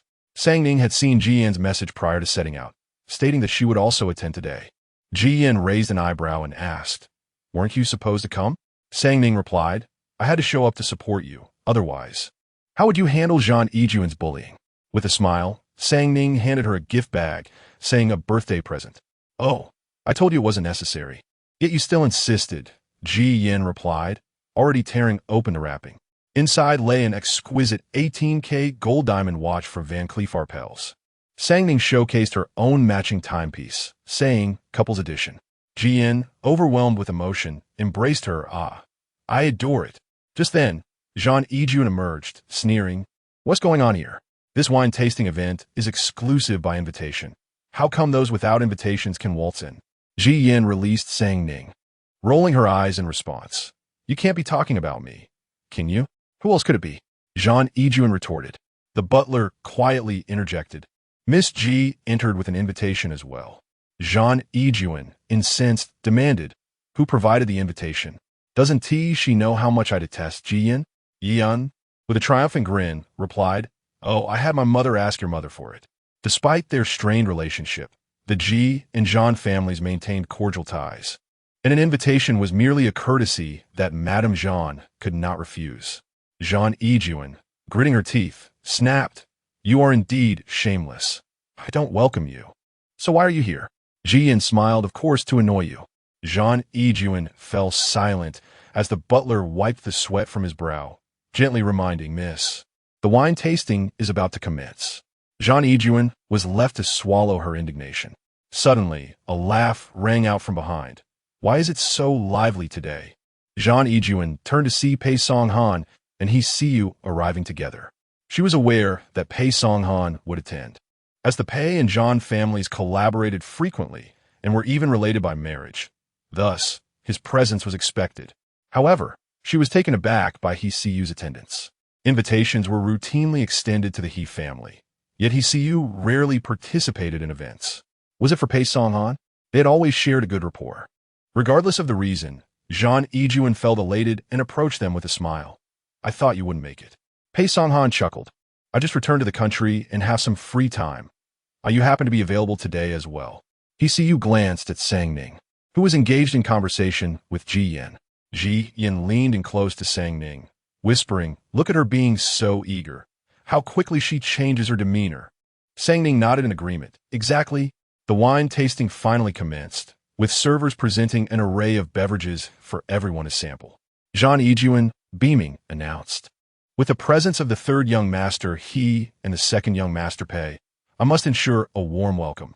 Here are 2 bottles of the 1989 Burgundy that I have cherished for years. Please enjoy. The waiter presented 2 bottles of wine, uncorking them in full view, allowing them to breathe and pouring them into glasses, which he then placed on a tray to serve individually. Sang Ning raised her glass to her nose, inhaling the rich aroma with evident delight. He Siyu, with an air of nonchalance, took a glass himself, glancing at Sang Ning, who savored a sip, clearly enjoying it. A subtle smile graced his lips as he brought the glass to his own mouth, finding it indeed quite exquisite. Zhang Yijuan remarked with a smile, This Burgundy red wine is a vintage of considerable age, perfectly suited for consumption this year. Burgundy is known for its rich flavor, and with age, the complexity of the wine deepens, leaving a lingering aftertaste. What do you think, third young master? He. Not bad, he replied. Zhang Yijuan, expecting him to elaborate on his tasting notes, felt her smile falter slightly, then turned to Sang Ning, Miss Nan, since this is your first time attending, how are you finding it? Jian's radar was up, her eyes narrowing. Sang ning notet, matapting. Then why not share your thoughts on a wine, Miss Nan? Ji Yin sneered, fully aware of Zhang Yijuan's ulterior motives in inviting Sang Ning. Sang Ning replied with a smile, "It's quite nice." Zhang Yijuan appeared surprised. "Aren't you going to take a moment to truly savor it, Miss Nan? I've gone to the trouble of presenting such fine wine. Surely you came with an open heart?" Ji Yin rolled her eyes. Yet earlier, third young master, he barely spoke a word. Why not address that? Zhang Yijuan's expression soured slightly. Third young master, he is naturally reserved, and furthermore, as a distinguished guest, his mere presence is already an honor to us. We cannot all act self-importantly. Nancy quickly chimed in, "Yes, sister, Miss Zhang kindly invited you to this tasting event. As a newcomer, you should show respect to the host and demonstrate some sincerity. Why maintain such an aloof demeanor?" Zhang Yijuan smirked, determined to make this country bumpkin suffer public embarrassment to avenge her previous humiliation when her counterfeit items were exposed. Before Ji Yin could retort further, Sang Ning interjected, "The wine has a rich, mellow taste with a long finish. The only drawback is a slight astringency. This bottle would have been best enjoyed 2 years ago, and I assume Miss Zhang has cherished it, thus saving it for today. However, it is a common misconception that good wine improves indefinitely with age. There is indeed a fine line." Ji Yin feigned surprise. "Ah, how thrifty of you." A brief silence enveloped the room. Zhang Yijuan stiffened, her complexion shifting from pale to flushed with indignation. "Who is being thrifty? What do you know?" Ji Yin retorted with a cold huff. "You insisted on having the guests taste it. When they expressed their opinions, you seemed displeased." Zhang Yijuan's hand trembled around the wine glass in frustration. The butler approached at the opportune moment, wiping his brow. "Miss, perhaps we should allow everyone to taste freely. We mustn't ruin the occasion." Pei Songhan added, "With the elders absent, there's no need for such formality. Let us be more relaxed." Zhang Yijuan was left to swallow her indignation. Afterward, the atmosphere lightened as guests freely sampled various beverages and mingled, gradually dispelling the earlier tension. It was rare for Hezu to make an appearance, and many took the opportunity to engage him in conversation. He exhibited a certain impatience, casting a distant glance at Nan Songning, who was engrossed in savoring wine, not sparing him a single glance. His expression darkened subtly. It was rare for Songning to partake in such an intriguing wine gathering, and she was genuinely delighted, selecting her favorite beverages from the long table to taste, albeit in moderation due to her limited tolerance for alcohol. Zhang Yijuan observed Songning's smug demeanor, her heart seething with resentment. That wretched girl was deliberately ruining her evening. She could not let this grudge go unpunished. Just then, Ji Yin happened to step away to the restroom, and Songning, holding her wine glass, wobbled her way toward the champagne tower. Zhang Yijuan, standing behind the tower, felt a surge of malice flicker in her eyes as she raised her foot and forcefully kicked the table that supported the champagne tower. The table toppled over, sending the towering mound of champagne crashing down toward Songning. Songning suddenly looked up, her eyes widening in horror as she beheld the cascade of champagne and the sharp iron frame hurtling towards her. "Miss Nan, watch out." A hand pulled her aside, just in time as the champagne tower came crashing down. He raised his arm to shield her, and the champagne splattered against his arm, the iron frame grazing his skin. Bright crimson blood immediately streamed from his arm. Songning's pupils dilated in shock as she cried out, "Brother Songhan, are you all right?" Pei Songhan momentarily froze in place, bewildered. Hezu, who had just rushed over, was taken aback, glancing incredulously at Pei Songhan. What had she just called him? The entire venue seemed to descend into an oppressive silence. Chapter 062, the affectionate call in that fleeting moment when Sang Ning blurted it out. Her mind swiftly caught up, leaving her frozen in place. She quickly corrected herself. "Mr. Pei, are you all right?" Pei Songhan, initially in a daze, responded to her sudden change in tone. "Just a minor injury. I can bandage it up." Sang Ning maintained an unusually calm demeanor. "Then please call a doctor. You've lost a considerable amount of blood." Pei Songhan glanced at her again, noticing her forced composure, yet her eyes betrayed a flicker of concealed panic. Exercising discretion, he chose not to press the matter further and nodded. "All right." The others gradually recovered from the unexpected incident, surrounding Pei Songhan with inquiries about his condition. Sang Ning glanced around, relieved to see everyone focused on Pei Songhan's injury, seemingly oblivious to her recent slip of the tongue. Songhan, how could you? Zhang Yijuan was dumbfounded, never having anticipated that Pei Songhan would shield Nan Sang Ning from harm. If anything were to happen to him, the Pei family would surely not spare the Zhang family. Quick, call a doctor. Zhang Yijuan shouted urgently. Instantly, chaos ensued once more. Soon a doctor arrived, and Pei Songhan retreated into the villa to tend to his wound. Given the gravity of the incident, the wine-tasting event could no longer proceed. Attendees either went inside the villa to check on Pei Songhan or dispersed, preparing to take their leave. The once lively lawn now stood desolate. Sang Ning remained rooted in place, watching as Pei Songhan was escorted away by concerned individuals. The calm facade she had so desperately maintained began to crack. It was utterly humiliating. She had never experienced such disgrace in her life. She wished fervently to find a hole to burrow into. She resolved never to face Pei Songhan again. After 3 minutes of internal turmoil, she finally managed to regain her composure. It's nothing, she reassured herself. Pei Songhan was not one to gossip, and he would not bring up the incident if she didn't. After all, it was merely a trivial matter. Taking a deep breath, she consoled herself and prepared to politely excuse herself from this tumultuous scene.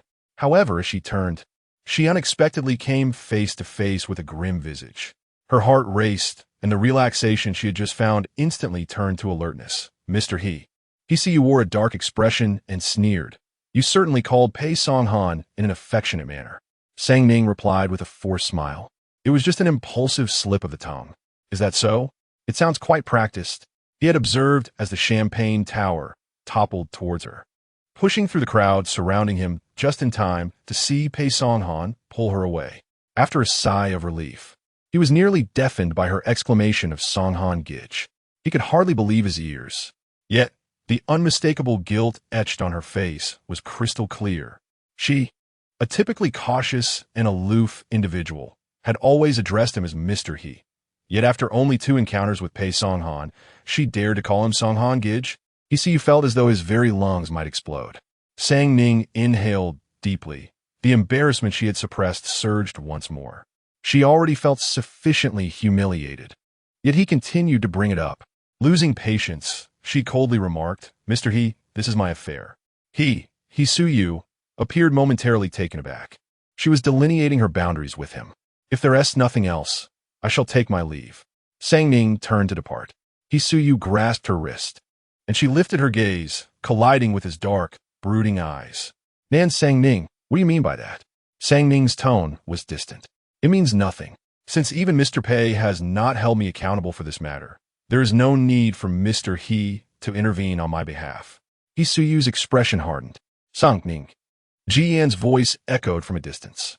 Sang Ning swiftly extricated herself from his grip and walked toward Ji Yan. Sang Ning.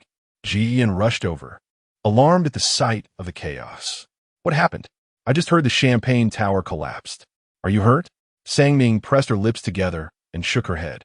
No, Mr. Pei was injured while assisting me. I know. I just came from there. The doctor is attending to him, and thankfully, it's just a superficial wound, nothing serious. Sang Ning noted. Please help me resign. I shall take my leave now. She should have expressed her gratitude in person, but Mr. Pei was likely surrounded by a crowd at this moment, and she had just shamelessly called him Songhan Gitch. A man with a fiancé, you would surely prefer to avoid any further entanglements to prevent complications. Oh, all right, Yan nodded. Sang Ning departed without delay. Suddenly, Ji Yan felt a chill creep over her and turned to see He Su Yu standing not far away. His expression dark as he fixated on the direction Sang Ning had taken. She shuddered. Goodness, had Sang Ning offended He Su Yu again? Inside the villa, Pei Songhan had tended to his wound and changed into a fresh shirt.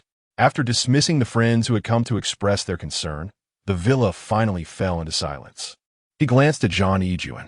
Was it you who knocked over the champagne tower? A flicker of panic crossed Zhang Yijuan's eyes as she hastily shook her head. No, it was an accident by the waiter. I've already dealt with it. Pei Songhan's gaze turned icy. Your words are merely for deceiving outsiders.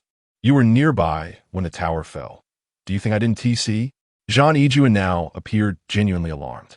Songhan Gich, I truly didn't expect you to shield Nan Sang Ning from the Champagne Tower, nor did I foresee you getting hurt. Regret laced her tone. Pei Songhan replied coldly. I was not merely protecting Miss Nan, I was also safeguarding you. If that Champagne Tower had indeed crushed her, it would not have been a mere flesh wound. Have you considered how that would conclude? Jean Ejuan scoffed. It would simply result in some financial compensation. Given the Nan family status, why would I even regard her? You may look down upon the Nan family, but have you pondered why they were able to enter this project? Jean Ejuan hesitated, stating, well, isn't this all a mess caused by Du Yao? Indeed, the trouble stemmed from Du Yao, and now the Du family was attempting to quell the gossip by involving the Nan family in this project. But what if the Nan family's heiress were to face any misfortune? What if they turned against the Du family? If the events concerning Du Yao were to be publicized once more, the Du family would suffer, and the Jean family would not fare any better. Upon hearing this, Jean Ejuan felt a pang of fear, her arrogance diminishing significantly. I just can't stand her haughty demeanor. Moreover, she is merely a countryside girl who has just been found. The Nan family might not even be willing to turn against her. Pei Songhan furrowed his brow, no longer interested in reprimanding her. Were it not for the kinship between the two families and their close ties, he would have no desire to involve himself in Jean Ejuan's trivial matters. He spoke in a deep voice. Let today's incident conclude here. Let us consider it as if it never occurred. Before he could finish, a cold voice interrupted. What do you mean by as if it never occurred? Pei Songhan's expression shifted slightly as he raised his gaze to see He-See-Yu striding in, his eyes icy. The atmosphere in the room suddenly became tense, and Jean Ejuan instinctively recoiled. Third young master. He-See-Yu approached Jean Ejuan, his oppressive aura closing in on her. His voice was chilling. How did the Champagne Tower fall? Chapter 063. His patience wanes. Jean Ejuan shivered and immediately shook her head, insisting. It was merely an accident on the part of the waiter. She glanced at Pei Songhan for help. Pei Songhan, feeling helpless, rose to his feet. Today's incident was unforeseen. He-See-Yu's brow twitched, his expression darkening further. Oh, she referred to it as a misunderstanding, while he labeled it an accident. Their evasive remarks were disturbingly in sync. Pei Songhan noted the sudden pallor on He-See-Yu's face and felt a tightness in his throat. What was troubling him? Jean Ejuan, gripped by fear, hurried to explain it truly was the waiter's mistake. If the third young master doesn't believe me, I can have the surveillance footage reviewed. He-See-Yu scoffed. Do not attempt to spin your web of deceit with me. Of course, your family can manipulate the footage however they wish. Jean Ejuan, are you trying to fool me right under my nose? Jean Ejuan felt cold sweat trickling down her back. I truly did not. The Champagne Tower could have toppled at any time, and yet it only fell when Nan Sang Ning passed by. He-See-Yu's gaze darkened ominously. Such a large iron structure, accompanied by so many fragile glass cups. Had it not been for Pei Songhan's intervention, Nan Sang Ning might very well have been crushed into the ICU. Jean Ejuan's complexion turned pale. She never anticipated that He-See-Yu would stand up for Nan Sang Ning. They appeared to be complete strangers. Pei Songhan was momentarily taken aback as well.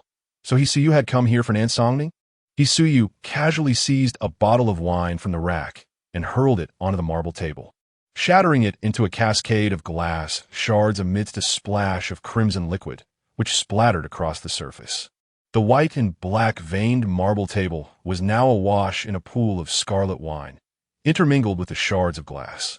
Jean Ejuan trembled in terror, stepping back several paces. He-See-Yu's expression was frigid. Pick it up with your hands. I shall overlook this matter. Jean Ejuan's pupils dilated, her complexion drained of color, and she looked to Pei Songhan for rescue. Songhan go. Pei Songhan approached He-See-Yu, attempting a reluctant plea. After all, Miss Nan has not been harmed. It was merely a close call. He-See-Yu's cold gaze remained fixed on Jean Ejuan, his tone indifferent. You should consider yourself fortunate that the Champagne Tower did not collapse upon her. Otherwise, I would compel you to swallow the shards whole. Pei Songhan furrowed his brow, realizing that he could no longer persuade him. He had grown up alongside He-See-Yu and understood his temperament, though he had mellowed somewhat over the years. It did not imply a true change of heart. When provoked, he was never known for his mercy. Tears streamed down Jean Yijuan's face as she saw Pei Songhan no longer come into her aid. Trembling, she stepped forward to gather the glass shards from the table. Isuyu's voice cut through the tension. Move quickly. Clean it up thoroughly. Leave not a single sliver of glass behind. Jean Yijuan had no choice but to shakily pick up the scattered glass remnants, each piece stained by the wine. She paid no heed to the cuts on her fingers from the shards, fearing that if she delayed any longer, Isuyu would indeed force her to swallow them. 10 minutes later, Jean Yijuan had meticulously cleared the table of all glass fragments. Clutching the shards, her hands bore numerous small cuts, blood mingling with the wine, rendering her a picture of disarray. Isuyu cast a glance and turned to leave. Pei Songhan followed suit.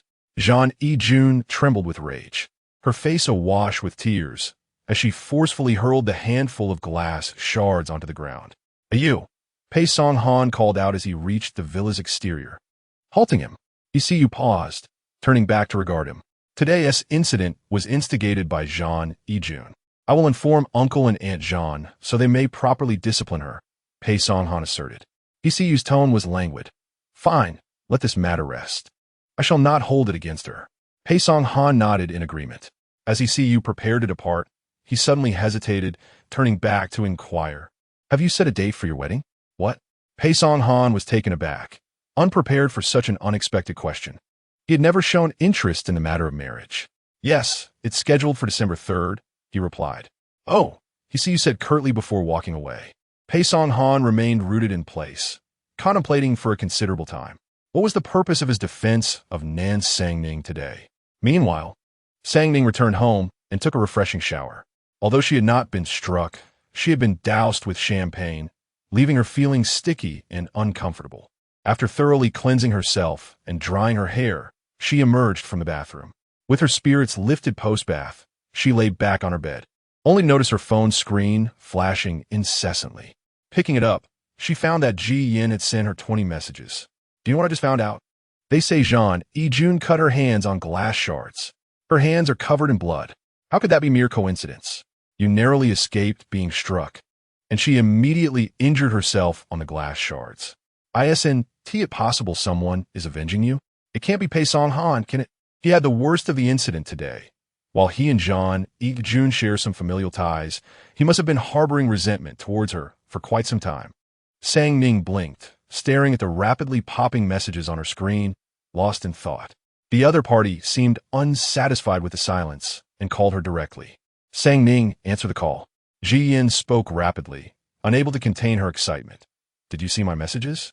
I'm telling you, she must have been set up. Pei Songhan suffered so badly. Perhaps he taught her a lesson. It wasn't him, Sang Ning replied. Huh, it shouldn't have been him. Based on her understanding of Pei Songhan, he would not resort to such extreme measures. Then who could it be? Ji Yin asked, puzzled.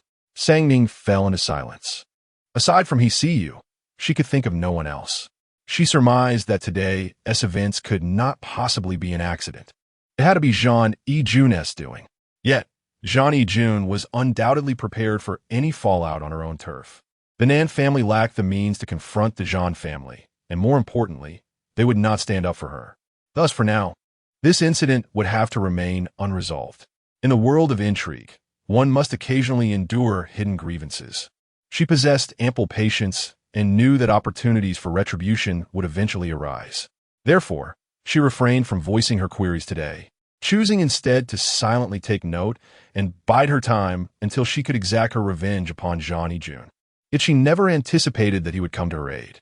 Sang Ning ended the call, turned over in bed, her brow slightly furrowed. Such a debt of gratitude is the most challenging to repay. Perhaps another time. With her mind in disarray, the thought of today's myriad troubles gave her a headache, prompting her to bury herself under the covers and seek solace in sleep. Hui Yao. Isuyu sat in the grand chair with a sullen expression, fixated on the phone in his hand. Not a single message had arrived. Fine, she seemed to be thriving. Today, she even unleashed her frustrations upon him, truly disregarding his presence. He scoffed, genuinely believing he possessed the patience to indulge her whims. He carelessly tossed the phone onto the table, stood up, and left her behind without a second thought. The incident at the Zhang family's wine tasting event did not escalate, as the individual who was struck was Pei Songhan, whose connections to the Nan family were minimal, thus stirring little commotion. The Nan family continued to participate in the Zhang family's film projects in an orderly manner. Sang Ning also embarked on her busy academic pursuits, feeling a sense of urgency.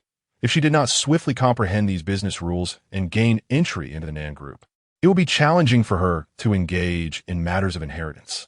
On Wednesday, after class, Sang Ning arrived at the school gates to await Uncle Zhang's car, a book of English vocabulary in hand, diligently memorizing. After encountering business courses, she realized the paramount importance of English and resolved to memorize words during her daily commute. Abandon, abandon, abandon. She glanced at the definition. To give up. Frowning, she found the first word rather ominous.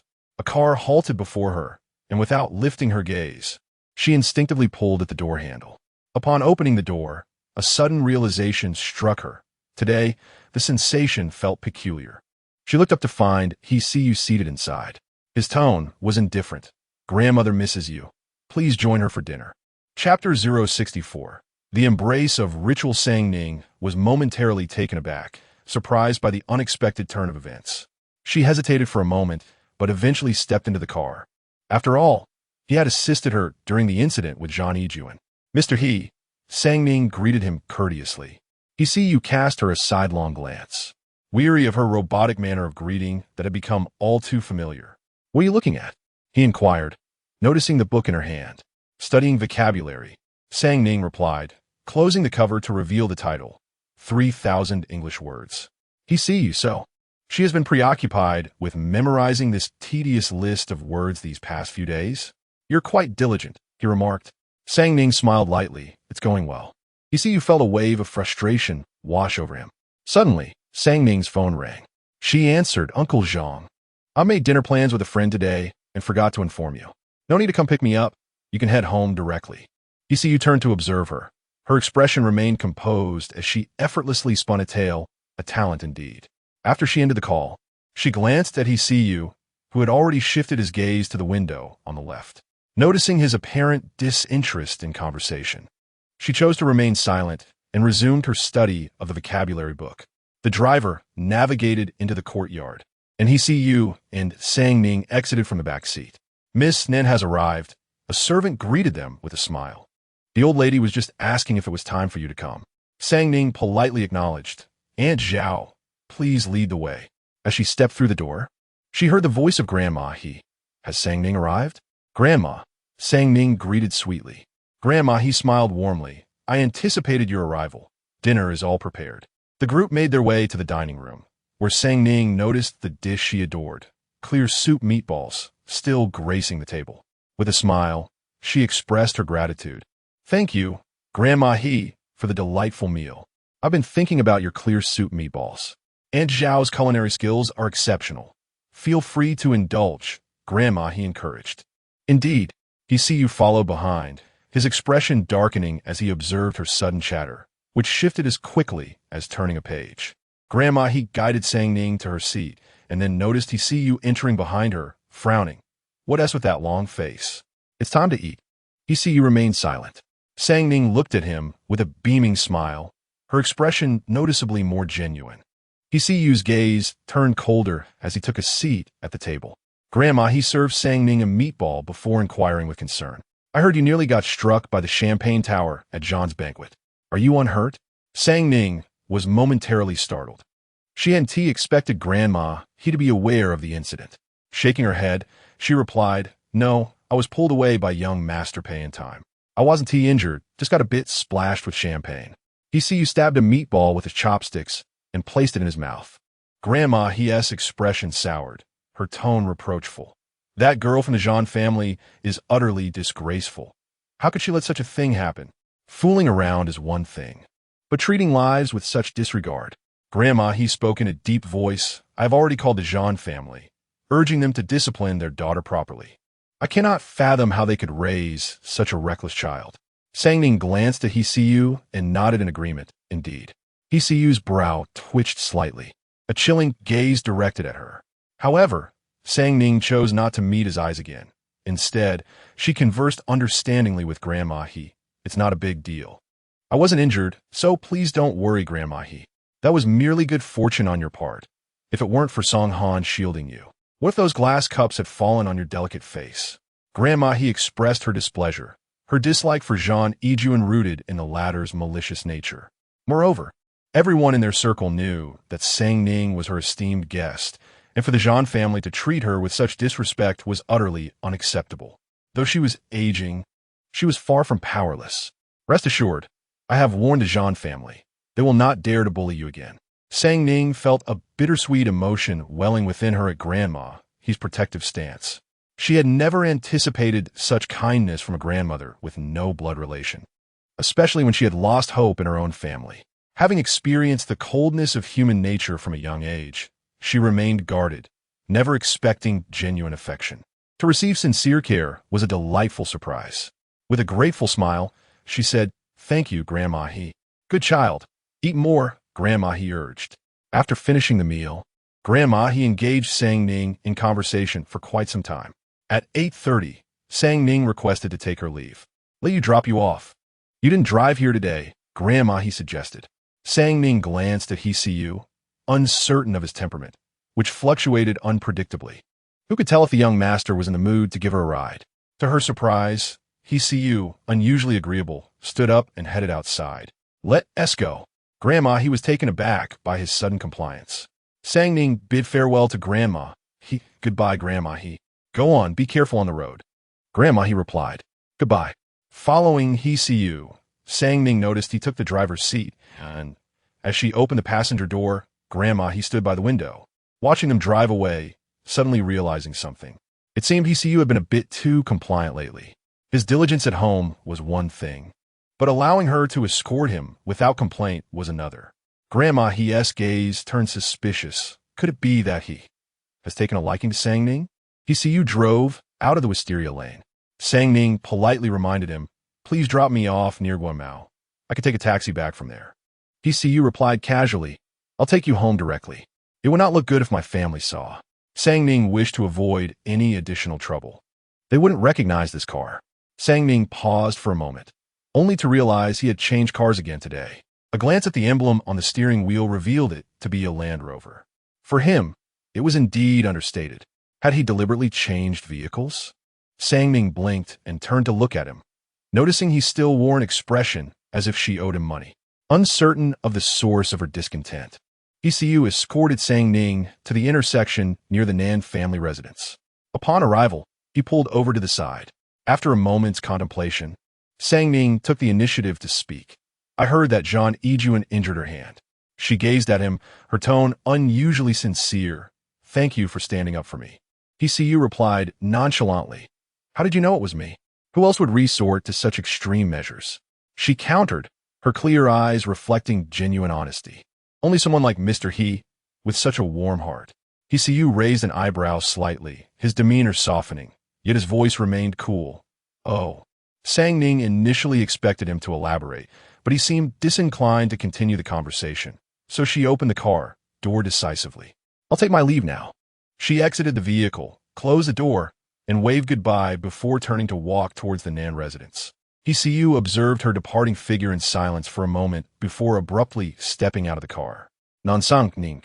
His deep voice resonated behind her, prompting her to turn around with a hint of confusion in her eyes. "Is there something else, Mr. He?" He approached her, halting just in front of her, his voice tinged with a coolness. "Is a mere verbal thank you sufficient?" Sang Ning was momentarily taken aback, recalling that he had been the one silent moments ago. As she struggled to articulate her thoughts, he suddenly reached out, pulling her waist into his embrace. He bent down, holding her tightly, burying his chin in the crook of her neck. "An embrace," he murmured, "is the proper way to express gratitude, Nan Sang Ning. Do you not understand the etiquette?" Chapter 065, The Proper Way to Embrace in an Unexpected Turn of Events. Sang Ning found herself enveloped in his embrace, her mind momentarily buzzing with confusion. The intimate proximity with a man was far from her comfort zone, although she had briefly learned about the etiquette of hugging in her lessons. Was such a tight embrace truly necessary? Hesitantly, she raised her hands, lightly wrapping them around his back. He felt the softness of her hands encircle him. A subtle smile gracing his lips as he tightened his arms around her waist. The restlessness that had plagued him for days dissipated in an instant.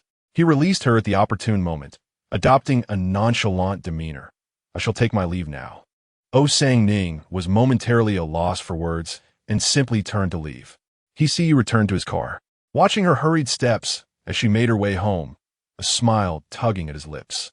He continued to observe until she entered her yard and closed the door behind her before finally averting his gaze, driving away with a buoyant spirit. Upon arriving home, Sang Ning, filled with curiosity, retrieved her phone to search for answers. The proper way to embrace beneath the night sky. The CBD shimmered with vibrant lights. In a sophisticated CAF located at the heart of it all, the view through the floor-to-ceiling windows revealed a bustling street filled with vehicles and pedestrians. Pei Songhan glanced at his watch. It was nearly 9 o'clock, and he felt a twinge of impatience. After taking a sip of his coffee, he looked up, suddenly noticing a white Maserati pulling over at the curb. The car door swung open, and a man and a woman emerged. The man was clad in a white casual sports outfit, while the woman wore a delicate light blue spaghetti strap dress with a French neckline, her long hair cascading in elegant waves. The man took the car keys from her hand, affectionately kissed her cheek, and then slid into the driver's seat. The woman entered the CAF with a smile, glancing in his direction before approaching and pulling out the chair opposite him. "Apologies for the delay. There was a bit of traffic. Have you been waiting long?" Pei Songhan nodded slightly. "Not too long." He directly inquired, "Did you need something from me?" Zhu Jiani chuckled. "In 3 months, we shall be wed." Isn't that question a tad presumptuous? Pei Songhan responded with a calm demeanor. "It seems more presumptuous for your boyfriend to drive you here. Is that so? You shouldn't be concerned about such matters. Let us keep things discreet. Otherwise, it could be embarrassing for both families." His tone remained amicable, yet carried an air of indifference. Their family alliance was merely a matter of mutual benefit. He was indifferent to Zhu Jiani's actions. After the marriage, he would likely return to Australia, and they might only communicate a couple of times a year. Zhu Jiani let out a light laugh. "And what about you? Aren't you worried about how it might look?" "What do you mean?" Zhu Jiani unlocked her phone, opened a video, and placed it on the table facing him. The screen displayed Pei Songhan shielding Nan Sang Ning from Champagne Tower. As Sang Ning exclaimed, "Songhan, are you all right?" Pei Songhan furrowed his brow. "Where did you get this video?" "I'm not sure. It was sent to me anonymously," Zhu Jiani replied, sipping her coffee. "It seems your little girlfriend might have been set up. Clearly, someone is hoping I confront her." Pei Songhan corrected her. "She is not my girlfriend. She is Ji Yan's friend. We have only met twice." Zhu Jiani smiled slightly. "Indeed, with your disposition, it's hard for me to imagine you being genuinely devoted to any woman." Pei Songhan had no intention of delving into such topics with her. He merely said, "Please send me the video." Zhu Jiani picked up her phone and forwarded it to him. Upon receiving the video, Pei Songhan nodded slightly, regarding the wedding. "The elders at home are making arrangements. You should be aware of that." Zhu Jiani suddenly felt a twinge of boredom. "Do you think it's necessary to get married?" "I have no preference." It wasn't that Zhu Jiani wouldn't move on. To him, anyone would suffice. Pei Songhan prepared to stand up and leave. "Then I shall take my leave." However, Zhu Jiani suddenly spoke up. "Songhan, when we first got engaged, I did consider the possibility of spending my life with you." Pei Songhan paused momentarily, turning to look at her, his gentle gaze remaining unperturbed. Zhu Jiani smiled faintly. "I did make an effort, but my self-respect is not worthless. Embracing a block of ice that cannot be warmed will only result in self-inflicted wounds." Zhu Jiani subdued her smile, fixing her gaze on him. "I am not like you. I cannot live a life devoid of warmth and compassion." Pei Songhan pressed his lips together, seemingly at a loss for words. Zhu Jiani did not wait for his reply and directly picked up her bag to leave. Pei Songhan remained silent for a moment, then opened his phone and clicked on the video Zhu Jiani had just sent him. The video, likely recorded with a phone, was clear due to its proximity. At the moment the Champagne Tower collapsed, he grasped Nan Songning's arm, pulling her away as countless glasses shattered and the metal frame grazed his arm. Blood seeped out as her pupils dilated, instinctively exclaiming, "Songhan, are you all right?" He was momentarily stunned, standing there in a daze. The instant she blurted it out, her expression froze. Within 3 seconds, her face seemed to undergo 1,000 transformations: regret, embarrassment, even exasperation. Finally, forcing a composed facade, she asked him, "Mr. Pei, are you unhurt?" He couldn't help but chuckle. In the urgency of the situation, he hadn't noticed the multitude of emotions she displayed before her sudden calmness took him by surprise, making him wonder if he had misheard her earlier. Pei Songhan closed the video, contemplated for a moment, and made a call. "President Pei, please check the surveillance footage from the Zhang family's wine tasting event, and also obtain the contact information for Nan Songning, granddaughter of the Nan Group." Understood. Half an hour later, Pei Songhan received a video and a phone number from his assistant.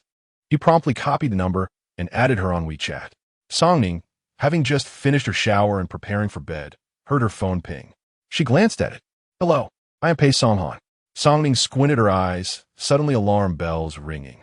Why would he add her on WeChat? Surely, he wasn't intending to flaunt her embarrassing moments. A behavior more suited to he see you. It must be something serious. Sangning took a deep breath and nodded in acknowledgement. Pei Songhan promptly sent her 2 videos. Upon opening them, Sangning discovered one was a phone recording of the moment the Champagne Tower collapsed, showing Pei Songhan rescuing her, while the other was surveillance footage. The latter revealed that at that precise moment, the individual filming was Nancia. Sangning's expression hardened. A message appeared on her screen. "Keep a close eye on your sister. She leaked the video captured at that time." This video landing in Pei Songhan's hands left Sangning with no doubt about who Nancia had shared it with. Taking another deep breath, she typed, "I hope this hasn't affected you?" "Not all." She slowly typed again. "If necessary, I can help explain." "No need." Sangning felt a slight sense of relief. It seemed his relationship with his fiancée was quite solid, not susceptible to suspicion over such trivial matters. She typed once more, "Thank you." "You're welcome." How unusually polite. After dealing with ECU for so long, encountering someone so amicable was quite disorienting for her.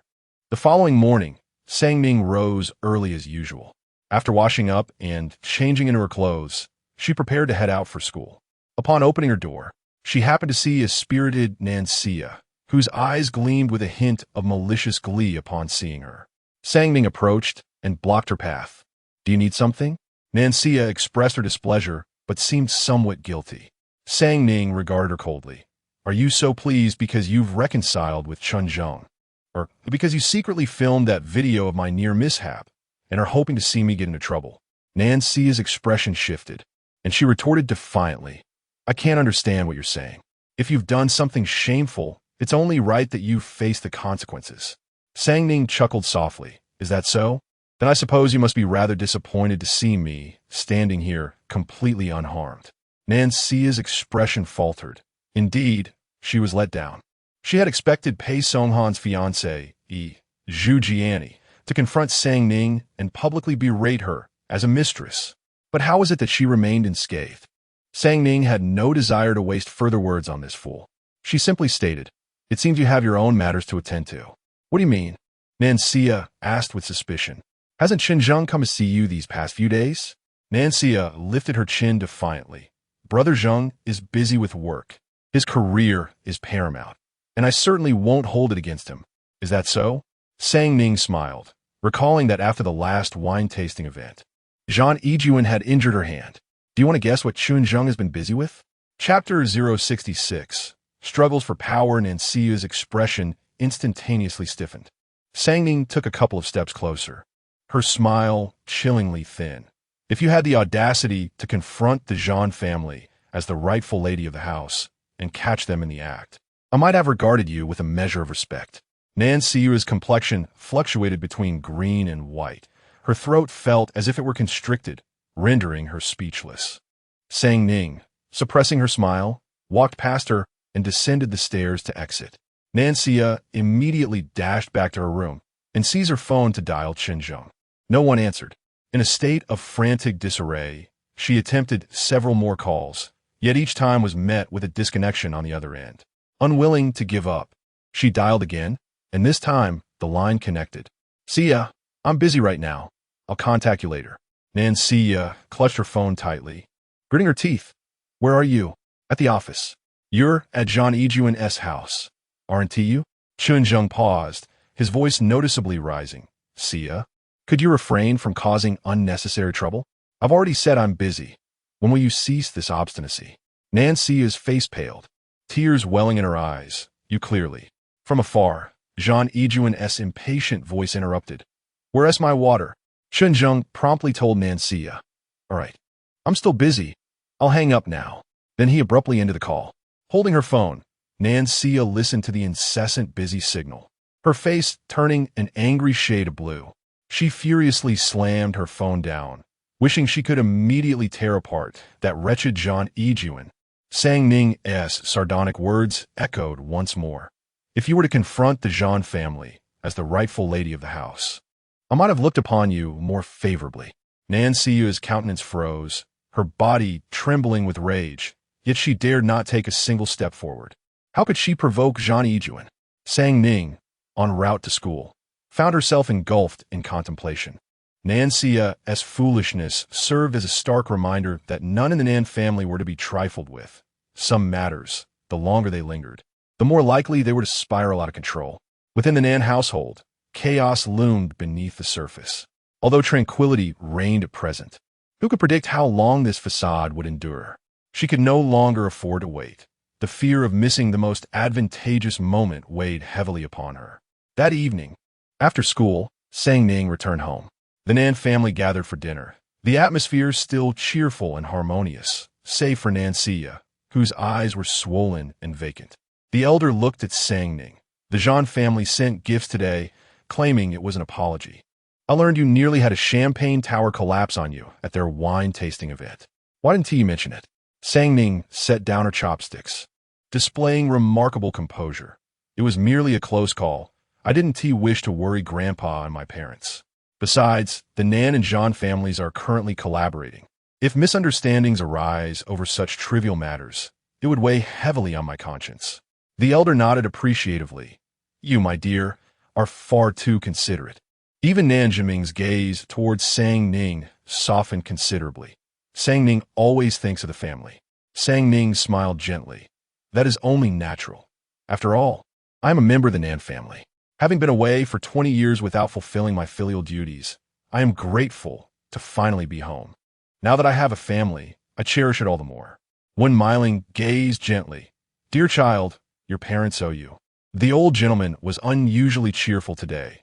I had thought the Jean family disregarded us, but it seems this misunderstanding has stirred them into action. Our family, the Nans, has finally established a foothold among the upper echelons of Beijing society. Sang Ning nodded with a smile. Indeed. She paused before continuing. Grandfather, I have been studying at Peking University for 2 months now, and I have gained some valuable insights into business. However, I believe that learning and practice are two distinct realms. Therefore, I wish to gain some practical experience in the company. The old gentleman paused, contemplating. Isn't it a bit early? Perhaps you should wait until you have completed a year. There is no rush. Wen Miling concurred. Yes, you lack a foundational background, and joining the company is no trivial matter. Sang Ning appeared somewhat troubled. At the last wine tasting of the Jean family, I met some acquaintances who discussed their family businesses and exchanged resources. Unfortunately, I know nothing about our family's business and missed the opportunity to engage in those conversations. Upon hearing this, the old gentleman and Nan Jinming instantly changed their expressions. Friends from a Jean family's wine tasting? Those are not ordinary individuals. The old gentleman had hoped that by having Nan Sang Ning and Nan Siyu attend the Jean family's event, they would expand their network and perhaps introduce some upper-class resources to the family. Nan Siyu, that useless girl, only revolves around men and is oblivious to everything else. The old gentleman had little expectation of her. Unexpectedly, Nan Sang Ning proved to be quite astute. The old gentleman promptly decided, then let her join the company as soon as possible. Sang Ning is a clever child. 2 months of study should suffice. Nan Jinming nodded in agreement. Indeed, she is diligent. I've noticed she's been attending online courses even after school. Sang Ning spoke earnestly. I simply do not wish to hinder the Nan family and hope to contribute as soon as possible. The old gentleman was deeply moved. Good child. Which department should Sang Ning join? Nan Zhiming inquired. Perhaps the administration, the old gentleman suggested, as CU is also interning in that department. You can look out for one another. Upon hearing this, Nan Cuy's expression darkened further. She already found Sang Ning's presence at home to be a nuisance. And now she would have to work alongside her at the company? However, Sang Ning stated, I wish to join the precision manufacturing project.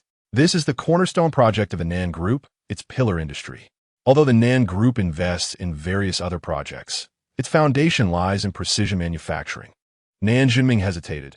After all, this is the core industry of the Nan family.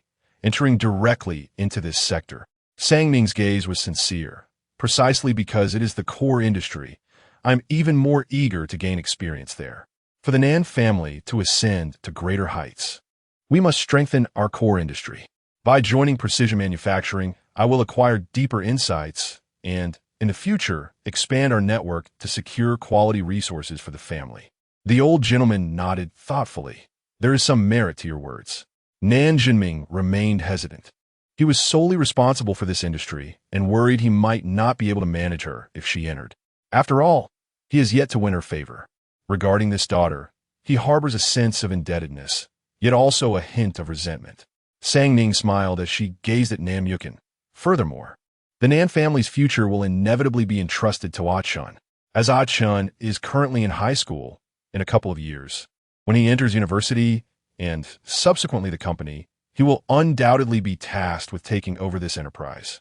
As his elder sister, it is my duty to pave the way for him, to explore potential avenues and gather valuable resources in advance. Upon hearing this, Nan Yukin nodded in agreement. What my sister says is indeed wise.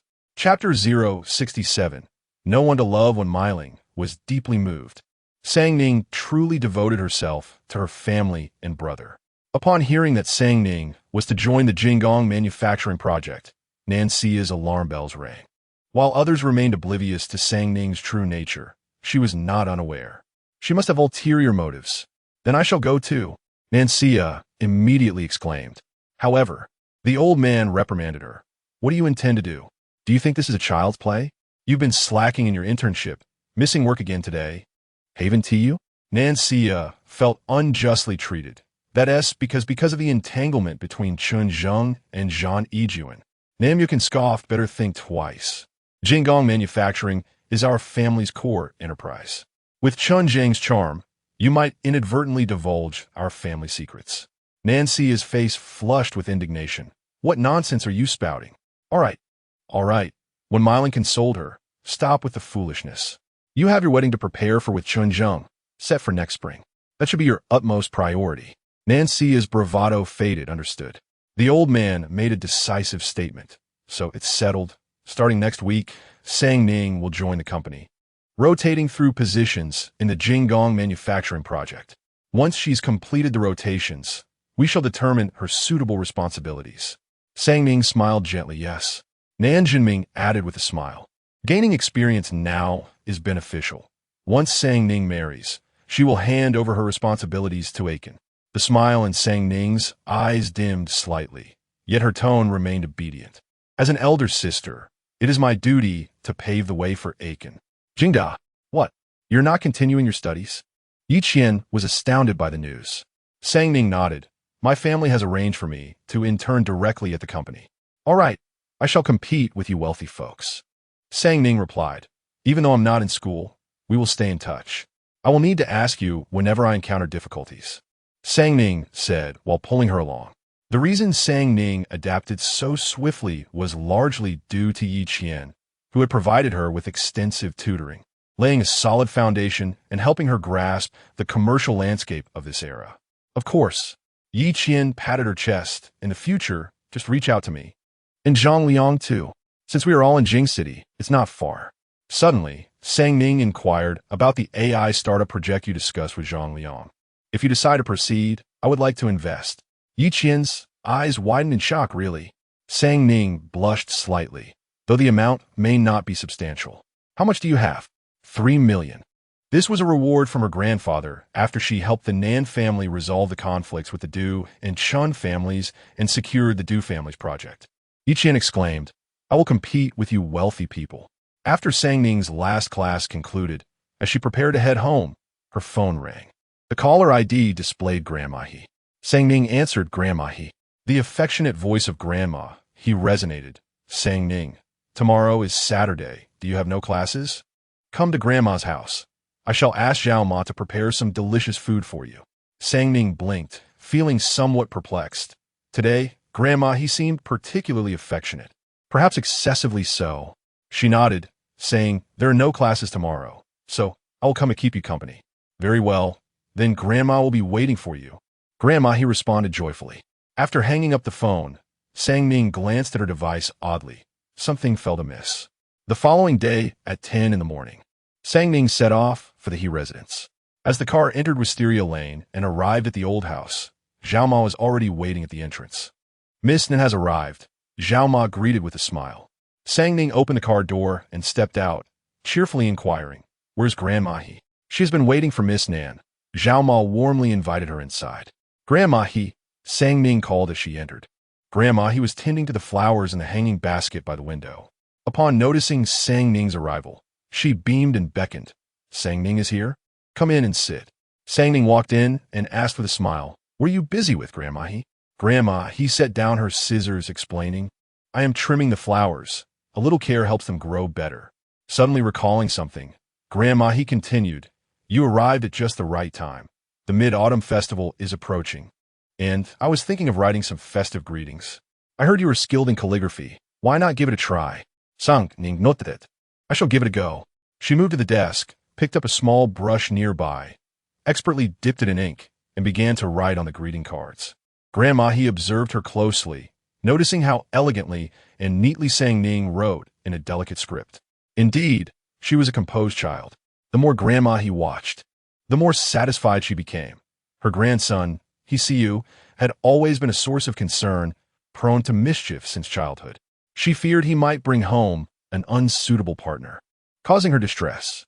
Although the Nan family was not of high status, Sang Ning was exceptionally sensible and the most cultured among the younger generation, which pleased Grandma He. To her surprise, He Siu had finally given her a moment of peace. Sang Ning was gentle, gracious, and mature. If he were to marry someone like her, how much worry would it save her? The last time she entertained this thought, she hardly slept a wink, eager to see it come to fruition. After finishing a greeting card, Sang Ning set down the brush and presented it to Grandma, asking, "What do you think, Grandma?" "It is splendid. Your handwriting is truly remarkable," Grandma He praised. Sang Ning smiled bashfully at the compliment. Grandma He then inquired, "By the way, I heard your family has arranged your sister's engagement?" Sang Ning nodded. "The wedding is scheduled for early spring next year." Grandma He frowned, as the elder sister. "Why is your sister marrying before you?" Sang Ning chuckled. "I only returned home this year, but my sister's engagement was decided 2 years ago. It is not unusual for her to marry first." Grandma He sighed. "You poor child, having endured so much hardship outside for so many years. Now that your sister's wedding is set, does your family not have plans for your marriage?" Sang Ning shook her head. "No. They say I'm still young and that I can take my time to find someone. There is no rush." At 22, in this day and age indeed, there was no hurry. She still had time. Your family's reliability leaves much to be desired. There are hardly any good marriage prospects in this circle. If one does not settle down soon, the chance of finding a suitable match will diminish. Grandmother He's words are not merely alarmist. In the elite social sphere, marriages are often arranged among acquaintances, keeping external connections at bay. Thus, the options are indeed quite limited, making it imperative to make a choice early. The Nan family is not unaware of this reasoning. However, they are currently preoccupied with the Du family's film project and Nan Sia's impending nuptials, leaving them little time to assist her in finding a match. This year has been particularly busy for the family, and I can understand that. Sang Ning replied with a compliant tone. Grandmother He then inquired, "And what about you?" The tall figure who had just stepped outside paused momentarily, having already opened the door. He suddenly heard the conversation within, causing him to grip the doorknob tighter. He raised his gaze to see the obedient young woman standing behind the desk. She shook her head, I have no plans for marriage either. Grandmother, he, not easily dissuaded, pressed on. So, is there no one you're fond of? She smiled politely and replied no. Chapter 68. The heart's flutter, Hisuyu's gaze momentarily froze, his fingers gripping the doorknob, turning pale. Suddenly, Zhao Ma appeared behind him. Has the third young master returned? The occupants within were startled, and both Sang Ning and Grandma, he turned their attention towards him simultaneously.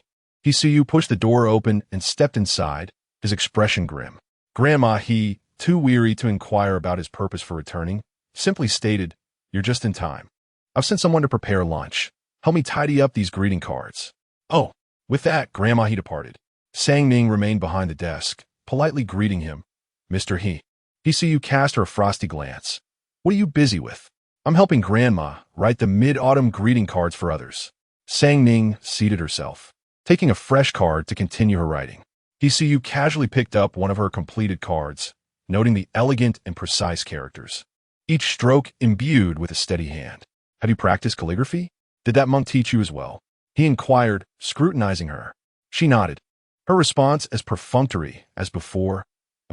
His countenance darkened further, a feeling of frustration lodged in his chest, rendering him breathless.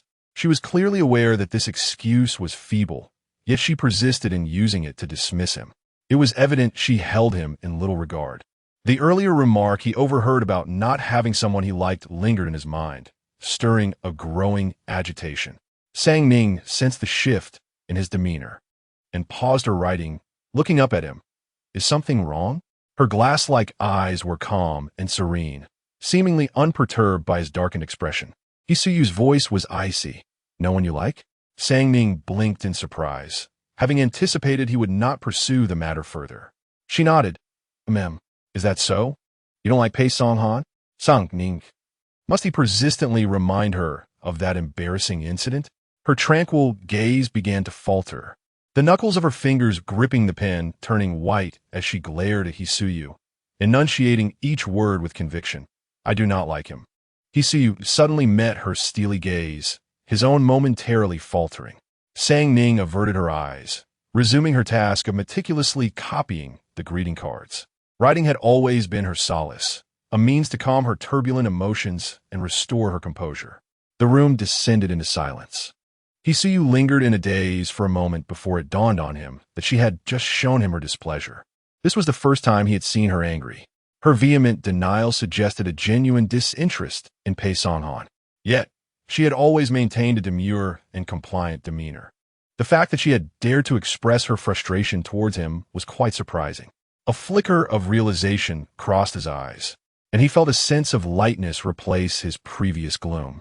Lowering his gaze, he examined the greeting cards she had crafted, a smile tugging at the corners of his lips. Her handwriting was rather exquisite. After completing 3 cards, Sang Ning finally regained her composure. When she looked up again, she found Hisuyu organizing the cards for her. The man who had entered with a scowl now bore a calm expression. Sang Ning discovered that Hisuyu's mastery of emotional management appeared to surpass her own. Are you finished? He sensed her gaze and lifted his eyes to meet hers. Not yet. Grandma, he mentioned writing 12 invitations. Oh, then take your time. He casually picked up an ink stick to assist her in grinding the ink. The room once again fell into a serene tranquility. In the dining hall, Grandma, he was arranging the tableware. Upon seeing Zhao Ma enter, she lowered her voice and inquired, "How is it?" Zhao Ma replied softly, "Nothing much. Miss Nen is still writing the invitations, and the third young master is helping her with the ink. I didn't dare to approach, so I couldn't hear their conversation. It's not easy to keep that young man quiet." Grandma, he gave a light huff. "I told you. He must have an affection for Sang Ning." Zhao Ma added, "But it seems Miss Nen has no intentions of marrying." Hearing this, Grandma, he expressed a hint of concern and sighed. Matters of marriage cannot be forced. They must unfold naturally. Otherwise, one might inadvertently create a pair of reluctant partners. Sang Ning is such a well-behaved child. I worry she may not appreciate Hisuyu's reckless nature. There's a trace of sorrow in Grandma He's eyes. Zhao Ma, however, remarked, "But the third young master is exceptionally capable and handsome. He has always attracted the admiration of girls." Grandma, he frowned, Sang Ning is not such a superficial child. After half an hour, Sang Ning completed the invitations just as Zhao Ma called them to dinner. Grandma He, what do you think of this invitation? Sang Ning presented the dried invitation to Grandma He. After glancing through it, Grandma He nodded in satisfaction. Very well done. Your handwriting surpasses mine. Come, let us eat. Sang Ning took her seat at the dining table, while He Suyu remained across from her. Suddenly, Grandma He brought up, I wonder if your father will return for the Mid-Autumn Festival. He Suyu replied nonchalantly, I don't know. You could at least call to inquire. Grandma He gently chided. If I did, I would likely frighten him to death. Grandma He cast a glance at Sang Ning, noting her quiet dining, and then shot a glare at He Suyu. She recalled something, speaking of which, mid-autumn is upon us. I was considering giving Sang Ning a gift. I remember placing a fine inkstone at your place. You should retrieve it to present to Sang Ning. He Suyu, unsure of what items were at home, wondered when the elderly lady had left anything there. He didn't ask further and simply replied, I will go get it now. Grandma He instructed Sang Ning, let him take you home. It's on the way to retrieve the item. This is a token of affection from your grandmother, and you must accept it. Sang Ning nodded. Thank you, Grandma He. Go on, she urged. Sang Ning then followed He Suyu as they departed together. Grandma He stood by the window, watching them drive away, and withdrew her gaze with a sense of contentment. You should inquire about the third young master's feelings and offer him a few words of advice. Zhao Ma couldn't help but suggest. Grandma He scoffed. Even if I asked, he would never admit it. You should know, he shares his father's temperament. Equally stubborn. So, my love, you truly understand him, old lady. After all, I have watched him grow. How can I not know? Grandma He remarked, picking up the congratulatory card written by Sang Ning, flipping through it, and suddenly realizing there were only 11 sheets. One was missing. He Suyu drove away from Wisteria Lane and asked Sang Ning, shall I take you home? Sang Ning shook her head. I'm going to Taikoo-li. I have an appointment with Ji Yin. He glanced at her. Your daily schedule is busier than that of a national president. Sang Ning seemed oblivious to his sarcasm and instead smiled brightly. I'm starting my internship at the Nan Group next week. Ji Yin said she wanted to celebrate. A sudden radiance of joy sparkled in her eyes. His grip on the steering wheel tightened as he looked ahead, his tone stiff. What's there to celebrate? She, in high spirits, replied, You wouldn't understand. He turned to look at her.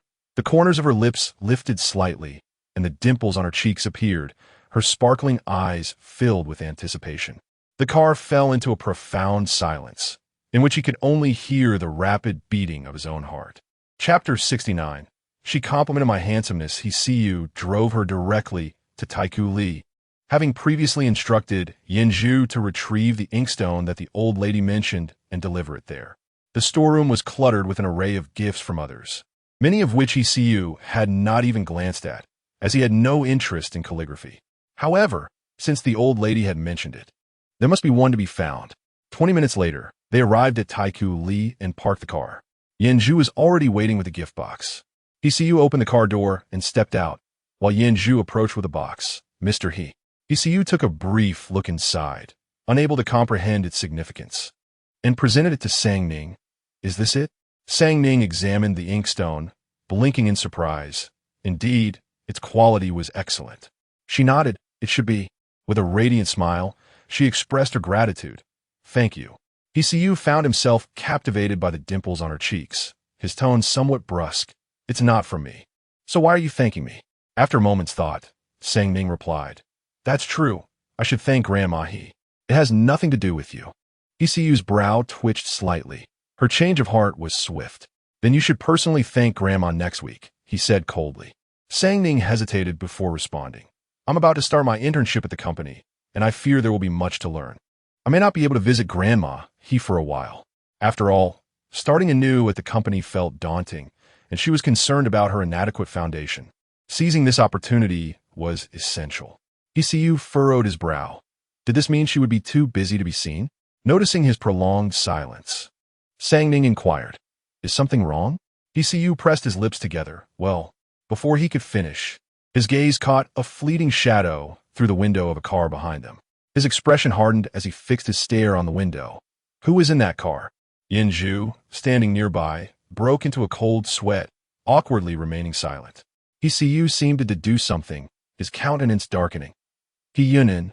Sang Ning turned in confusion and saw the car door swing open, revealing a child who approached with his head hung low. He shrank back, visibly frightened by He Siyu's expression, and meekly uttered, "Uncle." Sang Ning paused, recognizing him as the child she had seen outside the Huiyao building last month. The rumored illegitimate son of He Siyu. In this timid demeanor, she almost failed to recognize him, as he had been rather brazen during their first encounter. Yet, what had he just called him? He Siyu glared at Yanzhu.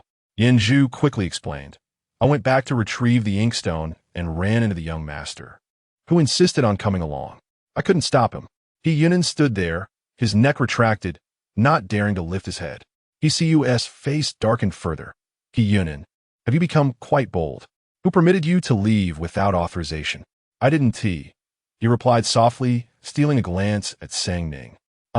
She looked somewhat familiar. Observing the child's pleading eyes, Sang Ning hesitated, contemplating whether to intervene on his behalf. However, considering that He Siyu has a rather irritable temperament, what if my attempt to advise her inadvertently causes collateral damage? Moreover, this child certainly requires some discipline. Sang Ning opted for self-preservation. She politely addressed He Siyu, saying, "Jiyan is still waiting for me, so I shall not linger." The words He Siyu had on the tip of his tongue were swallowed back. Only then did Sang Ning turn to leave and entered the pedestrian street of Taiku Li. Jiyan had been waiting in the CF, and upon seeing Sang Ning's arrival complained, "If you had arrived any later, I would have been filled to the brim with coffee. I apologize. I encountered some unforeseen circumstances," Sang Ning replied as she pulled out a chair to sit down. "What happened?" Jiyan propped her head up with one hand, listlessly stirring her third cup of coffee. "I ran into the illegitimate son of the He family you mentioned. Sang Ning he spit it." Jiyan instantly perked up, her previously despondent expression transforming into one of vibrant excitement, her eyes sparkling with curiosity. "Sang Ning fronet. But I heard him call He Siyu. Uncle?" Jiyan's eyes widened in disbelief, nearly unable to comprehend. "What?" Once Sang Ning departed, He Siyu's countenance darkened completely. He glared at He Yunyan. "Have you grown bold? What are you following me for? To spy on me?" He Yunyan hurriedly shook his head. No, I was just feeling cooped up at home. When Yanzhu came back to retrieve something, I thought I could ask him for a little fresh air." He Siyu scoffed. "You're feeling cooped up? If you're bored at home, then go to school." He Yunyan lowered his head, muttering, "Actually, it's not too boring." He Siyu retorted, "I think you're in need of some discipline." His patience had worn thin. Suddenly, He Yunyan mustered the courage to look up. "That Miss Nan from earlier is the person you like, right?" He Siyu's brows twitched, his expression shifting. "What business is it of yours?" He Yunyan was certain of it. He had heard Yanzhu say that his uncle was entrusted by their grandmother to deliver a gift to a woman, which seemed utterly absurd. He could hardly fathom his uncle being at the beck and call of such matters, coupled with the unusual behavior he had observed at home. He Yunyan reasonably deduced that this woman must be of considerable significance, thus risking severe repercussions. He had quietly followed to catch a glimpse of the heartthrob of his eternally unblooming uncle. He Yunyan gained confidence. "So you haven't started dating yet?" He Siyu's fists clenched, his aura menacing. He Yunyan, "Are you courting death?" "Uncle, it will be quite difficult for you to find a partner like this. You didn't even know how to say a few sweet words just now." He Yunyan argued logically. He Siyu promptly commanded Yanzhu, "Arrange for a private jet immediately and send him back to Australia." Yanzhu was startled. "All right, I'll take care of it right away." He Yunyan desperately protested. "I can tell you what she likes. I've seen her before. She even complimented me on my looks." He Siyu narrowed his eyes suspiciously. "You've seen her?" He Yunin, her head bobbing like crushed garlic, spoke with an air of pride.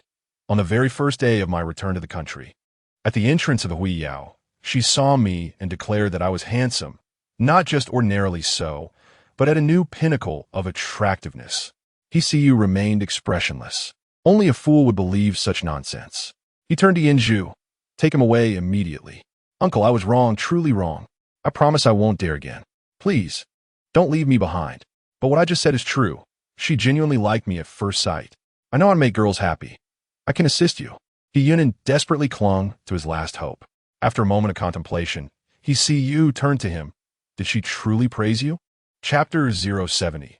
The Rabbit Lantern. He Yunin finally glimpsed a ray of hope and immediately exclaimed, "Really? If you don't believe me, just ask her. Look, we bear a slight resemblance. If she compliments me so, she might think you are quite handsome too."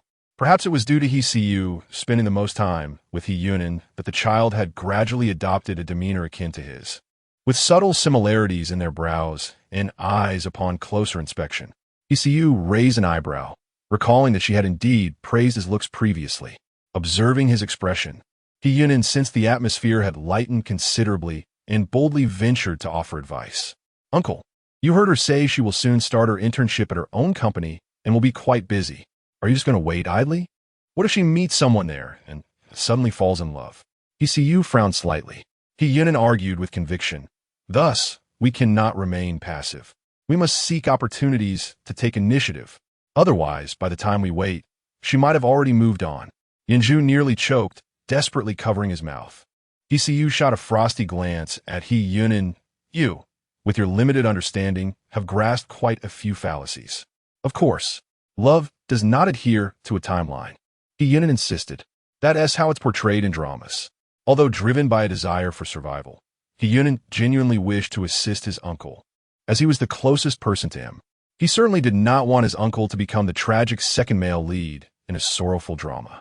He see you narrowed his eyes, falling into contemplation. He Yunin cautiously inquired, "Uncle, shall we head home?" He see you glanced at him and promptly opened the car door to get in. Seeing that he had refrained from mentioning sending him back to Australia, he Yunin felt a surge of joy and eagerly followed suit. Once inside the car, he Yunin settled down and, unable to restrain his curiosity, remarked, "Uncle, you two have known each other for a while, haven't you? Why aren't you together yet? Is it possible she doesn't like you?" He see you replied in a calm voice, "I could still put you on a plane right now. I'm just concerned for you." He Yunin protested, leaning in. "The last time I saw her, she scolded me." He see you regarded him with a quizzical look. "What did she scold you for?" "She said I should be polite. Even though I am quite handsome, I must not rely solely on my looks," he Yunin recounted. At this point, he see you began to question the reliability of the child's words. He Yunin, with utmost seriousness, declared, "Uncle, I believe she prefers gentler men." "Impossible." Yin nearly gasped in disbelief. "If that child is not he see you's, could it be that of he de go or he ergo?" Sang Ning took a sip of her bubble tea through the straw. "Then whose could it be? After all, that child calls him uncle." Yin felt utterly overwhelmed. Heavens! I cannot fathom the idea of he de go or he ergo engaging in such audacious acts. It's possible they are simply unable to disclose the truth. Hence the secrecy. "Please do not speak of this matter outside," she cautioned. Sang Ning took another sip of her drink, enjoying the chewy and soft pearls, of course. "I wish to live for a few more years." Jian narrowed her eyes suspiciously. Then whose child could it possibly be? Sang Ning displayed little interest, as it was not her concern. On Monday, she officially reported to the Nan Group. According to the elder's wishes, she would rotate through various positions in the precision manufacturing project, starting with the sales department. She entered the company under her name, concealing her family name, with only the department manager aware of her true identity. The other colleagues remained oblivious to her background, allowing for normal interactions. Manager Wang personally guided her through the department, providing an overview of the general situation. "Our department primarily engages in project bidding. Precision manufacturing is the cornerstone of the Nan Group, producing components and tools applicable across various industries. Thus, when other companies announce their needs, we must participate in the bidding process to secure contracts." Sang Ning nodded earnestly. "We need to bid alongside other companies?" "Indeed," Manager Wang replied. "Although we are in the sales department, it is essential to understand our own products. Otherwise, others would not trust us. Therefore, after this internship, you will have a comprehensive understanding of our precision manufacturing." Sang Ning nodded. "Thank you, Manager Wang." "You're welcome." Manager Wang said with a hearty smile. "Feel free to approach me with any difficulties, Mississippi." The elder had personally instructed her arrival, and Manager Wang was determined to treat her with utmost respect. While he did not expect her to accomplish much, it was imperative to keep her satisfied. Otherwise, she might report back, and he would face consequences. Sang Ning smiled politely. "You may call me Sang Ning from now on." "Of course." Manager Wang replied, feeling relieved by her amiable demeanor. By the way, there's a small team going out for bidding today. Why not accompany them? Sang Ning. You won't be participating, but observing a session will help you grasp some processes. Sang Ning's eyes brightened, and she nodded, all right. Manager Wang promptly arranged for her to join the team heading out for the bidding. The group consisted of 6 members, and after Manager Wang's instructions, they introduced themselves, creating a harmonious atmosphere. At 10 in the morning, they set off together. Little Sang, today you will be observing. Please refrain from speaking out of turn. If you have any questions, save them until after the event. Understood? Team leader Lin advised. Sang Ning nodded, understood. Upon arriving at the company entrance, she looked up to see Xing Hong trading. Little Sang, hurry up. A girl of similar age urged her to follow inside. Sang Ning hurried to keep pace with them. As today's bidding was a formal occasion, everyone was dressed in suits. It was Sang Ning's first time wearing a suit dress, and she felt somewhat uncomfortable. Upon entering the conference room, 5 companies had already arrived. The Nan Group representatives took seats on the left side, while Sang Ning settled in a position slightly behind, observing their procedures. The front row of tables was occupied by evaluators from Xing Hong Trading. Several companies began to take turns presenting their PowerPoint slides, showcasing their products and strengths, all in competition for a particular production project from the company. Sang Ning encountered this mode for the first time, filled with a sense of novelty. The merchants of the Zhou dynasty faced suppression, resulting in scarce opportunities. Essentially, all lucrative trades were monopolized by prominent families, rendering such large-scale fair competition seems nearly non-existent. Once the first 3 companies completed their presentations, it was soon time for the Nan Group to take the stage. Abruptly, the door of the conference room swung open, prompting the evaluators to rise immediately. Mr. Pei, you have arrived. Pei Songhan raised his hand slightly, signaling them to be seated. I'm merely here to observe. With that, everyone resumed their seats, and the bidding continued. Team leader Lin furrowed his brow in concern. How fortuitous that Mr. Pei is present today. Sang Ning cast a glance at Pei Songhan, only then realizing that Xing Hong Trading was indeed a family enterprise of the Pei clan. Regardless, she decided to proceed with the demonstration. Team leader Lin and his team stood up and approached the front to present. As they moved, Pei Songhan's gaze shifted, landing on Sang Ning seated at the back. He paused momentarily, glanced down at the bidding list, and noted that this company belonged to the Nan Group. A knowing smile spread across his face. As the clock struck 12, the 7 rounds of bidding concluded. That will be all for today. We will notify everyone of the results promptly. With that, the attendees began to disperse. Xiao Sang, let us head back and find a place to eat. The team leader called out. Sang Ning nodded in agreement, when suddenly her phone vibrated. Upon checking, she saw a message from Pei Songhan. Wait a moment. Sang Ning bit her lip and replied to the team leader. I will meet a friend here for lunch and return to the office a bit later. That's fine. Just make sure to return by 2 o'clock. Don't be late. Understood. The crowd dispersed in a flurry. Sang Ning waited outside the conference room for a while until Pei Songhan emerged with his documents. Mr. Pei, Sang Ning greeted politely. Pei Songhan smiled.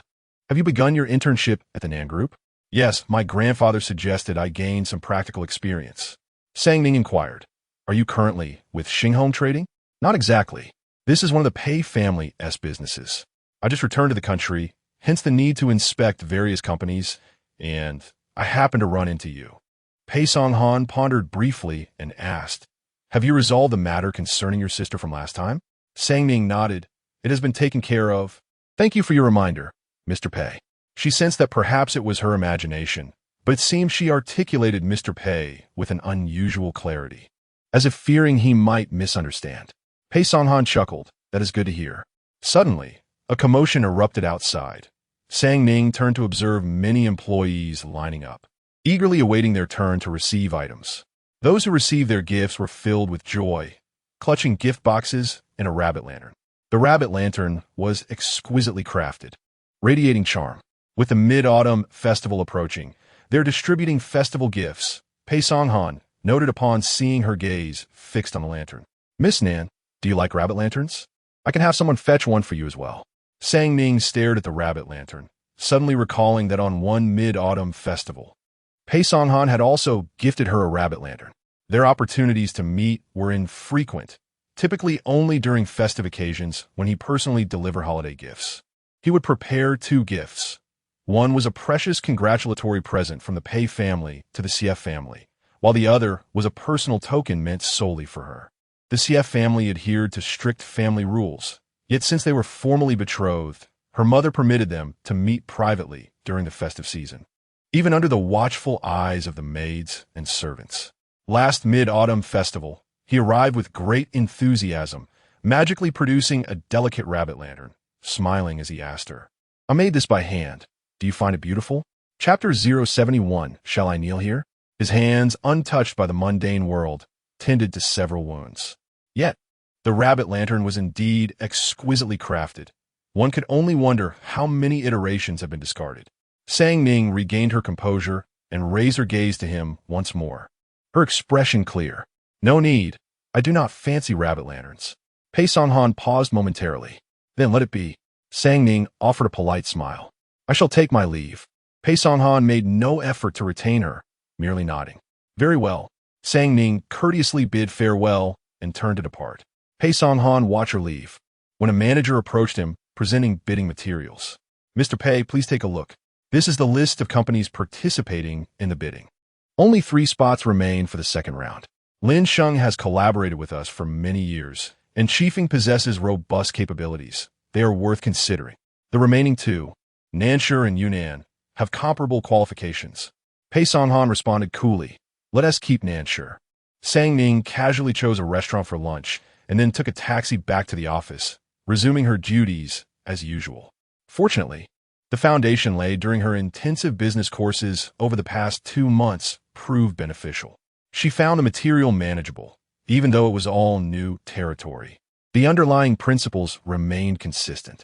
Diligent and eager to learn, her colleagues, uncertain of the background of this unexpected addition to their team, were friendly and patient in teaching her. So she did not feel overwhelmed. At 5 in the afternoon, she poured herself a cup of water and casually glanced at her phone, discovering 20 gossip messages from Ji Yan. Ji Yan's expressive nature was something Sang Ning had grown accustomed to. Scrolling further, she noticed a new message from He See You. "When do you finish work?" Sang Ning took a sip of water, set the cup down, and replied, "Not sure. Is there something you need, Mr. He? My grandmother asked me to deliver something to you." Sang Ning blinked, wondering if it had not already been delivered. After contemplating for a moment, she typed back, probably around 7. Okay. What did that even mean?" Sang Ning put her phone away and returned to her workstation to review the bidding process from earlier in the day. Her colleagues were preparing to leave, but she needed to study a bit longer, as she had started late and needed to catch up quickly. At 7 in the evening, Sang Ning exited the company, the sky now shrouded in darkness. Perhaps overwhelmed by the day's deluge of information, her mind felt somewhat foggy. She approached the roadside, ready to call Uncle Zhang. But just as she took out her phone, an incoming call interrupted her. She answered, "Hello. Nan Sang Ning, are you blind?" A deep voice resonated from behind her. She turned to see He See You, whom she had just passed by moments ago. He ended his call and strode towards her. "What are you thinking? Like a wandering spirit." "Sang Ning Frognet, why are you standing here?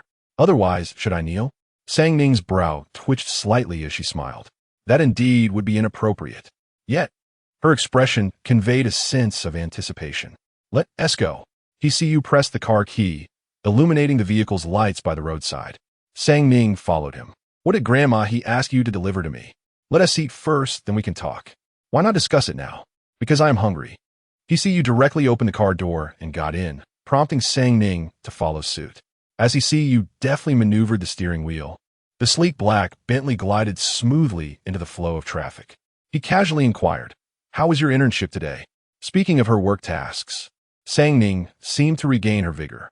"It was quite good. The manager even invited me to participate in a bidding event. It was my first time witnessing such a scene, and it was rather intriguing. Manager Wang mentioned that if we secure this bid, I would be able to continue following it. I even spent quite some time after work studying the bid documents." You see, you raised an eyebrow slightly. "Oh, which companies?" "Xinghong Trade," she replied. He See You narrowed his eyes. "Isn't that part of the Pei family's enterprise?" "Indeed," Sang Ning nodded. "I even ran into young Master Pei."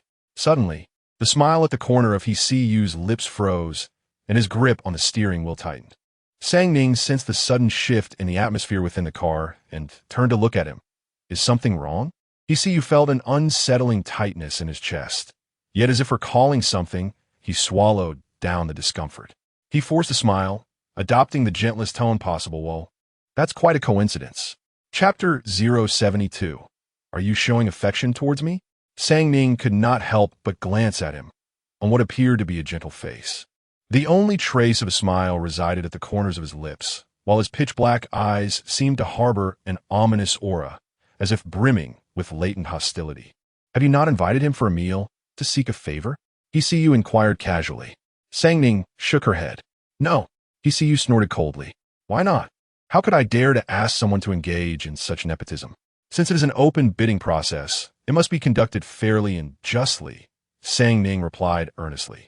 After all, this was not her project. Why should she expend such effort? She was merely here to learn temporarily, and even if the project were secured, the credit would not belong to her. Such favors are limited. Every use diminishes their value. It is not that they cannot be employed, but they should be wielded with utmost care. He See You glanced at her with a hint of incredulity. You are rather principled. Sang Ning smiled. That is only proper. He See You let out a light scoff, uninterested in whether she was merely placating him. If she genuinely cared for Pei Songhan, they would have surely shared a meal together. The fact that they hadn't suggested that she did not hold him in high regard. Indeed, with Pei Songhan on the verge of marriage, there seemed little potential for anything to develop. Feeling slightly uplifted, He See You's tone became considerably more buoyant. What would you like to eat? I'm amenable to anything. Sang Ning realized she was indeed hungry. She had only eaten a light lunch and had yet to dine since. All right, she replied, a slight smile forming on her lips as he quickened his pace. 10 minutes later, they arrived at an exquisite Western restaurant. The waiter opened the door for them. Good evening, Mr. He.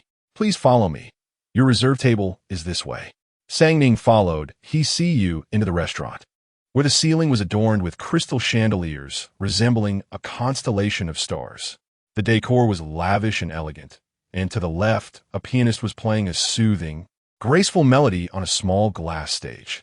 Sang Ning had only visited a Western restaurant once before with Ji Yin, which had been equally luxurious, but upon taking her seat, she noticed a candle holder gracing the table, with 3 tall candles flickering gently. Why are there candles lit? She inquired, puzzled. Isn't there sufficient lighting? Since her arrival in this era, she had not encountered such antiquated items. She believed light bulbs to be one of the greatest inventions in the world. In the past, even dozens of candles could not illuminate her room as brightly as a single light bulb. He See You took a sip from his glass. It's customary in Western restaurants. Why are there flower petals on the table? Is this also part of the etiquette? She asked, curiously picking up a petal. He See You inhaled deeply. I suppose so. Just then, a waiter approached, cradling a bouquet of flowers, and cheerfully presented it to Sang Ning. Miss Nan, these are for you. Taken aback, Sang Ning received the bouquet, her eyes sparkling with delight as she turned to He See You. This restaurant gives flowers? The one I visited before did not. He See You remained silent. The waiter, still smiling, added, These are not from our restaurant. They were arranged by Mr. He. Sang Ning blinked, casting a glance at He See You. He sent her flowers? He See You tightened his grip on the water cup, his voice laced with a hint of tension. Why do you have so many questions? That useless fellow He Yunin, what kind of ridiculous ideas is he coming up with? I'm already beginning to regret listening to that brat-ass nonsense. Had I known, I should have just packed him off back to Australia 2 days ago. As the waiter departed, Sang Ning, cradling a bouquet, glanced down momentarily before raising her gaze to him, a smile gracing her lips. Thank you. Through the flickering candlelight, her radiant smile was almost blinding. His heart skipped a beat, his thin lips pressed tightly together. Perhaps that little brat wasn't entirely useless after all. He could stay a couple more days. He produced a small, intricately carved purple sandalwood box, placing it on the table and pushing it toward her. What is this? She inquired. It's from my grandmother. He replied casually.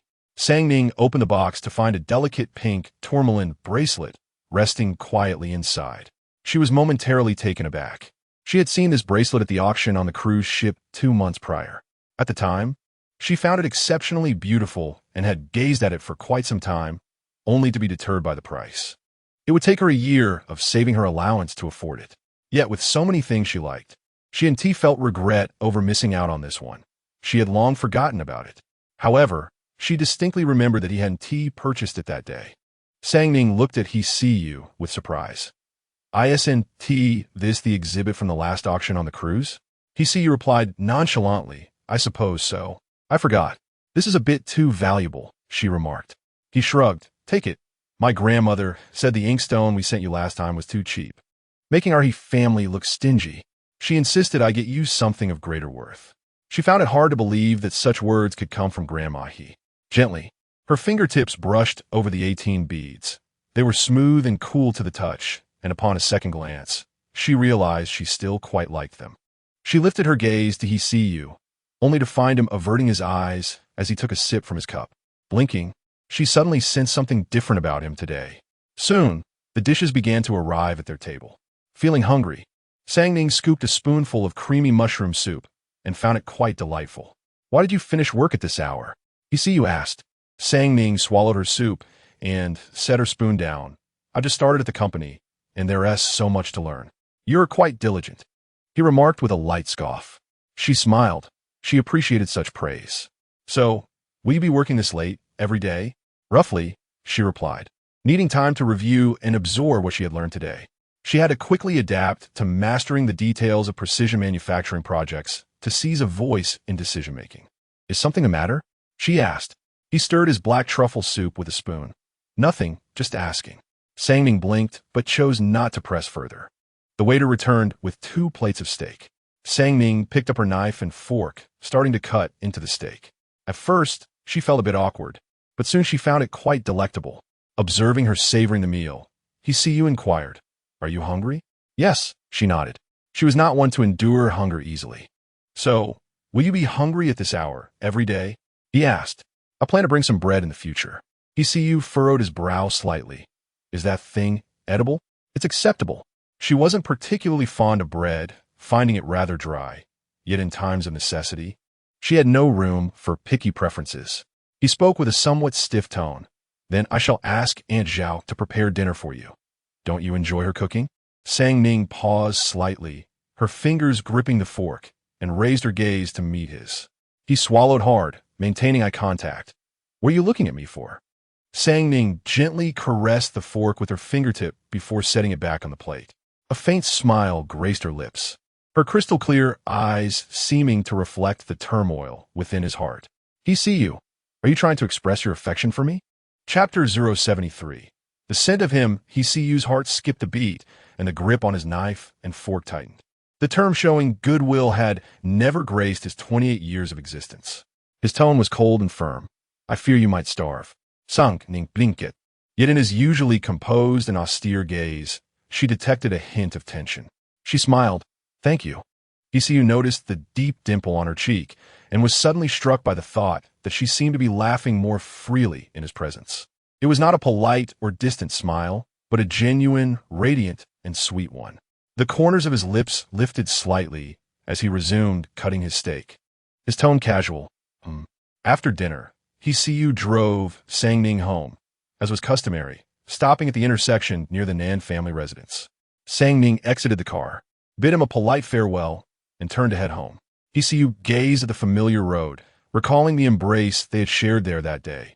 His throat tightened. He longed for another embrace. Upon returning home, Sangning placed a bouquet of roses on her desk. After contemplating for a moment, she took out her phone and searched for, what is the language of roses? Suddenly, a message popped up on WeChat. Yi Qian. Sangning, are you free tomorrow? Let us go to the lawyer to sign the equity distribution contract. Sangning decided to invest in the AI project that Yi Qian and Zhang Liang were launching.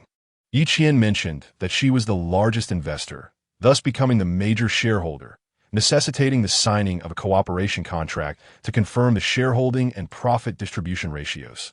Sangning pondered and typed, I'm free, great. Let us meet at Junping Law Firm tomorrow at 10 in the morning. Okay. The next morning, Sangning first visited her company, requesting a 2-hour leave from her team leader. Team leader Lin was exceptionally cheerful today. Sure, we should celebrate. We passed the preliminary selection in yesterday's bidding. Our team will gather for dinner tonight to celebrate. Sang Ning smiled in agreement. Sounds good. After leaving the company, Sang Ning took a taxi straight to Junping law firm. She did not inform Uncle Zhang and had no intention of sharing this matter with her family. Sang Ning. As soon as she stepped out of the car, she spotted Zhang Liang and Yi Qian waiting by the roadside, waving at her. She approached them. When did you arrive? Just got here.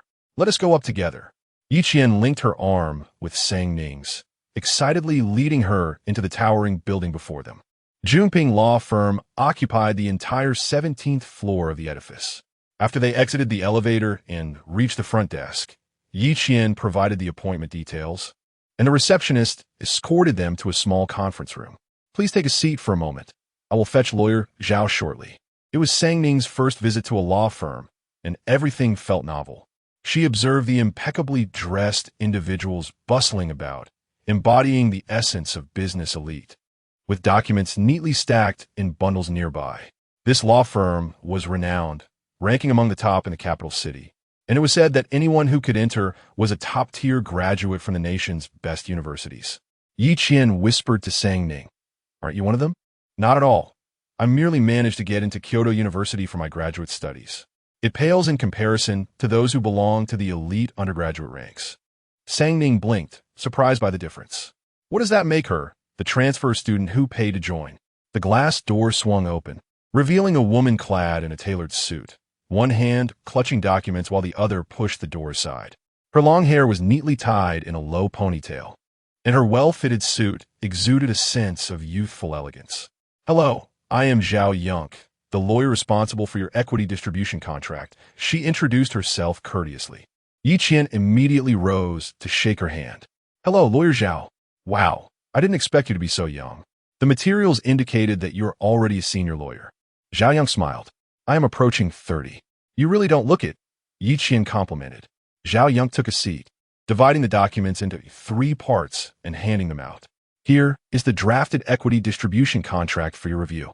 In this entrepreneurial collaboration, Miss Nan has invested 3 million, Miss Yi 500,000, and Mr. Zhang 1 million.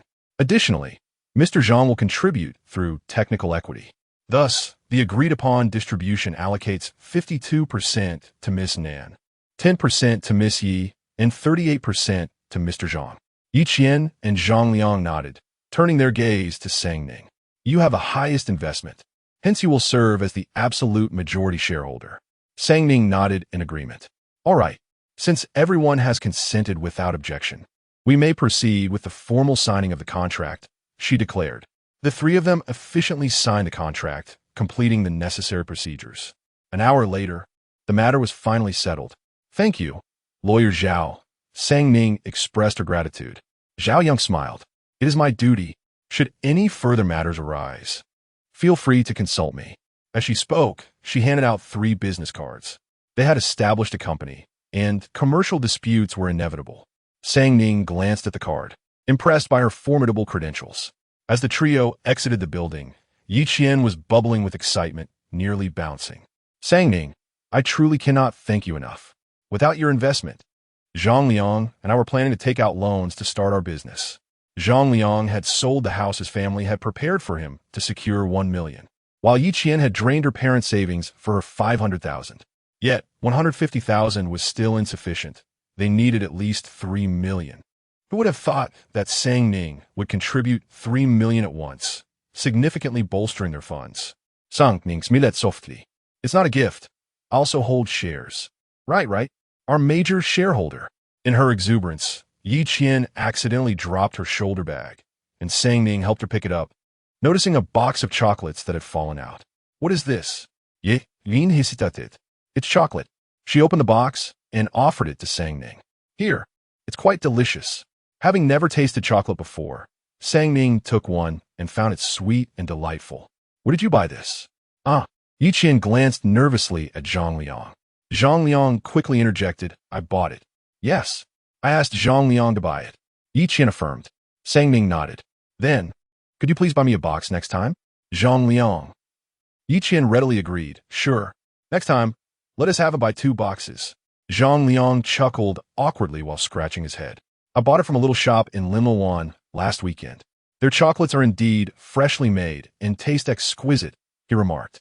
Sang Ning blinked and suddenly turned to Yi Qian. Did you also visit Linluan last weekend? Huh? No, guqin replied. In the 6th photo you posted 2 days ago, there's a safety sign from Linluan in the lower right corner, Sang Ning pointed out. Ye Win. What a devilishly sharp memory. Zhang Liang's face flushed with embarrassment, and he contemplated confessing. However, Yi Qian could no longer contain herself. Enough. Zhang Liang, we need to break up. Zhang Liang. Sang Ning. Yi Qian grasped Sang Ning's hand. I was wrong. I deeply regret agreeing to be with him. We 3 should focus on our entrepreneurial venture. I shouldn't let our revolutionary friendship deteriorate. Sang Ning was momentarily taken aback before finally speaking. So, you and Zhang Liang are together? It was a spur-of-the-moment decision. Zhang Liang frowned in dissatisfaction. Sang Ning couldn't help but laugh. Isn't it great that you 2 are together? What is there to hide from me? Well, since we were starting a business together, it's crucial to avoid mixing emotions. I feared that if we fell apart midway, it would impact the company. We just got together a few days ago. I initially planned to announce it once we stabilized, Yi Qian explained. But Sang Ning, I assure you, regardless of whether Zhang Liang and I break up, we will remain rational and at peace. This company is our most significant dream. Yeah, we support earnestly. Moreover, you're the major shareholder. Combined, Zhang Liang and I hold fewer shares than you do. Your interests will not be compromised. Sang Ning nodded. I trust you. She believed that in a partnership, one must have faith in their collaborators. Yi Qian was deeply touched. Sang Ning, thank you. Sang Ning sutendi inquiret. When are you 2 getting married? Yi Qian was momentarily stunned. Married? Why would we? Since you're together, don't you have a wedding date in mind? Yi Qian nearly rolled her eyes. We are just ordinary folks, not from a prominent family. Do we need to get engaged? We might just register our marriage in the future. Yi Qian waved her hand dismissively. I digress. We are merely dating with no thoughts of marriage. Sang Ning looked puzzled. Dating without marriage? Exactly. Our greatest dream hasn't even begun. Getting married now would be too distracting, Yi Qian responded, unable to suppress her sarcasm. Sang Ning, when will your old-fashioned mindset evolve? Sometimes I feel like I'm conversing with my grandmother. Sang Ning pondered thoughtfully. If you're not getting married, then why date? Of course, it's because of affection. Zhang Liang's dark complexion subtly flushed, and he shyly lowered his gaze. Sang Ning turned to Yi Qian. What does it mean to like someone? To like someone is to savor the moments spent together, to enjoy listening to him speak, to relish sharing meals with him, and to appreciate his scent, Yi Qian replied while pinching her cheek. Sang Ning, you should also consider dating. Balancing both career and love would be splendid. Sang Ning blinked hesitantly, contemplating the notion. In the afternoon, Sang Ning returned to the company and collaborated with her team to organize the materials for the upcoming bidding round.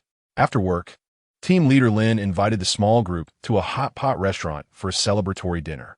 Everyone was in high spirits, and amidst the lively atmosphere, Sang Ning felt invigorated rather than overwhelmed by the noise. At 9 o'clock in the evening, the gathering concluded, and Sang Ning followed her colleagues out. Team leader Lin, with a rosy glow from drinking, inquired, Xiao Sang, is your home far? Li Cheng, who had not consumed any alcohol, promptly offered, I could drive you home. Sang Ning politely declined, saying, no need, my home is nearby. I can manage on my own. Just be careful on your way, they advised.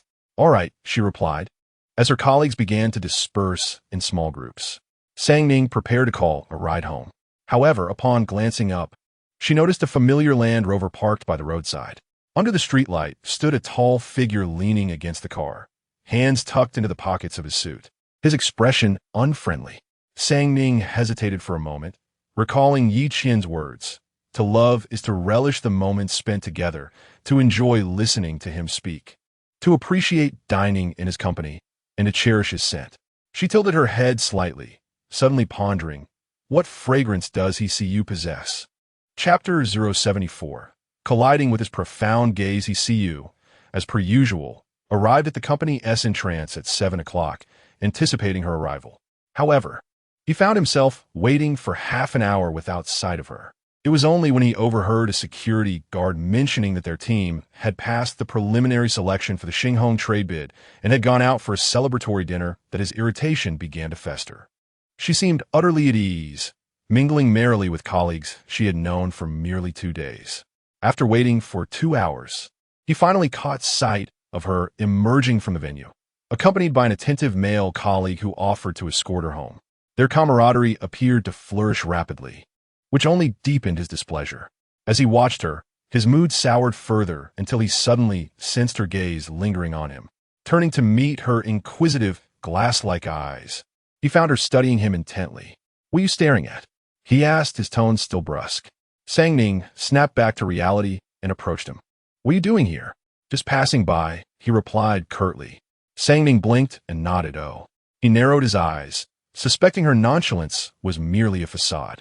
"I'll drive you home," he stated, his expression stern.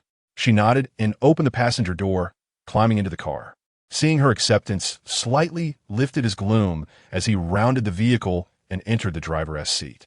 Gripping the steering wheel, he merged into the flow of traffic. "Have you been drinking?" he inquired, noticing the faint flush on her cheeks. "Yes, I had a couple of beers," she admitted, although the alcohol had not intoxicated her. It was enough to redden her complexion. He furrowed his brow. "You've only known them for a few days, and you went out drinking with them?" "It was a celebration," she replied. "And what does that have to do with you? You've only just joined the team. The bid was their doing. Just because they invited you doesn't mean you should go. Why don't you ever speak to me so amiably?" Sang Ning turned to face him. "But I wanted to go." He felt a jolt in his chest. "Why?" "Because I've never experienced it before," she explained with a smile, her eyes gleaming under the neon lights. Having arrived in this era, she was determined not to miss any novel experiences. Though he struggled to comprehend her perspective, the sparkle in her eyes made him reconsider the significance of her participation in such a mundane gathering. Yet, he maintained his serious demeanor. "But they're still strangers to you. You should be cautious. What if someone gets rowdy?" "They won't dare," she replied confidently. "They know I have connections. While they may not be fully aware of the specifics, they treat me with respect. In the workplace, everyone is savvy. The less they know about someone, the more cautious they become for fear of encountering trouble." Furthermore, she understood that establishing her footing in the Jingong manufacturing project was paramount, and cultivating her network during this internship was an invaluable opportunity. With an air of superiority and the demeanor of a spoiled young lady, she appeared formidable yet remained unable to integrate or acquire valuable information, making it even more challenging to cultivate her own influence. Moreover, Sang Ning retrieved a canister of pepper spray from her bag, declaring, "I brought this." He see you, upon seeing the familiar small bottle, was momentarily taken aback. "You've been carrying this all along?" Sang Ning nodded affirmatively. "I always keep it with me." He see you remarked, "You're quite cautious." Sang Ning returned the spray to her petite bag, smiling lightly. "It's nothing extraordinary." The vehicle came to a halt at the intersection near the Nan family residence. "I shall head home now." Sang Ning politely bid farewell, expressing gratitude for the ride.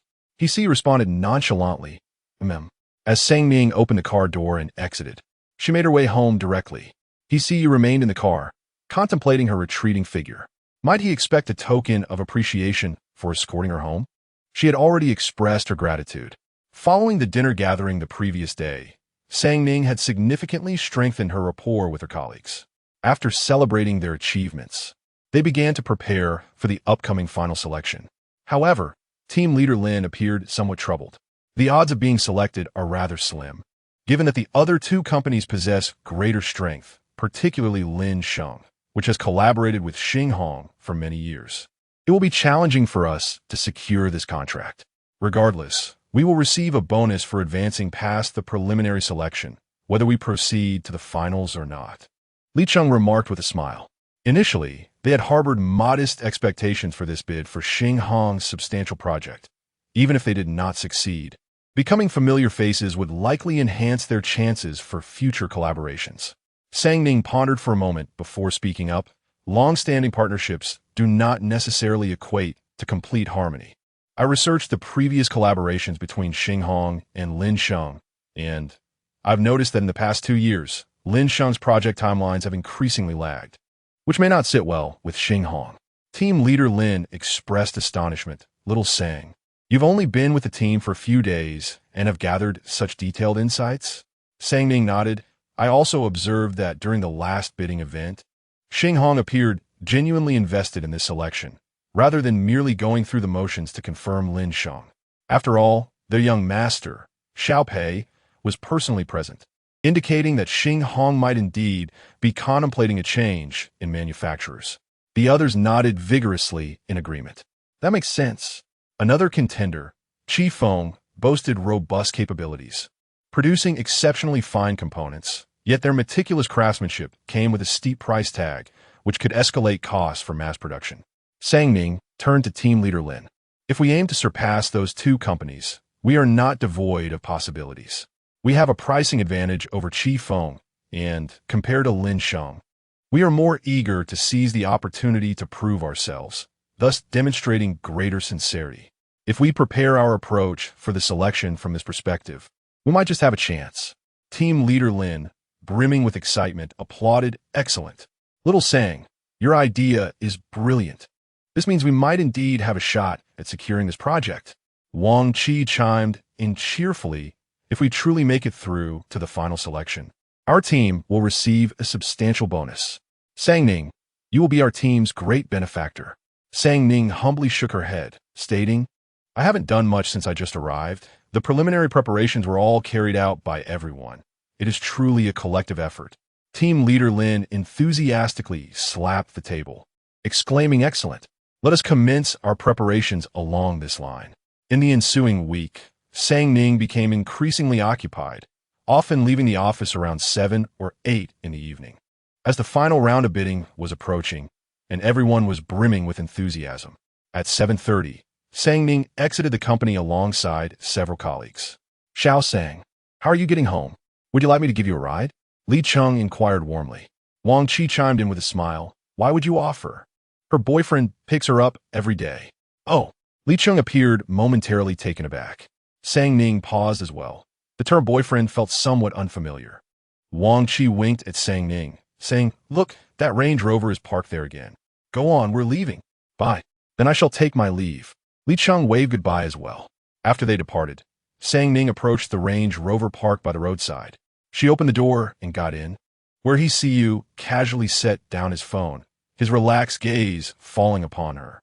"What were you chatting about for so long?" he asked. With sincere eyes, Sang Ning replied, "They said you're very handsome." He Siu raised an eyebrow slightly, responding with a nonchalant "oh." As per usual, he drove her out for dinner, maintaining a light-hearted tone. "Why have you been getting home later and later?" With the final selection imminent, everyone is eager to give it their all and is diligently preparing, Sang Ning replied earnestly. Although she had only been involved in half of this project, its significance was profound, and she hoped to set a positive precedent. "When is the final selection?" he asked. "Next Thursday," she answered. "This weekend, no one in the group will be taking a break. We'll rest only after the project concludes, as the rewards for success are quite substantial." After a brief pause, he Siu asked, "So, are you free next weekend?" Sang Ning nodded. "I should be free." "Oh," she inquired, "is there something you need?" He pressed his lips together, tightening his grip on the steering wheel. "Nothing in particular." Sang Ning cast a curious glance at him. He was becoming increasingly enigmatic. However, she was currently preoccupied with the bidding proposal that buzzed in her mind. Today, he took her to a private dining establishment, and after their meal, he typically drove her back to the intersection. Sang Ning politely bid farewell, closed the car door, and then walked back to her home. Upon reaching her doorstep, she suddenly felt an inexplicable sensation, halting her steps and turning back. She unexpectedly collided with his deep, penetrating gaze. Chapter 075. The couple's restaurant. He did not expect her to turn around. His grip on the steering wheel tightened as he averted his gaze elsewhere. Sang Ning blinked, her eyes flickering momentarily before she turned and opened the yard gate, stepping inside. After a week of urgent preparations, the moment of reckoning had finally arrived. Early Thursday morning, team leader Lin led his entire group to the Xinhong Trading Company with great enthusiasm. In the conference room, the bidding teams from 3 companies had already arrived. By 10 o'clock, the evaluators from Xinhong also made their entrance, and Pei Songhan was among them. He unfastened the button of his suit jacket and took his seat at the evaluation table, raising his gaze to see Nan Sang-ning sitting in the back. Unlike her previous demeanor, this time she was focused, her head bent over her documents, her expression grave. Let the three companies present in order. Once the presentations conclude, we will provide the final results within an hour, announced a manager from Xinhong. As the presentations commenced, each company took their turn to showcase their offerings. The Nan Group's presentation was led by team leader Lin himself. As Sang-ning had anticipated, Lin Sheng highlighted his decades of experience and the prestige of his brand, while Chiefing demonstrated their cutting-edge technology. In contrast, the Nan Group emphasized their competitive pricing and their earnest desire to use this contract as a showcase for their capabilities, signaling to Xinhong that they offered both quality and affordability. Initially, the evaluators from Xinhong appeared disinterested, but their attention gradually peaked during the Nan Group's presentation. The Nan Group is quite impressive. They show genuine intent, murmured manager Wu to Pei Songhan, who had initially thought they would merely play a supporting role, but was surprised by their thorough preparation. Pei Songhan smiled slightly. They are indeed clever. Against the backdrop of the other two companies, the Nan Group lacked the high-end technology and established reputation. Yet, they skillfully turned their disadvantages into strengths. The components required by Xinhong did not demand exceptionally advanced technology, but they also did not wish to be treated superficially. A reasonable price was paramount. The Nan Group aspired to secure this contract to enhance their brand, necessitating a greater investment of effort and sincerity, while also offering lower prices. Once all three presentations concluded, the evaluators from Xinhong departed to a private meeting room to deliberate and decide on the final partner. Meanwhile, the three companies remained in the conference room, awaiting the outcome. Team leader Lin anxiously rubbed his hands together. I hope we succeed. Wang Qi clasped her hands in prayer. May the heavens bless us. I desperately need this bonus. Sang-ning pondered for a moment. I believe we can do it. What? Team leader Lin turned around in astonishment. How do you know? Sang-ning smiled. It's just a guess. She had not needed to present, so she had been observing the evaluators from Xinhong closely. From their subtle expressions, it seemed they were relatively pleased with the Nan Group. An hour later, the representatives from Xinhong returned to announce, after internal discussions, we have decided to partner with the Nan Group. The members of the Nan Group were so elated that they stood up in excitement. The other two companies, having been unsuccessful, quietly gathered their belongings and left. Team leader Lin eagerly approached manager Wu to shake his hand. Thank you for choosing the Nan Group. We shall give our utmost effort. Manager Wu smiled, saying, a pleasant cooperation. In a moment, my assistant will bring the contract for us to sign. All right. Just then, Pei Songhan entered, and team leader Lin eagerly stepped forward to greet him. Thank you for choosing us, Mr. Pei. Pei Songhan nodded slightly. Your proposal is commendable. Team leader Lin chuckled. Is that so? The framework of this proposal was primarily conceived by Sang-ning. Having gauged manager Wang's stance, team leader Lin, although lacking precise information about Sang-ning's contributions, had received hints indicating a strong background, thus refraining from claiming her credit. While speaking, team leader Lin waved to Sang-ning. Sang, come over here. Pei Songhan looked towards Sang-ning, his eyes revealing a hint of surprise. Sang-ning set down her materials and approached Mr. Pei. Pei Songhan smiled. I heard that the idea for this proposal was yours? Sang-ning humbly replied. I merely suggested an idea. It was truly a collaborative effort, and I am grateful for your recognition of our Nan Group. Pei Songhan chuckled softly and shook his head. She was always composed, even more so than he. Soon, the assistant brought the contract, and both parties signed. Pei Songhan then announced, I would like to treat everyone to lunch today, and I hope for a pleasant collaboration in the future. Team leader Lin was taken aback. He had not expected Mr. Pei to personally host a meal, which was indeed a great honor. Thank you, Mr. Pei. Everyone chorused in agreement. Pei Songhan glanced at Sang-ning, who was also smiling. The lunch was held at a lavish high-end restaurant named Wangjiang Pavilion, where a round table accommodated about 10 guests. Seated on either side of Pei Songhan were senior executives from Xinhong and manager Wang from Nan Group, who had arrived hastily. As toasts were exchanged, the atmosphere was convivial. When others raised their glasses to him, he took a sip and set his glass down, raising his gaze to find Sang Ning across the table, diligently peeling a crab. Beside her, Wang Qi eagerly asked, "Sang, how is the hairy crab?" She smiled, her eyes sparkling, revealing a hint of a dimple. "Delicious. Then I shall have one too." Pei Songhan's gaze momentarily paused, unable to suppress a soft chuckle.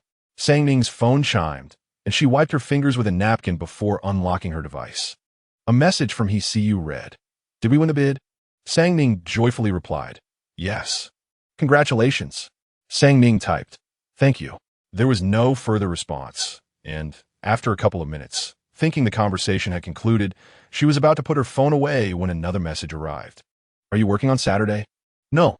With his contract secured, their team would not need to work overtime and could enjoy a well-deserved break, even reclaiming the weekend lost to last week's extra hours. Another pause of 3 minutes ensued. Sang Ning frowned, wondering why he typed slower than she did. She still had crab to finish. Finally, a message came through. "Saturday at 6 in the afternoon at Shipon Gallery to celebrate your success." Sang Ning blinked, pondering the location. After a couple of seconds of contemplation, she searched for it on her phone. The Riverside Gallery, an upscale dining establishment for couples, is situated by the serene banks of Lanchi Lake in the capital city. Reservations are required to indulge in exquisite culinary creations crafted by renowned Michelin-starred chefs, all while basking in the breathtaking beauty of sunset. Chapter 76. He does not deserve it, Xiao Sang. This proposal was your brainchild, and Xiao Pei greatly appreciates your efforts. "Come, let us toast to him," Lin, the team leader, urged. Upon hearing this, Sang Ning set her phone aside, ready to fetch a wine glass, but Pei Songhan raised a hand slightly, saying, "No need. It's not good for girls to drink too much, especially since you all have work tomorrow afternoon." Sang Ning smiled and replied, "Thank you, Xiao Pei." Manager Wang chimed in, flattering. "Xiao Pei is always so considerate. It's no wonder everyone at Xinghong wishes to work under him." Pei Songhan offered a faint smile, responding, "Manager Wang is too kind." Wang Qi leaned in to speak quietly with Sang Ning, saying, Men like Xiao Pei are truly rare, so gentlemanly and graceful. Unlike some old lechers who spend their days staring at the women at the table, trying to ply them with drinks." Sang Ning continued to peel her crab. Her gaze lowered. What is so surprising about that? Such signs of wealthy families have seen all kinds of women. Those who are worldly care more about their reputation.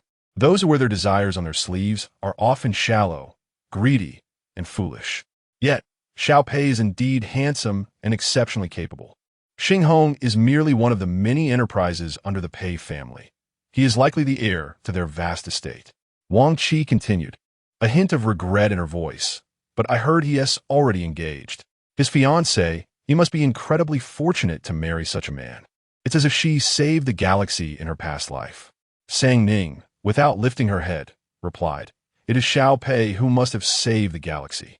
He is destined to inherit the vast wealth of the Pei family." As they concluded their meal, Lin led the team members back to the company. After signing the bill, the follow-up work transitioned to the technical and production departments, necessitating some intricate handovers between the two. The group shared 3 taxis back to the office. Pei Songhan emerged, surrounded by Manager Wang and several executives from Xinghong. After exchanging pleasantries, they departed. Standing on the steps, he noticed Nan Sang Ning and 2 colleagues climb into a taxi, leaving without looking back. He pulled out his phone, opened WeChat, and hovered his thumb over her chat window, hesitating as if he wished to say something, yet found himself at a loss for words. Suddenly, a call came in. He pressed his lips together and answered, "Dad, we're having dinner at home tonight. Gianni will be there as well. Since your wedding date is approaching, it's a good opportunity for both families to gather and discuss the arrangements." He slightly pursed his lips, his voice remaining calm. "All right." At 5 in the afternoon, Sang Ning finished work and headed straight home, as the Nan family was also having dinner together that evening. Uncle Zhang arrived to pick her up, and just as they reached her doorstep, he hit the brakes. Sang Ning was about to ask why he didn't drive in when she glanced up and caught sight of the couple arguing at the entrance. "What do you want from me?" "Go be with Zhang Yijuan. You care for her far more. I mean nothing to you." Then Sia turned, her eyes red. Chun Zheng grasped her hand, pleading, Sia, can you not be so willful? Yijuan has sustained an injury, and out of friendship, I merely offered to assist her. If there were anything more between us, how could I so candidly disclose it to you? We are merely friends, devoid of any transgressions. Nan Sia sniffled. So you chose to hang up on me for her? You went an entire week without visiting me for her.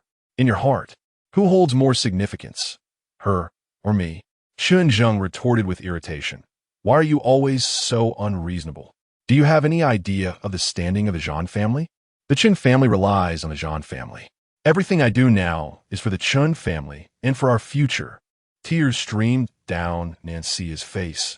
But do you have any idea how miserable I've been these past few days? You left me without a word. Have you ceased to love me? Chun Zheng gently wiped her tears. Sia, do not let your thoughts run wild. How could I marry you if I did not love you? You are my cherished princess, and I swear my heart belongs solely to you. Nan Sia's eyelashes fluttered, her tear-filled eyes reflecting her emotional turmoil. Brother Zheng. Chun Zheng embraced her, tenderly stroking her hair. You are simply too naive, easily deceived. I have warned you before to beware of Nan Songning, that scheming woman. She constantly seeks to sow discord between us, driven by jealousy of the love I have for you, and is intent on disrupting our bond. At these words, Nan Sia's fists clenched, her teeth gritted. I will not allow her to succeed. With a loud bang, the car door slammed shut. Chun Zheng and Nan Sia jumped in surprise, turning to see Songning approach, her expression devoid of emotion. Chun Zheng instinctively shielded Nan Sia behind him, glaring at Nan Songning. What do you want this time? Songning's gaze was frigid. Firstly, this is my home. Chun Zheng momentarily choked on his words, seemingly aware of his own unreasonable behavior, his expression stiffening. Secondly, Songning regarded him with a mocking smile. A man who relies on groveling to other women to secure his family's future should refrain from playing the hero in a damsel in distress narrative. Chun Zheng's complexion shifted dramatically, a mix of anger and embarrassment washing over him. You. Songning then turned her cold smile towards Nan Sia. If you wish to provoke my jealousy, know that Chun Zheng is unworthy of such a feat. Nan Sia gazed at Songning, her eyes filled with blatant disdain, her face flushing with indignation, nearly overwhelming her senses. How dare she look down on Brother Zheng? Songning simply bypassed them and entered the Nan residence. Chun Zheng gritted his teeth in frustration, wishing he could tear away Songning's scornful facade. Yet, considering that they were at the Nan residence, and that Songning was indeed the eldest daughter of the Nan family, he dared not overstep, suppressing his fury. Such a shrew could never find a husband, he thought bitterly. Today, the rare family gathering at the Nan residence was lively, and the elder was in high spirits. I just received news that our Nan group has secured a significant deal with Xinghong Trading, thanks to Songning's efforts. The elder looked at Songning, nodding in satisfaction. Manager Wang informed me of your commendable performance, stating that had it not been for your insightful proposal during the bidding process, we would certainly have lost the opportunity with Xinghong. Initially, I was apprehensive about your adjustment to the company, given your brief tenure. However, your intelligence has proven my grandfather's judgment to be impeccable. With a slight smile, Sang Ning replied, it is indeed due to my grandfather's excellent guidance. The substantial order from Xinghong has long been coveted by the Nan family, particularly as it pertains to the Pei family's enterprise. Establishing a connection with the Pei family elevates our family's standing considerably. The old gentleman was visibly elated, noting, you have achieved such a significant accomplishment so soon after joining the company. Your father exerted considerable effort to secure the Xinghong contract, yet was unsuccessful. Nan Zhenming's expression shifted, his demeanor becoming somewhat restrained as he lowered his head. Sang Ning humbly remarked, this is the result of our collective efforts. The old gentleman nodded in agreement. You shall continue your rotation in other departments for another month. Once you have thoroughly familiarized yourself with the precision manufacturing project, I shall assign you to lead a team. It would indeed be a loss for the Nan group not to capitalize on Sang Ning's talents. With a grateful smile, Sang Ning said, thank you, grandfather. Meanwhile, Nan Sia's expression darkened. She had been in the company for 6 months and remained in a trivial administrative position, devoid of any real authority. How could it be that Sang Ning, having only recently joined, was already being considered for a leadership role? Nan Jinming's countenance also darkened. He had previously dismissed Sang Ning's entry into the company, believing her brief attendance at Peking University would not yield significant results. Yet in just half a month, she had secured a major contract with Xinghong. For the first time, he felt a sense of urgency. He hoped his daughter would be impressive and not bring him shame. But her brilliance only highlighted his own inadequacies. A shadow of discontent crossed Nan Jinming's features. The family banquet that evening was splendid, at least from Sang Ning's perspective. The feelings of others were of little consequence. Later that night, after a shower, she was bombarded with messages from Ji Yan on WeChat. "Sister, you are truly amazing. I thought you were just playing around, but you were serious? Remember to support me once you inherit the Nan family. When the time comes, we should invite Shermu to dance at our gatherings, and you can cover the expenses." Sang Ning replied, "Let us go out on Saturday. I'll treat you to celebrate. How about we throw a party?" Ji Yan responded, "I have plans on Saturday. What about Sunday? What plans could you possibly have? Didn't you just secure the contract?" Sang Ning paused with her phone in hand for 5 seconds before slowly typing, just a small matter. On Saturday at 6 in the evening, Sang Ning left her home, heading towards the Shipon Gallery. Chapter 077. Is that so? The Riverside Gallery is situated by the banks of Lanchi Lake. Upon alighting from the car, the vast expanse of the lake greets the eye, shimmering under the sun's embrace. Its surface undulating like satin, an exquisite sight to behold. A gentle breeze caresses the scene as Sang Ning tucks a loose strand of hair behind her ear and steps forward. "Good day, may I ask your name?" The waiter inquires politely. "I'm Sang Ning." "Ah, Miss Shang, welcome. Mister, he has reserved a table for you. Please follow me." The waiter gestures for her to proceed, leading her inside.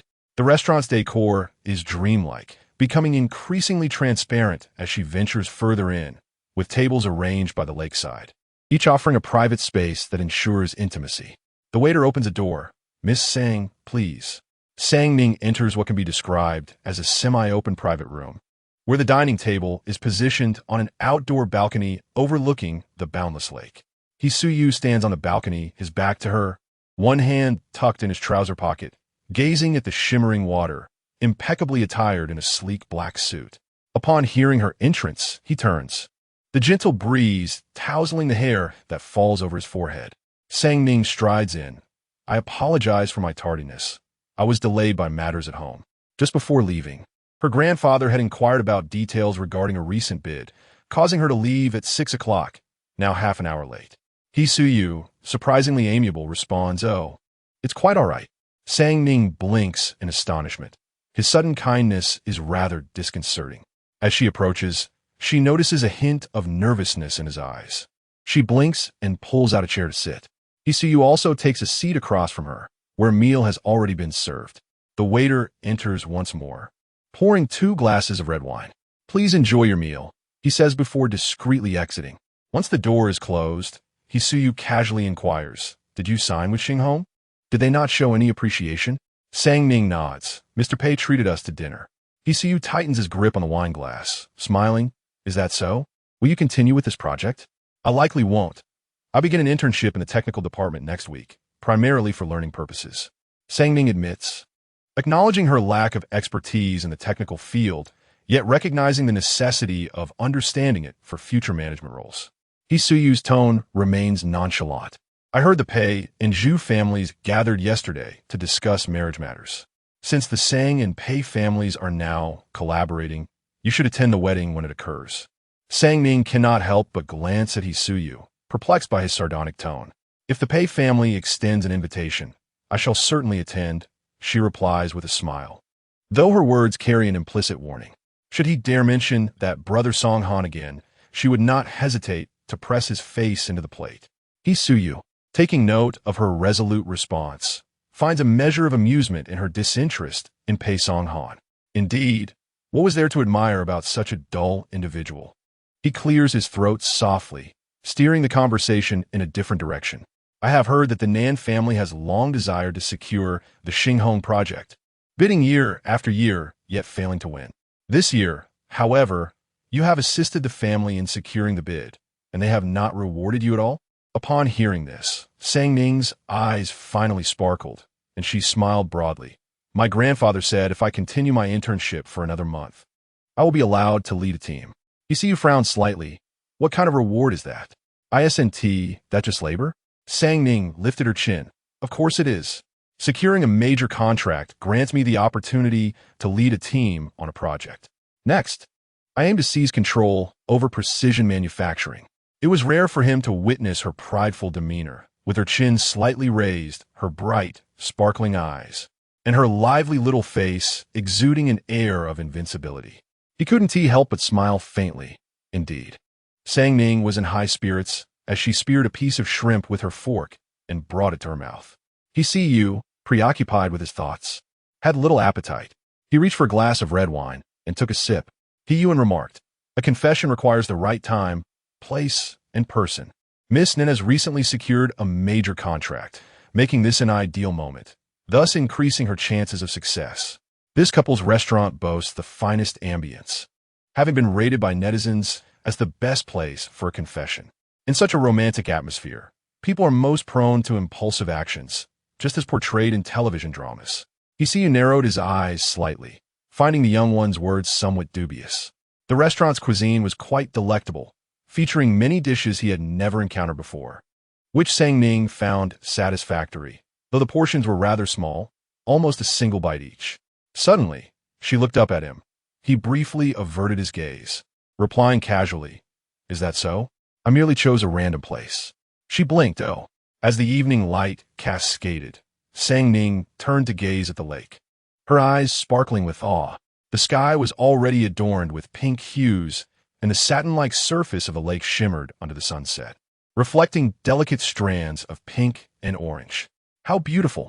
She stood up and walked towards the balcony railing, pressing her hands against it, leaning slightly forward, her eyes alight with wonder. He see you approached, and she suddenly turned to look at him, her bright eyes filled with joyous excitement. The sunset here is stunning. This is the first time I have seen such a beautiful sunset. I'm so glad I didn't miss it. His gaze momentarily faltered, and his heartbeat seemed to skip a beat. His eyes fell upon her radiant smile, as a gentle breeze caressed the lake's surface, tousling her hair that cascaded over her shoulders. Her porcelain-white face appeared to be bathed in a soft, golden glow from the sunset, breathtakingly beautiful. His dark eyes deepened with intensity, his voice low. Do you like it? She nodded enthusiastically. I do. How will you thank me? Sang Ning replied. Are you expecting me to be grateful for just a meal? How shameless can one be? She smiled. Thank you then. He see you pressed his lips into a thin line. Nan Sang Ning, have you forgotten the etiquette of gratitude? She was momentarily taken aback. He leaned closer, one hand resting on the railing, and she thought he was going to initiate some form of embrace, but in the next instant, he kissed the corner of her lips. Her eyelashes fluttered slightly as she stared, dazed, at the suddenly magnified, handsome visage before her. He lay with his eyes closed, his dark lashes casting shadows over the once rebellious gaze. Perhaps it was the glow of the setting sun that rendered him so soft at this moment. For the first time, they were so close that she seemed to catch a whiff of his scent, a sweet aroma reminiscent of cream. He swallowed, suppressing the urge for more, and distanced himself. He feared she might turn against him. Standing tall, he gazed into her eyes, their depths murky, and spoke in a husky voice. This is a kiss of gratitude, expressing my sincerest thanks. Sang Ning raised her gaze, her crystalline eyes clear as she looked at him. Is that so? She reached out, grasping his tie, and he instinctively lowered his head. She tilted hers up and pressed her lips against his. Chapter 078. Is this love? His pupils constricted suddenly as he felt the soft touch of her lips, his entire body stiffening. With a chime, he see you experienced a brief moment of mental paralysis. Lowering his gaze, he beheld her face mere inches away, her clear, glass-like eyes shimmering with a mischievous glint. Breath catching in his throat, he swiftly wrapped his arms around her waist, pulling her into his embrace and leaning down to kiss her passionately. No longer content with mere superficial touches, it was as if a spark had ignited a wildfire. Their lips entangled. He yearned to meld her essence into his very being. Sang Ning found herself slightly breathless, her tongue tingling as she tilted her head, his lips trailing to the corner of her mouth, lingering with greedy affection. She placed a hand against his chest, creating a sliver of distance, and he finally opened his dark, brooding eyes, noticing her porcelain-like cheeks blushing more vibrantly than the evening sky. Is this also a form of greeting? Her breath was unsteady. He gazed intently at her, his voice husky. No, this signifies my affection for you. Suddenly, the neon lights flickered to life, illuminating the dimming twilight, transforming the night into a moment of brilliance. She smiled, her bright eyes sparkling, tilting her head slightly. Oh. ECU frowned, pondering the meaning of oh. It should imply that she harbored feelings for him. The corners of his mouth lifted, the tension within him easing, replaced by an unprecedented joy. She had accepted his confession. Let's visit Grandma tomorrow, his tone softened. Sang Ning shook her head. I have plans with Ji Yin tomorrow. ECU furrowed his brow. Why did she meet Ji Yin every day? Then the day after, I'll pick you up after work. He clasped her hand, feeling the softness of her grip. Sang Ning looked down at her hand enveloped in his, a peculiar sensation washing over her. Is this what love feels like? She lifted her gaze, meeting the depths of his eyes. After a moment's contemplation, she replied, I don't want Grandma to know about this. Why not? Grandma is quite fond of you. ECU was not naive. He could see how the elderly lady was trying to bring him and Sang Ning together. She was clearly pleased with Sang Ning. Sang Ning met his gaze. But we have just begun. It's still unstable. I prefer to wait a while before making it public. ECU's brow furrowed slightly, questioning what instability existed. Yet, having just received her affirmation, he chose not to dwell on the minutiae. All right. Just then, Sang Ning's phone chimed, and she glanced down to see her grandfather's name on the caller ID. Releasing ECU's hand, she answered the call. Grandpa. There has been a slight issue with the Xinghong order. You need to come home. Okay. After hanging up, she turned to ECU. There was a problem with the handover of the Xinghong order. Grandpa want me to go back. ECU's brow twitched. But you've already signed the order. If there is an issue with the handover, do they expect you to oversee production? Do they really need you to make a special trip for this trivial matter? Is there no one left in the Nan family? For reasons unknown, I must return to see for myself, she said, taking the initiative to intertwine her fingers with his. He looked down to see her delicate hand clasping his, resembling a silent declaration of affection.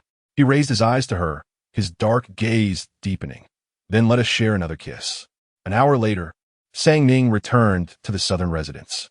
Before stepping out of the car, she took a small mirror and checked her reflection. Her lips were slightly swollen and red. Furrowing her brow, she applied a touch of lip balm, pressed her lips together, and opened the car door to a light. The young lady has returned. The old master is waiting for you in the study, announced Chun Ma as she opened the door. Sang Ning nodded and proceeded directly to the study. Grandfather, she called as she entered, seeing both the old master and Nan Zhenming present. Nan Zhenming scolded, look at the contract you've signed. How could you not mention the requirement for a completely new production line? Xinghong is asking for updated technology, and I only just discovered this additional condition upon reviewing the contract. I consulted Manager Wang, who informed me that you unilaterally proposed opening a new production line according to Xinghong's request.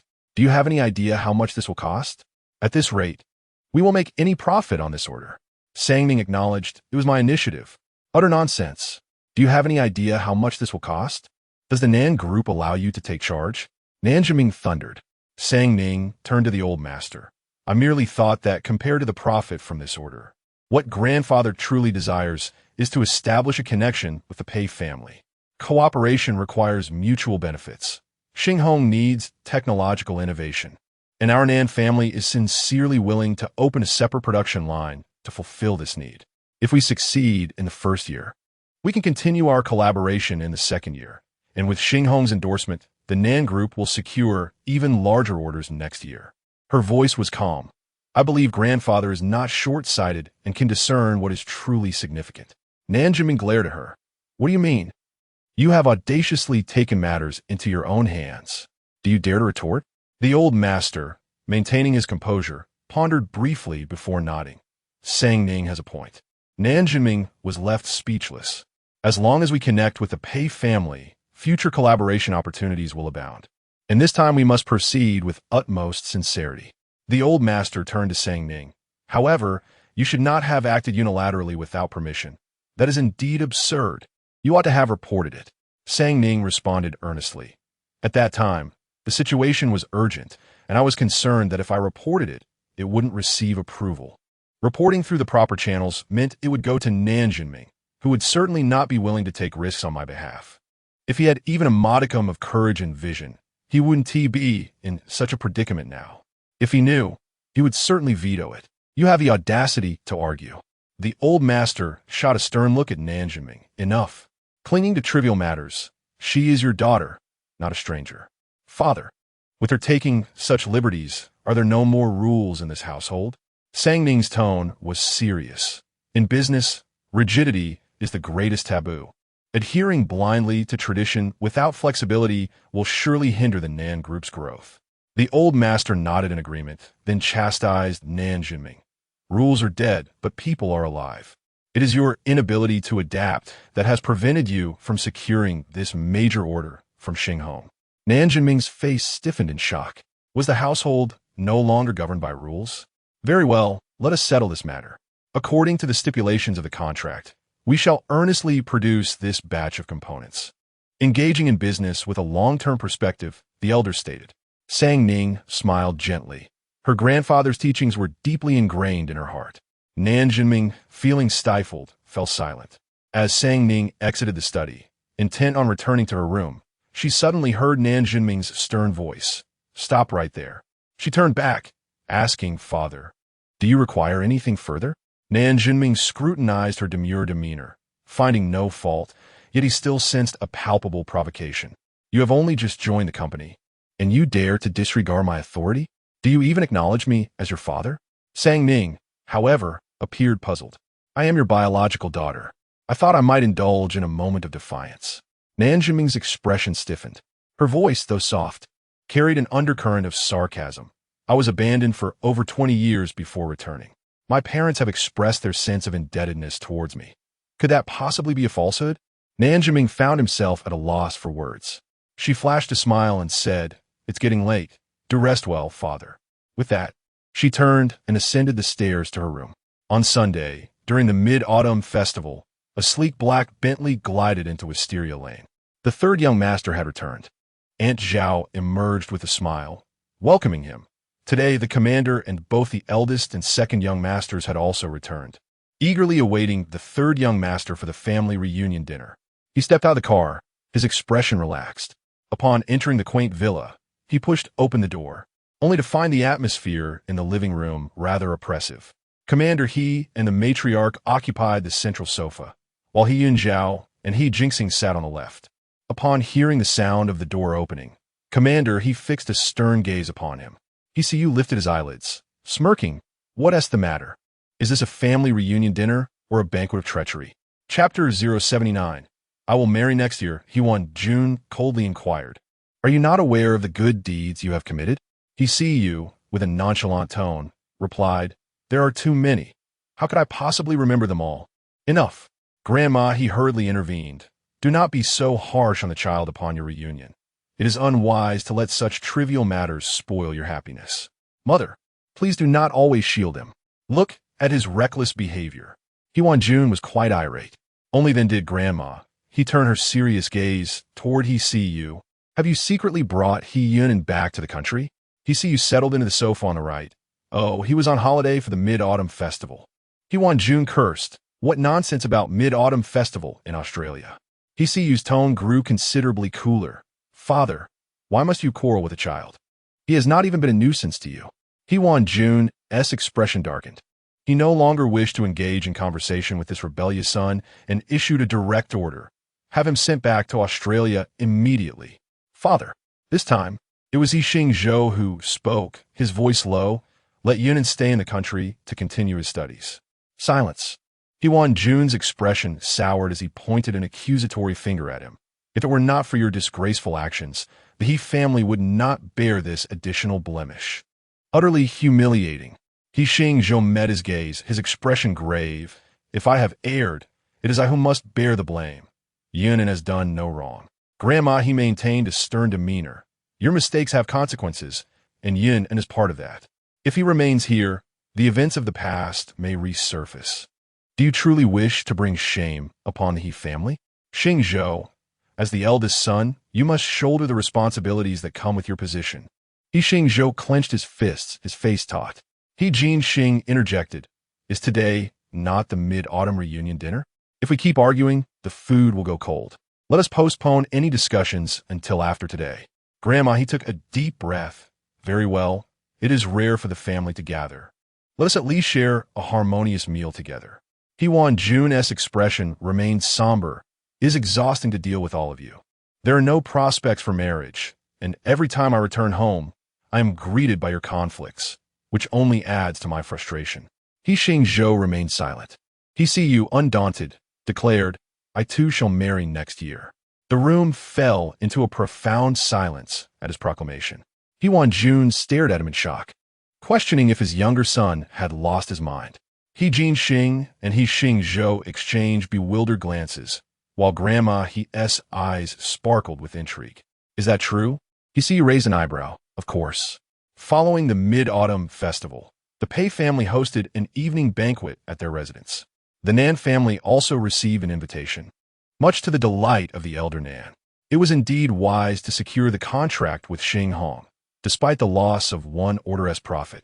The connection with the Pei family would undoubtedly yield more resources in the future.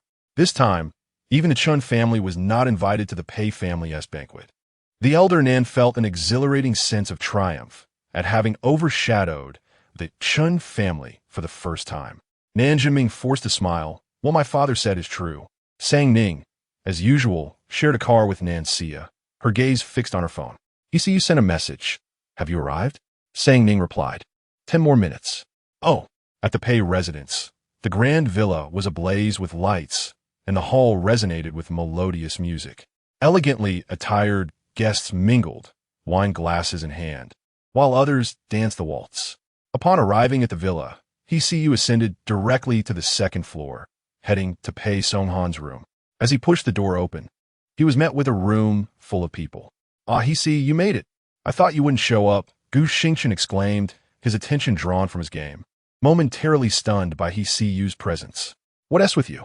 Ever since Songhan returned, you've been attending every event. You weren't like this before. He See You. Not your concern.